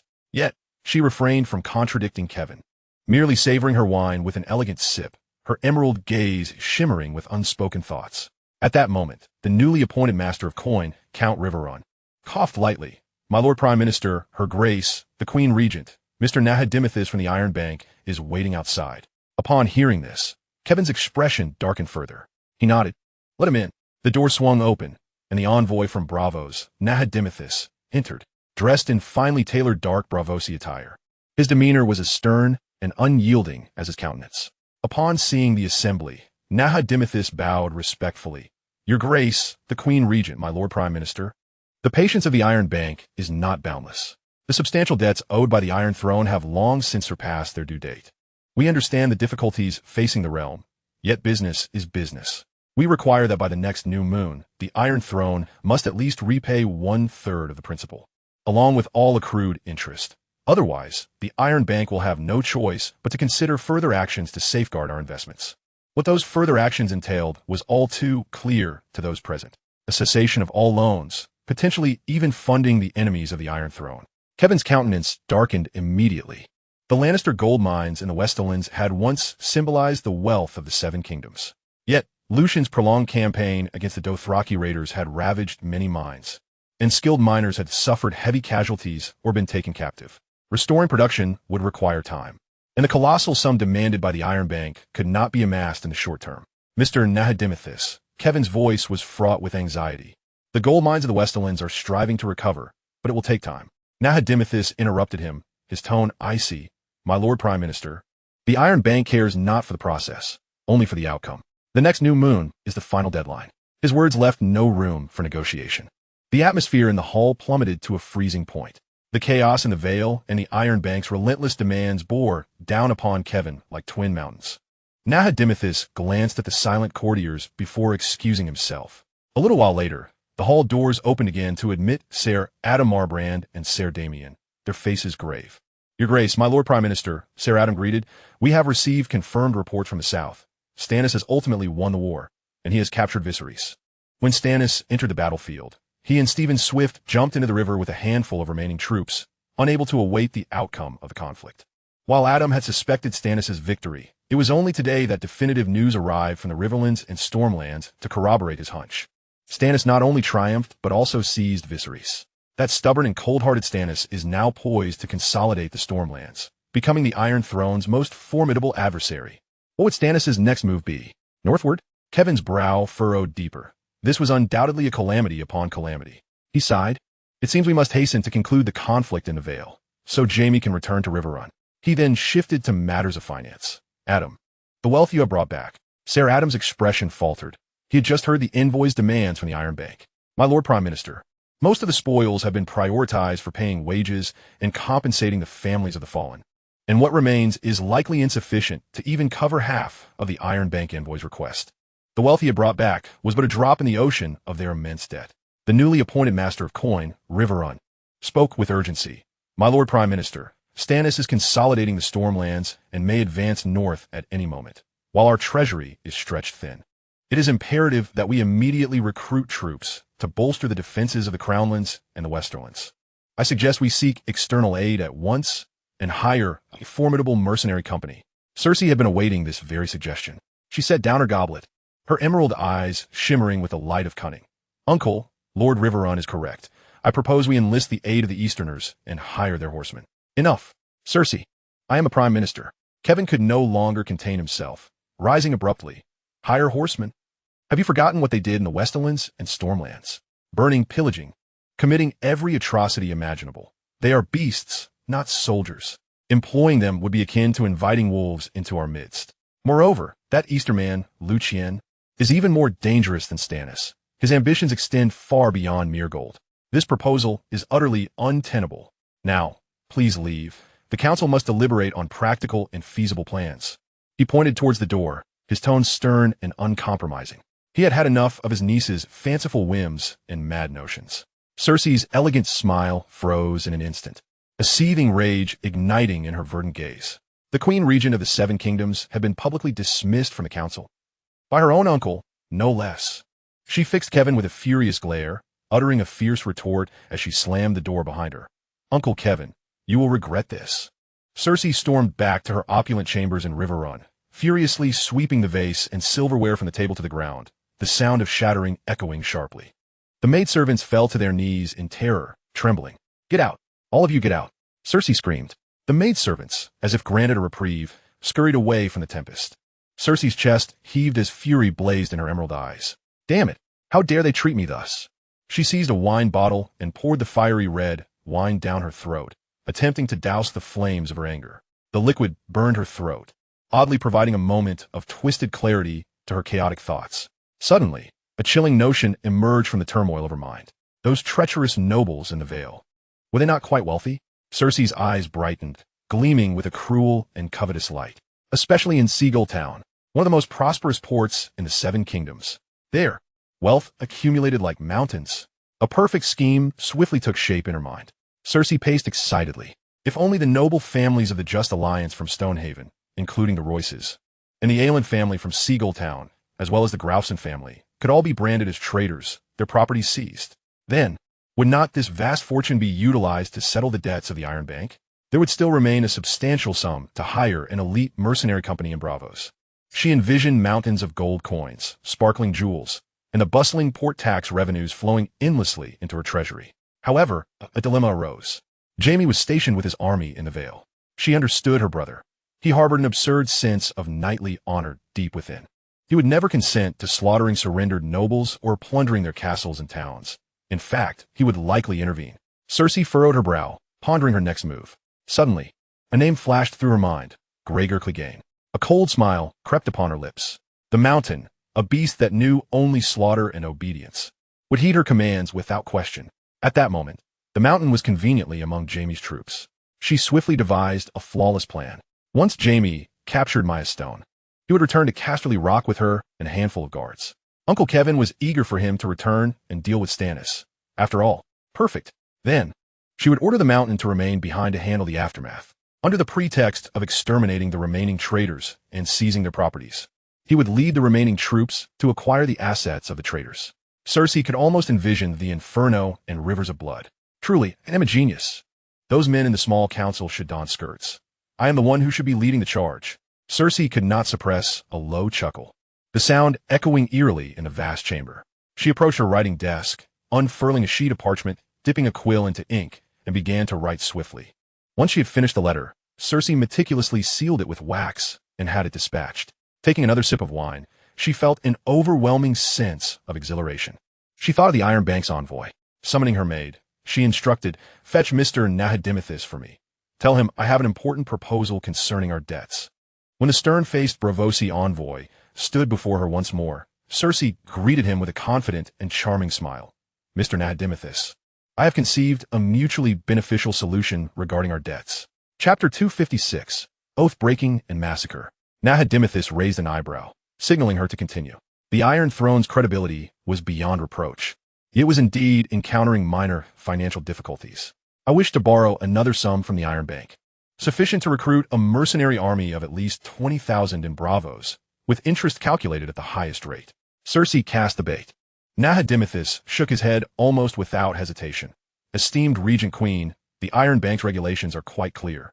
We cannot provide a new loan until the previous substantial debt is materially repaid. The risk is too great. Unless you can immediately repay at least 1/3 of the principal to demonstrate your capacity for repayment." Cersei's smile remained unchanged, yet it deepened. "Repay immediately? Huh, Mr. Nahadimithis. You are a shrewd man.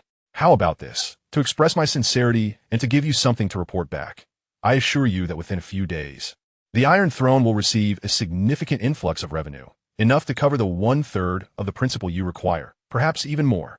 A flicker of doubt crossed Nahadimithis's eyes. Unexpected revenue? Cersei's smile held a deeper meaning. to save time and allow you to witness the efficiency of the Iron Throne firsthand. Why not travel by ship to the port of Seagull Town and wait? I guarantee you will receive the repayment there. Seeing is far better than merely taking my word for it, is it not? Nahedimethys scrutinized Cersei for several seconds, attempting to discern her intentions from her emerald gaze. But all he found was unwavering confidence. Weighing his options, he realized that Seagull Town was a common docking point for Braavosi merchant ships, and waiting there posed no risk. Furthermore, he was curious to see what this notorious Queen Regent had in store. Ultimately, he nodded slightly. Very well, I shall proceed to Seagull Town to wait. I hope Her Majesty the Queen Regent will honor her word. Of course, a Lannister always pays his debts. Cersei elegantly raised her wine glass, her smile radiant. Soon, a swift ship adorned with the Iron Bank's banner departed from Casterly Rockstock, carrying the puzzled Nahedimethys and his guards, along with the Kingsguard Ser Malintlan, whom Cersei had dispatched to accompany the Iron Bank's envoy to Braavos for mercenary recruitment, heading towards Seagull Town. In the Vale, Stonehaven, as the sun set, the gates of Stonehaven creaked open. Count Euron Royce personally escorted the bound Essos, Aelin, and Maya Stone out. Only a few guards accompanied him, as Andar Royce had been strictly forbidden from appearing and was presently confined to his chamber, lamenting as he pounded the walls in despair. Outside the city gates, Jaime Lannister sat astride his white steed, his armor gleaming in the sunset. Behind him, the Lannister cavalry stood resplendent, their lances like a forest. Jaime observed Maya and Essos being escorted out, casting a glance at the Royce soldiers atop the walls, his handsome visage beneath golden locks betraying no emotion. He gestured, and two cavalrymen stepped forward to silently take the pair and usher them onto a prepared cart. Jaime's voice was calm. Count Royce, the Iron Throne will acknowledge your cooperation in this matter. The previous misunderstandings with the Just Alliance will be considered at the small council's discretion. I hope you act wisely. He did not mention clemency or punishment, leaving ambiguity in his words. Yet, for Euron, it was already fortunate to temporarily preserve his family and castle. Jaime ceased further conversation, turning his horse around, back to Casterly Rock. He had received correspondence from the small council and needed to return with these two criminals promptly to report back and confront the southern threat of Stannis. He cast a glance at the towering figure of the mountain, Gregor Clegane, and issued a low command. Ser Gregor, you remain here to lead the troops back. The march of the army typically required considerable time, and Jaime could not afford to travel with them. He prepared to return to Casterly Rock swiftly on horseback. The mountain, beneath his massive helm, responded with a deep rumble. Yes, my lord. Jaime lingered no longer, departing Stonehaven with 100 cavalry and the cart bearing the prisoners. Witnessing this scene, the soldiers atop the walls relaxed, and Count Euron returned to the keep, while the armies of the other families in the Just Alliance began to withdraw, preparing to return to their respective territories. No one noticed the mountain's abyss-like gaze following the departing Vale forces until they had vanished from sight. Nightfall descended rapidly, as if ink had been spilled across the Vale, just as the people of Stonehaven believed the crisis had passed for the time being in the dead of night. With the moon shrouded and winds howling, the mountain Gregor Clegane led 5,000 elite Lannister heavy infantry and knights, with an additional 10,000 conscripts in the distance. He suddenly raised his hand. Boom! Boom! Boom! The prepared battering rams, propelled by dozens of strong men, relentlessly struck the door that symbolized Stonehaven. The deafening sounds shattered the night's tranquility. Simultaneously, countless flaming arrows rained down upon the walls and within the city. Enemy attack! Enemy attack! The chilling sound of alarm bells and the terrified cries of the guards suddenly echoed within the walls of Stonehill, but it was far too late. Under the relentless assault of the battering ram and the laxity of the defenders, the great gates could not withstand the onslaught for long. With a resounding crack, the gates collapsed inward, sending clouds of dust swirling into the air. Kill! Roared the mountain, the first to surge through the breach, his two-handed greatsword whistling ominously as it cleaved a charging knight of House Royce and Twain, blood and entrails splattering across him. Thus began the gruesome feast of slaughter. The elite forces of Lannister poured through the gates, striking down anyone in their path. The well-trained soldiers of House Royce attempted to mount a defense, but they were utterly disoriented by the treachery that had befallen them. Even more terrifying were the soldiers of the Crownlands who followed closely behind, their discipline shattered. Their eyes ablaze with greed and malice, they indiscriminately attacked any moving target, be it soldier or servant, man or woman. For Lannister, for the Queen Mother, exterminate the rebels. The mountain swung his colossal sword, creating a horrific spectacle of carnage amidst the throngs, while his voice, like a cracked bell, roared to incite the Crownland's soldiers further into madness. Within the stronghold, Lord Euron Royce was stirred from his slumber by the deafening cries of slaughter. In an instant, he comprehended the calamity that had befallen his home, and a tidal wave of fury surged within him, nearly blinding him with rage. Grasping his longsword, he bellowed as he charged from his chamber. The treacherous Lannisters shall pay for this. Accompanied by his remaining loyal guards, he rushed toward the Great Hall. However, before the sudden onslaught and the monstrous mountain, individual valor appeared woefully inadequate. The mountain did not even need to engage directly. His elite soldiers wielding pikes and shields dispatched Lord Euron's guards one by one. Euron, swinging his greatsword, felled several foes, but soon found himself pierced by multiple pikes. His towering frame staggered, his sword slipping from his grasp. He looked down to see the deadly points protruding from his body, his eyes filled with defiance and wrath, before he slowly crumpled to the ground. Elsewhere in the castle, Andar Royce heard the cries of the Lannister forces assaulting Stonehill. His heart twisted in agony. But at that moment, only one thought consumed him: to rescue his sister, Ysena. He burst through his door, drawing his sword as he dashed toward her chamber.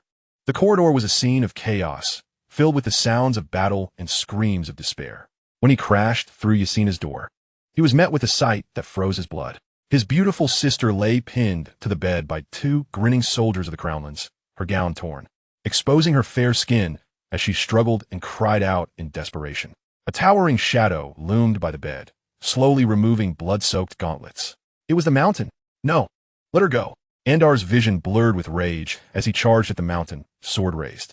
Without so much as a glance, the mountain swung a fist with astonishing speed. The ironclad punch struck Andar squarely in the chest. Crack! The sound of breaking bones echoed in the air. Andar was sent hurtling backwards, crashing against the wall, blood mingling with the remnants of his insides spilling from his mouth. His sword clattered to the ground as his body slid down the wall, his vision fading rapidly. The last sight that registered in his mind was the mountain advancing towards his sister, who was wailing in hopeless terror, her eyes brimming with endless fear and despair, streaming with tears. Then, darkness enveloped him entirely. In the tower, Waymar Royce was jolted awake. Through the narrow window, he witnessed his father being stabbed to death, heard his brother's furious roar, and his sister's heart-wrenching, inhuman screams of despair. He bit down on his fist, blood trickling from the corner of his mouth, his overwhelming grief and hatred threatening to tear him apart. Yet he understood that rushing out would lead only to death. He stifled his anguish, seeking an opportunity to escape in the shadows. Taking advantage of the chaos and the cover of night, he used his familiarity with the Castle-S layout to crawl out through an abandoned drainage outlet, emerging from Stonehill, covered in mud and driven by a deep-seated thirst for vengeance, disappearing into the vast darkness. Only one thought consumed him: revenge against the Lannisters, against the mountain, against the Iron Throne. He would cross the narrow sea, seize the castle, and seek the power to challenge the Lions. The massacre at Stonehill continued well into the night. As the feeble light of dawn struggled to penetrate the smoke, the ancient stronghold had been transformed into a hell on earth. Corpses littered the ground, rivers of blood flowed, and the core members of House Royce had been nearly exterminated, with countless servants and soldiers dead or wounded. The mountain's men and the soldiers of the Crownlands scavenged through the ruins and the bodies, searching for anything of value. All movable wealth had been stripped bare and loaded onto pre-prepared wagons. The mountain did not linger long at Stonehill. He left a portion of his soldiers to clear the bodies while he led the main force directly towards the nearby town of Seagull. Seagull was still basking in the fleeting relief of Count Grafson's safe return, utterly oblivious to the tragedy unfolding at Stonehill. When a bloodthirsty army suddenly emerged from the morning mist, it was far too late. The walls of Seagull were nowhere near as formidable as those of Stonehill, and the defenders were caught completely off guard. The mountain's forces breached the gates with little resistance. The Lannister elite coldly eliminated any who dared to resist, while the Crownland soldiers descended into a frenzy of looting. The once thriving port town was instantly transformed into a battleground. Soldiers smashed open the doors of shops, plundering their goods and gold.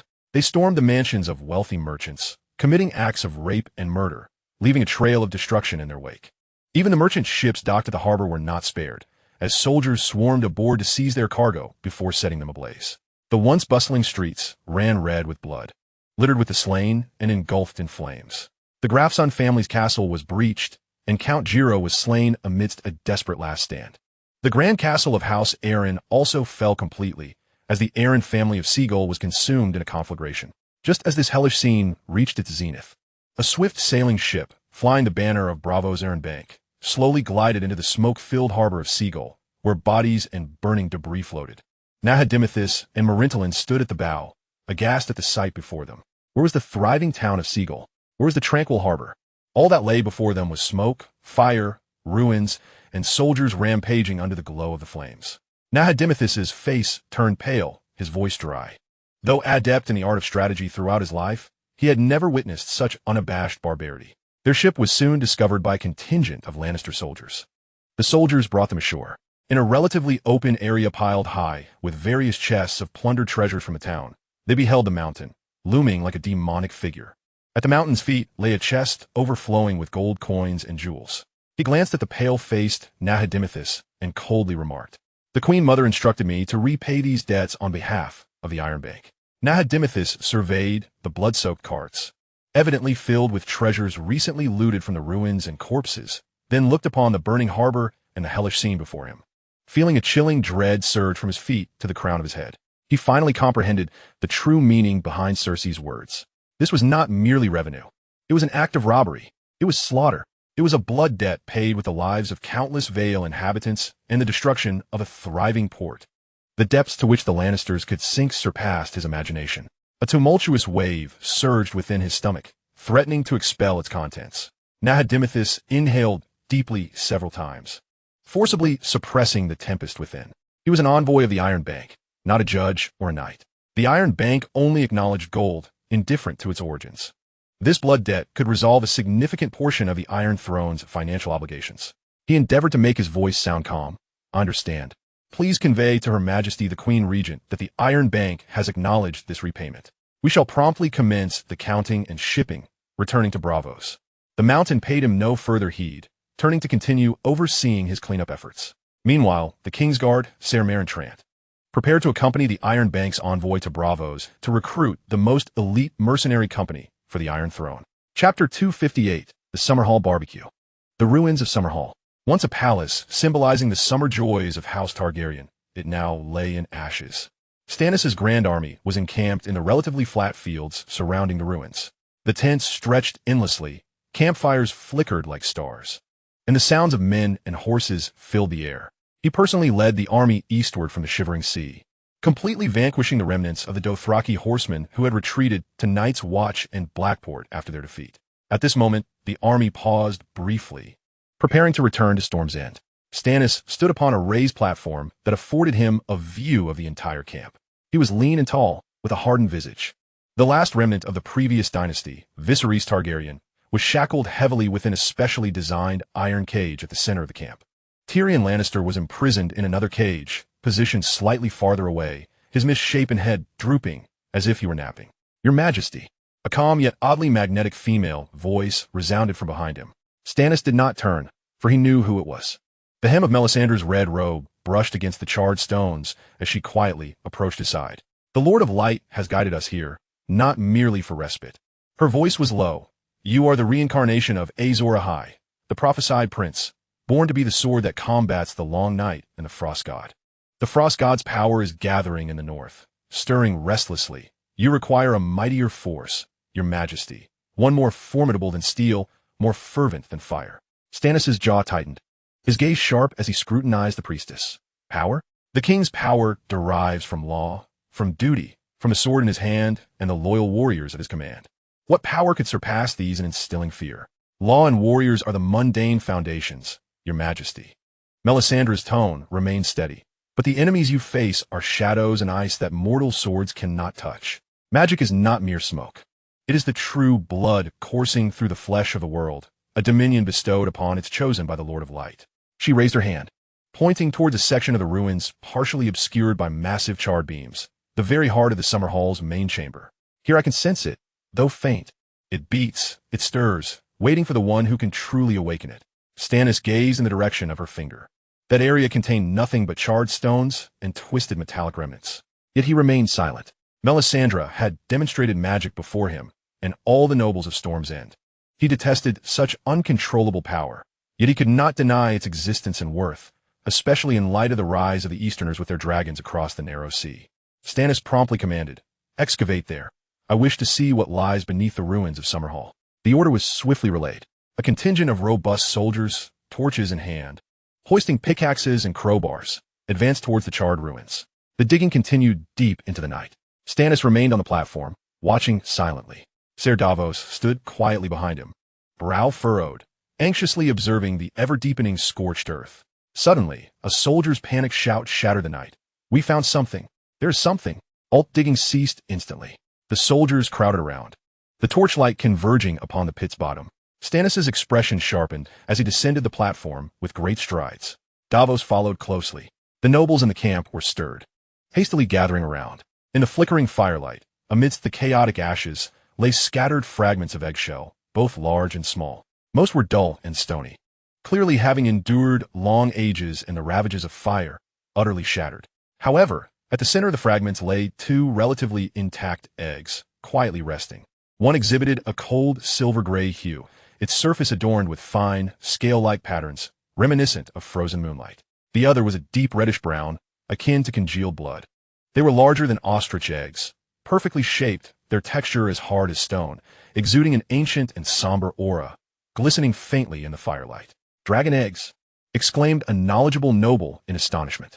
"They're fossils, the dragon eggs brought to Summerhall by Aegon V," another voice added.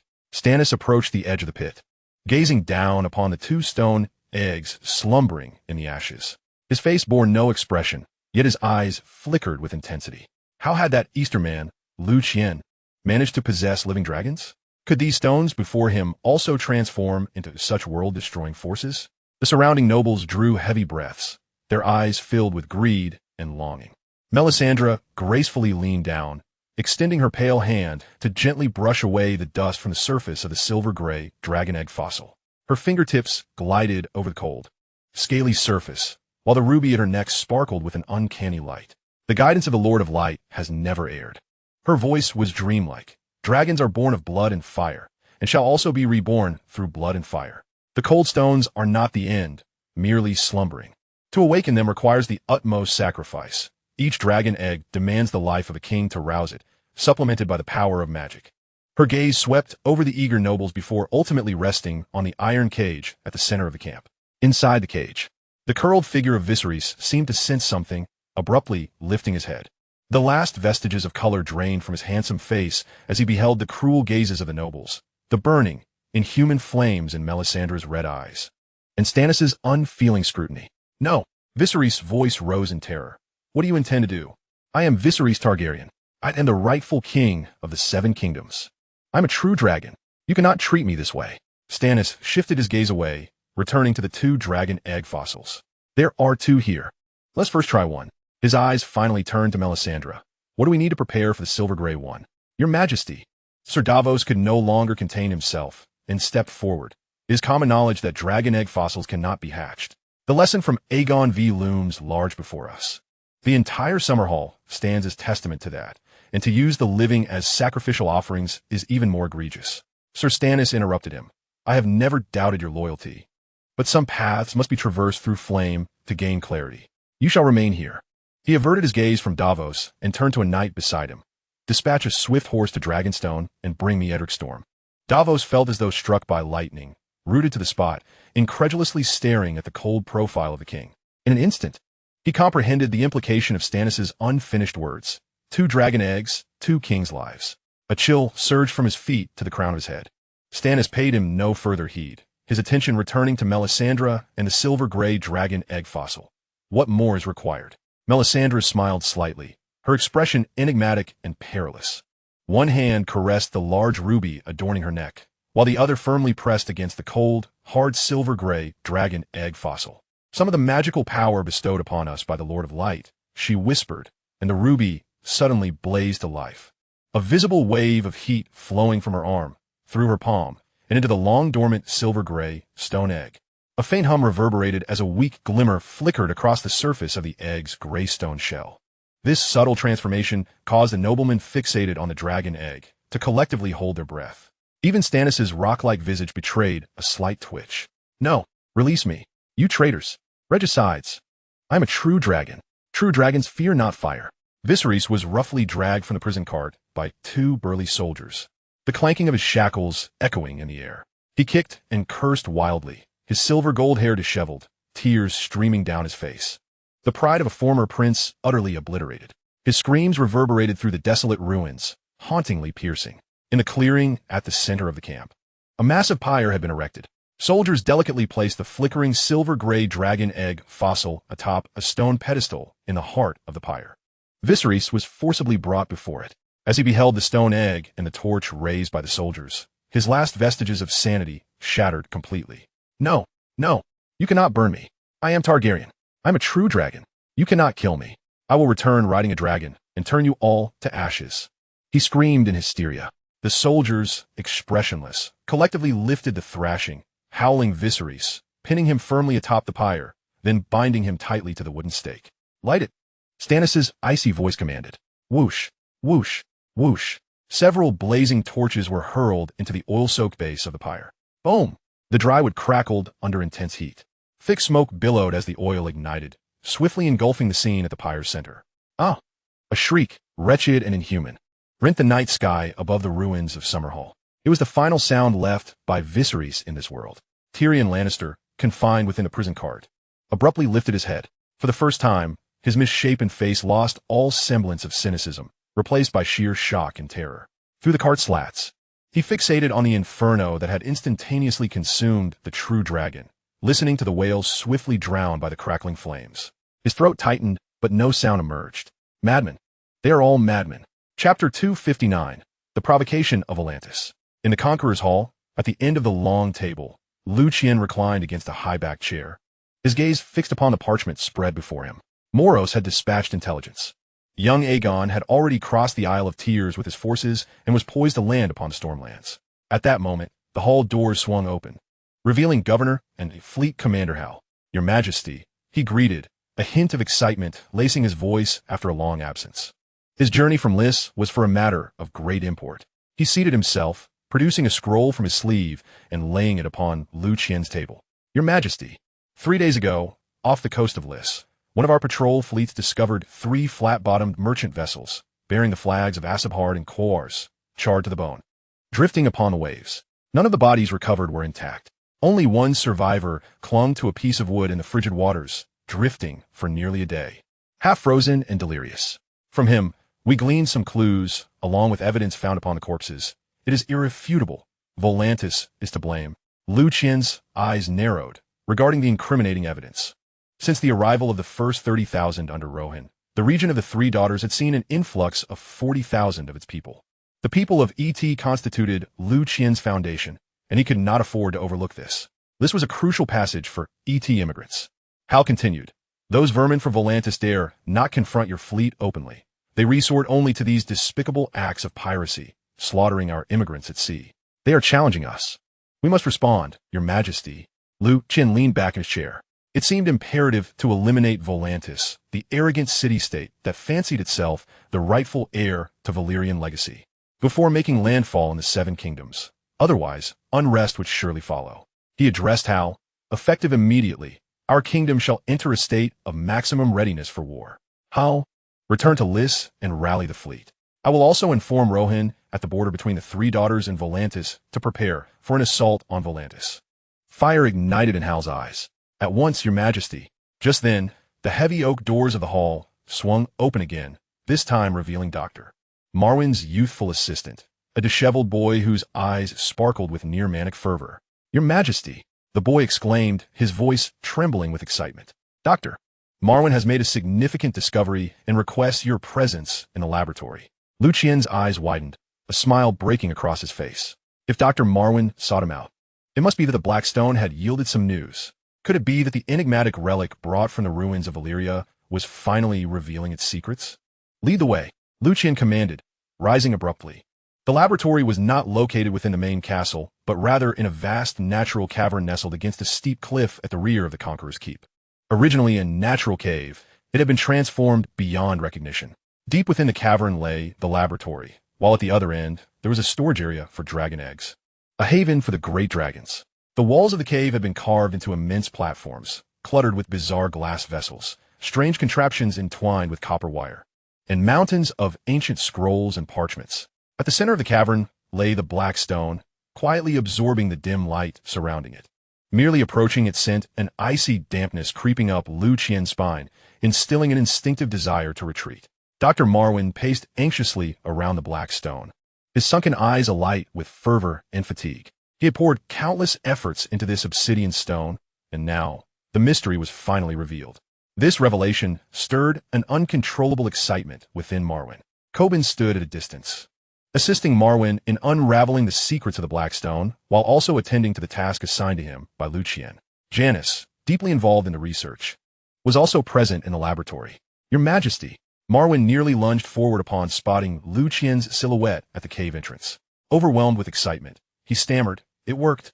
The ancient texts of Valyria record that the swirling patterns and hieroglyphs inscribed by the blood sorcerers originated from this black stone. I have discovered the key to unlocking the seal through these clues. It is by means of a systematic magical resonance, akin to striking one tuning fork to resonate another. I conducted 3,000 experiments, utilizing ghost grass to identify the magical resonance that corresponds with the seal of the black stone, and I have finally discerned that damned frequency. Trembling, he produced a crumpled sheet of parchment from his pocket, filled with a dense array of intricate symbols and lines, accompanied by a plethora of minute annotations. He thrust the paper into Liu Qian's hands. "Behold, Your Majesty, this is the key to unsealing it. The magical energy must be inputted in this precise frequency and sequence, not a single deviation allowed." Marwyn's eyes, bloodshot from the intensity of his experiments, shone with fervor. To validate my hypothesis, the ghost grass was nearly depleted. However, its magical potency was too feeble to unlock the core of the black stone. "But Your Majesty, you possess an immense reservoir of magical energy. You can surely awaken it and unveil the secrets of Valyria concealed within this stone." Liu Qian accepted the parchment. The symbols inscribed upon it were both ancient and unfamiliar, the pathways of magical flow intricate to the point of inducing vertigo, with each fluctuation meticulously annotated. He gazed intently at the parchment before shifting his focus to the imposing black stone. A faint, almost imperceptible tremor, as if resonating from the depths of the soul, emanated from the frigid stone core, subtly responding to the surge of magic within him. He sensed that something unimaginably vast lay dormant within, awaiting its summons. Drawing a deep breath, Liu Qian contemplated his remaining 40,000 magical energy. This was his trump card, his last resort for survival. Should he expend it here? He hesitated not for long, resolute in his pursuit of any opportunity to augment his power. "I trust you, Dr. Marwyn," Liu Qian intoned, his voice low and steady. He tucked away the parchment and stepped towards the colossal black stone. "Let's unveil the secrets it harbors." The cave fell into an immediate silence. Marwyn trembled with exhilaration. Coben's gaze sharpened with focus, while Janice's violet eyes shimmered with anticipation. As Liu Qian approached the black stone, the chilling aura intensified, exuding a slick, viscous sensation. He extended his hand, slowly pressing his palm against the icy, obsidian surface. The texture was profoundly peculiar, cold as eternal ice, yet imbued with an uncanny stickiness, as though the stone was cloaked in an invisible layer of grease. A cryptic essence surged into his being through his palm, accompanied by a potent sense of repulsion and desolation. The system, as per usual, failed to detect any fluctuations in magical energy. Liu Qian closed his eyes, concentrating as he systematically released magical energy in accordance with a complex frequency chart. The torrent of magic within him began to respond to his will, transforming into countless rivulets that flowed in harmony with the resonance frequency devised by Dr. Marwyn, sometimes intensifying, sometimes diminishing, continuously feeding into the stone. Initially, there was no response. The black stone remained eerily silent, devouring all energy that was inputted. Time seemed to freeze, with only beads of sweat forming on Liu Qian's brow, indicative of the tremendous magical expenditure. Suddenly, a nearly imperceptible black halo began to unfurl at the point where Liu Qian's palm met the stone. This halo was as thin as a gossamer, yet so profound that it seemed to absorb all light. Marwyn gasped in suppressed astonishment. Coben's pupils constricted sharply, and Janice instinctively clenched her fists. "It worked. The frequency is correct." Liu Qian felt a surge of determination, focusing intently on manipulating the magical energy, adhering strictly to the sequence depicted on the parchment, intensifying, diminishing, bending, oscillating. The magical energy he inputted transformed into countless invisible tuning forks, striking the dormant structures within the black stone with a specific melody. As the input of magic persisted with precise resonance, the thin black halo began to oscillate violently. Like a tranquil surface disturbed by a colossal stone, ripples spread wildly. The halo itself became unstable, its edges twisting and tearing as if it were a dying creature in agonizing struggle. It was dissolving. Marwyn screamed, "The seal is collapsing." "Your Majesty," continued, "do not falter." Liu Qian's breath quickened, becoming ragged. He distinctly sensed a vast, unfathomable magical essence surging from the depths of the black stone's sealed core. This essence was no longer the frigid silence. It pulsed with an eerie semblance of life that filled him with unease. As the luminous halo of the seal reached a boiling point, on the verge of complete dissolution, a deep, almost inaudible hum resonated, exploding from the stone's core. Without warning, the rough surface of the black stone began to manifest countless twisted, bizarre symbols. They were not carved. Rather, they appeared to seep from within the stone like blood. Deep red, dark crimson, rust red. These formed incomprehensible hieroglyphs and complex geometric patterns that could drive one to madness. The moment these sanguine runes emerged, they erupted in a blinding crimson light. In an instant, the entire cave was suffused with a scarlet glow. The walls, stone pillars, and every face present were bathed in a sinister, flowing crimson hue. "Is this Valyrian blood magic?" Coben, having perused some Valyrian tomes, gasped in horror. "This is the most ancient and forbidden kind." The blood-red runes and patterns were not static. They surged and spiraled chaotically across the surface of the black stone, twisting and reconfiguring as if billions of living bloodworms writhed in frenzy. In their chaos, they adhered to some incomprehensible cosmic law, rapidly evolving toward an uncanny order. The runes leapt and intertwined. Eventually, before Liu Qian, in the vast core region of the black stone, all the sanguine lines converged, outlining a colossal, breathtaking three-dimensional pattern. It was a microcosm of the universe. Countless celestial bodies formed from blood-red runes. Nebulae and twisted strands of space-time flickered within, living and dying in cyclical flow. At the center of this chaotic spectacle floated an immense, rust-red sphere. It resembled a decaying planet, its surface riddled with immense crevices, oozing a viscous substance as dark red as congealed plasma. Liu Qian's entire being was irresistibly drawn to that rust-red sphere. The magical energy within him instinctively maintained the resonance frequency, yet his gaze could not waver from that enigmatic core. At the moment this cosmic tableau took shape, a peculiar sound began to emanate from the depths of the black stone. Initially, it resembled a faint sigh from the dawn of the universe, ethereal and distant. However, in just a few breaths, the sound abruptly escalated, transforming into a sharp and urgent crescendo. It transcended mere sound, evolving into a celestial resonance that directly assaulted the soul.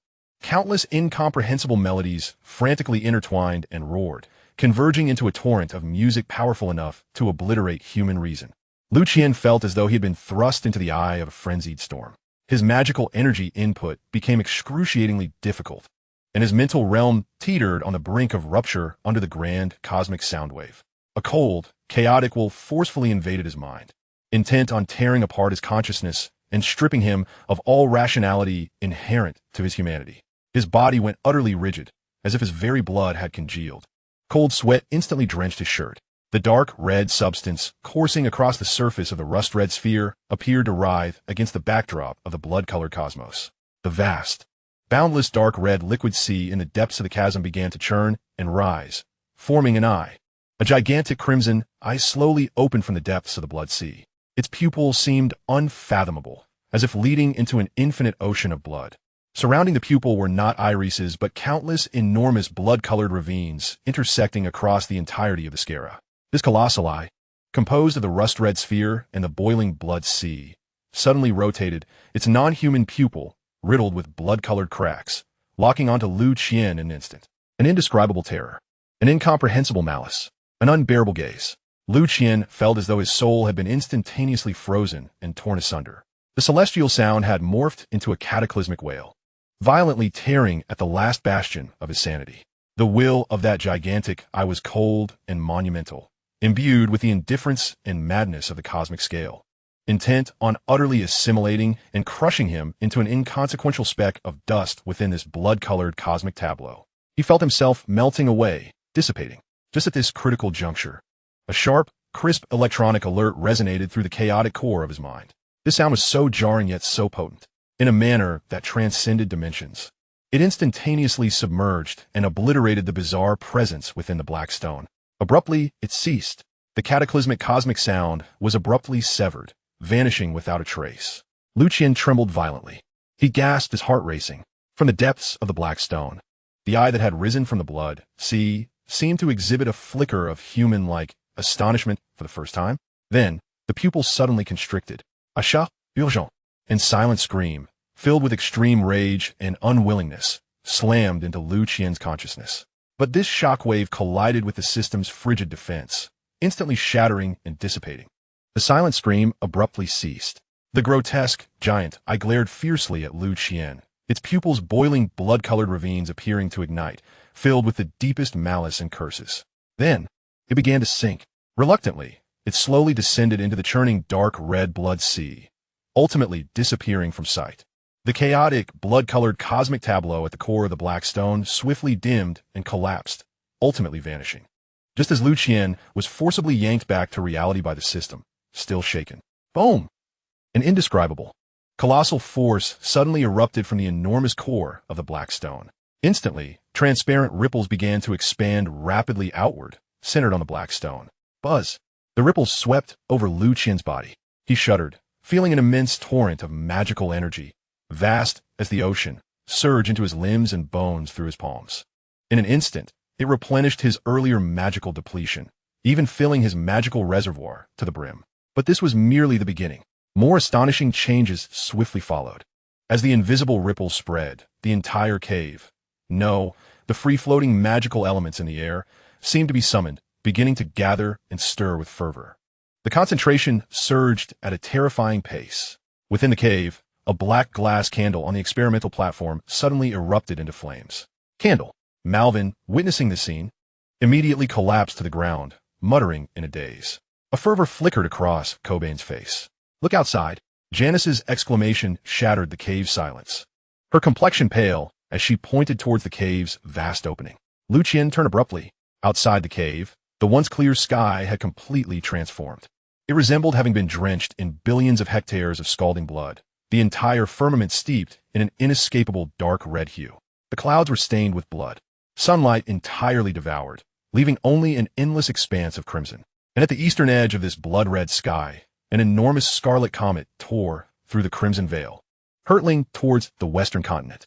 Chapter 261, The Return of Magic, the Arrival of the Red Comet. It trailed a colossal tail stretching across the sky. Its brilliance was so dazzling it seemed poised to ignite half the heavens. Even in daylight, its radiance was sufficient to overshadow the sun, enveloping the entire Conqueror's fortress and the coastline within sight in a flickering, blood-colored halo. The Red Comet. Janice gazed outside, entranced, her violet eyes reflecting the scarlet, murmuring. Liu Qian's heart surged with tumultuous waves. The black stone was unsealed. The red comet was descending. Magic was returning. Was this mere coincidence? No. Suddenly, a bold conjecture arose within him. In the original text, could the arrival of the red comet also be the result of a black stone unsealed elsewhere in the world? If this hypothesis held true, who had unsealed the black stone in the year 299 of the Iguan calendar? Moreover, what was that colossal rust-red celestial body within the black stone, that crimson eye, that cosmic sound? Countless questions surged within Liu Qian's mind. At that very moment, coinciding with the descent of the red comet, at the other end of the cave, the underground chamber where dragon eggs were stored. This place was heavily guarded. Behind the thick obsidian door lay the stronghold where Liu Qian kept the dragon eggs. In the center of the stone chamber, a specially designed, massive stone platform was covered with scorching sand, upon which 7 dragon eggs rested. Among them, 2 indistinguishable dragon egg fossils, shrouded in black and red scales, quietly lay buried, absorbing geothermal heat. One was the black-red dragon egg Liu Qian brought from Valyria, and the other belonged to Illyrio. Crack! A minuscule sound of cracking echoed in the stillness of the stone chamber. The guarding dragon spirit sentinels tightened their grips on their swords, their gazes fixed on the stone platform. They witnessed one of the black-red dragon egg smooth, hard shell suddenly develop a minute crack without warning. Then, the crack swiftly spread like a spider's web. A series of sharp popping sounds filled the air. Within the shell, something seemed to be struggling violently, colliding against the interior. Fragments of the eggshell began to fall away. Puff! Roar! A shrill, juvenile screech erupted from the rupture in the eggshell. A small head, slick and covered in black-red scales, burst forth, violently breaking through the shell. Simultaneously, the adjacent, identical dragon egg, its surface shimmering with a faint glow, suddenly dimmed, as if all vitality had been instantaneously siphoned away. The surface of the egg rapidly cracked and deepened, producing a sound of shattering. Moments later, it fell silent, the entire shell collapsing into a heap of gray-black rubble, scattered upon the scorching black sand. The newborn dragon struggled to tear through the shell, its damp little head emerging, neck adorned with black-red scales held high, as it let out a roar towards the vaulted ceiling of the stone chamber. The ruins of Summerhall. The afternoon following Stannis' incineration of Viserion. As the sun slanted westward, painting the sky with a dusky yellow hue, the flames of the pyre began to diminish. The immense heat had reduced the pile of wood to a smoldering hill of silver-black ash, billowing thick smoke. Stannis waved his hand. Several soldiers, wielding long-handled iron rakes and shovels, cautiously commenced their excavation. Everyone held their breath, their gazes fixated on the heart of the ashes. Layer by layer, the ashes were peeled away. At last, nestled deep within the remnants, the silver-gray dragon egg fossil lay in quiet repose. Yet, it was no longer the same as before it was cast into the fiery abyss. The once smooth and cold stone shell was now riddled with a myriad of spiderweb-like cracks. A faint cracking sound echoed in the still air. Then, a shrill cry erupted from within the fissured shell. Hearts raced. Stannis' eyes sparkled with fervor. He instinctively stepped forward, yearning to touch the miracle that was about to emerge. Just then, look, in the sky, a nobleman exclaimed, pointing towards the western heavens, his voice tinged with terror. Everyone instinctively followed his gesture, their eyes darting upward. There, in the direction of the setting sun, an expanse of blood red had inexplicably enveloped the sky. At the edge of this crimson canopy, an enormous scarlet comet trailed a massive tail across the horizon, hurtling towards the entirety of Westeros with a thunderous roar. Storm's End, the coast. Countless transport ships crowded the near shore. Young Aegon stood atop a slightly elevated dune, clad in gleaming armor, his silver-gold hair tousled by the sea breeze, revealing his forehead. His deep blue eyes were ablaze as they gazed upon the blood-red sky and the terrifying comet that tore through the crimson veil. There was no hint of fear upon his youthful visage. Rather, excitement coursed through him, his chest rising and falling rhythmically. Beside him stood two high-ranking officials. Ser Jon Connington, now Aegon's prime minister, also looked up at the comet, but his eyes betrayed unease. What omen did the red comet herald? Fortune or doom? He instinctively tightened his grip on the hilt of his sword. On the other side, the newly appointed commander of the Golden Company, the homeless Harry Strickland, was far more pragmatic. He hailed from the Strickland family, exiled to the eastern continent following the Blackfire Rebellion's defeat. At that moment, Commander Strickland crossed his arms, observing the chaotic landing scene on the beach, cursing loudly. Seven hells. Getting these wildlings to form a line is harder than threading a needle with a fat sow. This damned red sky has thrown everything into disarray. And to make matters worse, two of our supply ships have been scattered by the waves. Cursed weather. Young Aegon seemed oblivious to their concerns and complaints. He suddenly spread his arms wide, as if to embrace the entire blood-red heavens and the blazing comet. His laughter rang clear, imbued with confidence. No, Commander Strickland, this is not bad weather. This is the beacon of war ignited by the gods. A blood-red crown bestowed upon me by the heavens. He abruptly turned, drawing his sword from his side, its tip pointed directly at the scarlet comet streaking across the sky. This marks the beginning of my conquest, a symbol that I shall cleanse this land, tarnished by usurpers, traitors, and false kings, with fire and blood. All who stand in the way of my reclamation of the Iron Throne shall be reduced to ashes beneath the fury of the true dragon. His words ignited a fervor among the surrounding guards and soldiers of the Golden Company. A wave of fervent cries began to swell. The true dragon. Aegon. The true dragon. Aegon. Even some Dothraki were swept up in the sudden fervor. Though they understood little, they waved their curved blades and howled like beasts. Far to the east, the Dawn Mountains. Beneath the depths beside Korra's, a vast underwater palace lay hidden. At the core of the palace was an immense spherical hall, where cold water flowed gently. A massive black stone hung, suspended in the center of the hall. its form nearly identical to the black stone that Liu Qian had encountered in the caves of Conqueror's Keep. In this absolute darkness and frigid abyss, beneath the floating black stone, a figure hung motionless, clad in a voluminous yellow robe, its elongated body twisted in an unsettling manner. It floated in silence, as if it had merged with the darkness, existing for eons. Suddenly, the long quiet black stone quivered slightly. The immobile figure in yellow stirred. The shadow beneath the wide robe began to shift slowly. Its body twisted in an extraordinarily bizarre manner. Akin to a colossal deep-sea creature, it swiftly swam upward, passing through a massive opening in the palace above, heading towards the murky surface of the sea.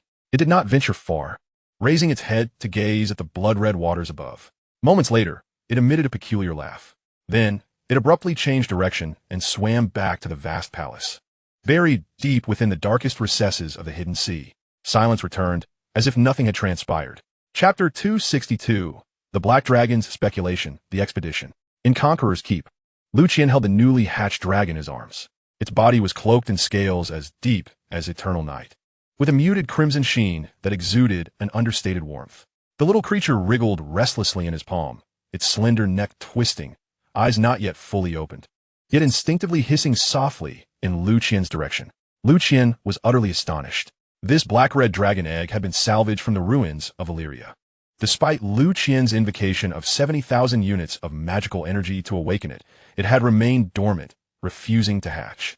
Curiously, once the seal of the mysterious black stone was broken and the tide of magic surged, it had cracked open on its own, birthing this small life. Even more perplexingly, the nearly identical black-red dragon egg sent by Valyria had simultaneously crumbled into dust, losing all vitality.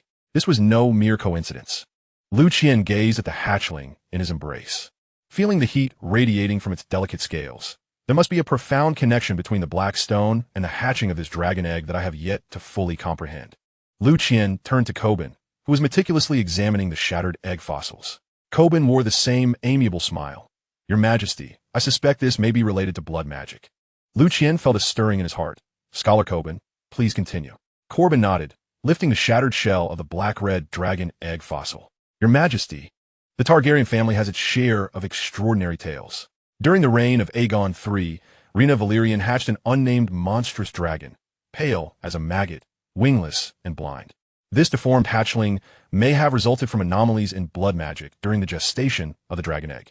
The great dragons of Valyria were birthed from the gifts of blood magic, and it is understandable that a few failures occurred amidst the myriad of rituals.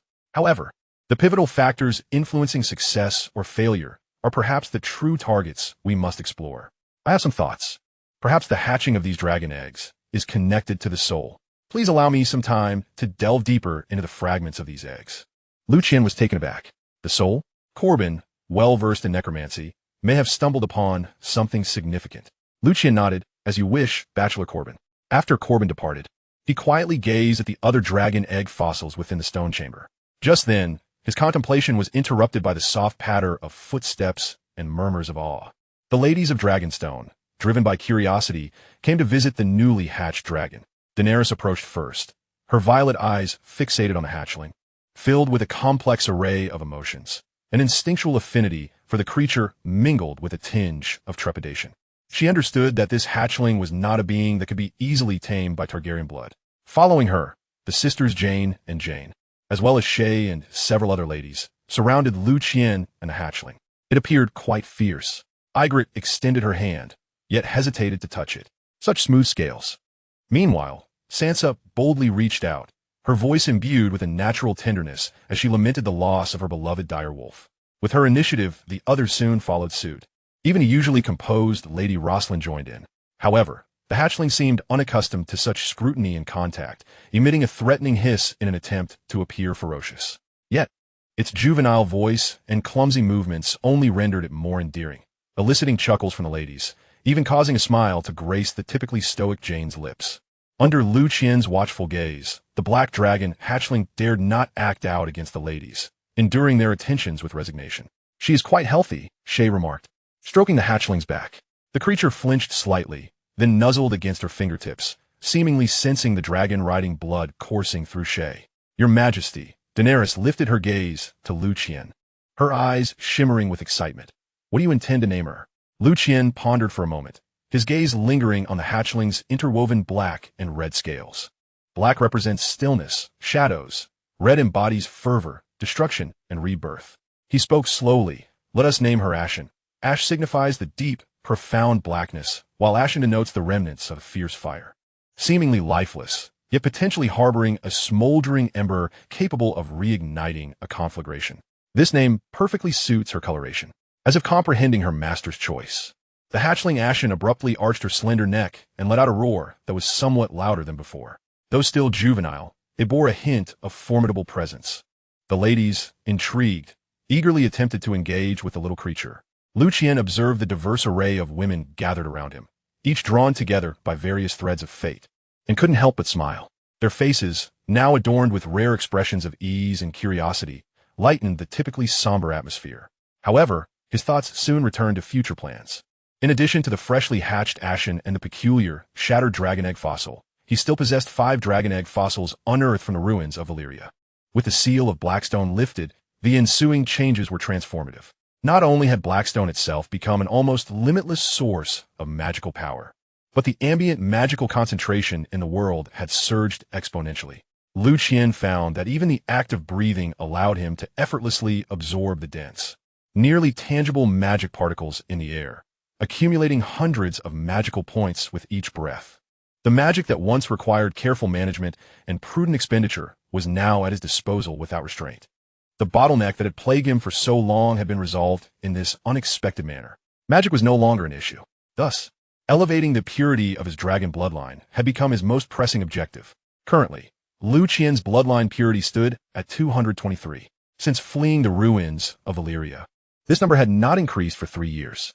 At this level of purity, he could transform a maximum of 3 flame knights and awaken 4 dragon egg fossils. Based on his observations, every increase of 10 in bloodline purity allowed for 1 additional limit. His current flame knights were Jane, and Shay. Without enhancing his bloodline purity, Liu Qian could not forge any further flame knights. Blood Dance, Silver Cascade, Twilight Shadow, and Ashen had already exhausted the quota of dragon egg fossils in his possession. Moreover, a higher purity not only meant the ability to command more dragons and stronger flame knights, but also promised immeasurable enhancements to his own power. He recalled that when his bloodline purity surpassed 20, he gained the new active skill, Dragon Bloodline, allowing him to hatch petrified dragon eggs. What if his bloodline purity were to exceed 40? His gaze deepened as he looked northward. It seemed that after thoroughly resolving the troubles of the free cities and the 7 kingdoms, he must seek an opportunity to venture beyond the wall. However, by then, the White Walkers may have already descended southward. Bringing his thoughts back, he turned to Shay. Shay, let Ashen be your mount. Shay was the only one without a dragon, and Liu Qian thought it best to provide her with one. Shay was taken aback, then shook her head.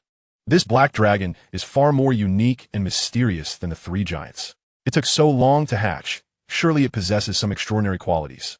Let it remain with you. After all, there's still many dragon eggs, and I could choose one later.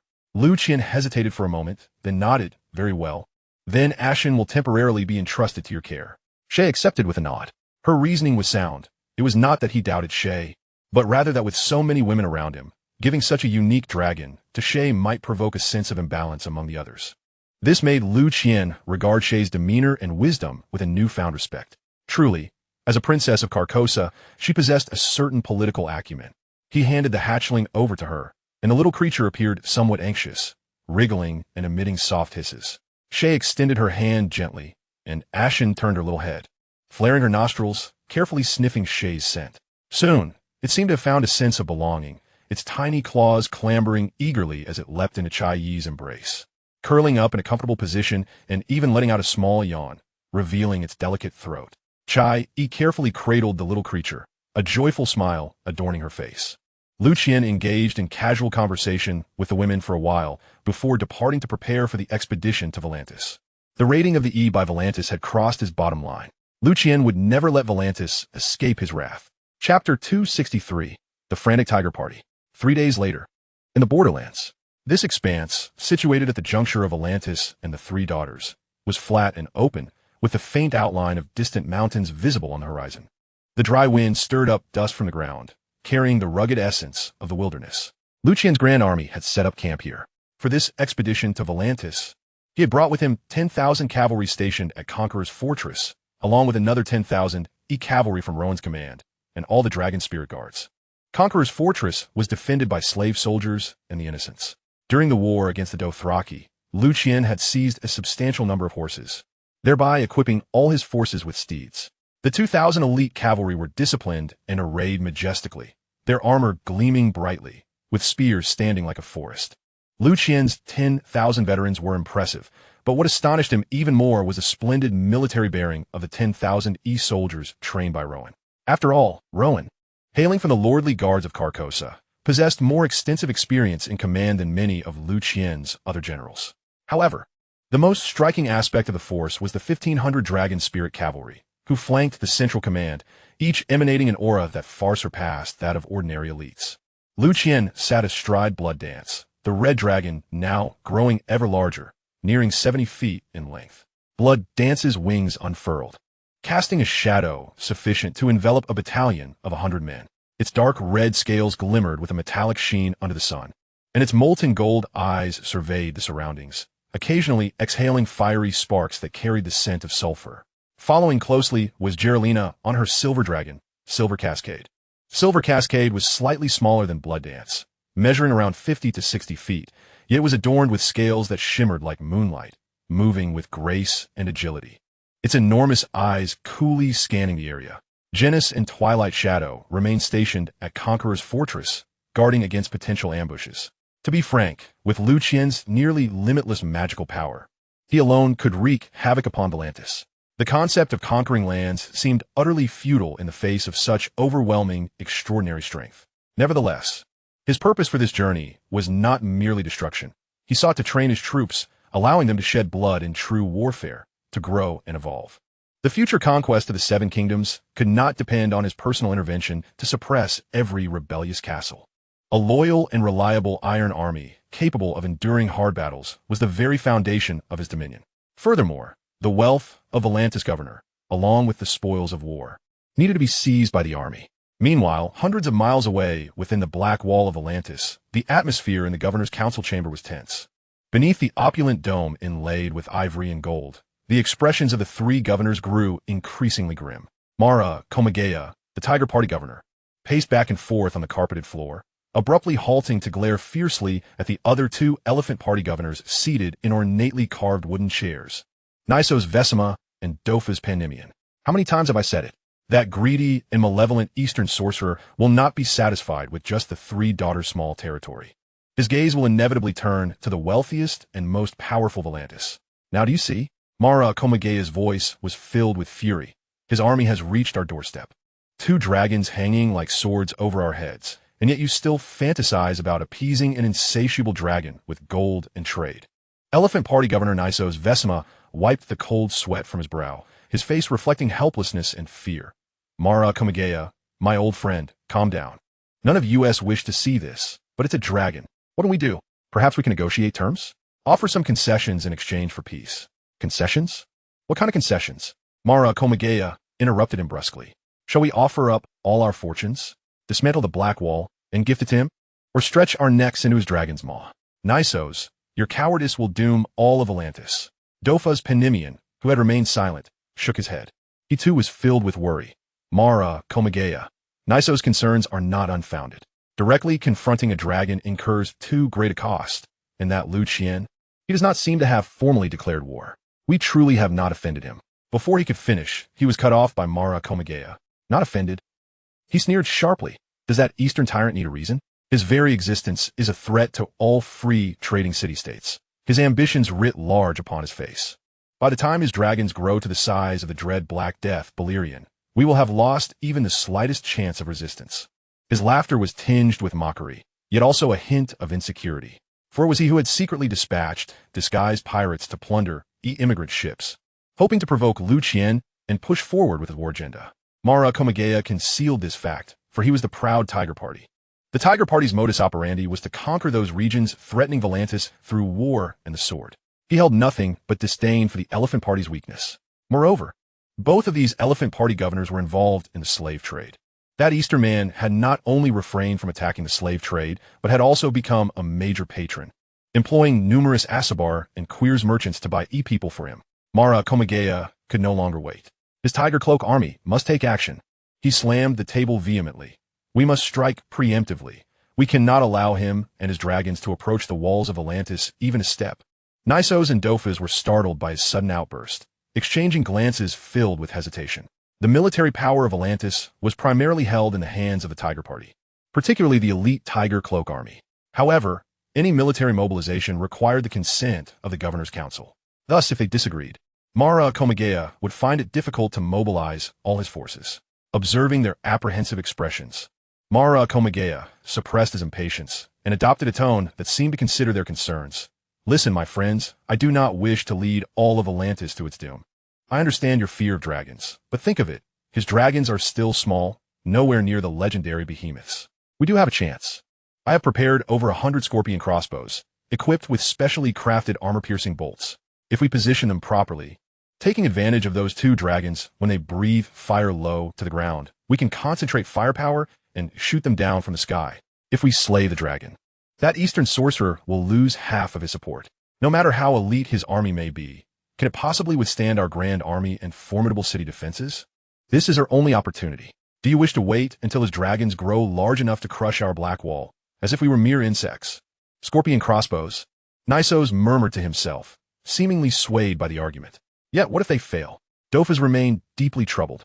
There is no what if. Malachar declared resolutely. This is our sole means to rescue Volantis. Otherwise, we shall resign ourselves to becoming slaves of the Easterners. Consider this, the wealth amassed over generations, the beauty of your wives and daughters, and your esteemed status will all vanish into nothingness. His final words struck a nerve with the two ruling officials of the faction, eliciting a profound fear reflected in their exchanged glances. After a prolonged silence, Essos swallowed hard, his voice dry. Very well, Malachar, we shall proceed as you suggest. But do exercise utmost caution. Molfas nodded gravely in agreement. Malachar's heart swelled with elation, though his visage remained solemn. Rest assured, I shall personally lead 10,000 elite soldiers and muster an additional 30,000 from the ranks of the slave army. Furthermore, I have contacted a friend, a certain Morocco, who harbors a deep-seated hatred for the Easterners who raised Vistoric. He commands 20,000 fierce Dothraki warriors who are en route. When our three forces converge, we shall boast an army exceeding 60,000 strong, sufficient to utterly crush the Easterners on that vast, open plain, with plans firmly established. The war machine of Atlantis began to roar into action. Malachar Magaya, armed with his hard-won authority, strode purposefully towards the military encampment to rally his tiger-cloaked soldiers and the slave army, his heart brimming with the desire for victory. Once this war is won, the citizens of Atlantis shall cheer for the Tiger faction. In the next gubernatorial election, victory will be assured. Malachar's eyes narrowed, confidence swelling within him. Chapter 264. The Roar of the Golden Dragon. Near the border of Volantis and the territory of the Three Daughters, there lay a vast and treacherous marshland known as the Weeping Marsh. Here, a network of waterways sprawled, with deep mud traps and miasma thick in the air, making passage for an army exceedingly difficult. Liu Qian had long been aware of this from maps and reconnaissance reports. He chose not to risk a crossing, but instead led his forces along the southern edge of the marsh, aiming straight for the city of Atlantis. On this day, the army reached an expanse of open wilderness. In the distance, the orange coastline of the western Volantis plains began to emerge on the horizon. However, before they could advance further, a massive cloud of dust rose ominously from the horizon. Soon, a dark mass of troops appeared at the edge of their sight. At the center stood a formation of Atlantis tiger-cloaked soldiers clad in silver armor, flanked by a disorganized but numerous slave army. Surrounding them were countless Dothraki cavalrymen, roaring and brandishing curved swords, led by Morocco, who bore a profound enmity towards Liu Qian from the time of the sacred city burning. Over 60,000 troops now barred Liu Qian's path. Form ranks, commanded the officers under Liu Qian's command. 20,000 cavalry swiftly organized into battle formation, while 1,500 dragon spirit guards stood steadfast at the core of their ranks, though they faced an overwhelming numerical disadvantage. This contingent exuded a fearlessness that sharply contrasted with the clamorous and chaotic coalition opposing them. Malachar Magaya, astride a magnificent warhorse, positioned himself at the forefront of the tiger-cloaked formation. He spotted two spiraling dragons in the distance, his heart pounding fiercely. He raised his hand high and then brought it down sharply.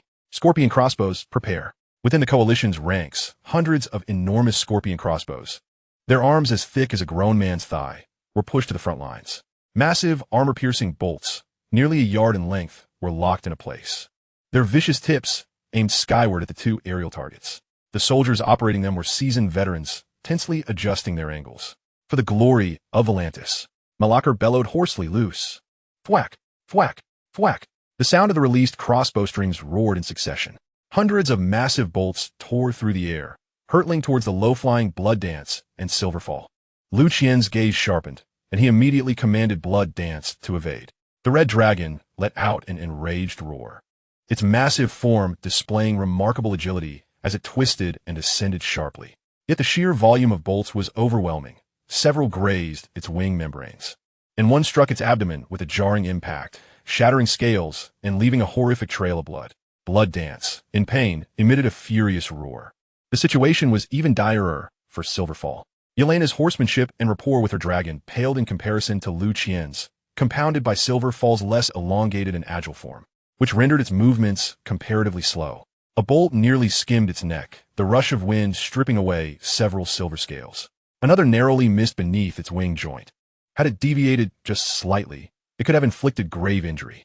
Yelena gasped, gripping the reins of the dragon saddle tightly, while Silverfall released a terrified shriek. Blood Dance and Silverfall were still too young. The multitude of scorpion crossbows posed a tremendous threat to them. Observing the ascending formation of crossbow bolts once more and glancing at the shaken Yelena, Liu Qian's expression turned icy. Ascend into the clouds, he commanded through their soul link, addressing both Blood Dance and Silverfall simultaneously. The two colossal dragons immediately ceased their dive, straining their wings with all their might as they soared skyward, soon disappearing into the dense clouds above. The soldiers of the coalition, witnessing this, were momentarily stunned before erupting into jubilant cheers. The dragons have fled. We have scared them away. Long live the governors. Long live the scorpion crossbows. Malakar Magaya, overwhelmed with pride, brandished his sword and laughed maniacally. Did you see that? This is the might of Volantis. The toys of the Eastern Sorcerer are but trifles. Advance crushed them. The morale of the coalition surged. War drums thundered, and the enormous formation surged forward like a tide, with the Dothraki cavalry unleashing wild howls as they charged first, believing the scales of victory had tilted in their favor. However, their cheers were short-lived. Above, the dense clouds began to churn violently. A low, oppressive sound pierced through the clouds, striking the hearts of every soldier who gazed upward. What was that sound? Far more terrifying than the dragon roars before. The clouds were ripped apart by an irresistible force. A colossal golden figure, beyond the limits of imagination, plunged down from the heavens. It was neither the red dragon nor the silver dragon. It was a gigantic dragon entirely covered in golden scales. Its size was such that it cast a shadow over nearly half the battlefield, and the hurricane generated by its outstretched wings sent debris swirling about. The dragon's head loomed like a small mountain, its eyes, fiery like lava, burned with icy fury, and from its gaping maw erupted a torrent of golden flames akin to the core of the sun, instantly engulfing a battalion of tiger-cloaked soldiers. A dragon. Another dragon. A larger dragon. Despairing screams erupted from the Volantis ranks. In that moment, all cheers were obliterated, leaving only boundless fear and terror. Malakar Magaya's manic laughter froze in place. His mouth agape, his eyes nearly bulging from their sockets, he stared blankly at the golden dragon that appeared to descend from the heavens, his mind a blank slate. No, it cannot be. Absolutely impossible. He rubbed his eyes, confirming he was not mistaken, and a cold sweat broke out on his back. Malakar recalled the tales from several years prior when a vast fleet from the Seven Kingdoms launched an assault on the Stepstones, rumored to have been defeated by a golden dragon. After that moment, no one had ever witnessed the majestic silhouette of the golden dragon. Malakar initially believed this to be merely an excuse for the Seven Kingdoms' defeat, but to his astonishment, it turned out to be an undeniable truth. Transformed into a 200-foot golden dragon, Liu Qian's icy gaze fixated upon the scorpion crossbow formations below, which appeared as trivial toys in his eyes. The crossbow bolts that once posed a threat to Blood Dance and Silverfall now seemed to move at a painfully slow pace. Whoosh, whoosh, whoosh. The terrified crossbowmen instinctively released their bolts. Dozens of massive bolts, whistling through the air, aimed for the dragon's midsection. Clang, clang, bang. The excruciating sound of metal on metal echoed. The The specially designed, armor-piercing bolts struck against the enormous golden scales, most of them deflected with ease. A few barely managed to penetrate the outermost layer of scales, yet they failed to dig deeper, merely embedding themselves into the incredibly resilient dragon hide, with hardly any blood to show for it. For Liu Qian, in his dragon form, such damage was akin to the irritation of a mere mosquito bite. Unwavering, his colossal maw opened once more. Boom! A torrent of golden destruction swept over the entire scorpion crossbow array. Both the heavy crossbows and the soldiers operating them were vaporized upon contact with the golden flames, reduced to a flurry of charred remnants and metallic debris. In mere moments, over 100 costly war machines were utterly obliterated. Subsequently, Liu Qian pivoted his immense dragon body, launching an assault against the Volantis battalion. Under the onslaught of his golden dragon fire, neither the elite tiger robe army nor the fearless horsemen could mount any resistance, as they were instantaneously engulfed by the inferno. This spectacle shattered the last vestiges of resolve within the coalition forces. The monster was a deity. Some soldiers abandoned their weapons, kneeling in murmurs, while others succumbed to outright psychological collapse. Meanwhile, Liu Qian's troops erupted into thunderous cheers. Long live his majesty! The soldiers mistakenly believed the golden dragon to be Liu Qian's steed, rallying in fervent cries. Almost immediately, under the command of Rowan, the cavalry of the third daughter surged into the crumbling lines of Volantis like a dark tide. The defeat was catastrophic. The tiger robe army struggled to maintain formation, while the slave soldiers fled in disarray. The valiant yet undisciplined Dothraki, having lost their numerical advantage and morale, found their courage devolving into chaos. Facing an enemy that was well organized, excellently equipped, and bolstered by the terror of a dragon in the sky, Marakur Magaya, shielded by his guards, attempted to rally his forces. But all efforts were in vain. He helplessly watched as his grand army disintegrated beneath the shadow of the golden dragon and the relentless onslaught of the third daughter's cavalry. The last trace of color draining from his face, leaving only despair. He understood. Volantis was doomed. Chapter 265. This dragon has no rider? The ancient city-state of Volantis was now enveloped in unprecedented panic. News of the tiger robe and horsemen's catastrophic defeat spread like wildfire both inside and outside the black walls. The disheartened tiger robe soldiers and slaves cried out as they fled back into the city, spreading tales of the terrifying golden dragon. The streets of Volantis descended into chaos, as pedestrians collided in frantic attempts to return home for shelter or to gather their belongings for escape. Inside the governor's palace, the atmosphere was one of despair. Marakur Magaya burst into the council chamber in a near panic. Realizing that defeat was imminent, he galloped back to Volantis on horseback. His ornate armor was caked in mud and blood, his helmet lost, hair disheveled, and all remnants of the Tiger Party's authority stripped away, leaving only terror in his visage. Grabbing the arms of Essos and Dofas, who were approaching, he rasped, "It's over. It's all over. 60,000 troops are gone. Hurry. Prepare to evacuate. That Eastern man is coming. He is about to lay siege to the city." Essos Vizama and Dofas Panimian recoiled in fear at his frenzied demeanor. Essos stammered, "Evacuate? Marakur, clarify. What are the scorpion crossbows? Our hundreds of scorpion crossbows have proven useless." "Scorpion crossbows?" Marakur let out a hollow laugh. "Those damn crossbows couldn't even scratch its scales. That Eastern man doesn't just have a youthful dragon. We were too naive. He wields a golden dragon over 200 feet long. It descended from the clouds, and with a single breath of fire, all the crossbows turned to ash. A golden dragon. Dofas' face turned pale, his lips quivering. "How can this be? If you doubt me, go see for yourselves. It's on its way." Marakur shouted in hysteria. "We must leave immediately for Bravos or the Slaver's Bay. We cannot remain here." Before he could finish, a deafening roar erupted from the palace's highest point. The entire council chamber shook violently, as ornate chandeliers swung wildly and crystal and glass decorations shattered to the floor. Dust and debris rained down like a torrential storm from the ceiling. The three governors were jolted, looking up in terror. They beheld the Grand Dome, adorned with the illustrious history of Volantis and encrusted with countless gems and gold, suddenly deforming. Enormous cracks spread like wildfire. Boom! Another, even more terrifying roar resounded. A colossal hind limb, covered in massive golden scales, tore through the sturdy dome. Stone, wood, glass, and gold cascaded down. Sunlight burst through the newly created opening, blinding them. Through that breach emerged a golden head, so vast it obscured the sky. Liu Qian, the golden dragon, with eyes like molten lava, cold and merciless, surveyed the three governors, who appeared minuscule and insect-like below. The frigid aura emanating from his gaze caused Nisos and Dofas to collapse in terror, warmth flooding their trousers. Marachar fared slightly better, yet his legs quivered, relying on the nearby pillar to remain upright. He fixated on the golden dragon's head, his pupils constricting to pinprick size from sheer terror. Suddenly, he seemed to make an utterly absurd realization, exclaiming, "There is no rider on its back. This dragon has no rider. It's a wild dragon." This revelation ignited a flicker of absurd hope within him. Could it be that this dragon was not under the control of that Eastern man? Perhaps. The other two struggled to see as well, and indeed, the dragon's broadback was empty. There was no sign of the Eastern sorcerer who was supposed to command the dragon. Just then, a chilling, resonant laughter echoed from the golden dragon's mouth, reverberating through the shattered council chamber, causing their eardrums to ache. "Stop searching. I am right here."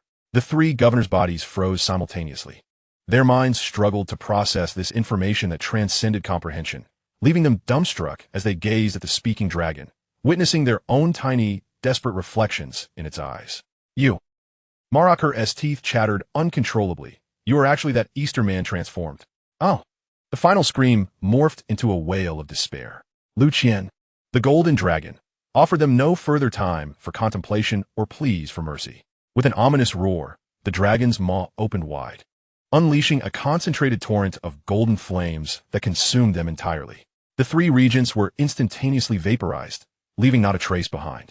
The opulent marble wall behind them was swept by the flames, melting into a glimmering pool of liquid gold, shimmering with a glassy sheen. The indifferent golden dragon, Liu Qian, retracted his gaze, his colossal head retreating from the gaping hole.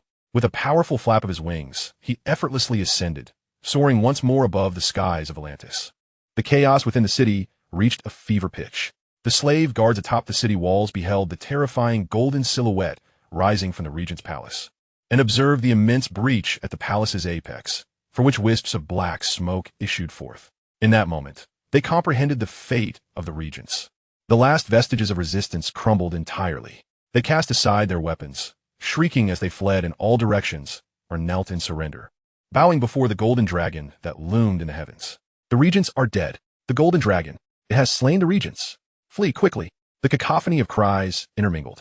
Within the city, the free citizens, slaves, mercenaries, and sailors gazed in terror at the golden dragon as it circled above, casting immense shadows that enveloped the streets.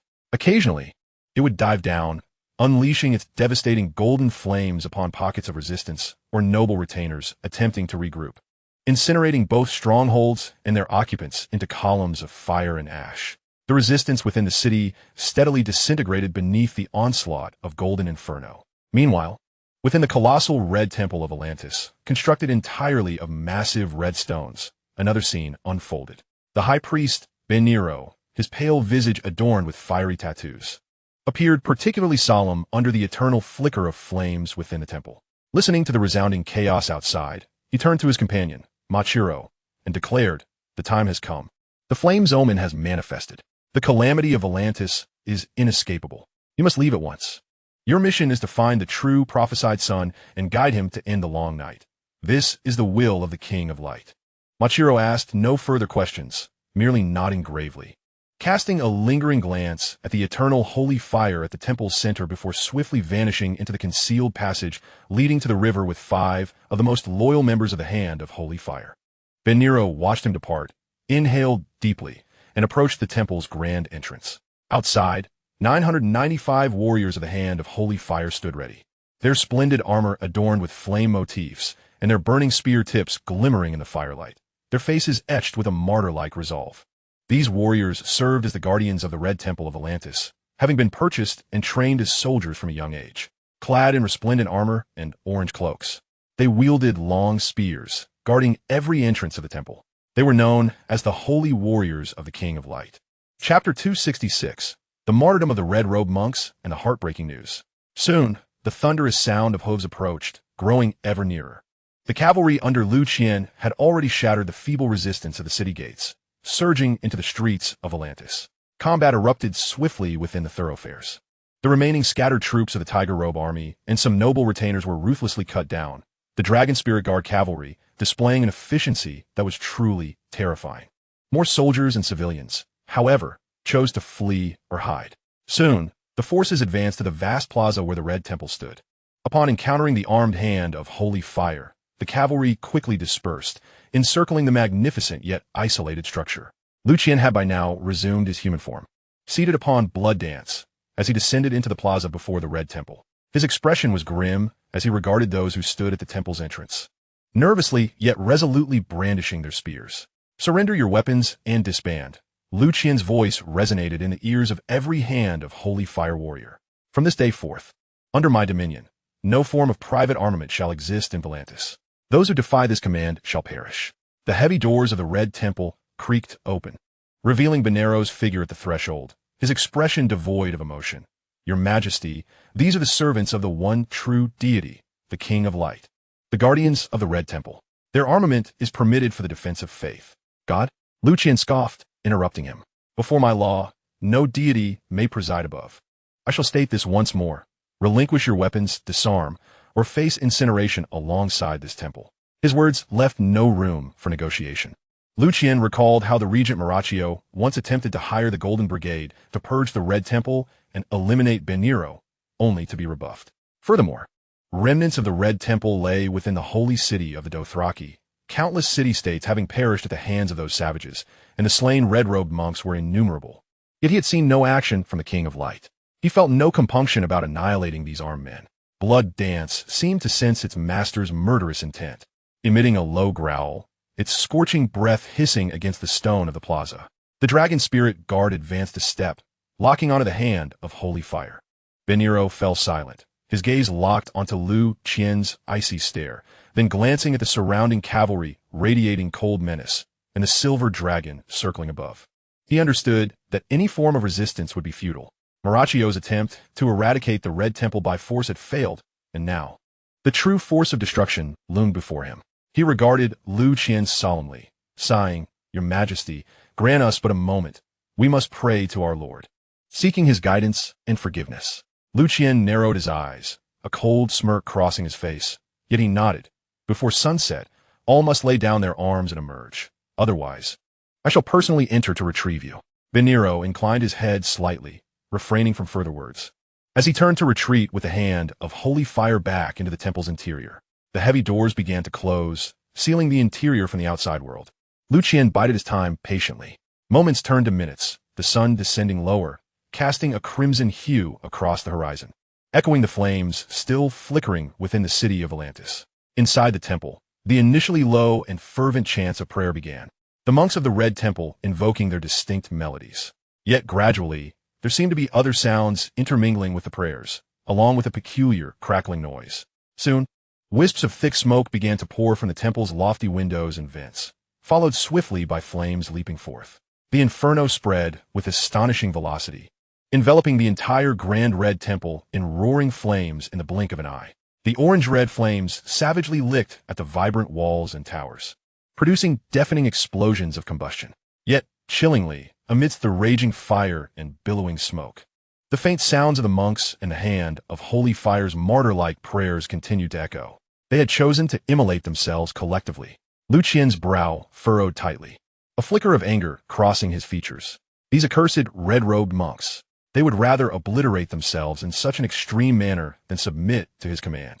Did they wish to brand him with the stigma of persecuting faith through this tragic spectacle? Humph. He snorted derisively, issuing orders to the commander of the Dragon Spirit Guard beside him. Once the flames subside, search the premises thoroughly. Leave no one unexamined. Yes, Your Majesty. The situation within the city swiftly stabilized. The obstinate resistors were eliminated, and the majority of the garrison and citizens opted for surrender. Soon, a formidable fleet led by Hal from Lys appeared outside the harbor of Volantis, with colossal galleys completely sealing off the sea. Those Volantian nobles who attempted to flee by ship were swiftly apprehended.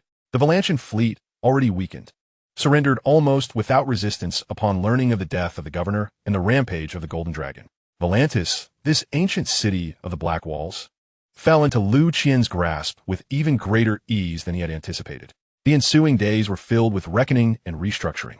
I was tasked with interrogating the captured nobles, quickly uncovering that it was indeed Maricomagea who orchestrated the plundering of the immigrant fleet.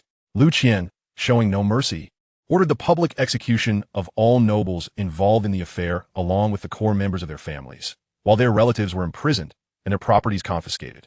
Load these former slave masters onto ships and sell them to the slave masters of the slave bay, Liu Qian commanded Hal. Inform Astapor, Yunkai, and Meereen slave masters that these are premium goods, and let these Valantian nobles taste the bitterness of being shackled and openly priced. Hal nodded in understanding. As you wish. Your Majesty, they shall receive their due treatment. Meanwhile, military operations did not cease. Liu Qian dispatched Jelena, mounted on Silverfall, to lead an army upstream along the Rhoyne River to eradicate the remaining Valantian forces and seize the towns along the way. He also ordered Hal to allocate part of the fleet to scour the coastline of Volantis, eradicating the pirate dens that had previously enjoyed the protection or tacit approval of Volantis, particularly those that had migrated to the Orange Coast after Liu Qian's conquest of the Three Daughters. These pirates posed a severe threat to the safety of the shipping lanes and needed to be eradicated. Reports of victories came in rapid succession. The towns of Vylansis, Valisa, and Sothoryos, situated along the banks of the Rhoyne, fell almost without a fight, meeting little in the way of resistance. Without the governor and a main army, Volantis' subordinate forces crumbled easily. However, 5 days later, a report from Hal's fleet caused Liu Qian to furrow his brow slightly. The report stated that after successfully clearing the pirates from the Orange Coast, Hal had dispatched a shallow draft detachment upstream along the Rhoyne to eliminate river bandits, but encountered a bizarre attack near the fabled Soros Landing. The assailants were stone men. The report described their sudden emergence, attacking ships and soldiers with great tenacity. The fleet was forced to retreat, with over a dozen soldiers injured, their wounds succumbing to a strange disease known as grayscale. Stone men. Soros Landing. Liu Qian felt a stirring within. Soros Landing, originally called Cheorn, was the largest city of the Rhoyne, but was destroyed 1,000 years ago by the assault of Valyrian freehold. The Rhoyne, having been defeated in their struggle against the Valyrian freehold, saw Cheorn laid to ruin. According to legend, after vanquishing the Rhoyne, the armies of Volantis and Valyria hanged their leader, Prince Garin, in a golden cage. Before his death, Garin summoned the Mother River Rhoyne to curse his enemies. However, the Valyrians merely mocked him, dismissing his words. That night, the river suddenly surged, drowning all invaders, including dragons. From then on, Soros Landing became shrouded in ominous and mysterious omens, and Grayscale was born. With this thought, an idea flickered in Liu Qian's mind. Could these stone men be considered magical entities? After a moment of contemplation, it seemed prudent for him to investigate personally. Chapter 267, Stannis' Hesitation. Storm's End. The Great Hall of House Buckler. The atmosphere was tense. Stannis sat in the main seat, his countenance grim. Below him sat the remaining lords of Storm's End, their faces interwoven with anxiety and unease. 3 days prior, they had received a plea for help from Storm's End and another proclamation from one claiming to be Aegon Targaryen VI. These 2 letters had stirred a tempest within the ranks. The eldest son of Prince Rhaegar, Aegon, had he not been killed by the Mountain during the fall of King's Landing? Lord Sebastian Eller of Hay Hall was the first to voice skepticism. We just burned a self-proclaimed true dragon, Viserys. Now, another one emerges? How can the Targaryen spawn be as unquenchable as weeds? Lady Mary Maitland of Mistwood remained relatively calm. The letter claims that the spider Varys swapped the child. But Varys is now dead, leaving no proof. Who can ascertain the authenticity of this Aegon? Earl Wilder of Rainhall frowned. John Clinton, who once served as the hand to Aegon II, has vouched for his identity. What he did not mention was that the moment John Clinton appeared, the Knights of Griffin's Roost and Stannis' army had been imprisoned. They feared that the Clinton family of Griffin's Roost would conspire with John Clinton, coordinating from within. Regardless of the truth, my lords, the age of the Targaryens has passed. The rightful king of the Iron Throne is His Majesty Stannis. We Lords of Storms pledge our fealty to House Baratheon. The newly appointed Earl of Coppergate, Bruce Buckler, hastily interrupted Earl Wilder. Having lost nearly all male members of the Buckler family in King's Landing, he was unexpectedly appointed by Stannis as Earl of Coppergate, making his loyalty to Stannis unequivocal. His words drew some support from the lords. Yet everyone's gaze instinctively drifted to the small creature tethered to a custom iron frame by a delicate silver chain. Standing beside Stannis, it was a dragon hatchling, barely a foot long, cloaked in silver-gray scales that shimmered with a metallic sheen. At that moment, it clumsily breathed small jets of flame at a piece of raw meat fixed to the frame. The flames were pitifully weak, only managing to scorch the surface of the meat slightly, emitting a faint burnt odor. It required several attempts to barely cook a morsel before eagerly attempting to tear it with its still-developing teeth. This was the dragon hatched by His Majesty Stannis, named Orys in honor of the founder of House Baratheon. Despite its diminutive size and fragility, the mere existence of a dragon stirred profound emotions among the lords of Storm's End. Most of them had never witnessed Liu Qian's colossal golden dragon. This silver-gray hatchling was their first close encounter with a legendary creature. It symbolized power, hope, and the Targaryen legacy. Orys Baratheon, the founder of House Baratheon, was said to be the half-brother to Aegon the Conqueror. Furthermore, Stannis' grandmother was Rhael Targaryen, daughter of Aegon V. Possessing dragon blood was not surprising. Stannis' gaze flicked over to the hatchling, his deep-set blue eyes betraying a flicker of unnoticeable despondence. Orys seemed distant from him, even somewhat resistant, and no matter his efforts, he could not forge that legendary bond between Targaryens and dragons. It resembled more a wild beast being forcibly tamed rather than a companion. Moreover, it was far too small to partake in the impending war. He raised his eyes to meet the gaze of the red-robed Melisandre, who stood silently nearby. The individual who refers to himself as Euron commands over 50,000 Dothraki savages and a notorious company of 10,000 mercenaries known as the Golden Company.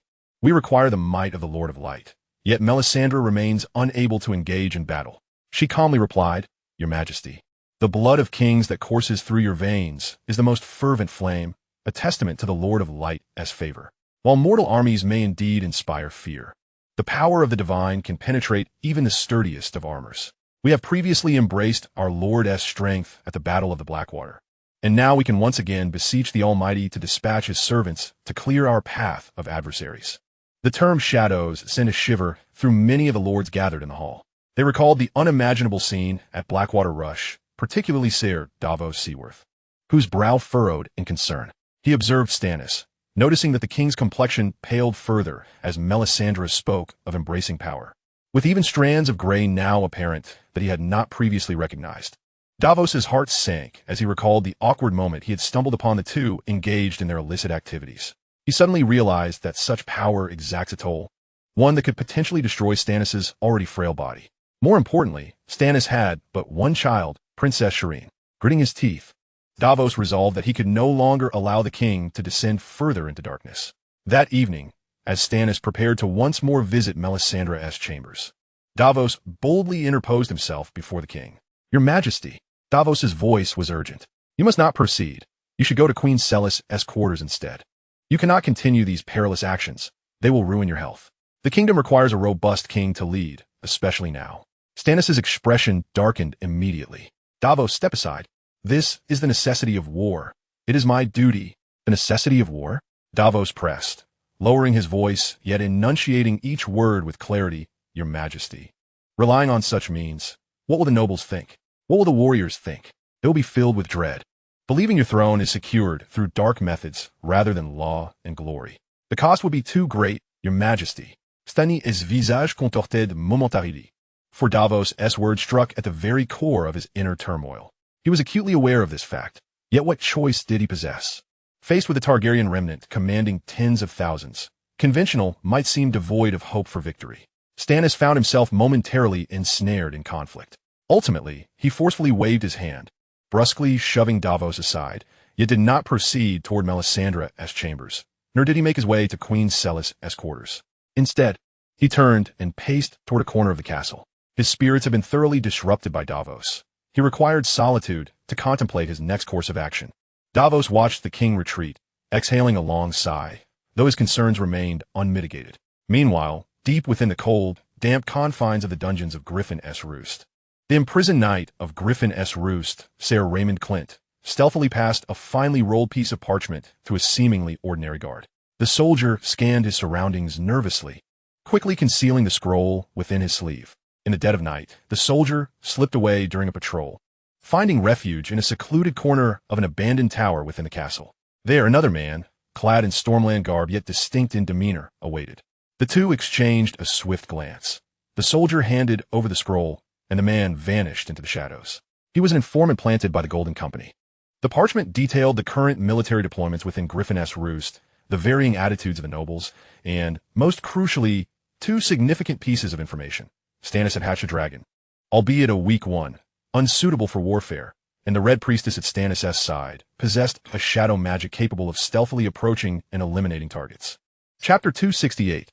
Jon's landing in the north. On the distant Skagos Island, Jon awoke with a violent cough. The biting cold seemed to linger in his very bones. Yet he was enveloped in warm furs and the comforting heat of a fireplace. With a sudden jolt, he sat upright. The first thought escaping his lips in a hoarse shout. Ygritte. Memories flooded back to him. The last recollection of seeing Ygritte surrounded by white walkers on the beleaguered ship. His frantic attempts to row back to save her thwarted by the crumbling vessel as it succumbed to the icy waters. You're awake? Sooner than anticipated. A voice thick with a Tyroshi accent interjected. Jon turned warily to see a middle-aged man clad in opulent furs enter. A smile gracing his face as he bore a steaming bowl of meat stew. Who are you? Where's this place? Where's Ygritte? Jon bombarded him with questions, attempting to rise from the bed, only to be met with overwhelming weakness. Relax, Jon. The man placed the stew beside him. I am Morio Tumidus, a captain in the service of his grace, King Laenor. You are on Skagos Island. As for the lady you speak of, I regret to inform you that my sailors found only you near a patch of floating ice. You were nearly frozen, and no other was sighted. King Laenor? The Eastern Conqueror from across the narrow sea? Jon was taken aback, his wariness intensifying. Why would his men rescue me?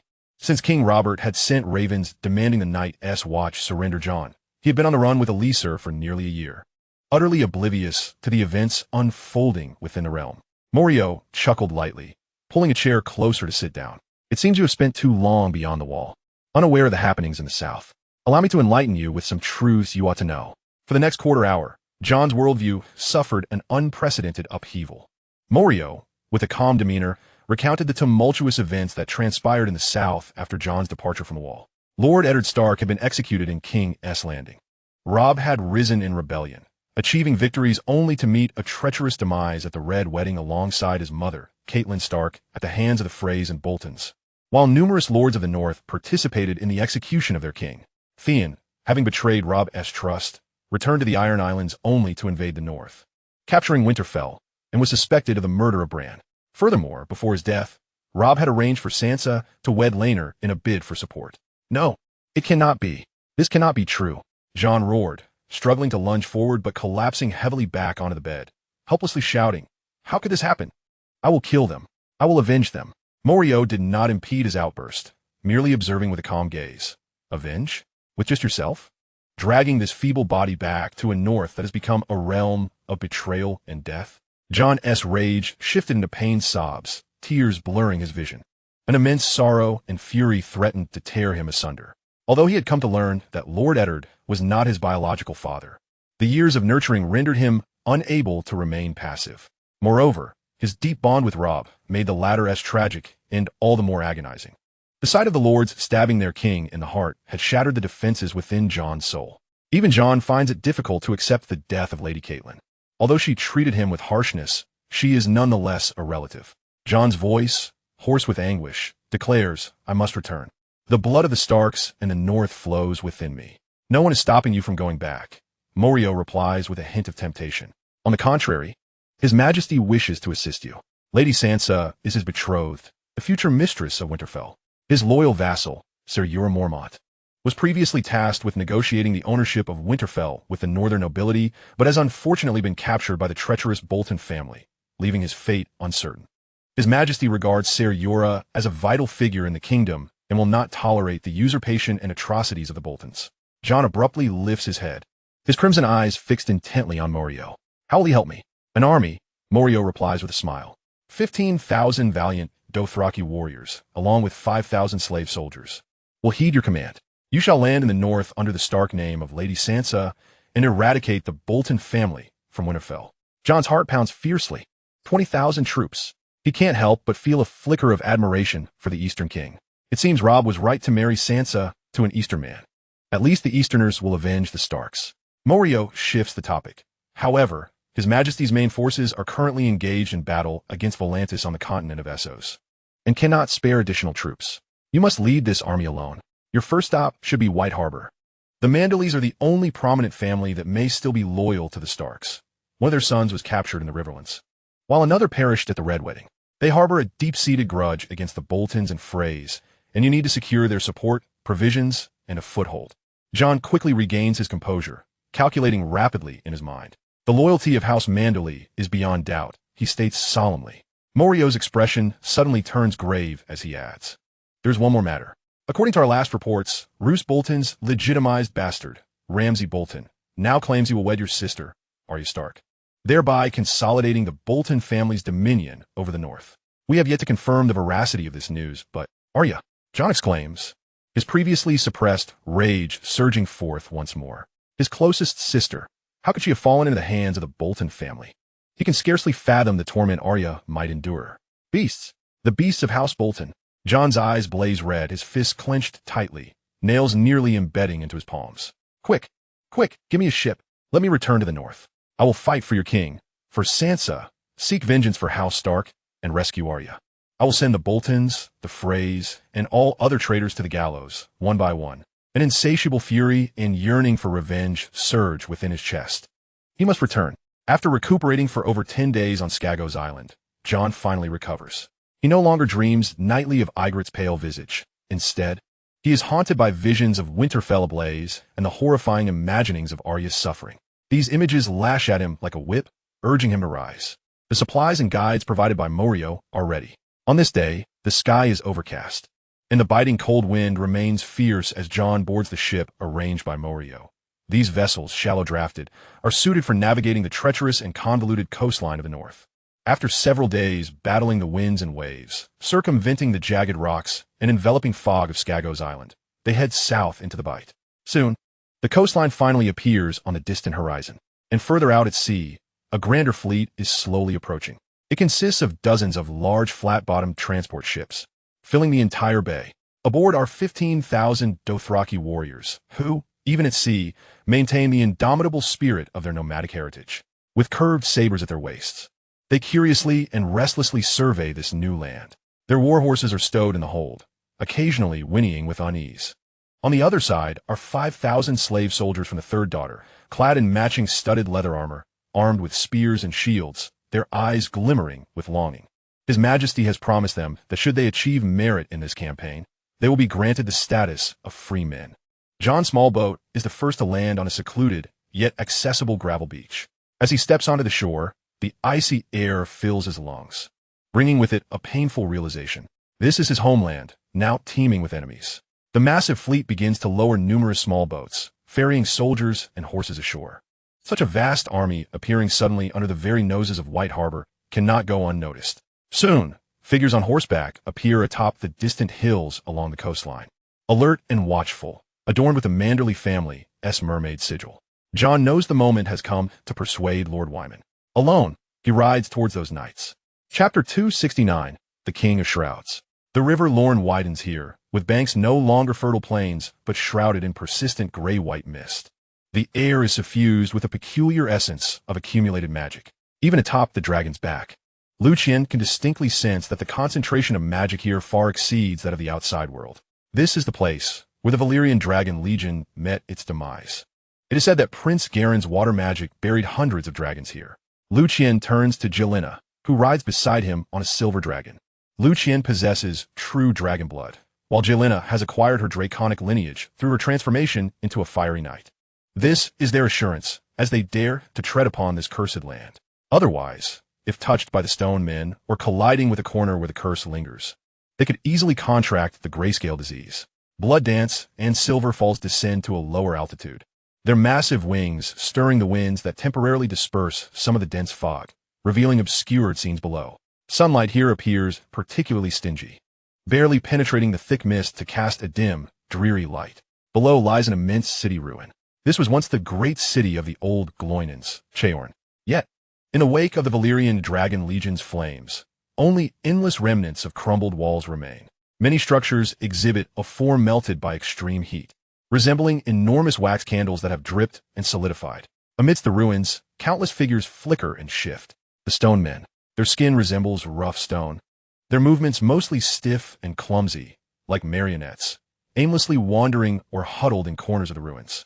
The governor of Atlantis symbolically dispatches ships thrice a year to provide food for these afflicted souls. Yet, Liu Qian knows that this is not out of the slave master's compassion. Rather, they wish to use this cursed land and these pitiable yet terrifying stone men as a natural northern barrier, relying on them to block the forces from upstream on the River Lorne. This allows Volantis to focus its attention on defending other regions. When the shadow of the dragon passes overhead, many stone men look up in terror, filled with confusion.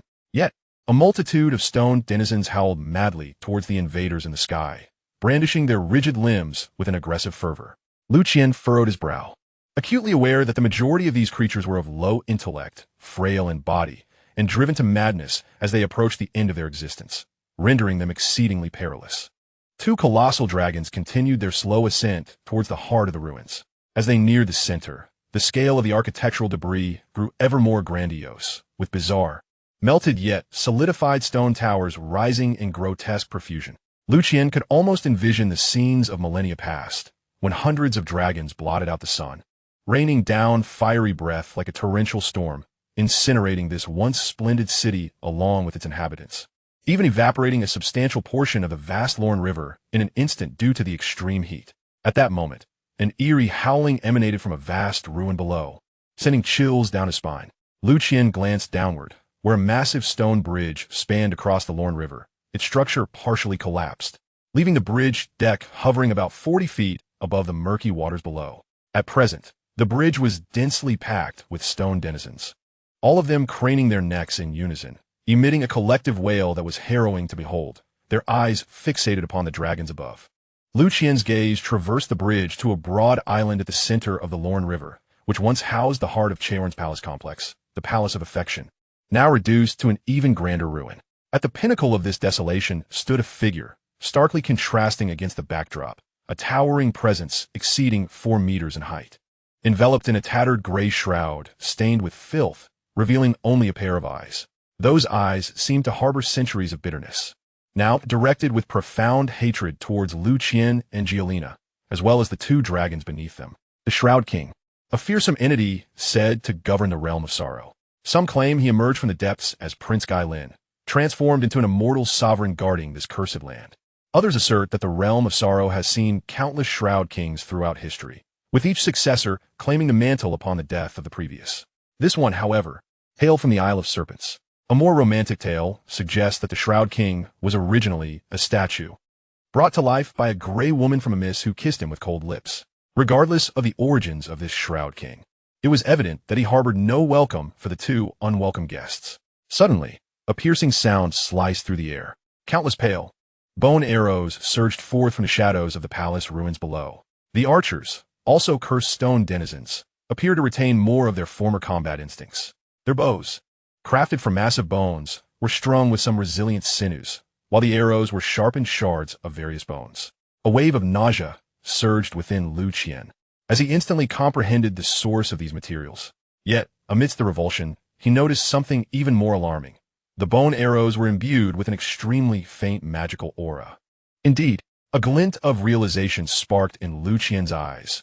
These stone denizens, afflicted by the grayscale disease, were fundamentally a potent magical curse, functioning as magical entities. Confirming his initial hypothesis, a cold smile graced Liu Qian's lips. Dragon souls were precisely what he yearned for at this moment. With dragon souls, he would possess the strength to confront the impending long night.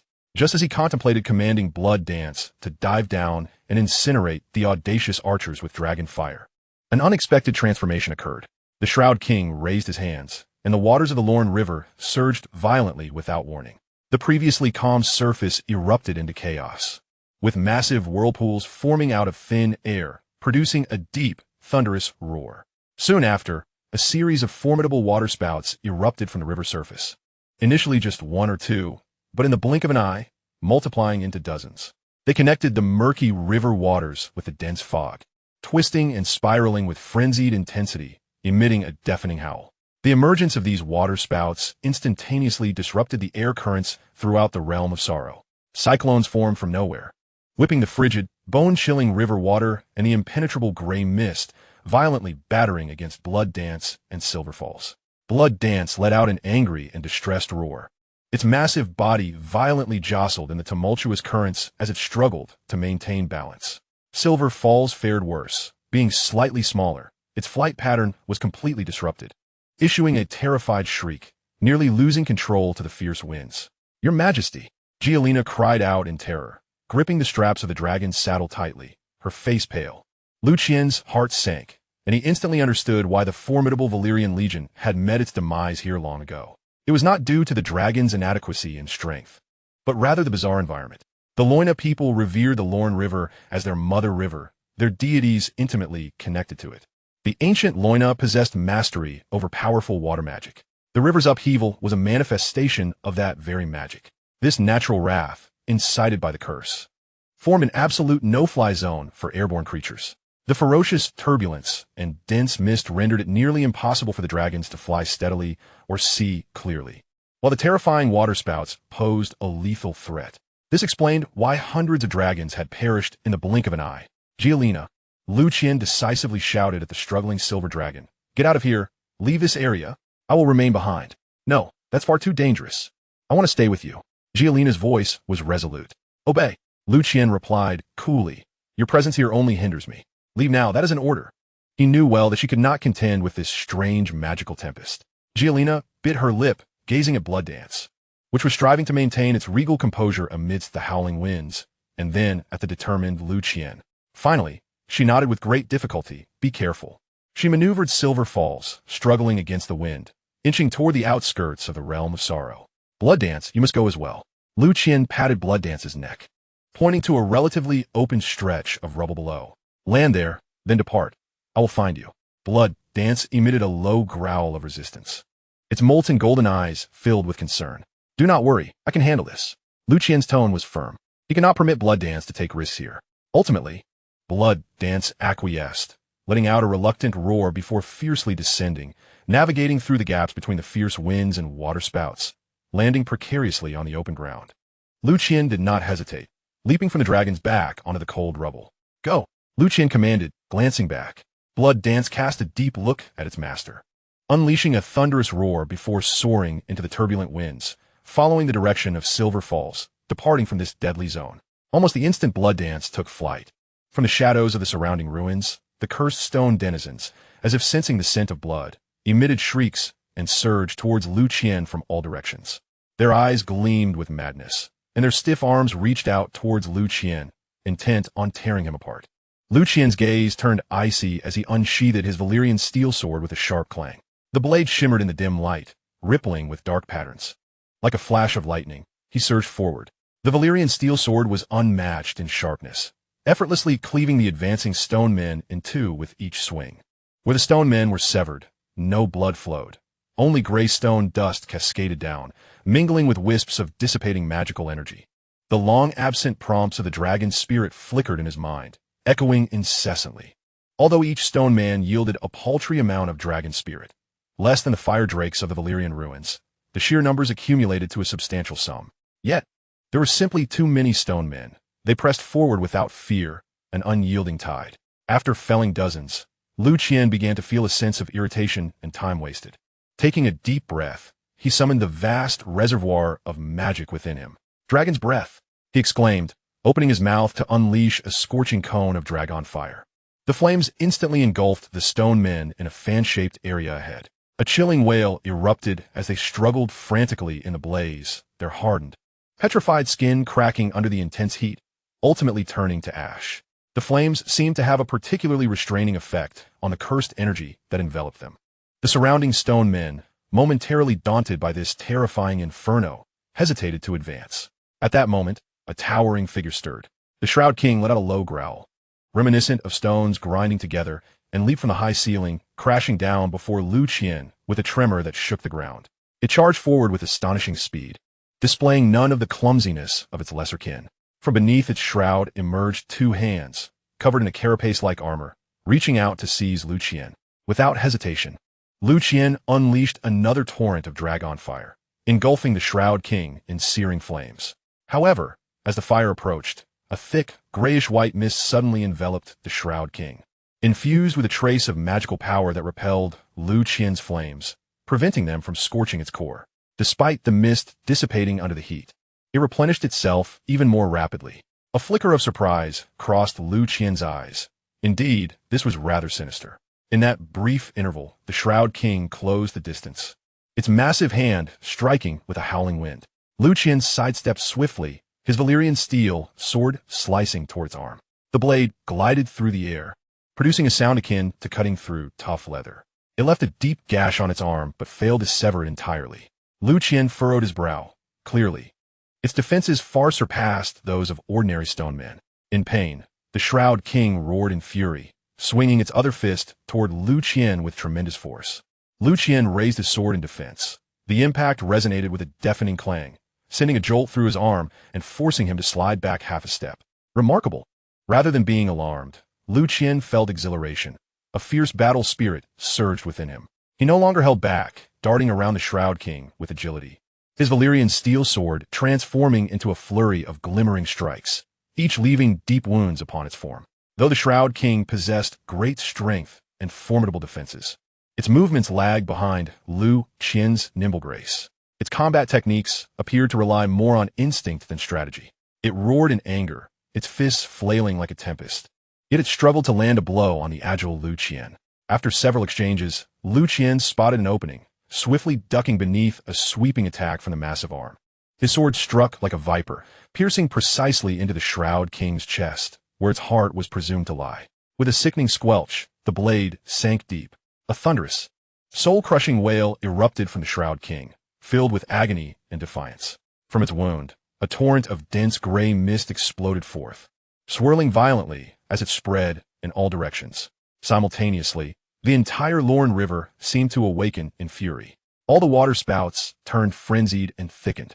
In the river's center, bubbles surged as if boiling, and soon, skeletal figures clad in ancient, tattered armor, wielding rusted weapons and draped in aquatic vegetation and mud, emerged in droves from the tumultuous waters.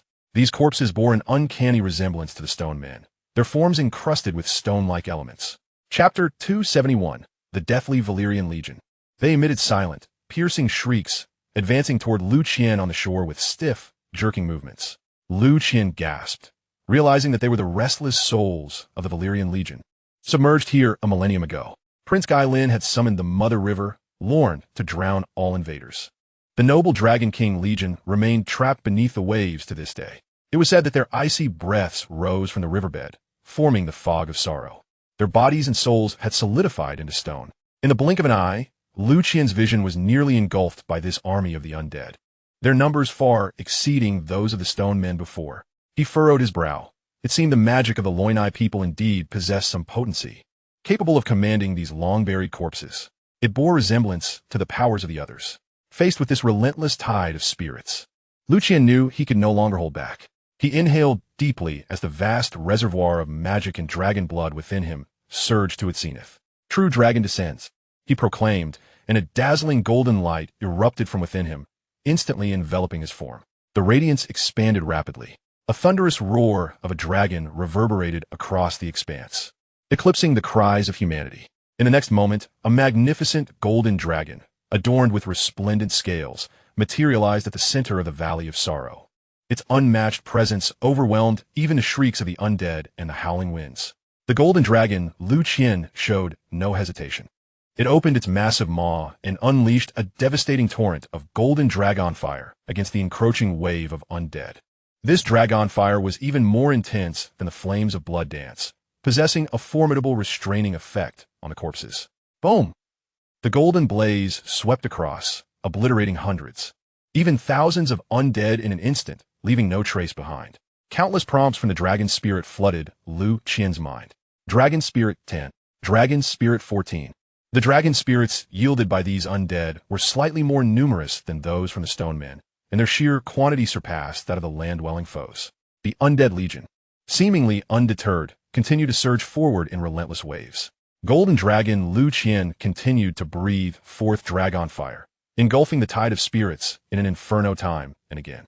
Yet, he soon realized that the undead crawling from the river appeared inexhaustible. Burn one batch, and another would immediately follow. Judging by their numbers, the Dragon King Legion dispatched from the Valyrian freehold must have consisted of at least tens of thousands, if not 100,000 soldiers. Liu Qian recalled that Prince Gillian had rallied 250,000 Loinai soldiers to resist the incursion of Valyria. With such a vast scale, Liu Qian found himself unable to incinerate them fast enough. This was never-ending. He let out an impatient roar. His enormous dragon eyes locked onto the continuously surging center of the river. He suddenly activated another skill. Wildfire scorches the earth. At the center of his colossal golden dragon form, a vast and searing flame shield suddenly expanded, creating an absolute domain of fire. Any undead corpse that dared to enter this blazing shield, including those stone dwellers merely approaching, was ignited in an instant, transforming into burning torches, reduced to ashes within mere seconds. Simultaneously, the golden dragon Liu Qian, using his powerful hind limbs to support himself, began a relentless torrent of dragon flames directed at the heart of the Heartbreak Valley, encompassing the ruins of the palace, the stone bridges, and the riverbed from which the undead corpses surged. Boom! Boom! Boom! The golden dragon flames fervently baptized this cursed land, tormented for a millennium. The ancient ruins crumbled and melted beneath the dragon's fire. The waters of the Lorne River were vaporized in large swathes, revealing the muddy riverbed, only to be swiftly replenished by new waters. Countless stone dwellers and undead emitted their final wails in the flames, turning to ashes. This frenzied purging of fire persisted for several hours. Finally, as Liu Qian sensed that his magical reserves had dwindled significantly, the tumult of the Lorne River gradually subsided, and no new undead crawled forth. The water vortex on the river's surface seemed to lose its source of power, weakening and dissipating. The heavy miasma in the air visibly thinned, and the lingering curse began to fade swiftly. The king of the shroud, pierced through the heart by the Valyrian steel sword, had long since been reduced to a pile of ashes in the wake of Liu Qian's transformation into a golden dragon, scattered by the wind. Heartbreak Valley fell silent once more. However, this silence was no longer filled with resentment and curses, but rather a true tranquility. Sunlight struggled to penetrate the thinning mist, casting its rays upon the scarred earth. Liu Qian resumed his human form, standing slightly breathless on a charred patch of ground. He sensed the system's notifications within him. This wild harvest, though yielding a meager amount of dragon essence per individual, resulted in an astonishing total. Particularly, the King of the Shroud provided a staggering 5,000 points of dragon essence, while the other stone dwellers and waterborne undead, despite many not yielding dragon essence, collectively contributed over 80,000 points. His dragon bloodline purity surged from 22 to 31. This signified that his length had reached a magnificent 93 meters. Apart from the infamous Black Death, Bellerin, who else could rival such a stature? More importantly, his quota for flame knights and the number of dragon eggs he could awaken had also increased. The curse of Prince Galen had finally dissipated. Liu Qian gazed at the tranquil Lorne River and Heartbreak Valley, speaking softly to himself. He understood that it was not that his current strength surpassed that of the Valyrian Dragon King's Legion of yore, but rather that the curse, which had endured for a millennium, had lost much of its original power over time, and the strength of its caster, Prince Galen, paled in comparison to the potential might of the Frost God lurking behind the White Walkers. Yet one aspect surprised him. The curse of Prince Galen seemed to share a peculiar similarity with the Frost God's White Walkers. Both manipulated undead corpses, albeit one wielded ice while the other commanded water. He turned it apart from the still, overheated ruins. In the outer regions of Heartbreak Valley, he found the anxious Blood Dance and Gillian awaiting him. The moment Gillian spotted him, she leapt from the back of Silver Falls, rushing towards him without hesitation, and flung herself into his arms, wrapping her arms tightly around his waist, her body trembling slightly with excitement. "I'm so relieved you're safe. I was truly worried." Her voice was choked with emotion as she buried her head deep into his chest. Feeling the warmth of Gillian's affection, Liu Qian was momentarily taken aback. But soon a wave of warmth surged within him. He gently embraced her and patted her back, reassuringly saying, "It's all right. It was merely a minor trouble." Gillian lifted her head, her deep violet eyes shimmering with unshed tears, overflowing with undeniable emotion. Gazing at Liu Qian's face, she suddenly stood on her tiptoes and kissed him. This kiss carried the taste of tears and unreserved passion. Liu Qian paused for a fleeting moment before reciprocating. The golden hues of the setting sun bathed the two in a warm glow, as if to dispel the darkness of the recent battle that had transpired in the cursed land. Nearby, Blood Dance and Silver Falls exchanged curious glances, seemingly intrigued by their master's actions. They lowered their heads, leaning closer to the two and observing for a while. Then, in perfect unison, they raised their massive heads to gaze at the distant sunset. Chapter 272, The Undercover of the Golden Company. In Coppergate City, a military meeting was underway. Sir Davos wore a more solemn expression than usual.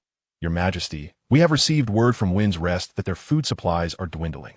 Most of the rations were taken with our troops, and now they are being besieged by that self-proclaimed Egan and his pack of Dothraki dogs, severing our supply lines. The reserves within the fortress can last at most a month. Earl Haystack's face reflected his displeasure as he added, "Yesterday, we engaged in a skirmish on King's Road with those horsemen. We lost nearly 2,000 men. Those Dothraki riders are not human. They are beasts. Their horsemanship and archery skills are terrifyingly proficient, making it incredibly difficult for our infantry formations to withstand their charge." Bad news continued to pour in. Stannis sat at the head of the table, his expression taut. His gaze occasionally drifted toward the corner iron frame, where a silver-gray young dragon named Orys, still clumsily roasting meat, was shackled by silver chains. Damn it, the dragon is too small. Stannis then shifted his attention to the still figure of Melisandre. The red-robed sorceress calmly returned his gaze, her eyes swirling with thoughts. Seeing their eyes meet caused Davos's heart to wrench in agony. It seemed Stannis had resolved to employ that shadow magic once more. He hesitated for a moment, but ultimately abandoned the idea of persuasion. The current situation was dire for them. Were it not for Egan laying siege to Wind's Rest, they might have been forced to retreat to Fairwood. In Coppergate City, the night deepened. On the city walls, Rorik felt himself drifting into slumber, shaking his head groggily in an attempt to sharpen his senses. He was a local conscript of Coppergate City, enlisted for less than half a month, a peasant displaced by the Dothraki storm. He muttered curses under his breath, glancing at the old soldier beside him. "Calvin, when do you think the next battle will be?" The old soldier Calvin was a taciturn man with a scarred face. He squinted, vigilantly watching the endless darkness outside the walls, and simply shook his head at the question. "Only the gods know. Stay alert, kid. The latter half of the night is the hardest to endure." They were stationed at the western gate of Coppergate City. This was not the main city gate, but a small one used for the transport of supplies and personnel. Nonetheless, it remained thick and sturdy, clad in iron and secured with massive oak locks from within. Just then, 3 figures stealthily moved along the path at the base of the city wall. They wore the uniforms of Storm's End soldiers, their armor stained with mud, indistinguishable from the weary guards surrounding them. The leader was a man named Nail Marco, a scout of the Golden Company, skilled in stealth and assassination. Following closely behind him were the mute Torg and the swift-footed Leo. They are but pawns meticulously orchestrated by the intelligence officer Lanson of the Golden Company. Having infiltrated the ranks disguised as deserters or conscripts amidst the chaos when Stannis' army first encamped at Coppergate, patiently biding their time. The moment has arrived. Marco halted in the shadow of a crenel, his voice barely above a whisper as his gaze swept over the city gate tower not far ahead. Below lay the narrow stone steps leading to the gate's drawbridge and bolt mechanism. 2 sentinels were stationed on the crenel, while 2 more might lurk below at the entrance. Quick-footed Leo peeked out, then swiftly withdrew. The change of guard had just passed. They were at their most complacent now. A glint of ruthless determination flashed in Marco's eyes as he nodded. "Stick to the plan, Tog. You handle the guard by the drawbridge winch. Ensure it cannot be raised. Now, keep watch. If anything seems amiss, sing like a nightingale. I shall deal with the bolt." No further words were exchanged. The trio dispersed rapidly. Marco pressed against the icy stone wall, stealthily approaching the gate tower below. Indeed, by the archway leading to the stone steps below, 2 drowsy soldiers leaned against their long pikes. "Fortune favors me," Marco thought with a cold smirk. Without a moment's hesitation, he approached the first soldier from behind, clamping his left hand over the man's mouth and nose while swiftly slashing his throat with his right-hand dagger. Warm liquid splattered onto Marco's hands and the frigid stone wall. The soldier convulsed violently for a brief moment before collapsing. Almost simultaneously, he gently lowered the crumpling body and lunged at the second soldier. The man seemed to sense a disturbance, groggily opening his eyes, only to lock onto Marco's icy gaze and the swiftly approaching blade. A muffled gasp escaped him. Marco quickly dragged both bodies into the shadows, using discarded burlap sacks to cover them slightly. The entire process was executed with precision, hardly making a sound. He gestured towards the darkness. Soon, the imposing figure of the mute Tog appeared on the other side. He nodded, indicating that he had dealt with the guard by the winch as well. Now, the greatest obstacle remained, the massive bolt. It required at least 2 or 3 strong men to lift. Marco and Tog approached the enormous bolt, which lay firmly wedged in the stone groove behind the door. They exchanged a glance, sheathing their weapons and flexing their fingers, preparing to exert their strength. Just then, Rorik atop the wall seemed to hear an unusual scraping noise, akin to the dragging of heavy objects. "Calvin, did you hear anything?" he asked, a hint of unease in his voice. The veteran Calvin listened intently, aside from the wind. He heard nothing. Just the wind, don't frighten yourself, he mumbled, tightening his collar. Below, Marco and Tog's faces turned crimson, veins bulging on their foreheads as they summoned all their strength to gradually lift the heavy bolt from its stone groove. Hurry, Marco spat through clenched teeth. At last, the bolt was completely raised. The two men cautiously leaned it against the adjacent wall, avoiding any loud clattering. Now, only the heavy gate itself remained. Marco signaled to Tog, who immediately dashed to the gate side. Through the narrow opening, he tapped the door in a specific rhythm, 3 long knocks followed by 2 short ones, signaling the vanguard waiting outside. Then, Marco and Tog positioned themselves behind the door, inhaling deeply, bracing their shoulders against the door panel, and began to push outward with all their might. The heavy gate's hinges creaked ominously, finally betraying their actions with an unmistakable sound. What noise? Rourke on the wall suddenly jolted upright, grasping his spear. Veteran Calvin also snapped to attention, his expression shifting dramatically. Down below, at the gate, he rushed to the crenel and peered down. To his astonishment, the once tightly shut gate had been forced open just enough for a single person to pass through. 2 shadows struggled to widen the opening further. Outside in the darkness, countless figures surged forth. Chapter 273, Stannis in Distress. In the dead of night, Stannis wrestled with his inner turmoil. Davos's admonitions echoed in his mind. Yet the pressure of defeat at the front and the urgent news from Whispering Keep left him no room for hesitation. Resolute, he strode towards Melisandre's chamber, preparing to embrace the shadows once more and conjure an assassin capable of claiming the life of young Aegon. Upon entering Melisandre's room, he found her eagerly awaiting him. A smile graced Melisandre's lips as she shed her crimson robe, revealing her alabaster form. Stannis' breath quickened. The two embraced passionately. However, just as their ritual reached a critical juncture, chaos erupted. Invasion! Invasion! The Dothraki are attacking the city. The gate, the western gate, has been opened. The chilling alarm and the harrowing cries of battle shattered the night. Instantly, Coppergate was thrown into disarray. After the inside man had succeeded, the lurking Dothraki warriors surged in with a ferocious roar. The Dothraki, fierce and relentless, wielded their araks and emitted inhuman shrieks, their voices filled with pure delight at the prospect of slaughter and plunder. The hastily assembled defenders attempted to form a line of resistance, but their spear formations appeared clumsy and fragile against the onslaught of the Dothraki cavalry. The curved blades effortlessly swept across the throats of the defenders, sending sprays of warm blood into the air. Arrows loose from drawn bows struck down soldiers on the icy streets. The cacophony of slaughter reverberated throughout the city. Stannis suddenly sprang from Melisandre's side, his complexion turning ashen as he exclaimed, "What is happening? How could the gate be open? Aren't those horsemen besieging Whispering Keep?" He hurriedly donned his garments, grasping his sword, ready to rush out. Just then, Davos burst through the door, panting heavily, his face smeared with ash and urgency. "Your Grace, we must flee. A traitor has opened the gate. The Dothraki have already breached it. We cannot hold them back. We must evacuate immediately." "Evacuate? No. Well, my dragons." Stannis' first thought was of his precious young dragons. "I've already sent for them. We must go, Your Grace. It will be too late if we delay." Davos nearly exerted all his strength to pull Stannis along.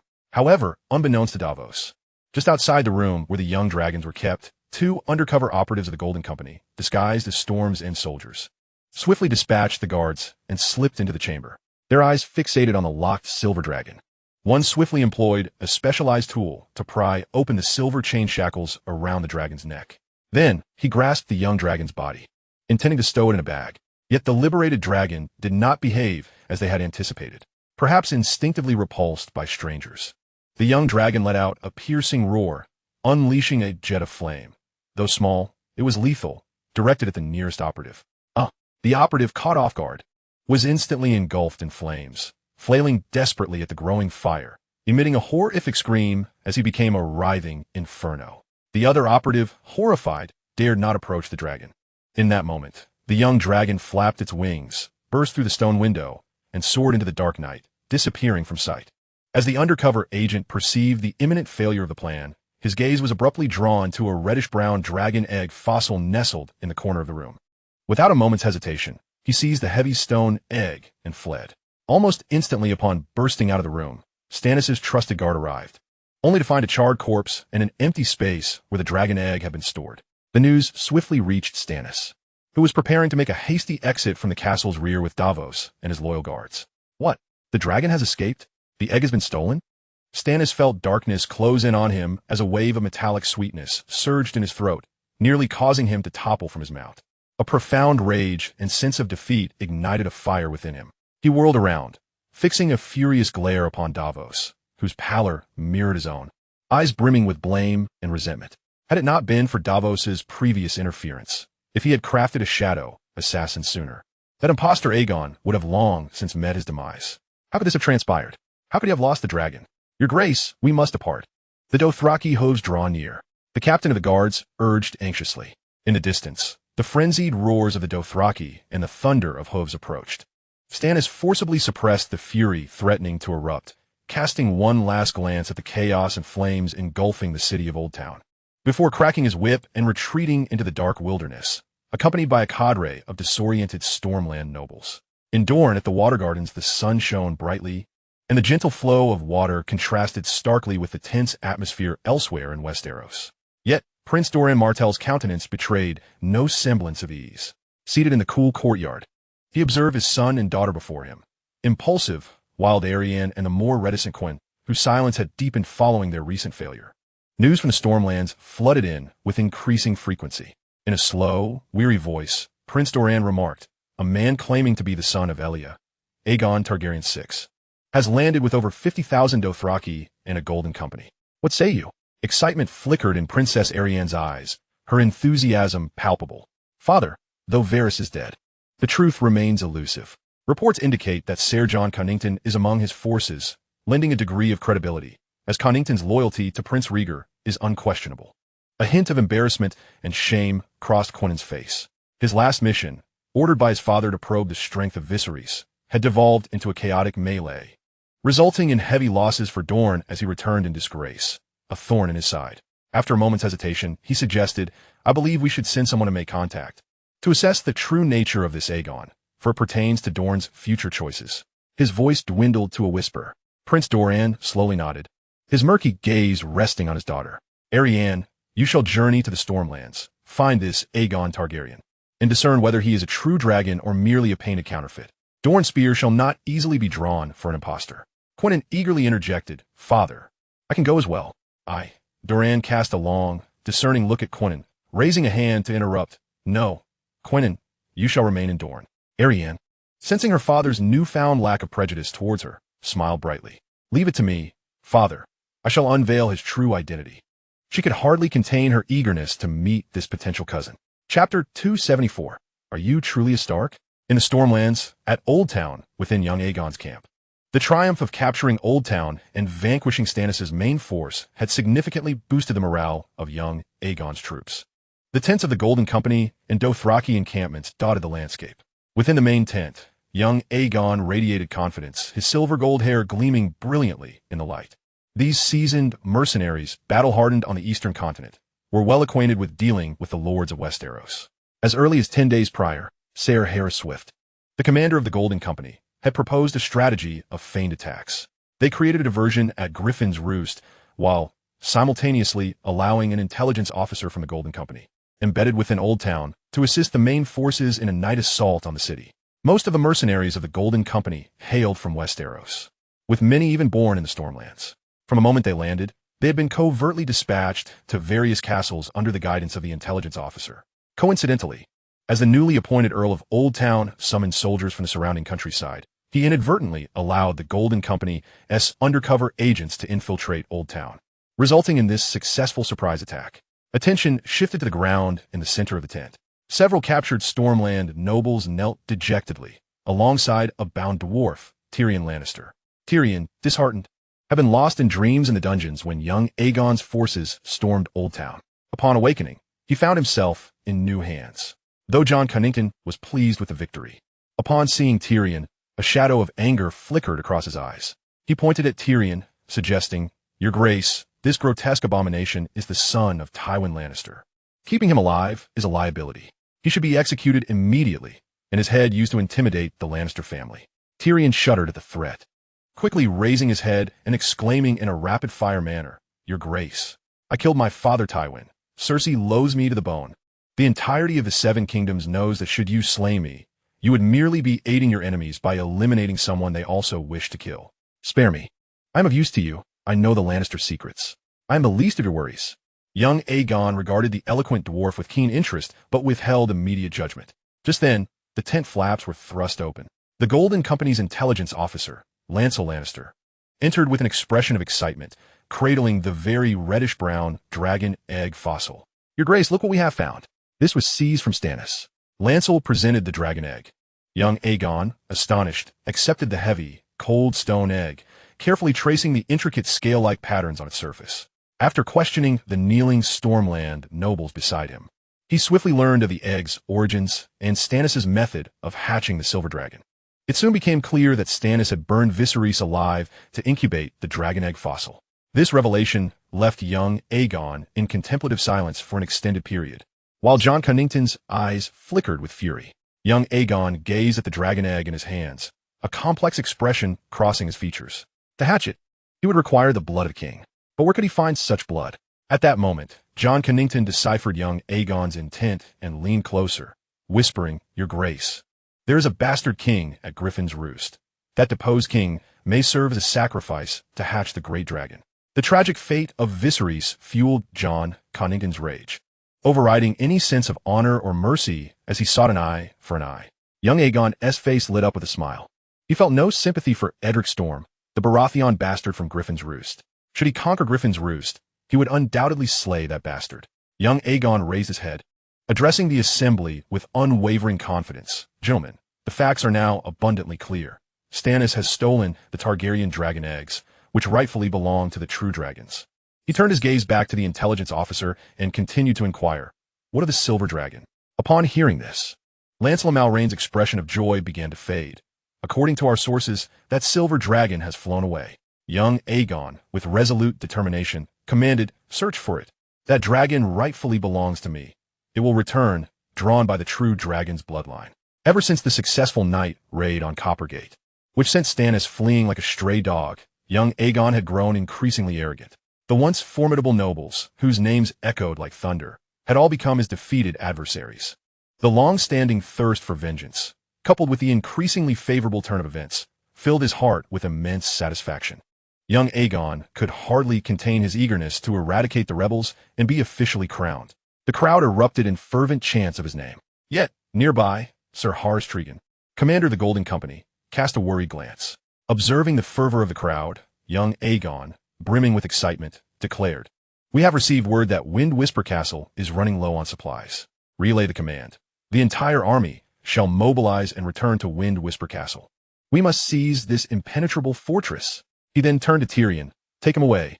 Lannister should be locked in a dungeon. For the time being, Tyrion Lannister had narrowly escaped death and was dragged away. He lowered his head, rapidly contemplating how to survive under the hand of young Aegon.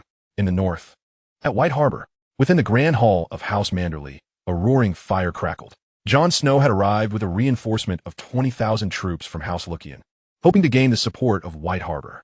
The corpulent Lord Wyman Manderly sat at the head of the table, his beady eyes darting between Jon and several clearly foreign officers standing behind him, as he struggled to feign a sorrowful expression. My Lord Eddard, the death of King Robb, may the gods bear witness, marks the darkest hour for the North. The Manderly family remains ever loyal to House Stark. Since Lady Sansa is safe and soon to wed that Eastern king, it is indeed a stroke of fortune. However, his words were abruptly interrupted by a cold, steely voice. My lord, I believe this is inviting wolves into the fold. The speaker was Sir Bartimus, the one-legged, one-eyed steward of Winterfell. He pointed a finger at Jon without hesitation. Jon Snow, look at the company you bring. The barbaric horse lords of the plains, and those unidentified slave soldiers. Why should that Eastern conqueror be so generous? His ambitions are transparent. He seeks to exploit the name of Stark to usher his foreign army into the north and ultimately consume it. Bolton may be detestable, but is it wise to drive away wolves only to invite tigers? Jon's expression darkened, suppressing his fury. Sir Bartimus, the Bolton family betrayed and murdered my brother and mother.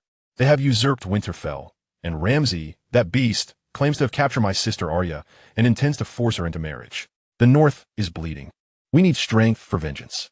His Majesty Lucian is Sansa's betrothed. He betrothed? Bartimus interrupted with a scornful laugh. Who knows what schemes that Eastern king harbors? And you, Jon Snow, ask yourself, are you truly a Stark? If the rumors about your lineage are true, what right do you have to lead a foreign army on the lands of the North? His words struck at the deepest insecurities of Jon's heart. His complexion paled instantly. Lord Wyman attempted to defuse the tension. Enough, Bartimus. Jon fights for Sansa, for House Stark.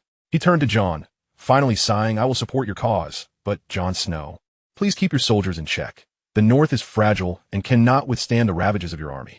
Jon expressed his gratitude. My lord, thank you for your support. Please assemble your forces at once. We shall depart immediately for Winterfell. Bartimus merely scoffed, saying nothing further, as he leaned on his cane and exited the hall. That evening, back in his room, Sir Bartimus underwent a tumultuous internal struggle. His loyalty to House Stark was beyond question, yet he harbored a profound distrust for outsiders, especially the ill-reputed Dothraki and that distant Eastern man. He could not fully trust Jon Snow, who bore the blood of dragons. After much hesitation, he finally lit a candle, unfurled a piece of parchment, and picked up a quill to begin writing. Chapter 275. There is no hope left for the Seven Kingdoms. In the Conqueror's castle, throne room, Liu Qian had recently returned victorious from Volantis when yet another visitor arrived. Wymer Royce, freshly escaped from the Vale, appeared ragged, his garments stained with dried blood. As he entered the throne room, he fell to his knees before Liu Qian, his voice choked with tears. Your Majesty, I beg you, grant justice for the Vale. Avenge the countless souls lost in Stone Mill and Seagull Town. He wept uncontrollably, recounting the horrific experiences. How the Lannister family's lackeys, led by the Mountain, Gregor Clegane, had slaughtered Stone Mill, and how they had ravaged the prosperous Seagull Town, committing unspeakable atrocities against the elderly and children alike, turning once wealthy towns and castles into scorched earth and mountains of corpses. Sir Wymer raised his tear-streaked face, his eyes filled with desperation, across the Seven Kingdoms. The nobles only seek power and profit. The lion's tyranny goes unchecked. Tywin is dead, yet his terror lingers. Only you possess the strength and dragons to aid me. Please lend me troops so that I may return and exact vengeance, reclaim my homeland. The people of the Seven Kingdoms need your salvation. Liu Qian listened quietly to Wymer's heart-wrenching accusations. He had heard of the Mountain's atrocities. Frankly, the chaos in the Vale had surprised him. He couldn't help but wonder. Was Cersei truly the daughter of the Mad King? Liu Qian looked at the nearly broken young knight before him and spoke slowly. Sir Wymer, I feel your sorrow and anger. The Lannisters' crime shall indeed face retribution. Rise. After a pause, he continued, I have just concluded the campaign in Volantis, capturing a significant number of soldiers. I can provide you with 10,000 reformed former Volantis slave soldiers and an additional 10,000 Dothraki cavalry. Take them back with you to reclaim your homeland and avenge the fallen. Wymer Royce could hardly believe his ears. 20,000 troops. Such generous assistance. He trembled with excitement. Thank you, Your Majesty. The Royce family and the people of the Vale will forever remember your kindness.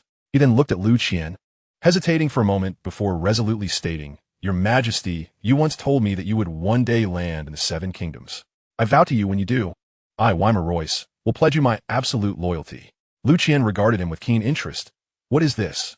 Sir Wymer, your father and brother perished at the hands of the Lannisters. Stone Mill is already yours. Why then would you agree to my terms? The face of Wymer twisted with profound hatred. Your Majesty, the tragedy of House Royce has made me realize a crucial truth. There is no hope left for the Seven Kingdoms. These hypocritical and shameless nobles ravage the lands with impunity. They are unworthy to ascend the Iron Throne. Only you, Your Majesty, with your renowned mercy and generosity, have ensured that your subjects live in peace. I have witnessed this firsthand upon my arrival. It is you who should sit upon the Iron Throne. Liu Qian smiled. Sir Wymer, I accept your fealty. Wymer's face lit up with joy, and he could hardly contain his eagerness to rise and command his forces, returning to his homeland. However, Liu Qian raised his hand to signal him to remain calm. Sir Wymer, you must wait 10 more days. After 10 days, I shall hold a grand wedding at Conqueror's Keep, and you may witness this sacred ceremony as a guest. A faint smile appeared on Liu Qian's face as he continued. Before I set foot in the Seven Kingdoms, I will simultaneously wed Jelena Baelorys, Janis Baelorys, Daenerys Targaryen, Chai, Ian's Aaronwood, Myrcella Baratheon, and Sansa Stark. Sir Wymer was taken aback. To marry 7 queens at once was utterly unprecedented. The people of Edie were indeed fortunate. There were no limits to marriage. Wymer glanced at the young king seated upon the throne, a twinge of envy stirring within him. Whispering Keep, the legendary fortress that had never been breached, was now shrouded in hunger. Young Aegon's army had not launched a full-scale assault, but had besieged the castle to the point of suffocation. Initially, the castle's defenders could rely on their stores for a meager supply of sustenance. However, as time wore on and the news of Stannis' decisive defeat and the hopelessness of reinforcements reached them, the resolve of the defenders began to waver. Their provisions had long since dwindled. The rations allotted to the soldiers diminished day by day until they were reduced to mere shadows of soup and a few stale crumbs of bread. Horses were slaughtered one by one, and eventually even rats, belts, and boots became items of contention for sustenance. The wounded, lacking nourishment, saw their injuries worsen, and the sounds of their anguished cries echoed day and night. The once impregnable fortress now lay in despair. The commander of the defenders was Sir Imry Florent, the brother of Queen Cersei. He endeavored to maintain order, yet hunger eroded all discipline. In the dead of night, within a storage room in the lower levels of Whispering Keep, a group of gaunt, hollow-eyed soldiers huddled together. They were tasked with guarding a small side door. "I can't take it anymore. There won't be any onion knight to save us. There are even no rats left in the castle," a young soldier whimpered, his arms emaciated to mere skin and bone. "I saw someone gnawing on a piece cut from a corpse yesterday."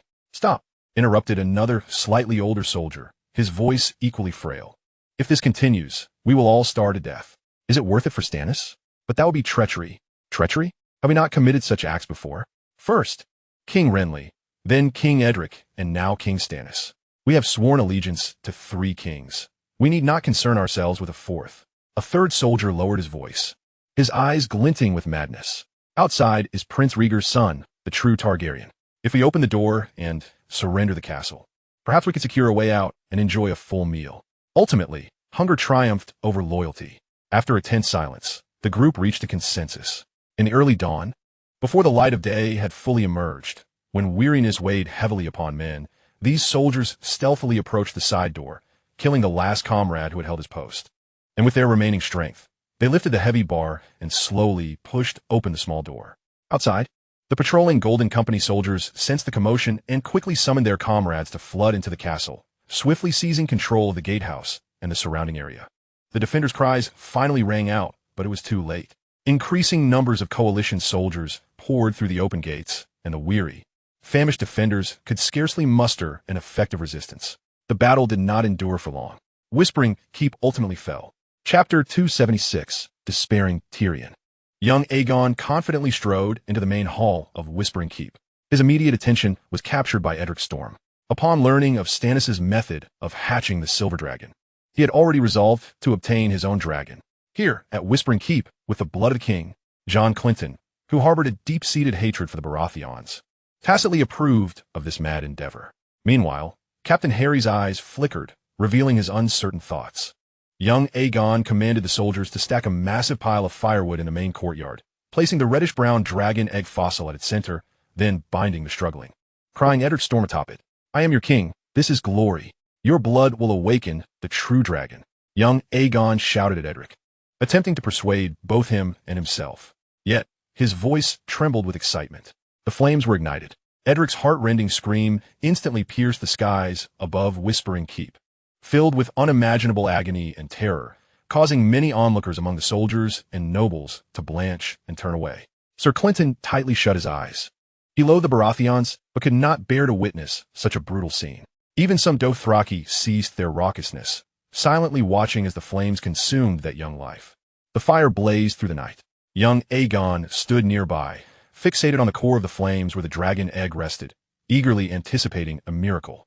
His face was a tapestry of desire and increasingly evident agitation. However, as dawn broke and the flames gradually extinguished, leaving the pyre as mere ashes, the dragon egg lay there, cold and lifeless, devoid of any vitality.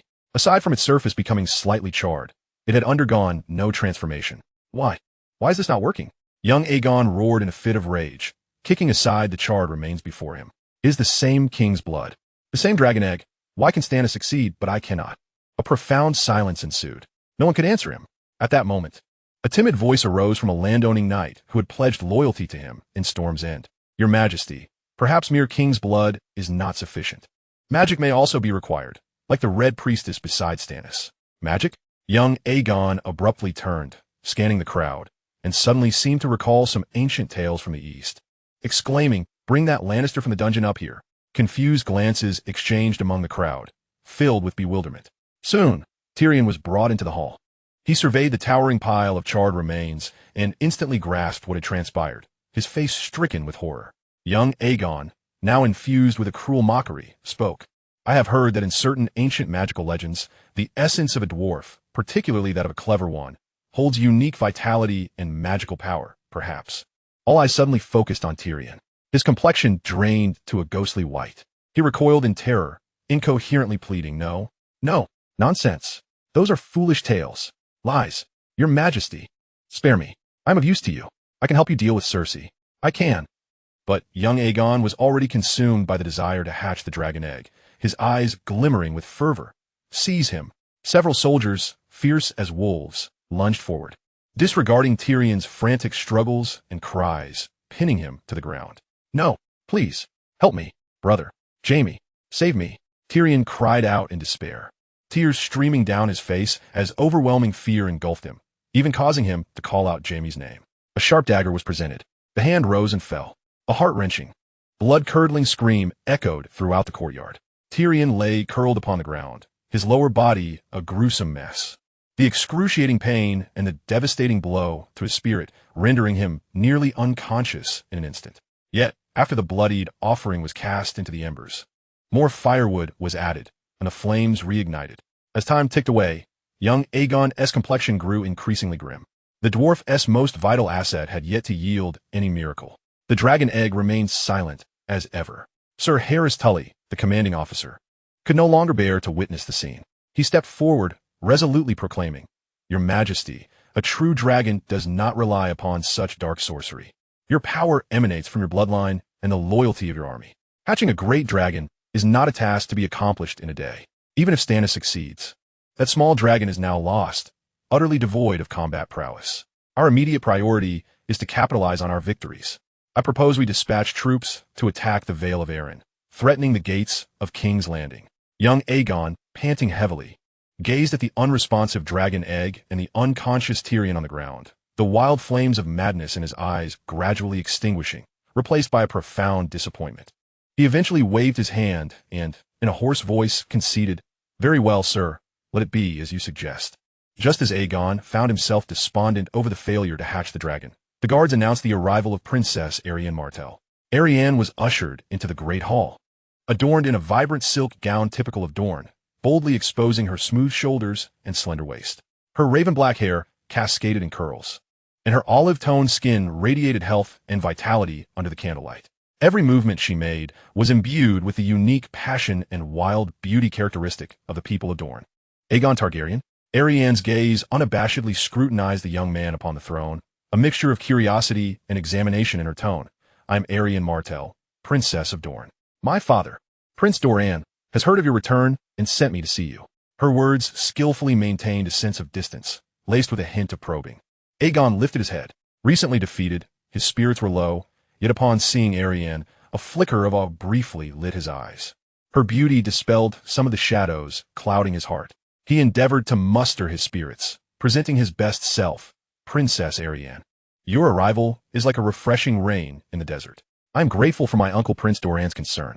As you can see, I am in the process of restoring my father's realm, and now, Storm's End is all but secured. The two engaged in a ceremonial, yet tentative dialogue. Arianne inquired about his plans, referencing the historical ties between Dorne and the Targaryens, particularly the tragic fate of her aunt, Elia, her tone tinged with a subtle sadness. Aegon recounted his upbringing in the Eastern Continent and his ambitious aspirations for the future. He was handsome by nature, and with a deliberate display of confidence mingled with the melancholic aura of his recent failure, he unexpectedly struck a chord with Arianne. Her original task of observation and assessment was overshadowed by the undeniable charm of her dashing cousin, far exceeding her expectations. As she watched him speak with determination in his eyes, his chin slightly raised when discussing ideals, and even the hint of vulnerability born from setbacks, she felt an intense attraction.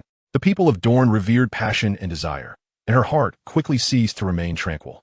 That evening, following a small banquet in honor of the princess, perhaps influenced by the effects of alcohol or the mutual admiration and desire that could not be concealed in their gazes, Aegon invited Arianne to his private chambers to discuss the details of an alliance. As the door closed behind them, the final veil of restraint between them was completely torn away.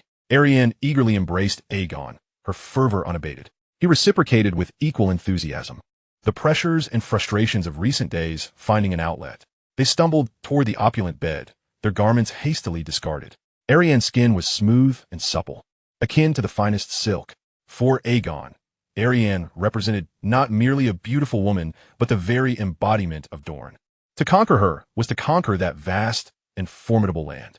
For Ariane, Aegon symbolized the true dragon, igniting within her a fervor for his passion and ambition.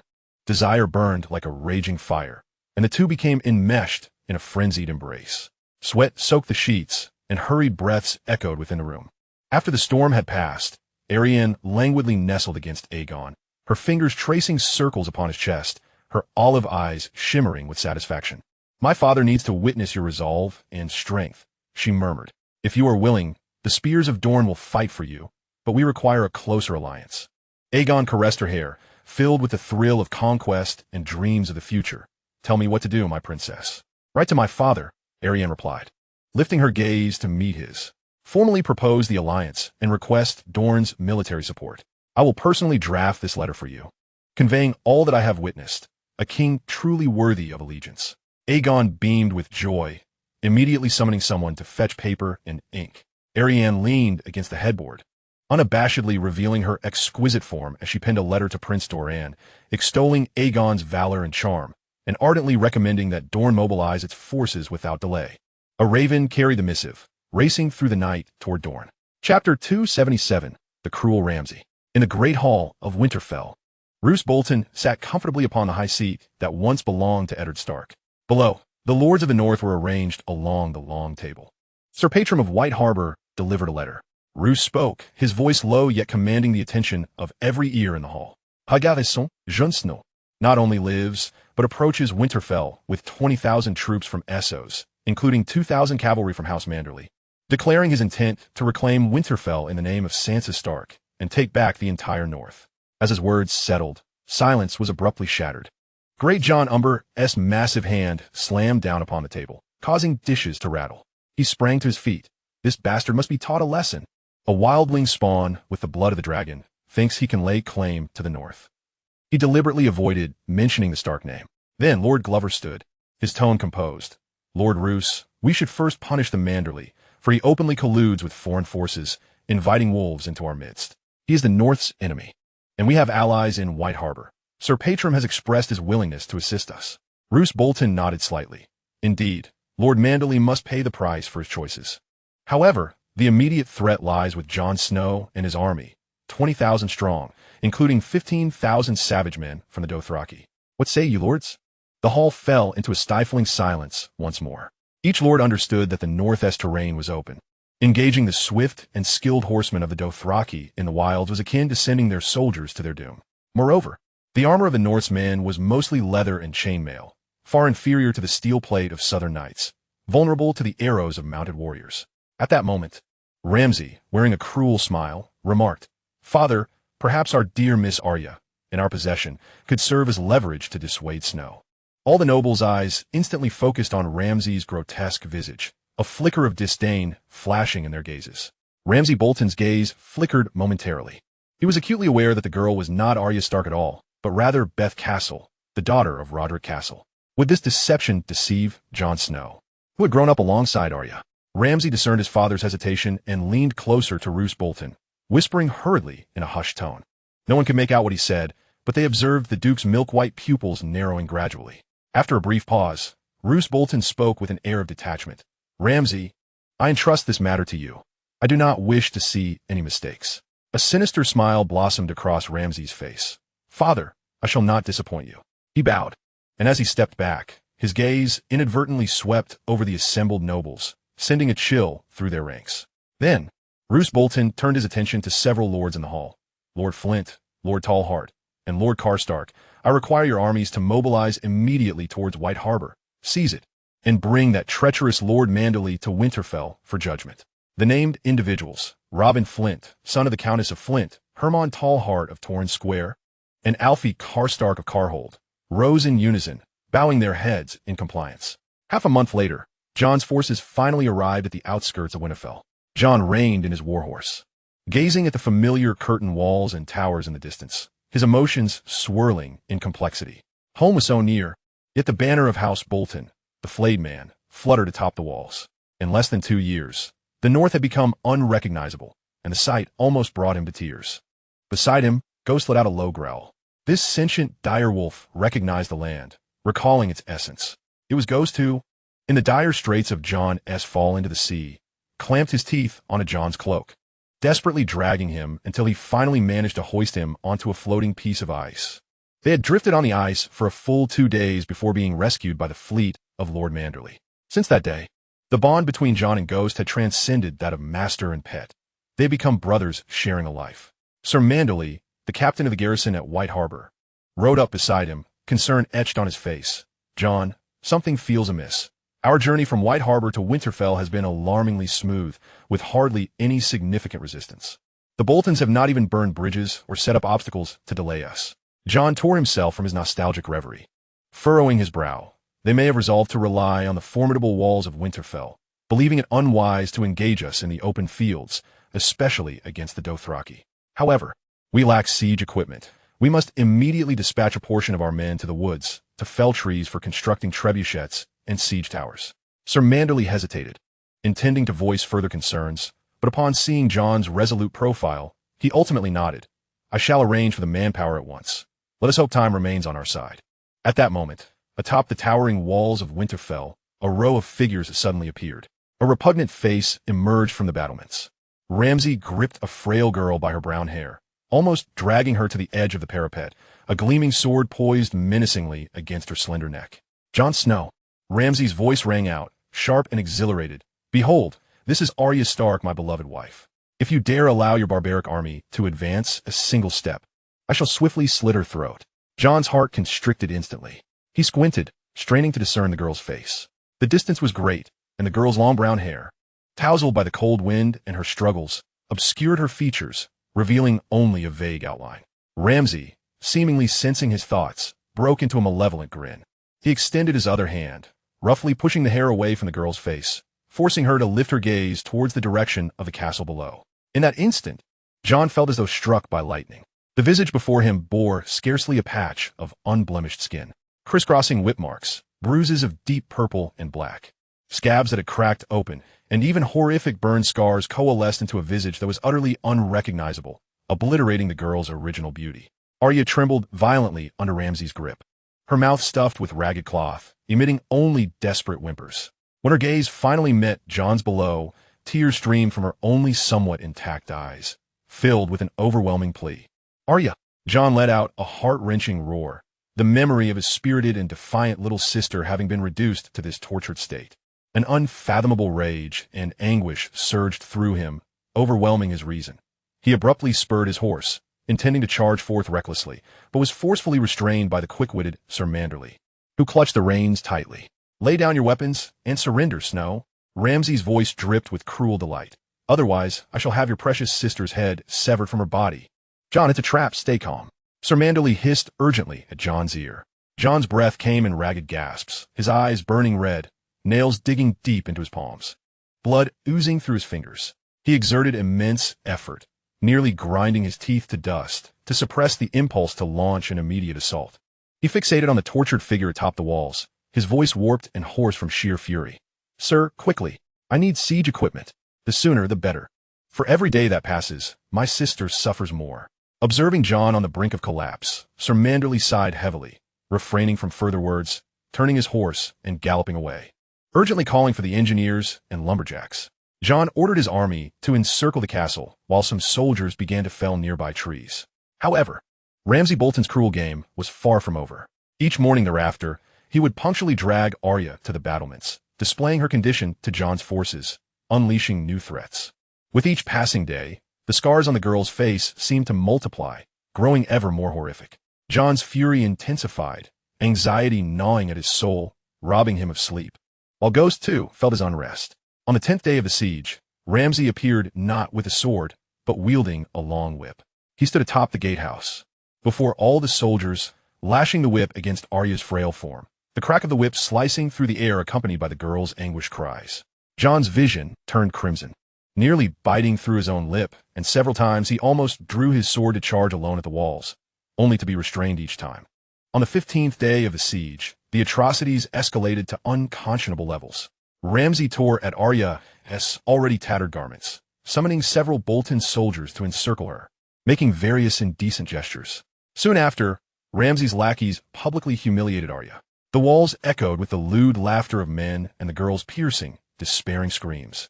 Tearing through the sky above Winterfell, this cacophony relentlessly sliced through Jon's nerves. He finally reached his breaking point. In his tent, he drew his sword with ferocity, hacking at the wooden stakes that supported the tent, splinters flying. "I cannot wait any longer, my lord." He wept bitterly before the approaching Manderly, tears mingling with sweat. "Did you hear that? Did you hear it? She is crying. She is pleading for help. That is my sister. If I wait any longer, even if Arya survives, they will utterly destroy her." Manderly's countenance was as heavy as iron. He fully comprehended Jon's anguish, yet as the commander, he had to consider broader implications. Just as he was about to speak, a scout soldier tumbled into the tent, his face ashen, gasping for breath as he exclaimed, "My lord, it's dire news. White Harbor has fallen. The Bolton's forces have breached the city, ransacking the town, and Lord Wyman has been captured." "What?" Manderly gasped in shock. "That is impossible. The walls of White Harbor are formidable, and the garrison is sufficient. How could it have fallen so swiftly? It was Sir Patram." The soldier's face was twisted with terror and rage. "He betrayed us." Under the cover of night, he secretly opened the gates of White Harbor, allowing the armies of Flint, Tohar, and Karstark to pour in. "We have been sold out." Manderly slammed his fist onto the table, exclaiming, "Damn Patram, that shameless traitor." He turned to Jon, his tone urgent. "Jon, our situation is dire. With White Harbor lost, our supply lines are severed. Food and provisions will not reach us, and our 20,000 troops will soon find themselves in a desperate plight. We must retreat immediately, or else when the Bolton forces return from White Harbor, we will be trapped between them and certain doom beneath Winterfell."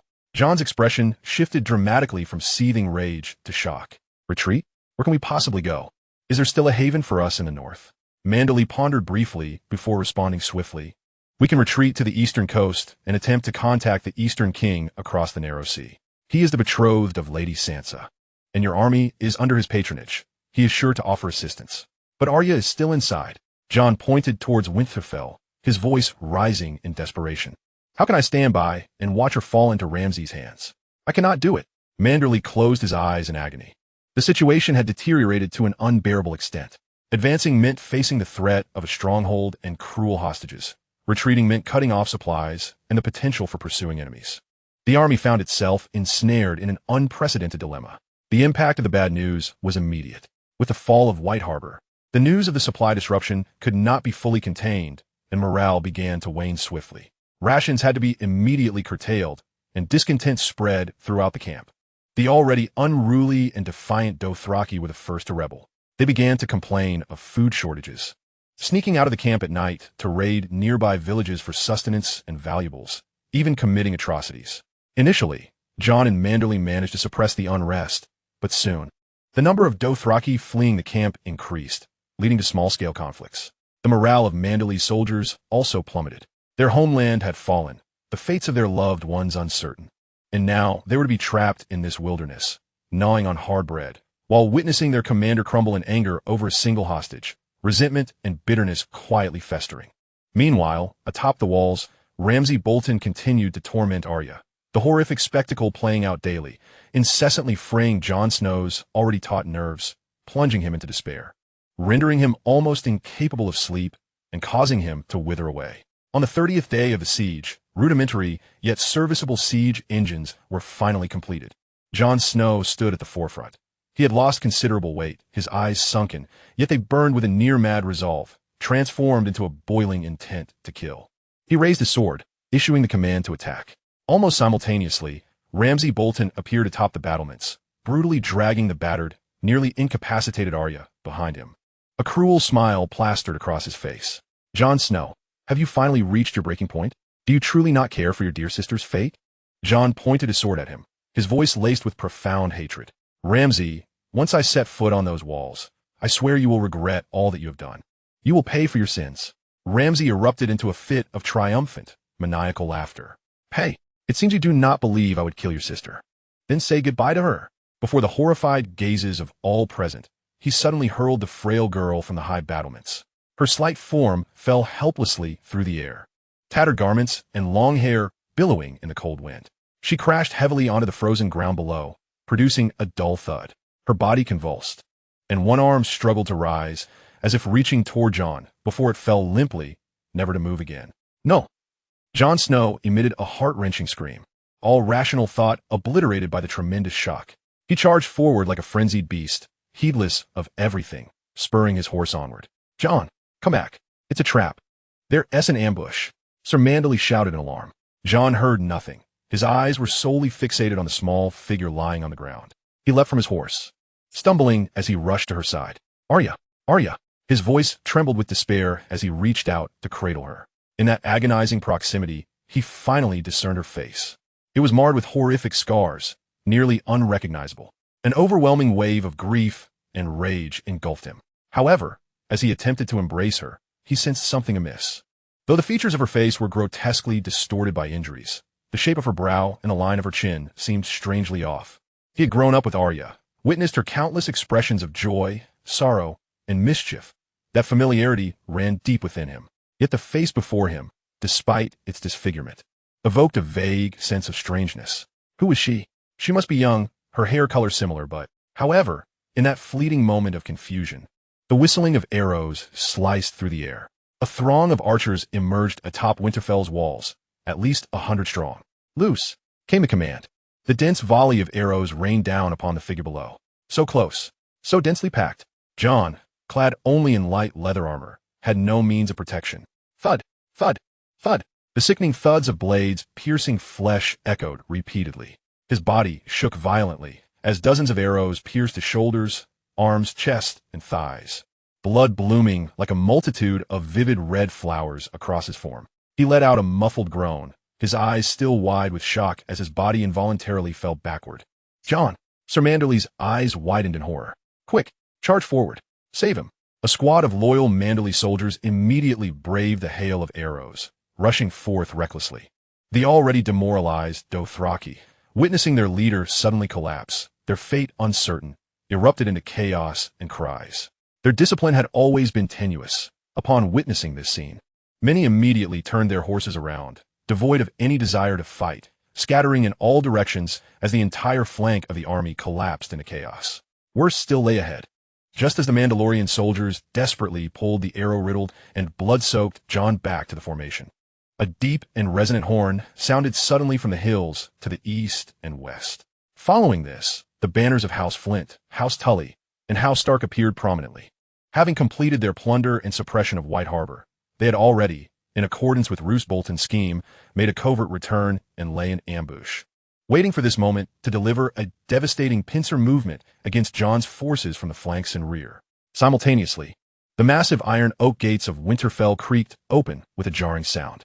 Ramsay himself led the finest cavalry of House Bolton, surging forth to initiate a charge. In an instant, Sir Meryn Mandalorian's army found itself trapped in an insurmountable predicament, attacked from both front and rear. Before them lay a fortified city and a hail of arrows. Behind them were the hidden enemy forces, their morale shattered, the Dothraki in disarray, and their commander grievously wounded and on the brink of death.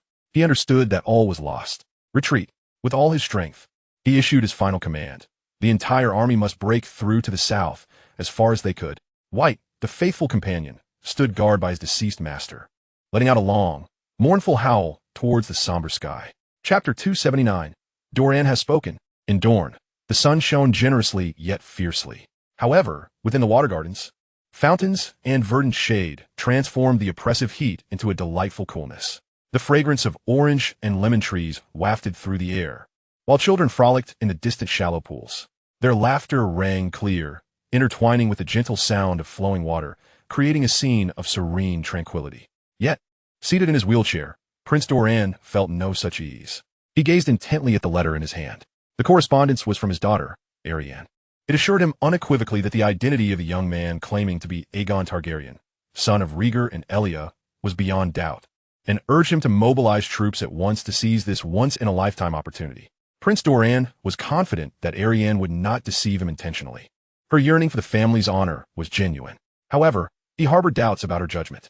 She was far too easily swayed by tales of heroism and the dreams of restoration. Was that young man truly Aegon? Doran pondered calmly. It certainly seemed plausible. It would not be difficult for the cunning Varys, the spider, to switch a babe. Yet, doubts lingered. Why conceal this matter? Why was even Sir William Derry kept in the dark? Was it merely for the sake of secrecy, or did Varys have ulterior motives?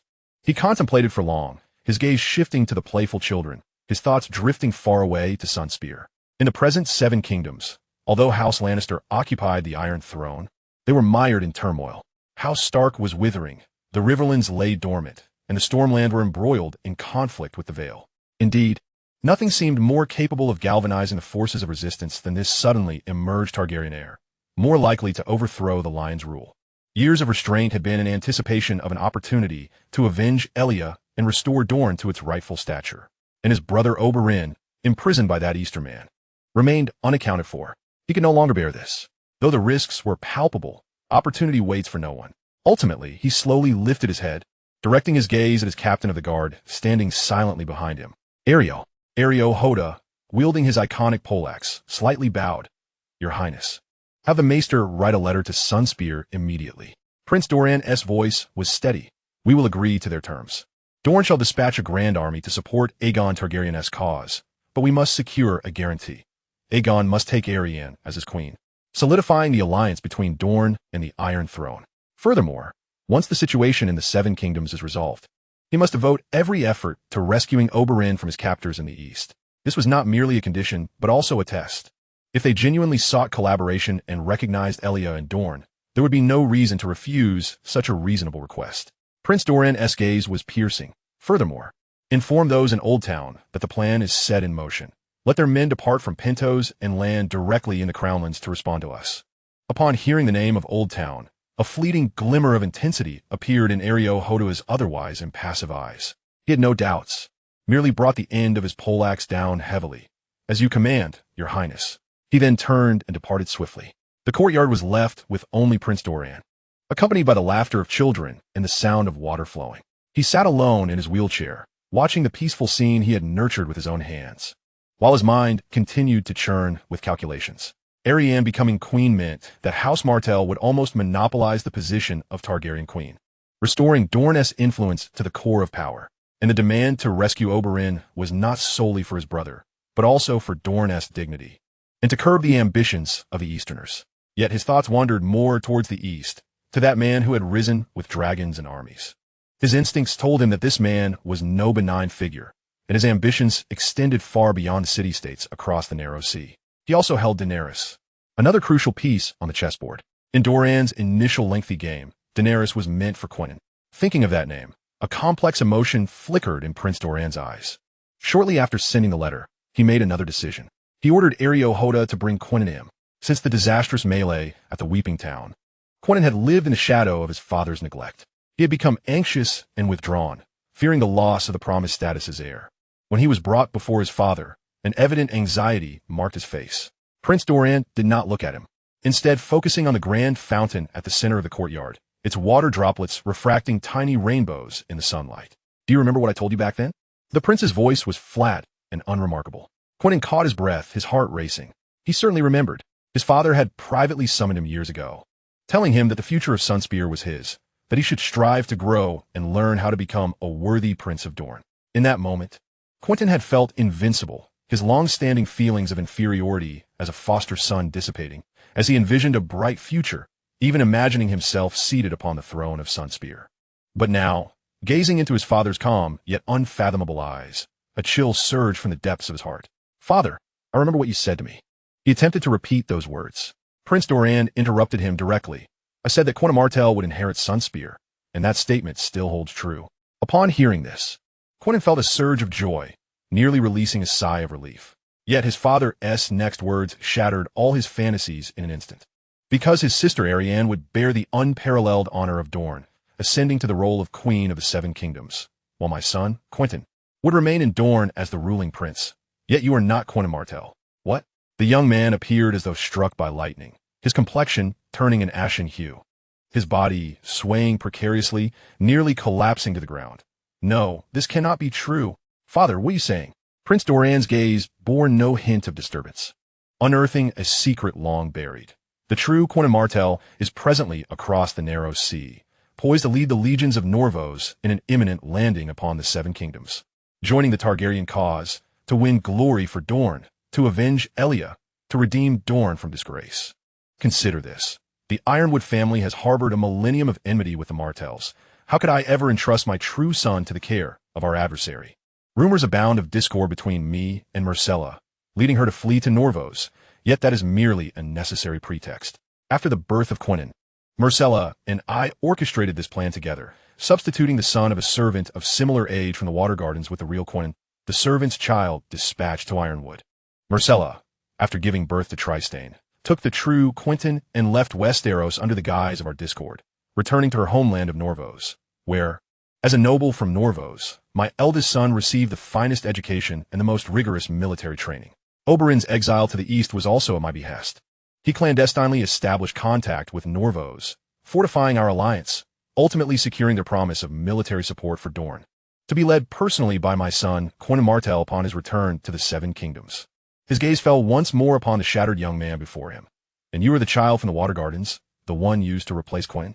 You have fulfilled your duty admirably, drawing unnecessary attention, safeguarding the true heir. Quentin was utterly devastated. He had always believed himself merely unloved, never suspecting he was a mere pawn, a meticulously crafted substitute. A profound sense of absurdity and despair engulfed him. Tears streamed down his face as past details flooded his mind. Why was his appearance so unremarkable, so different from Arianne and Trystane? Why did his father's gaze always carry a scrutinizing edge rather than unreserved affection? Now, everything found its explanation. Chapter 280, The Return of Blackfyre. Witnessing his disconsolate state, Prince Doran slightly raised his hand in signal. Beside him, Ario Hoda stepped forward, supporting the nearly incapacitated young man. Prince Doran's voice was devoid of emotion. Take him away and ensure his proper care. Ario Hoda nodded silently, leading the broken Quentin from the beautiful courtyard. Meanwhile, Arianne Martell swiftly received a response from her father, Prince Doran. She eagerly perused the letter, her face illuminating with excitement and pride. Not only did her father consent to the military campaign, but he also proposed the condition that she become queen. This perfectly aligned with all her dreams. Immediately, she brought the letter to young Aegon. He showed no hesitation regarding the conditions laid out in the letter, readily agreeing. In his interactions with Arianne, he had long been captivated by the fiery passion, wisdom, and beauty of this Dornish princess. Falling in love with her seemed the most natural thing in the world. Marrying her would not only secure the unwavering support of Dorne, but also allow him to share the Iron Throne with the one he adored. What could be more delightful? As for the cleansing of the Easterners across the narrow sea, that was already part of his plan. Under the tutelage of Governor Illyrio, young Aegon had become firmly convinced that the Eastern sorcerer known as Liu Qian had employed vile magic to usurp the dragons that rightfully belonged to the Targaryens. To him, Aegon, in his eyes, as long as he, the true dragon, made his appearance, the dragons would naturally recognize their rightful master and abandon that despicable thief. Reclaiming the dragons was pivotal to the resurgence of Targaryen glory. Jon Connington echoed his support, steadfastly loyal to the Targaryen family. Believing the dragons to be symbols of their revival that must be reclaimed, they both harbored an almost naive confidence, envisioning a future where they would trample the lands of the Easterners. Young Aegon promptly responded with fervor, formally accepting all of Dorne's conditions. The Targaryen-Dorne alliance was thus forged. Soon, an army of 15,000 elite soldiers from Dorne, led by the Sand Snakes and Demon Sand, marched northward from the Prince's Pass, successfully joining forces with young Aegon's army stationed in Storm's End. The two armies merged, a formidable force nearing 80,000 strong, banners unfurled, swords and spears standing tall, advancing northward with the flames of vengeance and the thirst for reclamation. Upon crossing the Blackwater, they arrived at the ruins of King's Landing, where the sight before them was heart-wrenching. Over 6 months had passed since the horrific wildfire tragedy, yet the ruins of King's Landing remained a silent hell. The air was thick with the scent of ashes and charred remnants. Strange green smoke still seeped from certain deep fissures, as if the souls of the perished had yet to find peace. All around lay shattered bricks, twisted metal, and charred beams, forming haunting mounds. Once thriving streets lay completely buried, the sudden loss of countless lives rendering this land steeped in foreboding and eeriness. The army toiled to clear a path towards the city center. Young Aegon, Jon Connington, the Dornish commanders, and several defected Stormlands lords ascended the ruins of the Red Keep, once the heart of the Iron Throne. It now lay in a shocking heap of reddish-brown debris. Massive stones lay in disarray, charred and crumbling from the flames, utterly devoid of any trace of the Iron Throne. Young Aegon stood upon a relatively intact boulder, surveying the assembled commanders and nobles below, his youthful visage a blend of sorrow and determination. "Lords," his voice rang clear, echoing across the desolate ruins. "King's Landing is the city established by our Targaryen ancestors, a grand legacy of House Targaryen. Yet, the despicable Lannisters, in the twilight of their wretched rule, resorted to the most cowardly and cruel means, obliterating this great city with wildfire, taking with it hundreds of thousands of innocent lives. This blood debt must be repaid with the blood of the entire Lannister clan. They must be buried alongside it."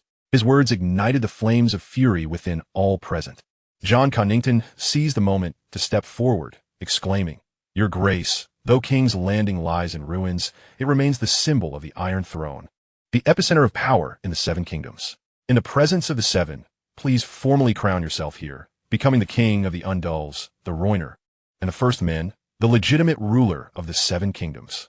An elderly Septon, summoned from Storm's End, trembled as he approached. The crown he bore was not forged of pure gold, but hastily melted from confiscated gold and jewels, its design simple. Surrounded by ruins and death, under the watchful eyes of the army, the old Septon conducted a brief coronation ceremony for young Aegon, placing the crown upon his head, while also adorning Arianne with a delicate and exquisite queen's crown.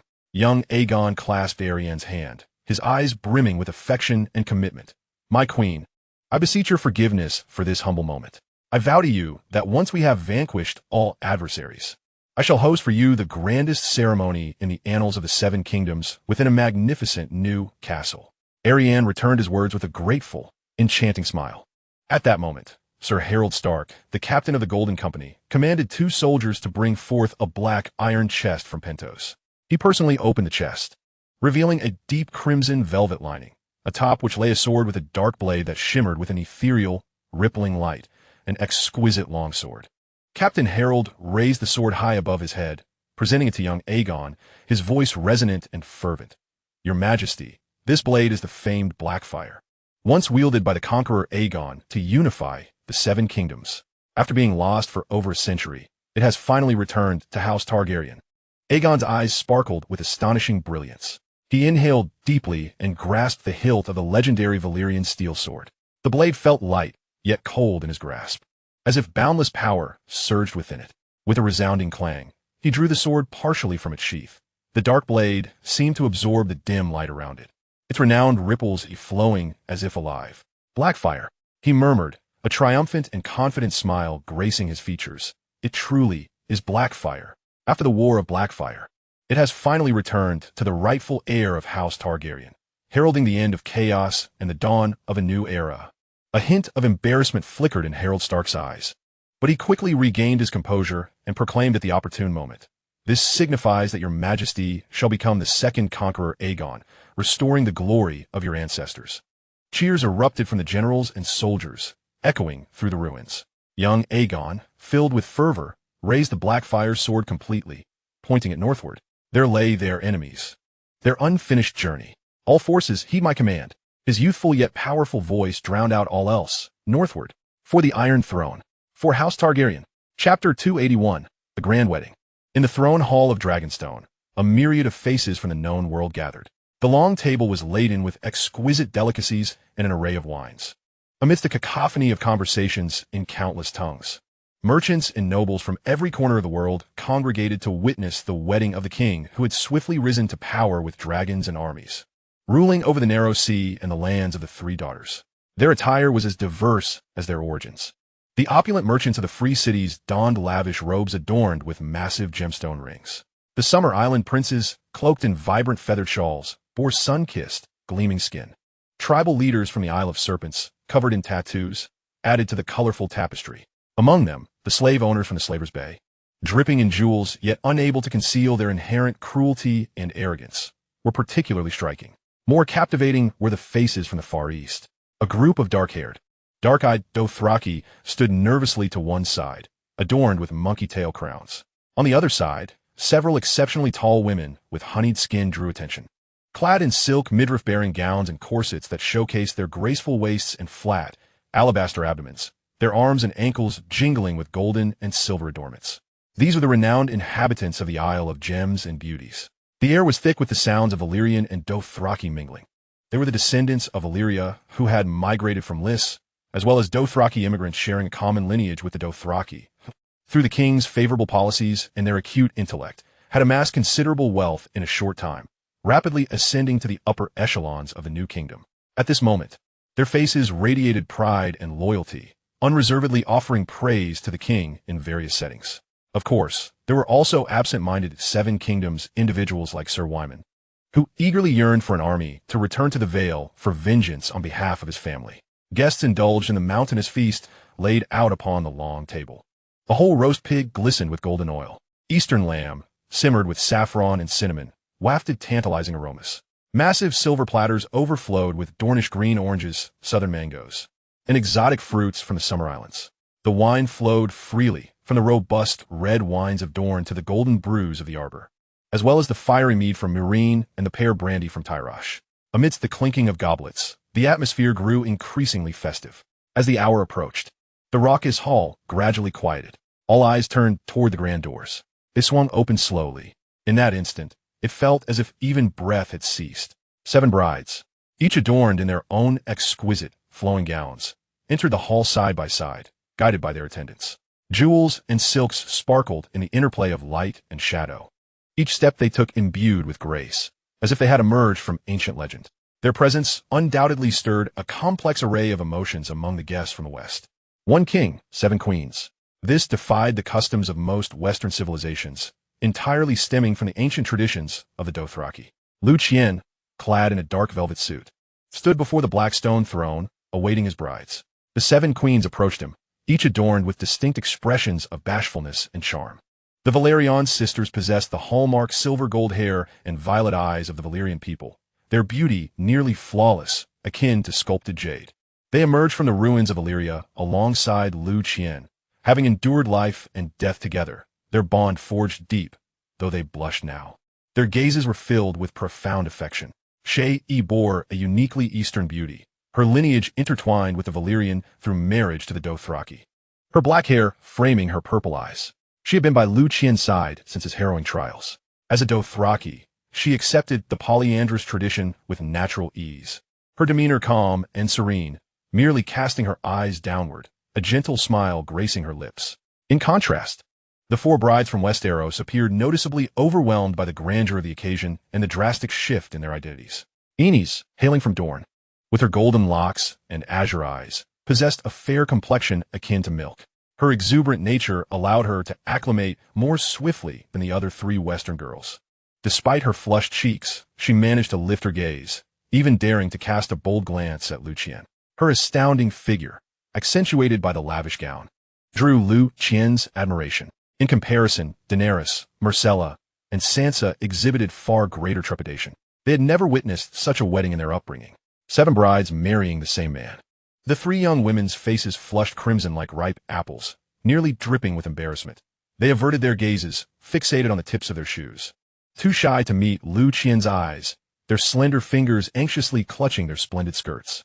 Daenerys had shed her earlier innocence and frailty, blossoming into a tall and curvaceous beauty under Liu Qian's tender care. Her silver gold hair resembled molten platinum, and even with her eyes lowered, her astonishing beauty was undeniable, rivaling that of the Valyrian sisters. Sansa, inheriting her mother's beauty and tall stature from House Tully, found her intricate gown unable to conceal her increasingly alluring curves. Yet her northern propriety rendered her particularly flustered in this moment. The youngest Myrcella resembled a delicately wrapped doll, sweet and charming, yet not fully blossomed. For her, this wedding was more about the establishment of her status, while the matter of procreation would come later. Liu Qian's gaze tenderly swept over his girls, taking in their various shy demeanors, his lips curving into a slight smile. His attention lingered especially on the impressive talents of Arianne and the increasingly radiant beauty of Daenerys, before settling on Sansa and Myrcella, who, though still somewhat inexperienced, already possessed the budding essence of a transcendent beauty. As for Shae, her unique Eastern allure and serene demeanor held a distinct fascination for him.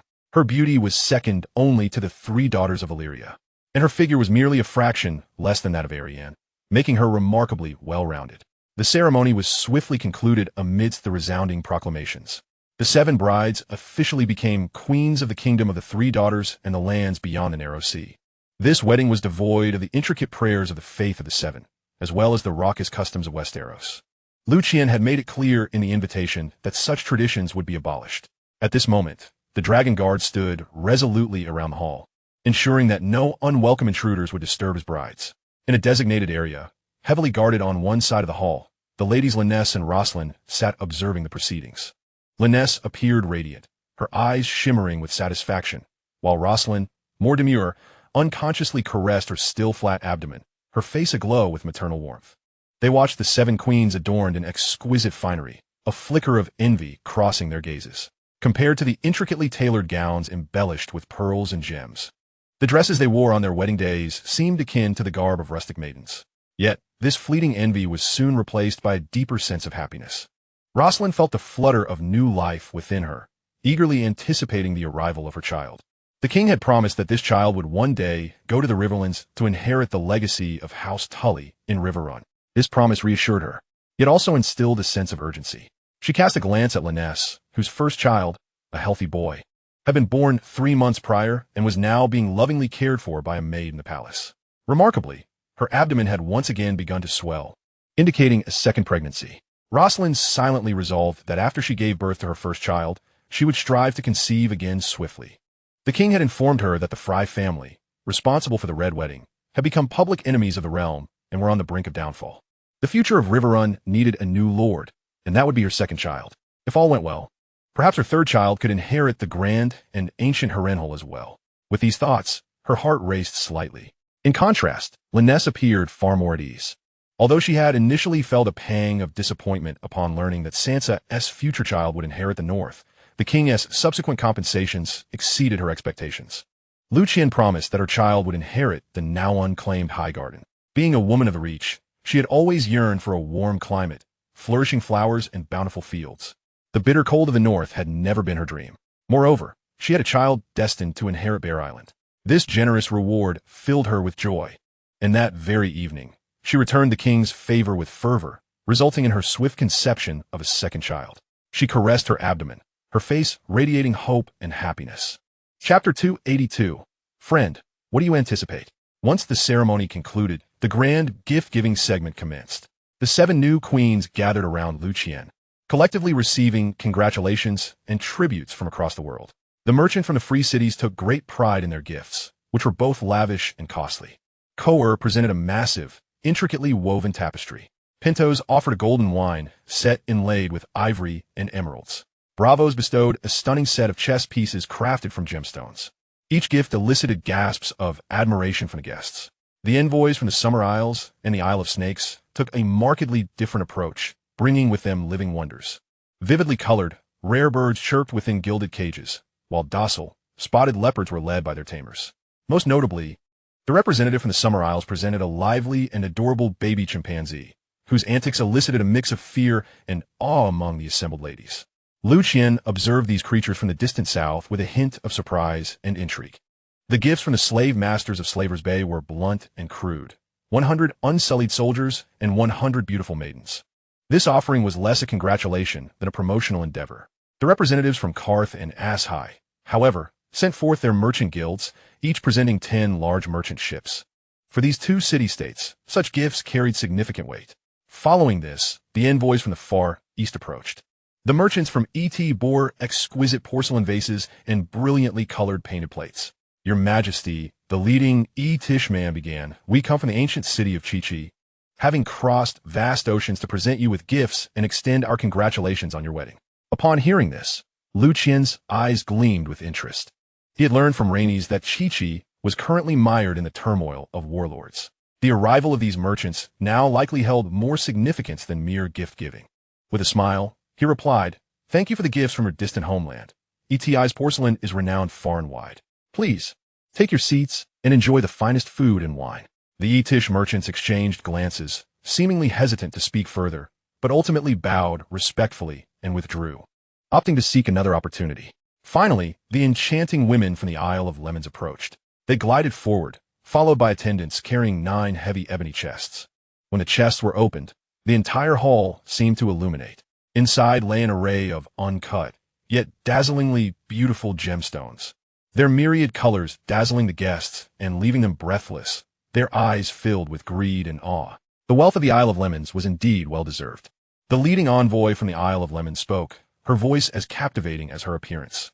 Great Majesty, by the command of the Queen of the Isle of Lemons, I have traversed the smoke-filled seas to bring you the most sincere greetings.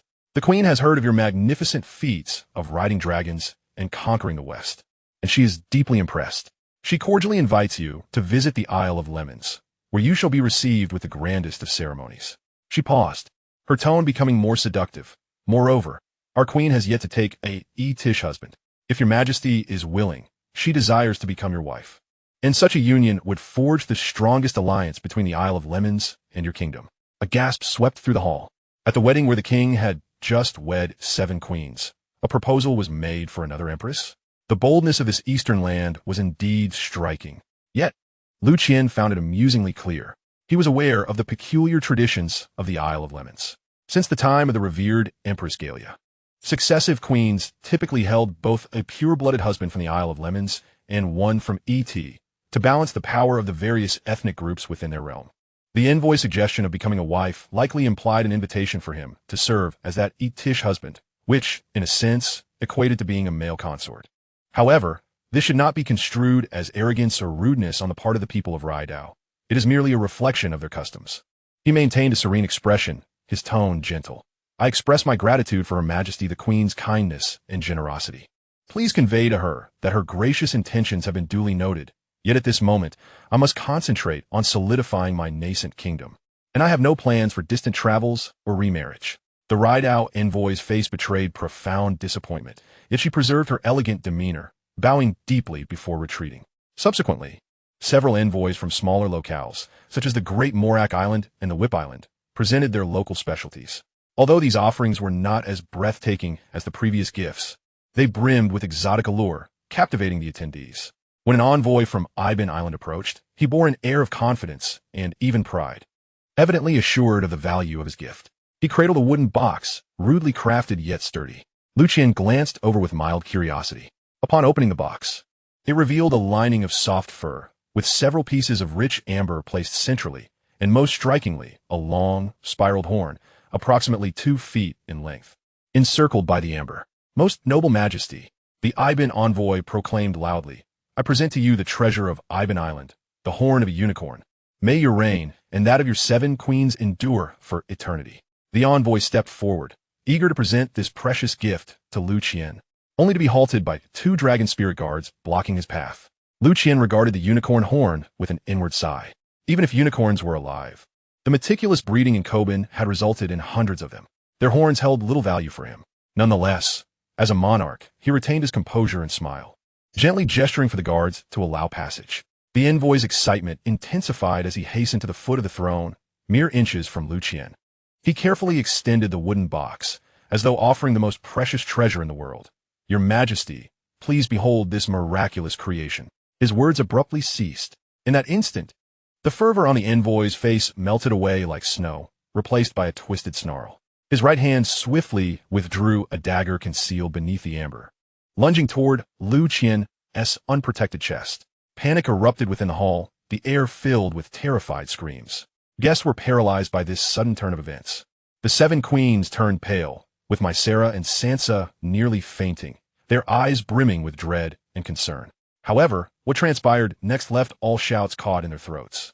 In the face of this imminent attack, Liu Qian did not even flinch. His reflexes were so rapid they defied the eye. He casually raised his right hand, precisely meeting the poison dagger with his palm. Clang!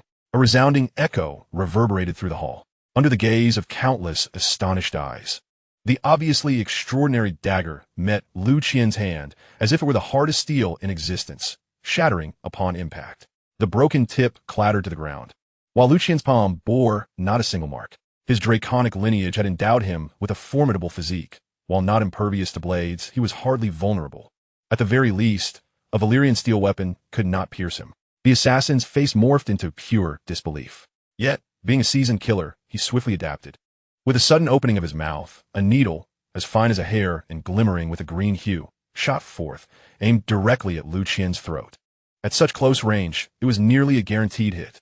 Liu Qian merely tilted his head slightly, allowing the needle to graze his skin before it silently embedded itself into the carpeted floor behind him. The assassin's eyes twitched violently, a flicker of desperate madness crossing his gaze. He swiftly produced another dagger from his sleeve, striking viciously at Liu Qian's heart. This time, he exerted every ounce of his strength. The result was no different. Liu Qian raised his hand again, deftly pinching the blade's edge between two fingers. With a slight exertion, crack! The second dagger met the same fate as the first. The assassin stood frozen, clutching the remaining hilt, utterly dumbfounded. Was this man not flesh and blood? The hall fell into a profound silence. The sound of a pin drop palpable. All present were rendered speechless by this unimaginable spectacle. Liu Qian slowly lowered his hand, gazing at the thoroughly disheartened assassin, a smile gracing his face. "My friend, what were you expecting?" With that, he delivered a swift kick, sending the assassin sprawling to the ground. In an instant, the dragon spirit guards surged forward, swiftly subduing the rigid assassin. Chapter 283. A Shared Slumber. Once the assassin was dragged from the hall, Liu Qian's smile remained warm. He raised his goblet, his voice steady. "A mere interruption, my friends. Let us continue our feast." For the fine wine should not be disturbed by schemes. The guests suppressed their inner turmoil, forcing strained smiles as they raised their goblets in response. Yet, their gazes toward Liu Qian had irrevocably changed, now tinged with deeper fear. To barehandedly shatter blades and withstand sharp edges without a scratch, was this truly human? The terror of this Eastern Dragon King far surpassed their wildest imaginations. The seven queens immediately gathered around him, their delicate hands anxiously probing for any signs of injury. Their various gazes filled with apprehension and worry. "Your Majesty, are you truly unharmed? That dagger, that poison needle." Daenerys' voice quivered with emotion. Yan's tightly bit her lip. Jelena's eyes flashed with a cold fury, as if she longed to rend the assassin limb from limb. Liu Qian grasped each of their hands in turn, soothingly reassuring them. "Do not worry, such trifles cannot harm me." He comforted the women, gradually calming their frayed nerves. Yet they remained clustered closely around him, unwilling to depart. Before long, the intelligence chief Mizo discreetly navigated through the crowd, reaching Liu Qian's side. His face bore an expression so grim it seemed capable of dripping water, and in a hushed voice, he relayed, "Your Majesty, the assassin is dead." He bit down on the poison pouch hidden within his teeth, and our men could not intervene. Liu Qian was unperturbed, nodding lightly. "It matters not. I have long known from whence he came." Mizo paused, a glimmer of insight flashing in his eyes as he seemed to grasp the implication. "Do you mean?" Liu Qian scoffed coldly. "Just a faceless man for bravos." The moment the assassin struck, Liu Qian had sensed the faint magical aura that clung to him. A disguise combined with the bizarre, lethal tactics employed. In the entire known world, only the House of Black and White, dedicated to the many-faced god, could produce such a professional killer. He turned to Mizo, immediately write to Prince Lannister stationed in Meereen, informing him that the moment we land in Westeros will be the moment he strikes. I want him to seize Pintos and monitor the other city-states, ensuring they harbor no ulterior motives. At once, Your Majesty. Mezzo took note and continued to report. The latest news from Westeros indicates that Aegon and Dorne have officially forged an alliance. One of the conditions proposed by Prince Doran is to have Arianne Martell become the future queen. Additionally, our intelligence operatives have confirmed that a formidable legion of approximately 15,000 elite troops from Norvos has embarked from Pintos, expected to land in Westeros shortly to join Aegon's cause. A glimmer of intrigue flashed in Liu Qian's eyes. The grand performance is finally set to commence. We must also take action, disseminating the news of Aegon's true identity, while ensuring our prepared gifts reach the town of Moonvale punctually. I am keen to ascertain the true strength of this hastily assembled alliance. His reluctance to act thus far stemmed from his anticipation of Dorne's involvement. After the alliance between Aegon and Dorne, he would unveil Aegon's Blackfire bloodline, sowing seeds of suspicion among their ranks. Mezzo nodded in understanding. "Understood, Your Majesty." There are also reports from the north. He paused, detailing how Ramsay Bolton devised his schemes, ultimately leading to Jon Snow's demise, which resulted in the collapse of the Allied forces. Liu Qian raised an eyebrow at this revelation. Jon's death indeed surprised him. Could 20,000 men truly falter against a half-destroyed North? Liu Qian felt a twinge of helplessness. However, he harbored no genuine concern for Jon's fate. After all, within the original narrative, he too met his end, and it was highly probable he would be resurrected. This world had already deviated from its course due to his arrival. Melisandre was currently absent from the north. Who would resurrect him? Liu Qian pondered, yet found no answers. Nevertheless, he was certain that the Lord of Light would intervene. Jon was a focal point of the Lord of Light's attention. That deity may refrain from meddling in mortal affairs, but surely would not allow the prophesied chosen one to vanish utterly. A thought arose within Liu Qian. He wished to observe how urgent the Lord of Light truly was. Maintaining an impassive demeanor, he scanned the hall and spotted Ser Wymar Royce, who sat alone in a corner, appearing somewhat reserved and silent. "Summon Ser Wymar to me."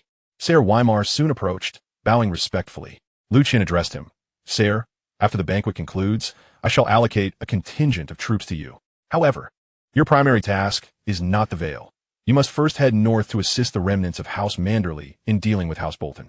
Once the situation in the north is resolved, you may then proceed south to the Vale. Rest assured, I will provide further support. So there's no need to worry about insufficient forces." Upon hearing this, Wymar was momentarily taken aback. To the north? This diverged from his expectation of returning directly to the Vale for vengeance. Yet, upon hearing Liu Qian's promise of subsequent support, joy illuminated his face, and he knelt on one knee. "I shall heed your majesty's command, and will not fail your trust." As night fell, the grand wedding banquet finally drew to a close. Guests departed, their minds buzzing with astonishment. Liu Qian beheld the 7 brides standing side by side before him, their beauty breathtaking under the soft glow of the lights, each wearing varying degrees of shyness and anticipation. He smiled gently and approached the 2 youngest among them. "Sansa, Myrcella." His voice was exceptionally tender. "You are still young. There is no need to rush tonight. The days ahead are long." He gently caressed Sansa's softly curled red hair and pinched Myrcella's delicate face. "Go rest now." Sansa and Myrcella instantly flushed crimson, resembling startled little birds, and they bowed their heads softly in response before hurrying away with the waiting maidens, returning to their lavishly adorned chambers. The heavy, gilded wooden doors of the chamber slowly closed, sealing off the outside world. Within the room remained Liu Qian and the 5 remaining brides: Jane, Janos, Shira, Daenerys, and Alice.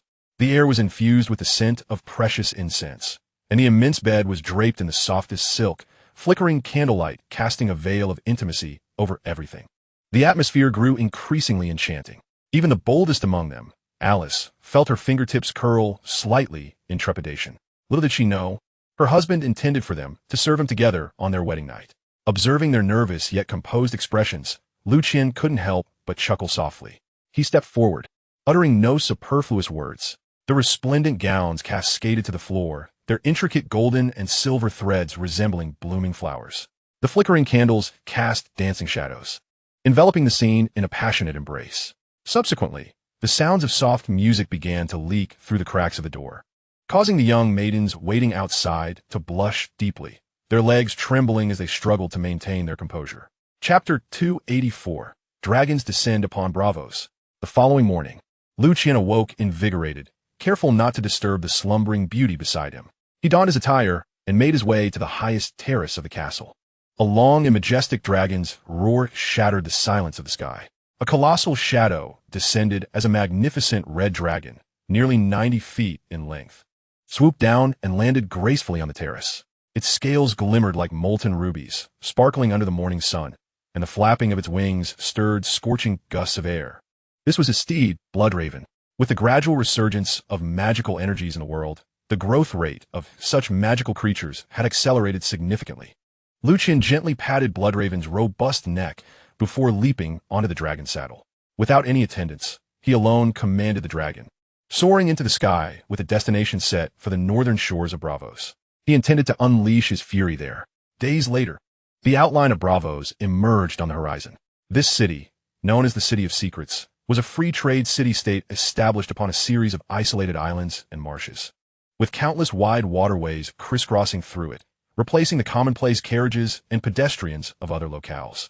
Thousands of small boats navigated the intricate canals, their rowers' shouts, the sounds of flowing water, and the noisy bustle of cargo being loaded and unloaded at the docks blending into a cacophony.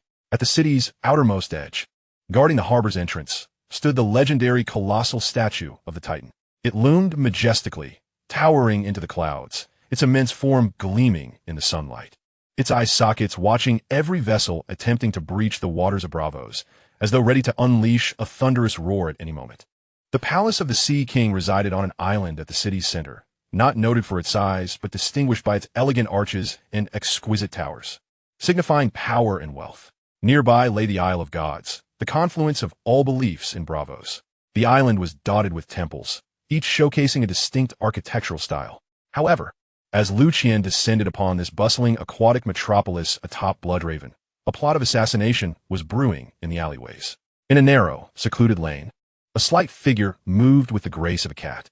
Arya had recently regained her sight, and this was her first significant task as a nameless one, executing the orders of the many-faced god. Her mission was to deliver a gift to an elderly man who operated a ship insurance business. Arya had meticulously observed her target for several days. The old man was exceedingly cautious. Wherever he went, he was always accompanied by 2 burly guards. Yet, as she trailed him and familiarized herself with his movements, an unexpected sight sent ripples of cold unease through her heart. At the entrance of a bustling tavern, she spotted a figure she loathed with a passion, Meryn Trant, the former Kingsguard, one of Cersei Lannister's most loyal hounds.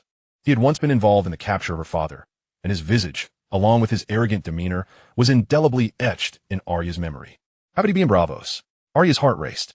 Silently, she slipped into the shadows, listening intently and observing. It turned out that Meryn Trant had come to Braavos on Cersei's orders to recruit mercenaries. He had been quite successful, already dispatching over 20,000 mercenaries to the town of Moat Cailin in Westeros. However, he had not returned with the ships but remained in Braavos, indulging in revelry and excess. Clearly aware of the impending war among the 7 kingdoms and the peril it entailed, he sought an excuse to linger, claiming he needed to continue negotiations with the Iron Bank, all the while indulging in pleasure. The town of Moat Cailin, having received the mercenaries, seemed in no hurry to urge his return. The flames of hatred instantaneously consumed Arya's reason. Compared to the unfamiliar insurance merchant, Meryn Trant was her bitterest foe. The teachings of the kind man seemed but a distant echo in that moment.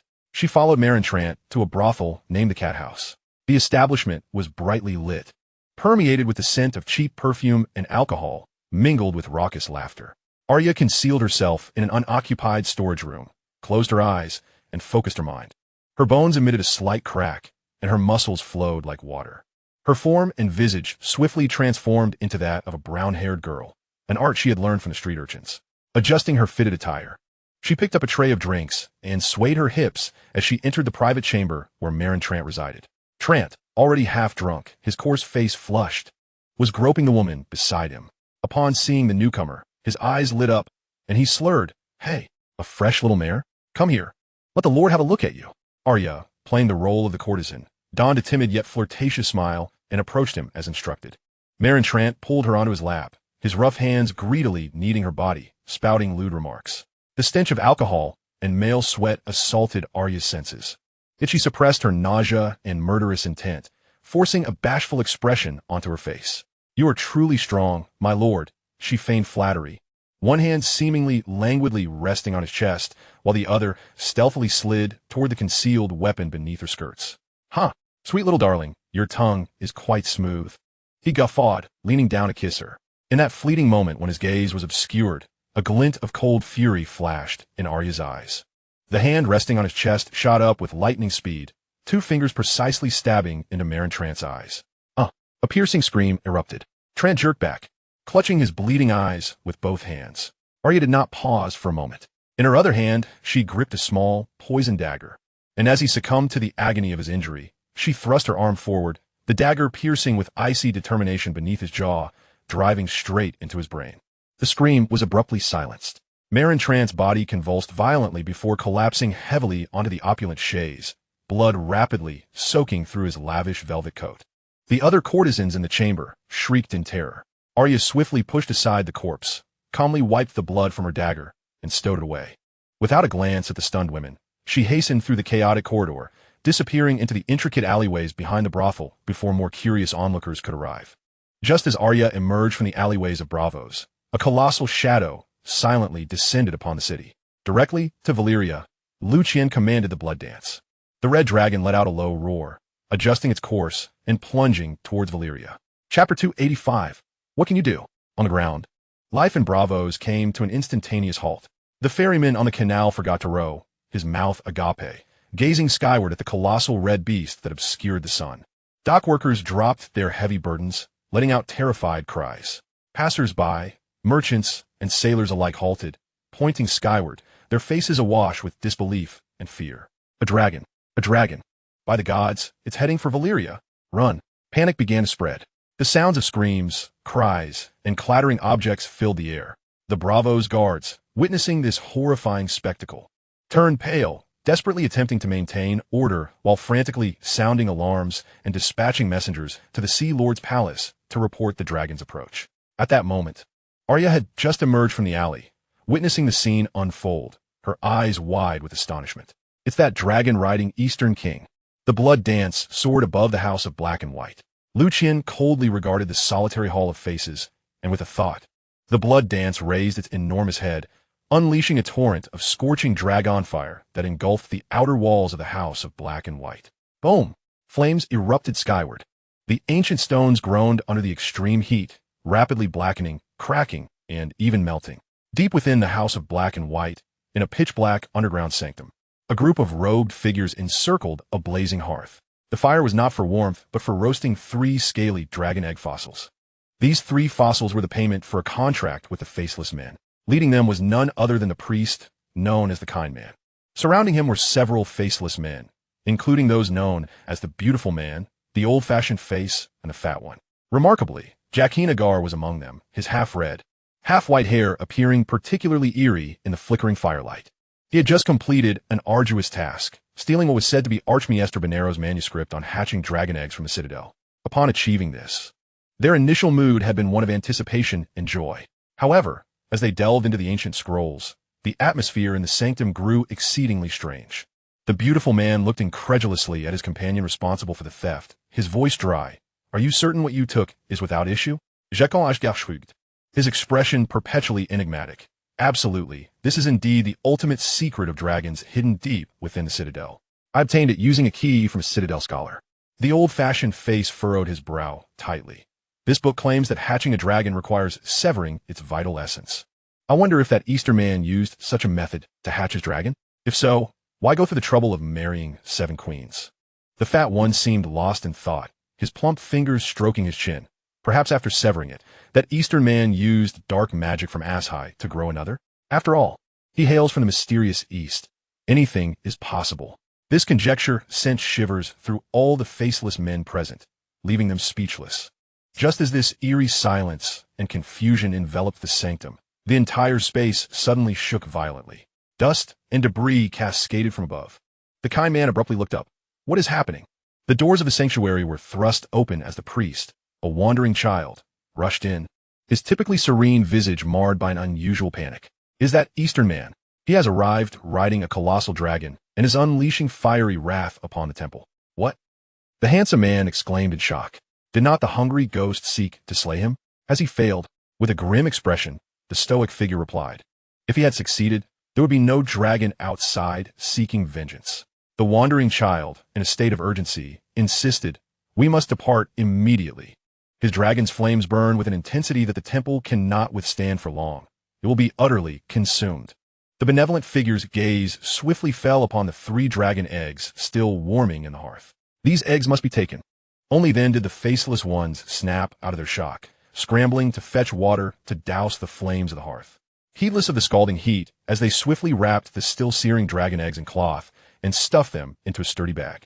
A resounding rumble echoed above, the tremors intensifying as massive stones crashed down, the entire underground sanctuary seeming on the brink of collapse. Jiaquin's face turned ashen with dread. We must flee. If we do not act now, we shall be buried alive. Panic swept through the group, and they could no longer afford to linger. The benevolent figure seized the bag containing the dragon eggs and dashed toward a concealed bronze door at the back of the sanctuary, the others following closely behind. Upon pushing open the bronze door, they were met with a narrow stone staircase descending into darkness. They filed in, quickly vanishing into the shadowy passageway. Barely moments after their departure, a deafening crash accompanied by a fiery explosion signaled the collapse of the main structure of the black and white courtyard. Unable to endure the relentless assault of dragon fire, the assassin's temple was reduced to a smoldering ruin beneath Liu Qian's wrath. Perched atop Blood Dance, Liu Qian gazed down with a frigid demeanor at the inferno that had consumed the black and white courtyard. For those audacious enough to attempt an assassination on his wedding day, challenging his authority, annihilating their stronghold was merely the mildest form of retribution. He desired more, the lives of all faceless ones. At that moment, a sharp horn sounded from all directions. The Blavis Guard had finally arrived in full force. A lavishly adorned flatboat approached, upon which stood a nervously poised nobleman in fine attire, Tormayer of Frega, the king from the land of the third daughter. Tormayer strove to keep his voice steady. "May I inquire why you have so brazenly attacked Blavis? Assaulting the island of the divine? Is there some misunderstanding at play?" "Misunderstanding?" Liu Qian's voice was frigid. "The faceless ones openly attempted to assassinate me on my wedding day. Is that not a misunderstanding?" Tormayer was taken aback, his expression one of disbelief. The faceless ones' contract killings were no secret, yet they typically operated in utmost secrecy, leaving no trace. He had not anticipated their failure, nor their precise identification of this location. He forced himself to counter, "Your Majesty, the actions of the faceless ones do not reflect the will of Blavis. Your actions severely disrupt the tranquility and sanctity of Blavis." Liu Qian scoffed, "I care not who instigated it. They hail from this place. Thus I shall make my reckoning here. As for tranquility," he patted Blood Dance's neck, and the red dragon emitted a menacing growl. "I have wrought destruction. What will you do about it?" Tormayer Frega's face shifted from blue to white, gritting his teeth as he glared at the immense red dragon beneath Liu Qian. Approaching 100 feet in size, it was indeed terrifying, yet Blavis was not without its means to contend with such beasts. He discreetly signaled to the rear while sternly declaring, "Your Majesty, if you and your dragon do not cease your provocative actions, Blavis will be compelled to take defensive measures, the consequences of which you would not wish to witness." He had already covertly ordered the mobilization of the giant scorpion crossbows stationed at critical points. Should this mad king persist, a dragon-slaying battle would be inevitable. He believed that at such close range, a concentrated volley from the giant crossbows would be sufficient to bring down the red dragon. Liu Qian had already discerned his intentions and the cold glint of crossbow bolts hidden behind buildings and at the docks. Rather than retreat, he commanded Blood Dance to unleash another torrent of dragon fire, igniting the remnants of the black and white courtyard, as if to provoke them intentionally. At that moment, a massive scorpion crossbow bolt suddenly shot forth from the top of a distant bell tower, hurtling toward Blood Dance's head. This shot did not originate from Tormayer's command, but rather from the tremors of an overly anxious soldier. Liu Qian reacted with lightning speed, yanking the reins. Blood Dance roared in fury, its colossal form nimbly ascending. The bolt grazed its scaled belly, embedding itself deep into a building far behind, provoking a chorus of screams. Tormayer Frega's complexion turned ashen. "Which fool did that? I have not given any orders." Liu Qian's chilling gaze locked onto the bell tower and the nearby location, evidently serving as a crossbow position. "Seeking one's own demise," he hissed, steering Blood Dance into a dive. "Fire! Fire now! Bring him down!" Tormayer Frega could no longer maintain his composure. He shrieked hysterically, wildly gesturing orders. More crossbow bolts arced from various directions, forming a crossfire net. Blood Dance maneuvered gracefully in the air, evading the majority of the projectiles. It opened its vast jaws, unleashing a torrent of dragon fire. Screams erupted instantaneously. The bell tower and the adjacent crossbow position were engulfed in searing flames. Soldiers manning the crossbows became rolling torches, plummeting from above in agony. The costly steel crossbows twisted and melted under the extreme heat, reduced to mere scrap. Tormayer Frega watched in horror as all crossbows unleashed their full fury, targeting the dragon's wings and eyes. "Concentrate all fire. Aim for its wings and eyes," he commanded frantically. More scorpion crossbows emerged from their hidden positions, their massive bolts launching skyward.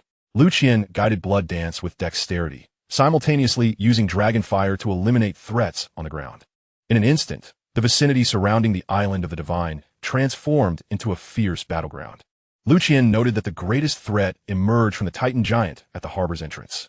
The massive statue was evidently hollow, and at that moment, powerful bolts were incessantly shooting from its chest armor's viewing slits and firing ports, posing a far greater threat than the scattered positions. "Ascend," Liu Qian commanded. Blood Dance immediately ceased its fiery assault, flapping its wings with all its might to soar into the high clouds, swiftly disappearing from the sight of the Blavis defenders. Tormayer Frega and the soldiers below exhaled in relief as the red dragon vanished into the clouds, many even uttering cheers of survival. He fled, He is afraid. Our crossbows can harm him. Blavis is invincible.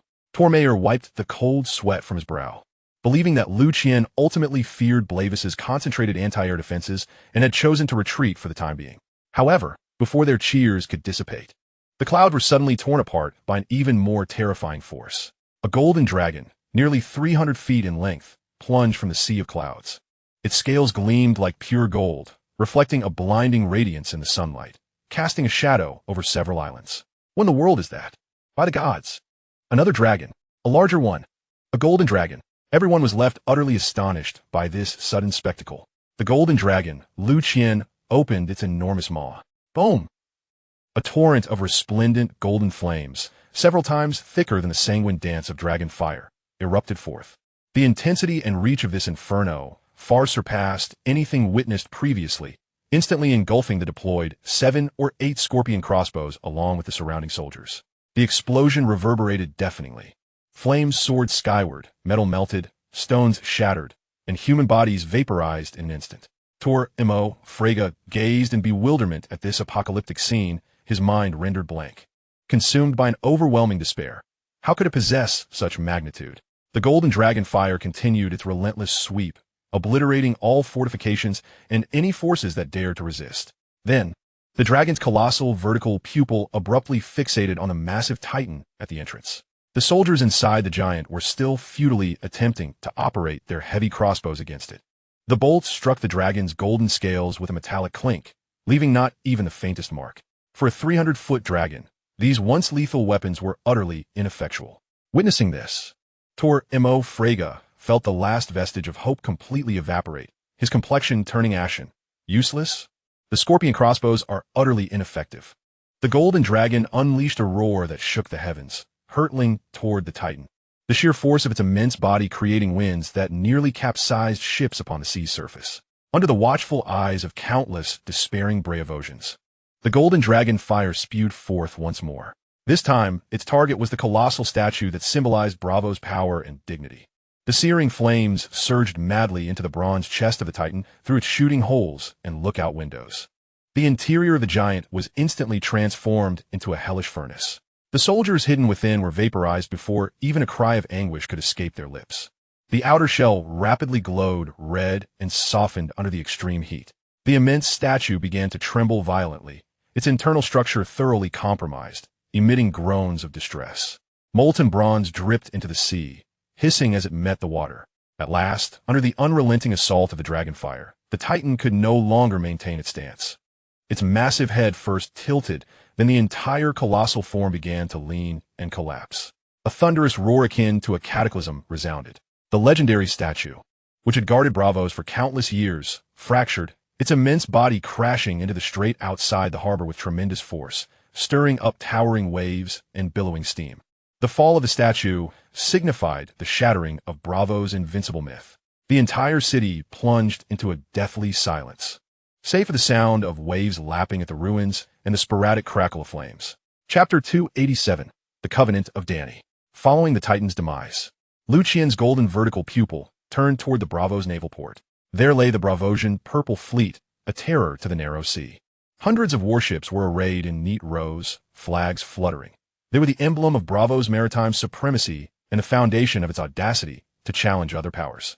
The Golden Dragon, Liu Qian, emitted a thunderous roar as its massive form dove down. The sailors and soldiers at the naval port, already terrified by the earlier battle, fell into absolute panic upon witnessing the Golden Dragon approaching the harbor. Gods, it approaches us. Set sail. Leave the port. Cut the ropes. Hurry.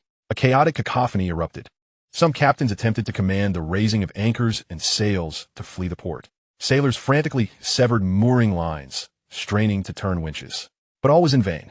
The Golden Dragon fire cascaded down once more. Boom!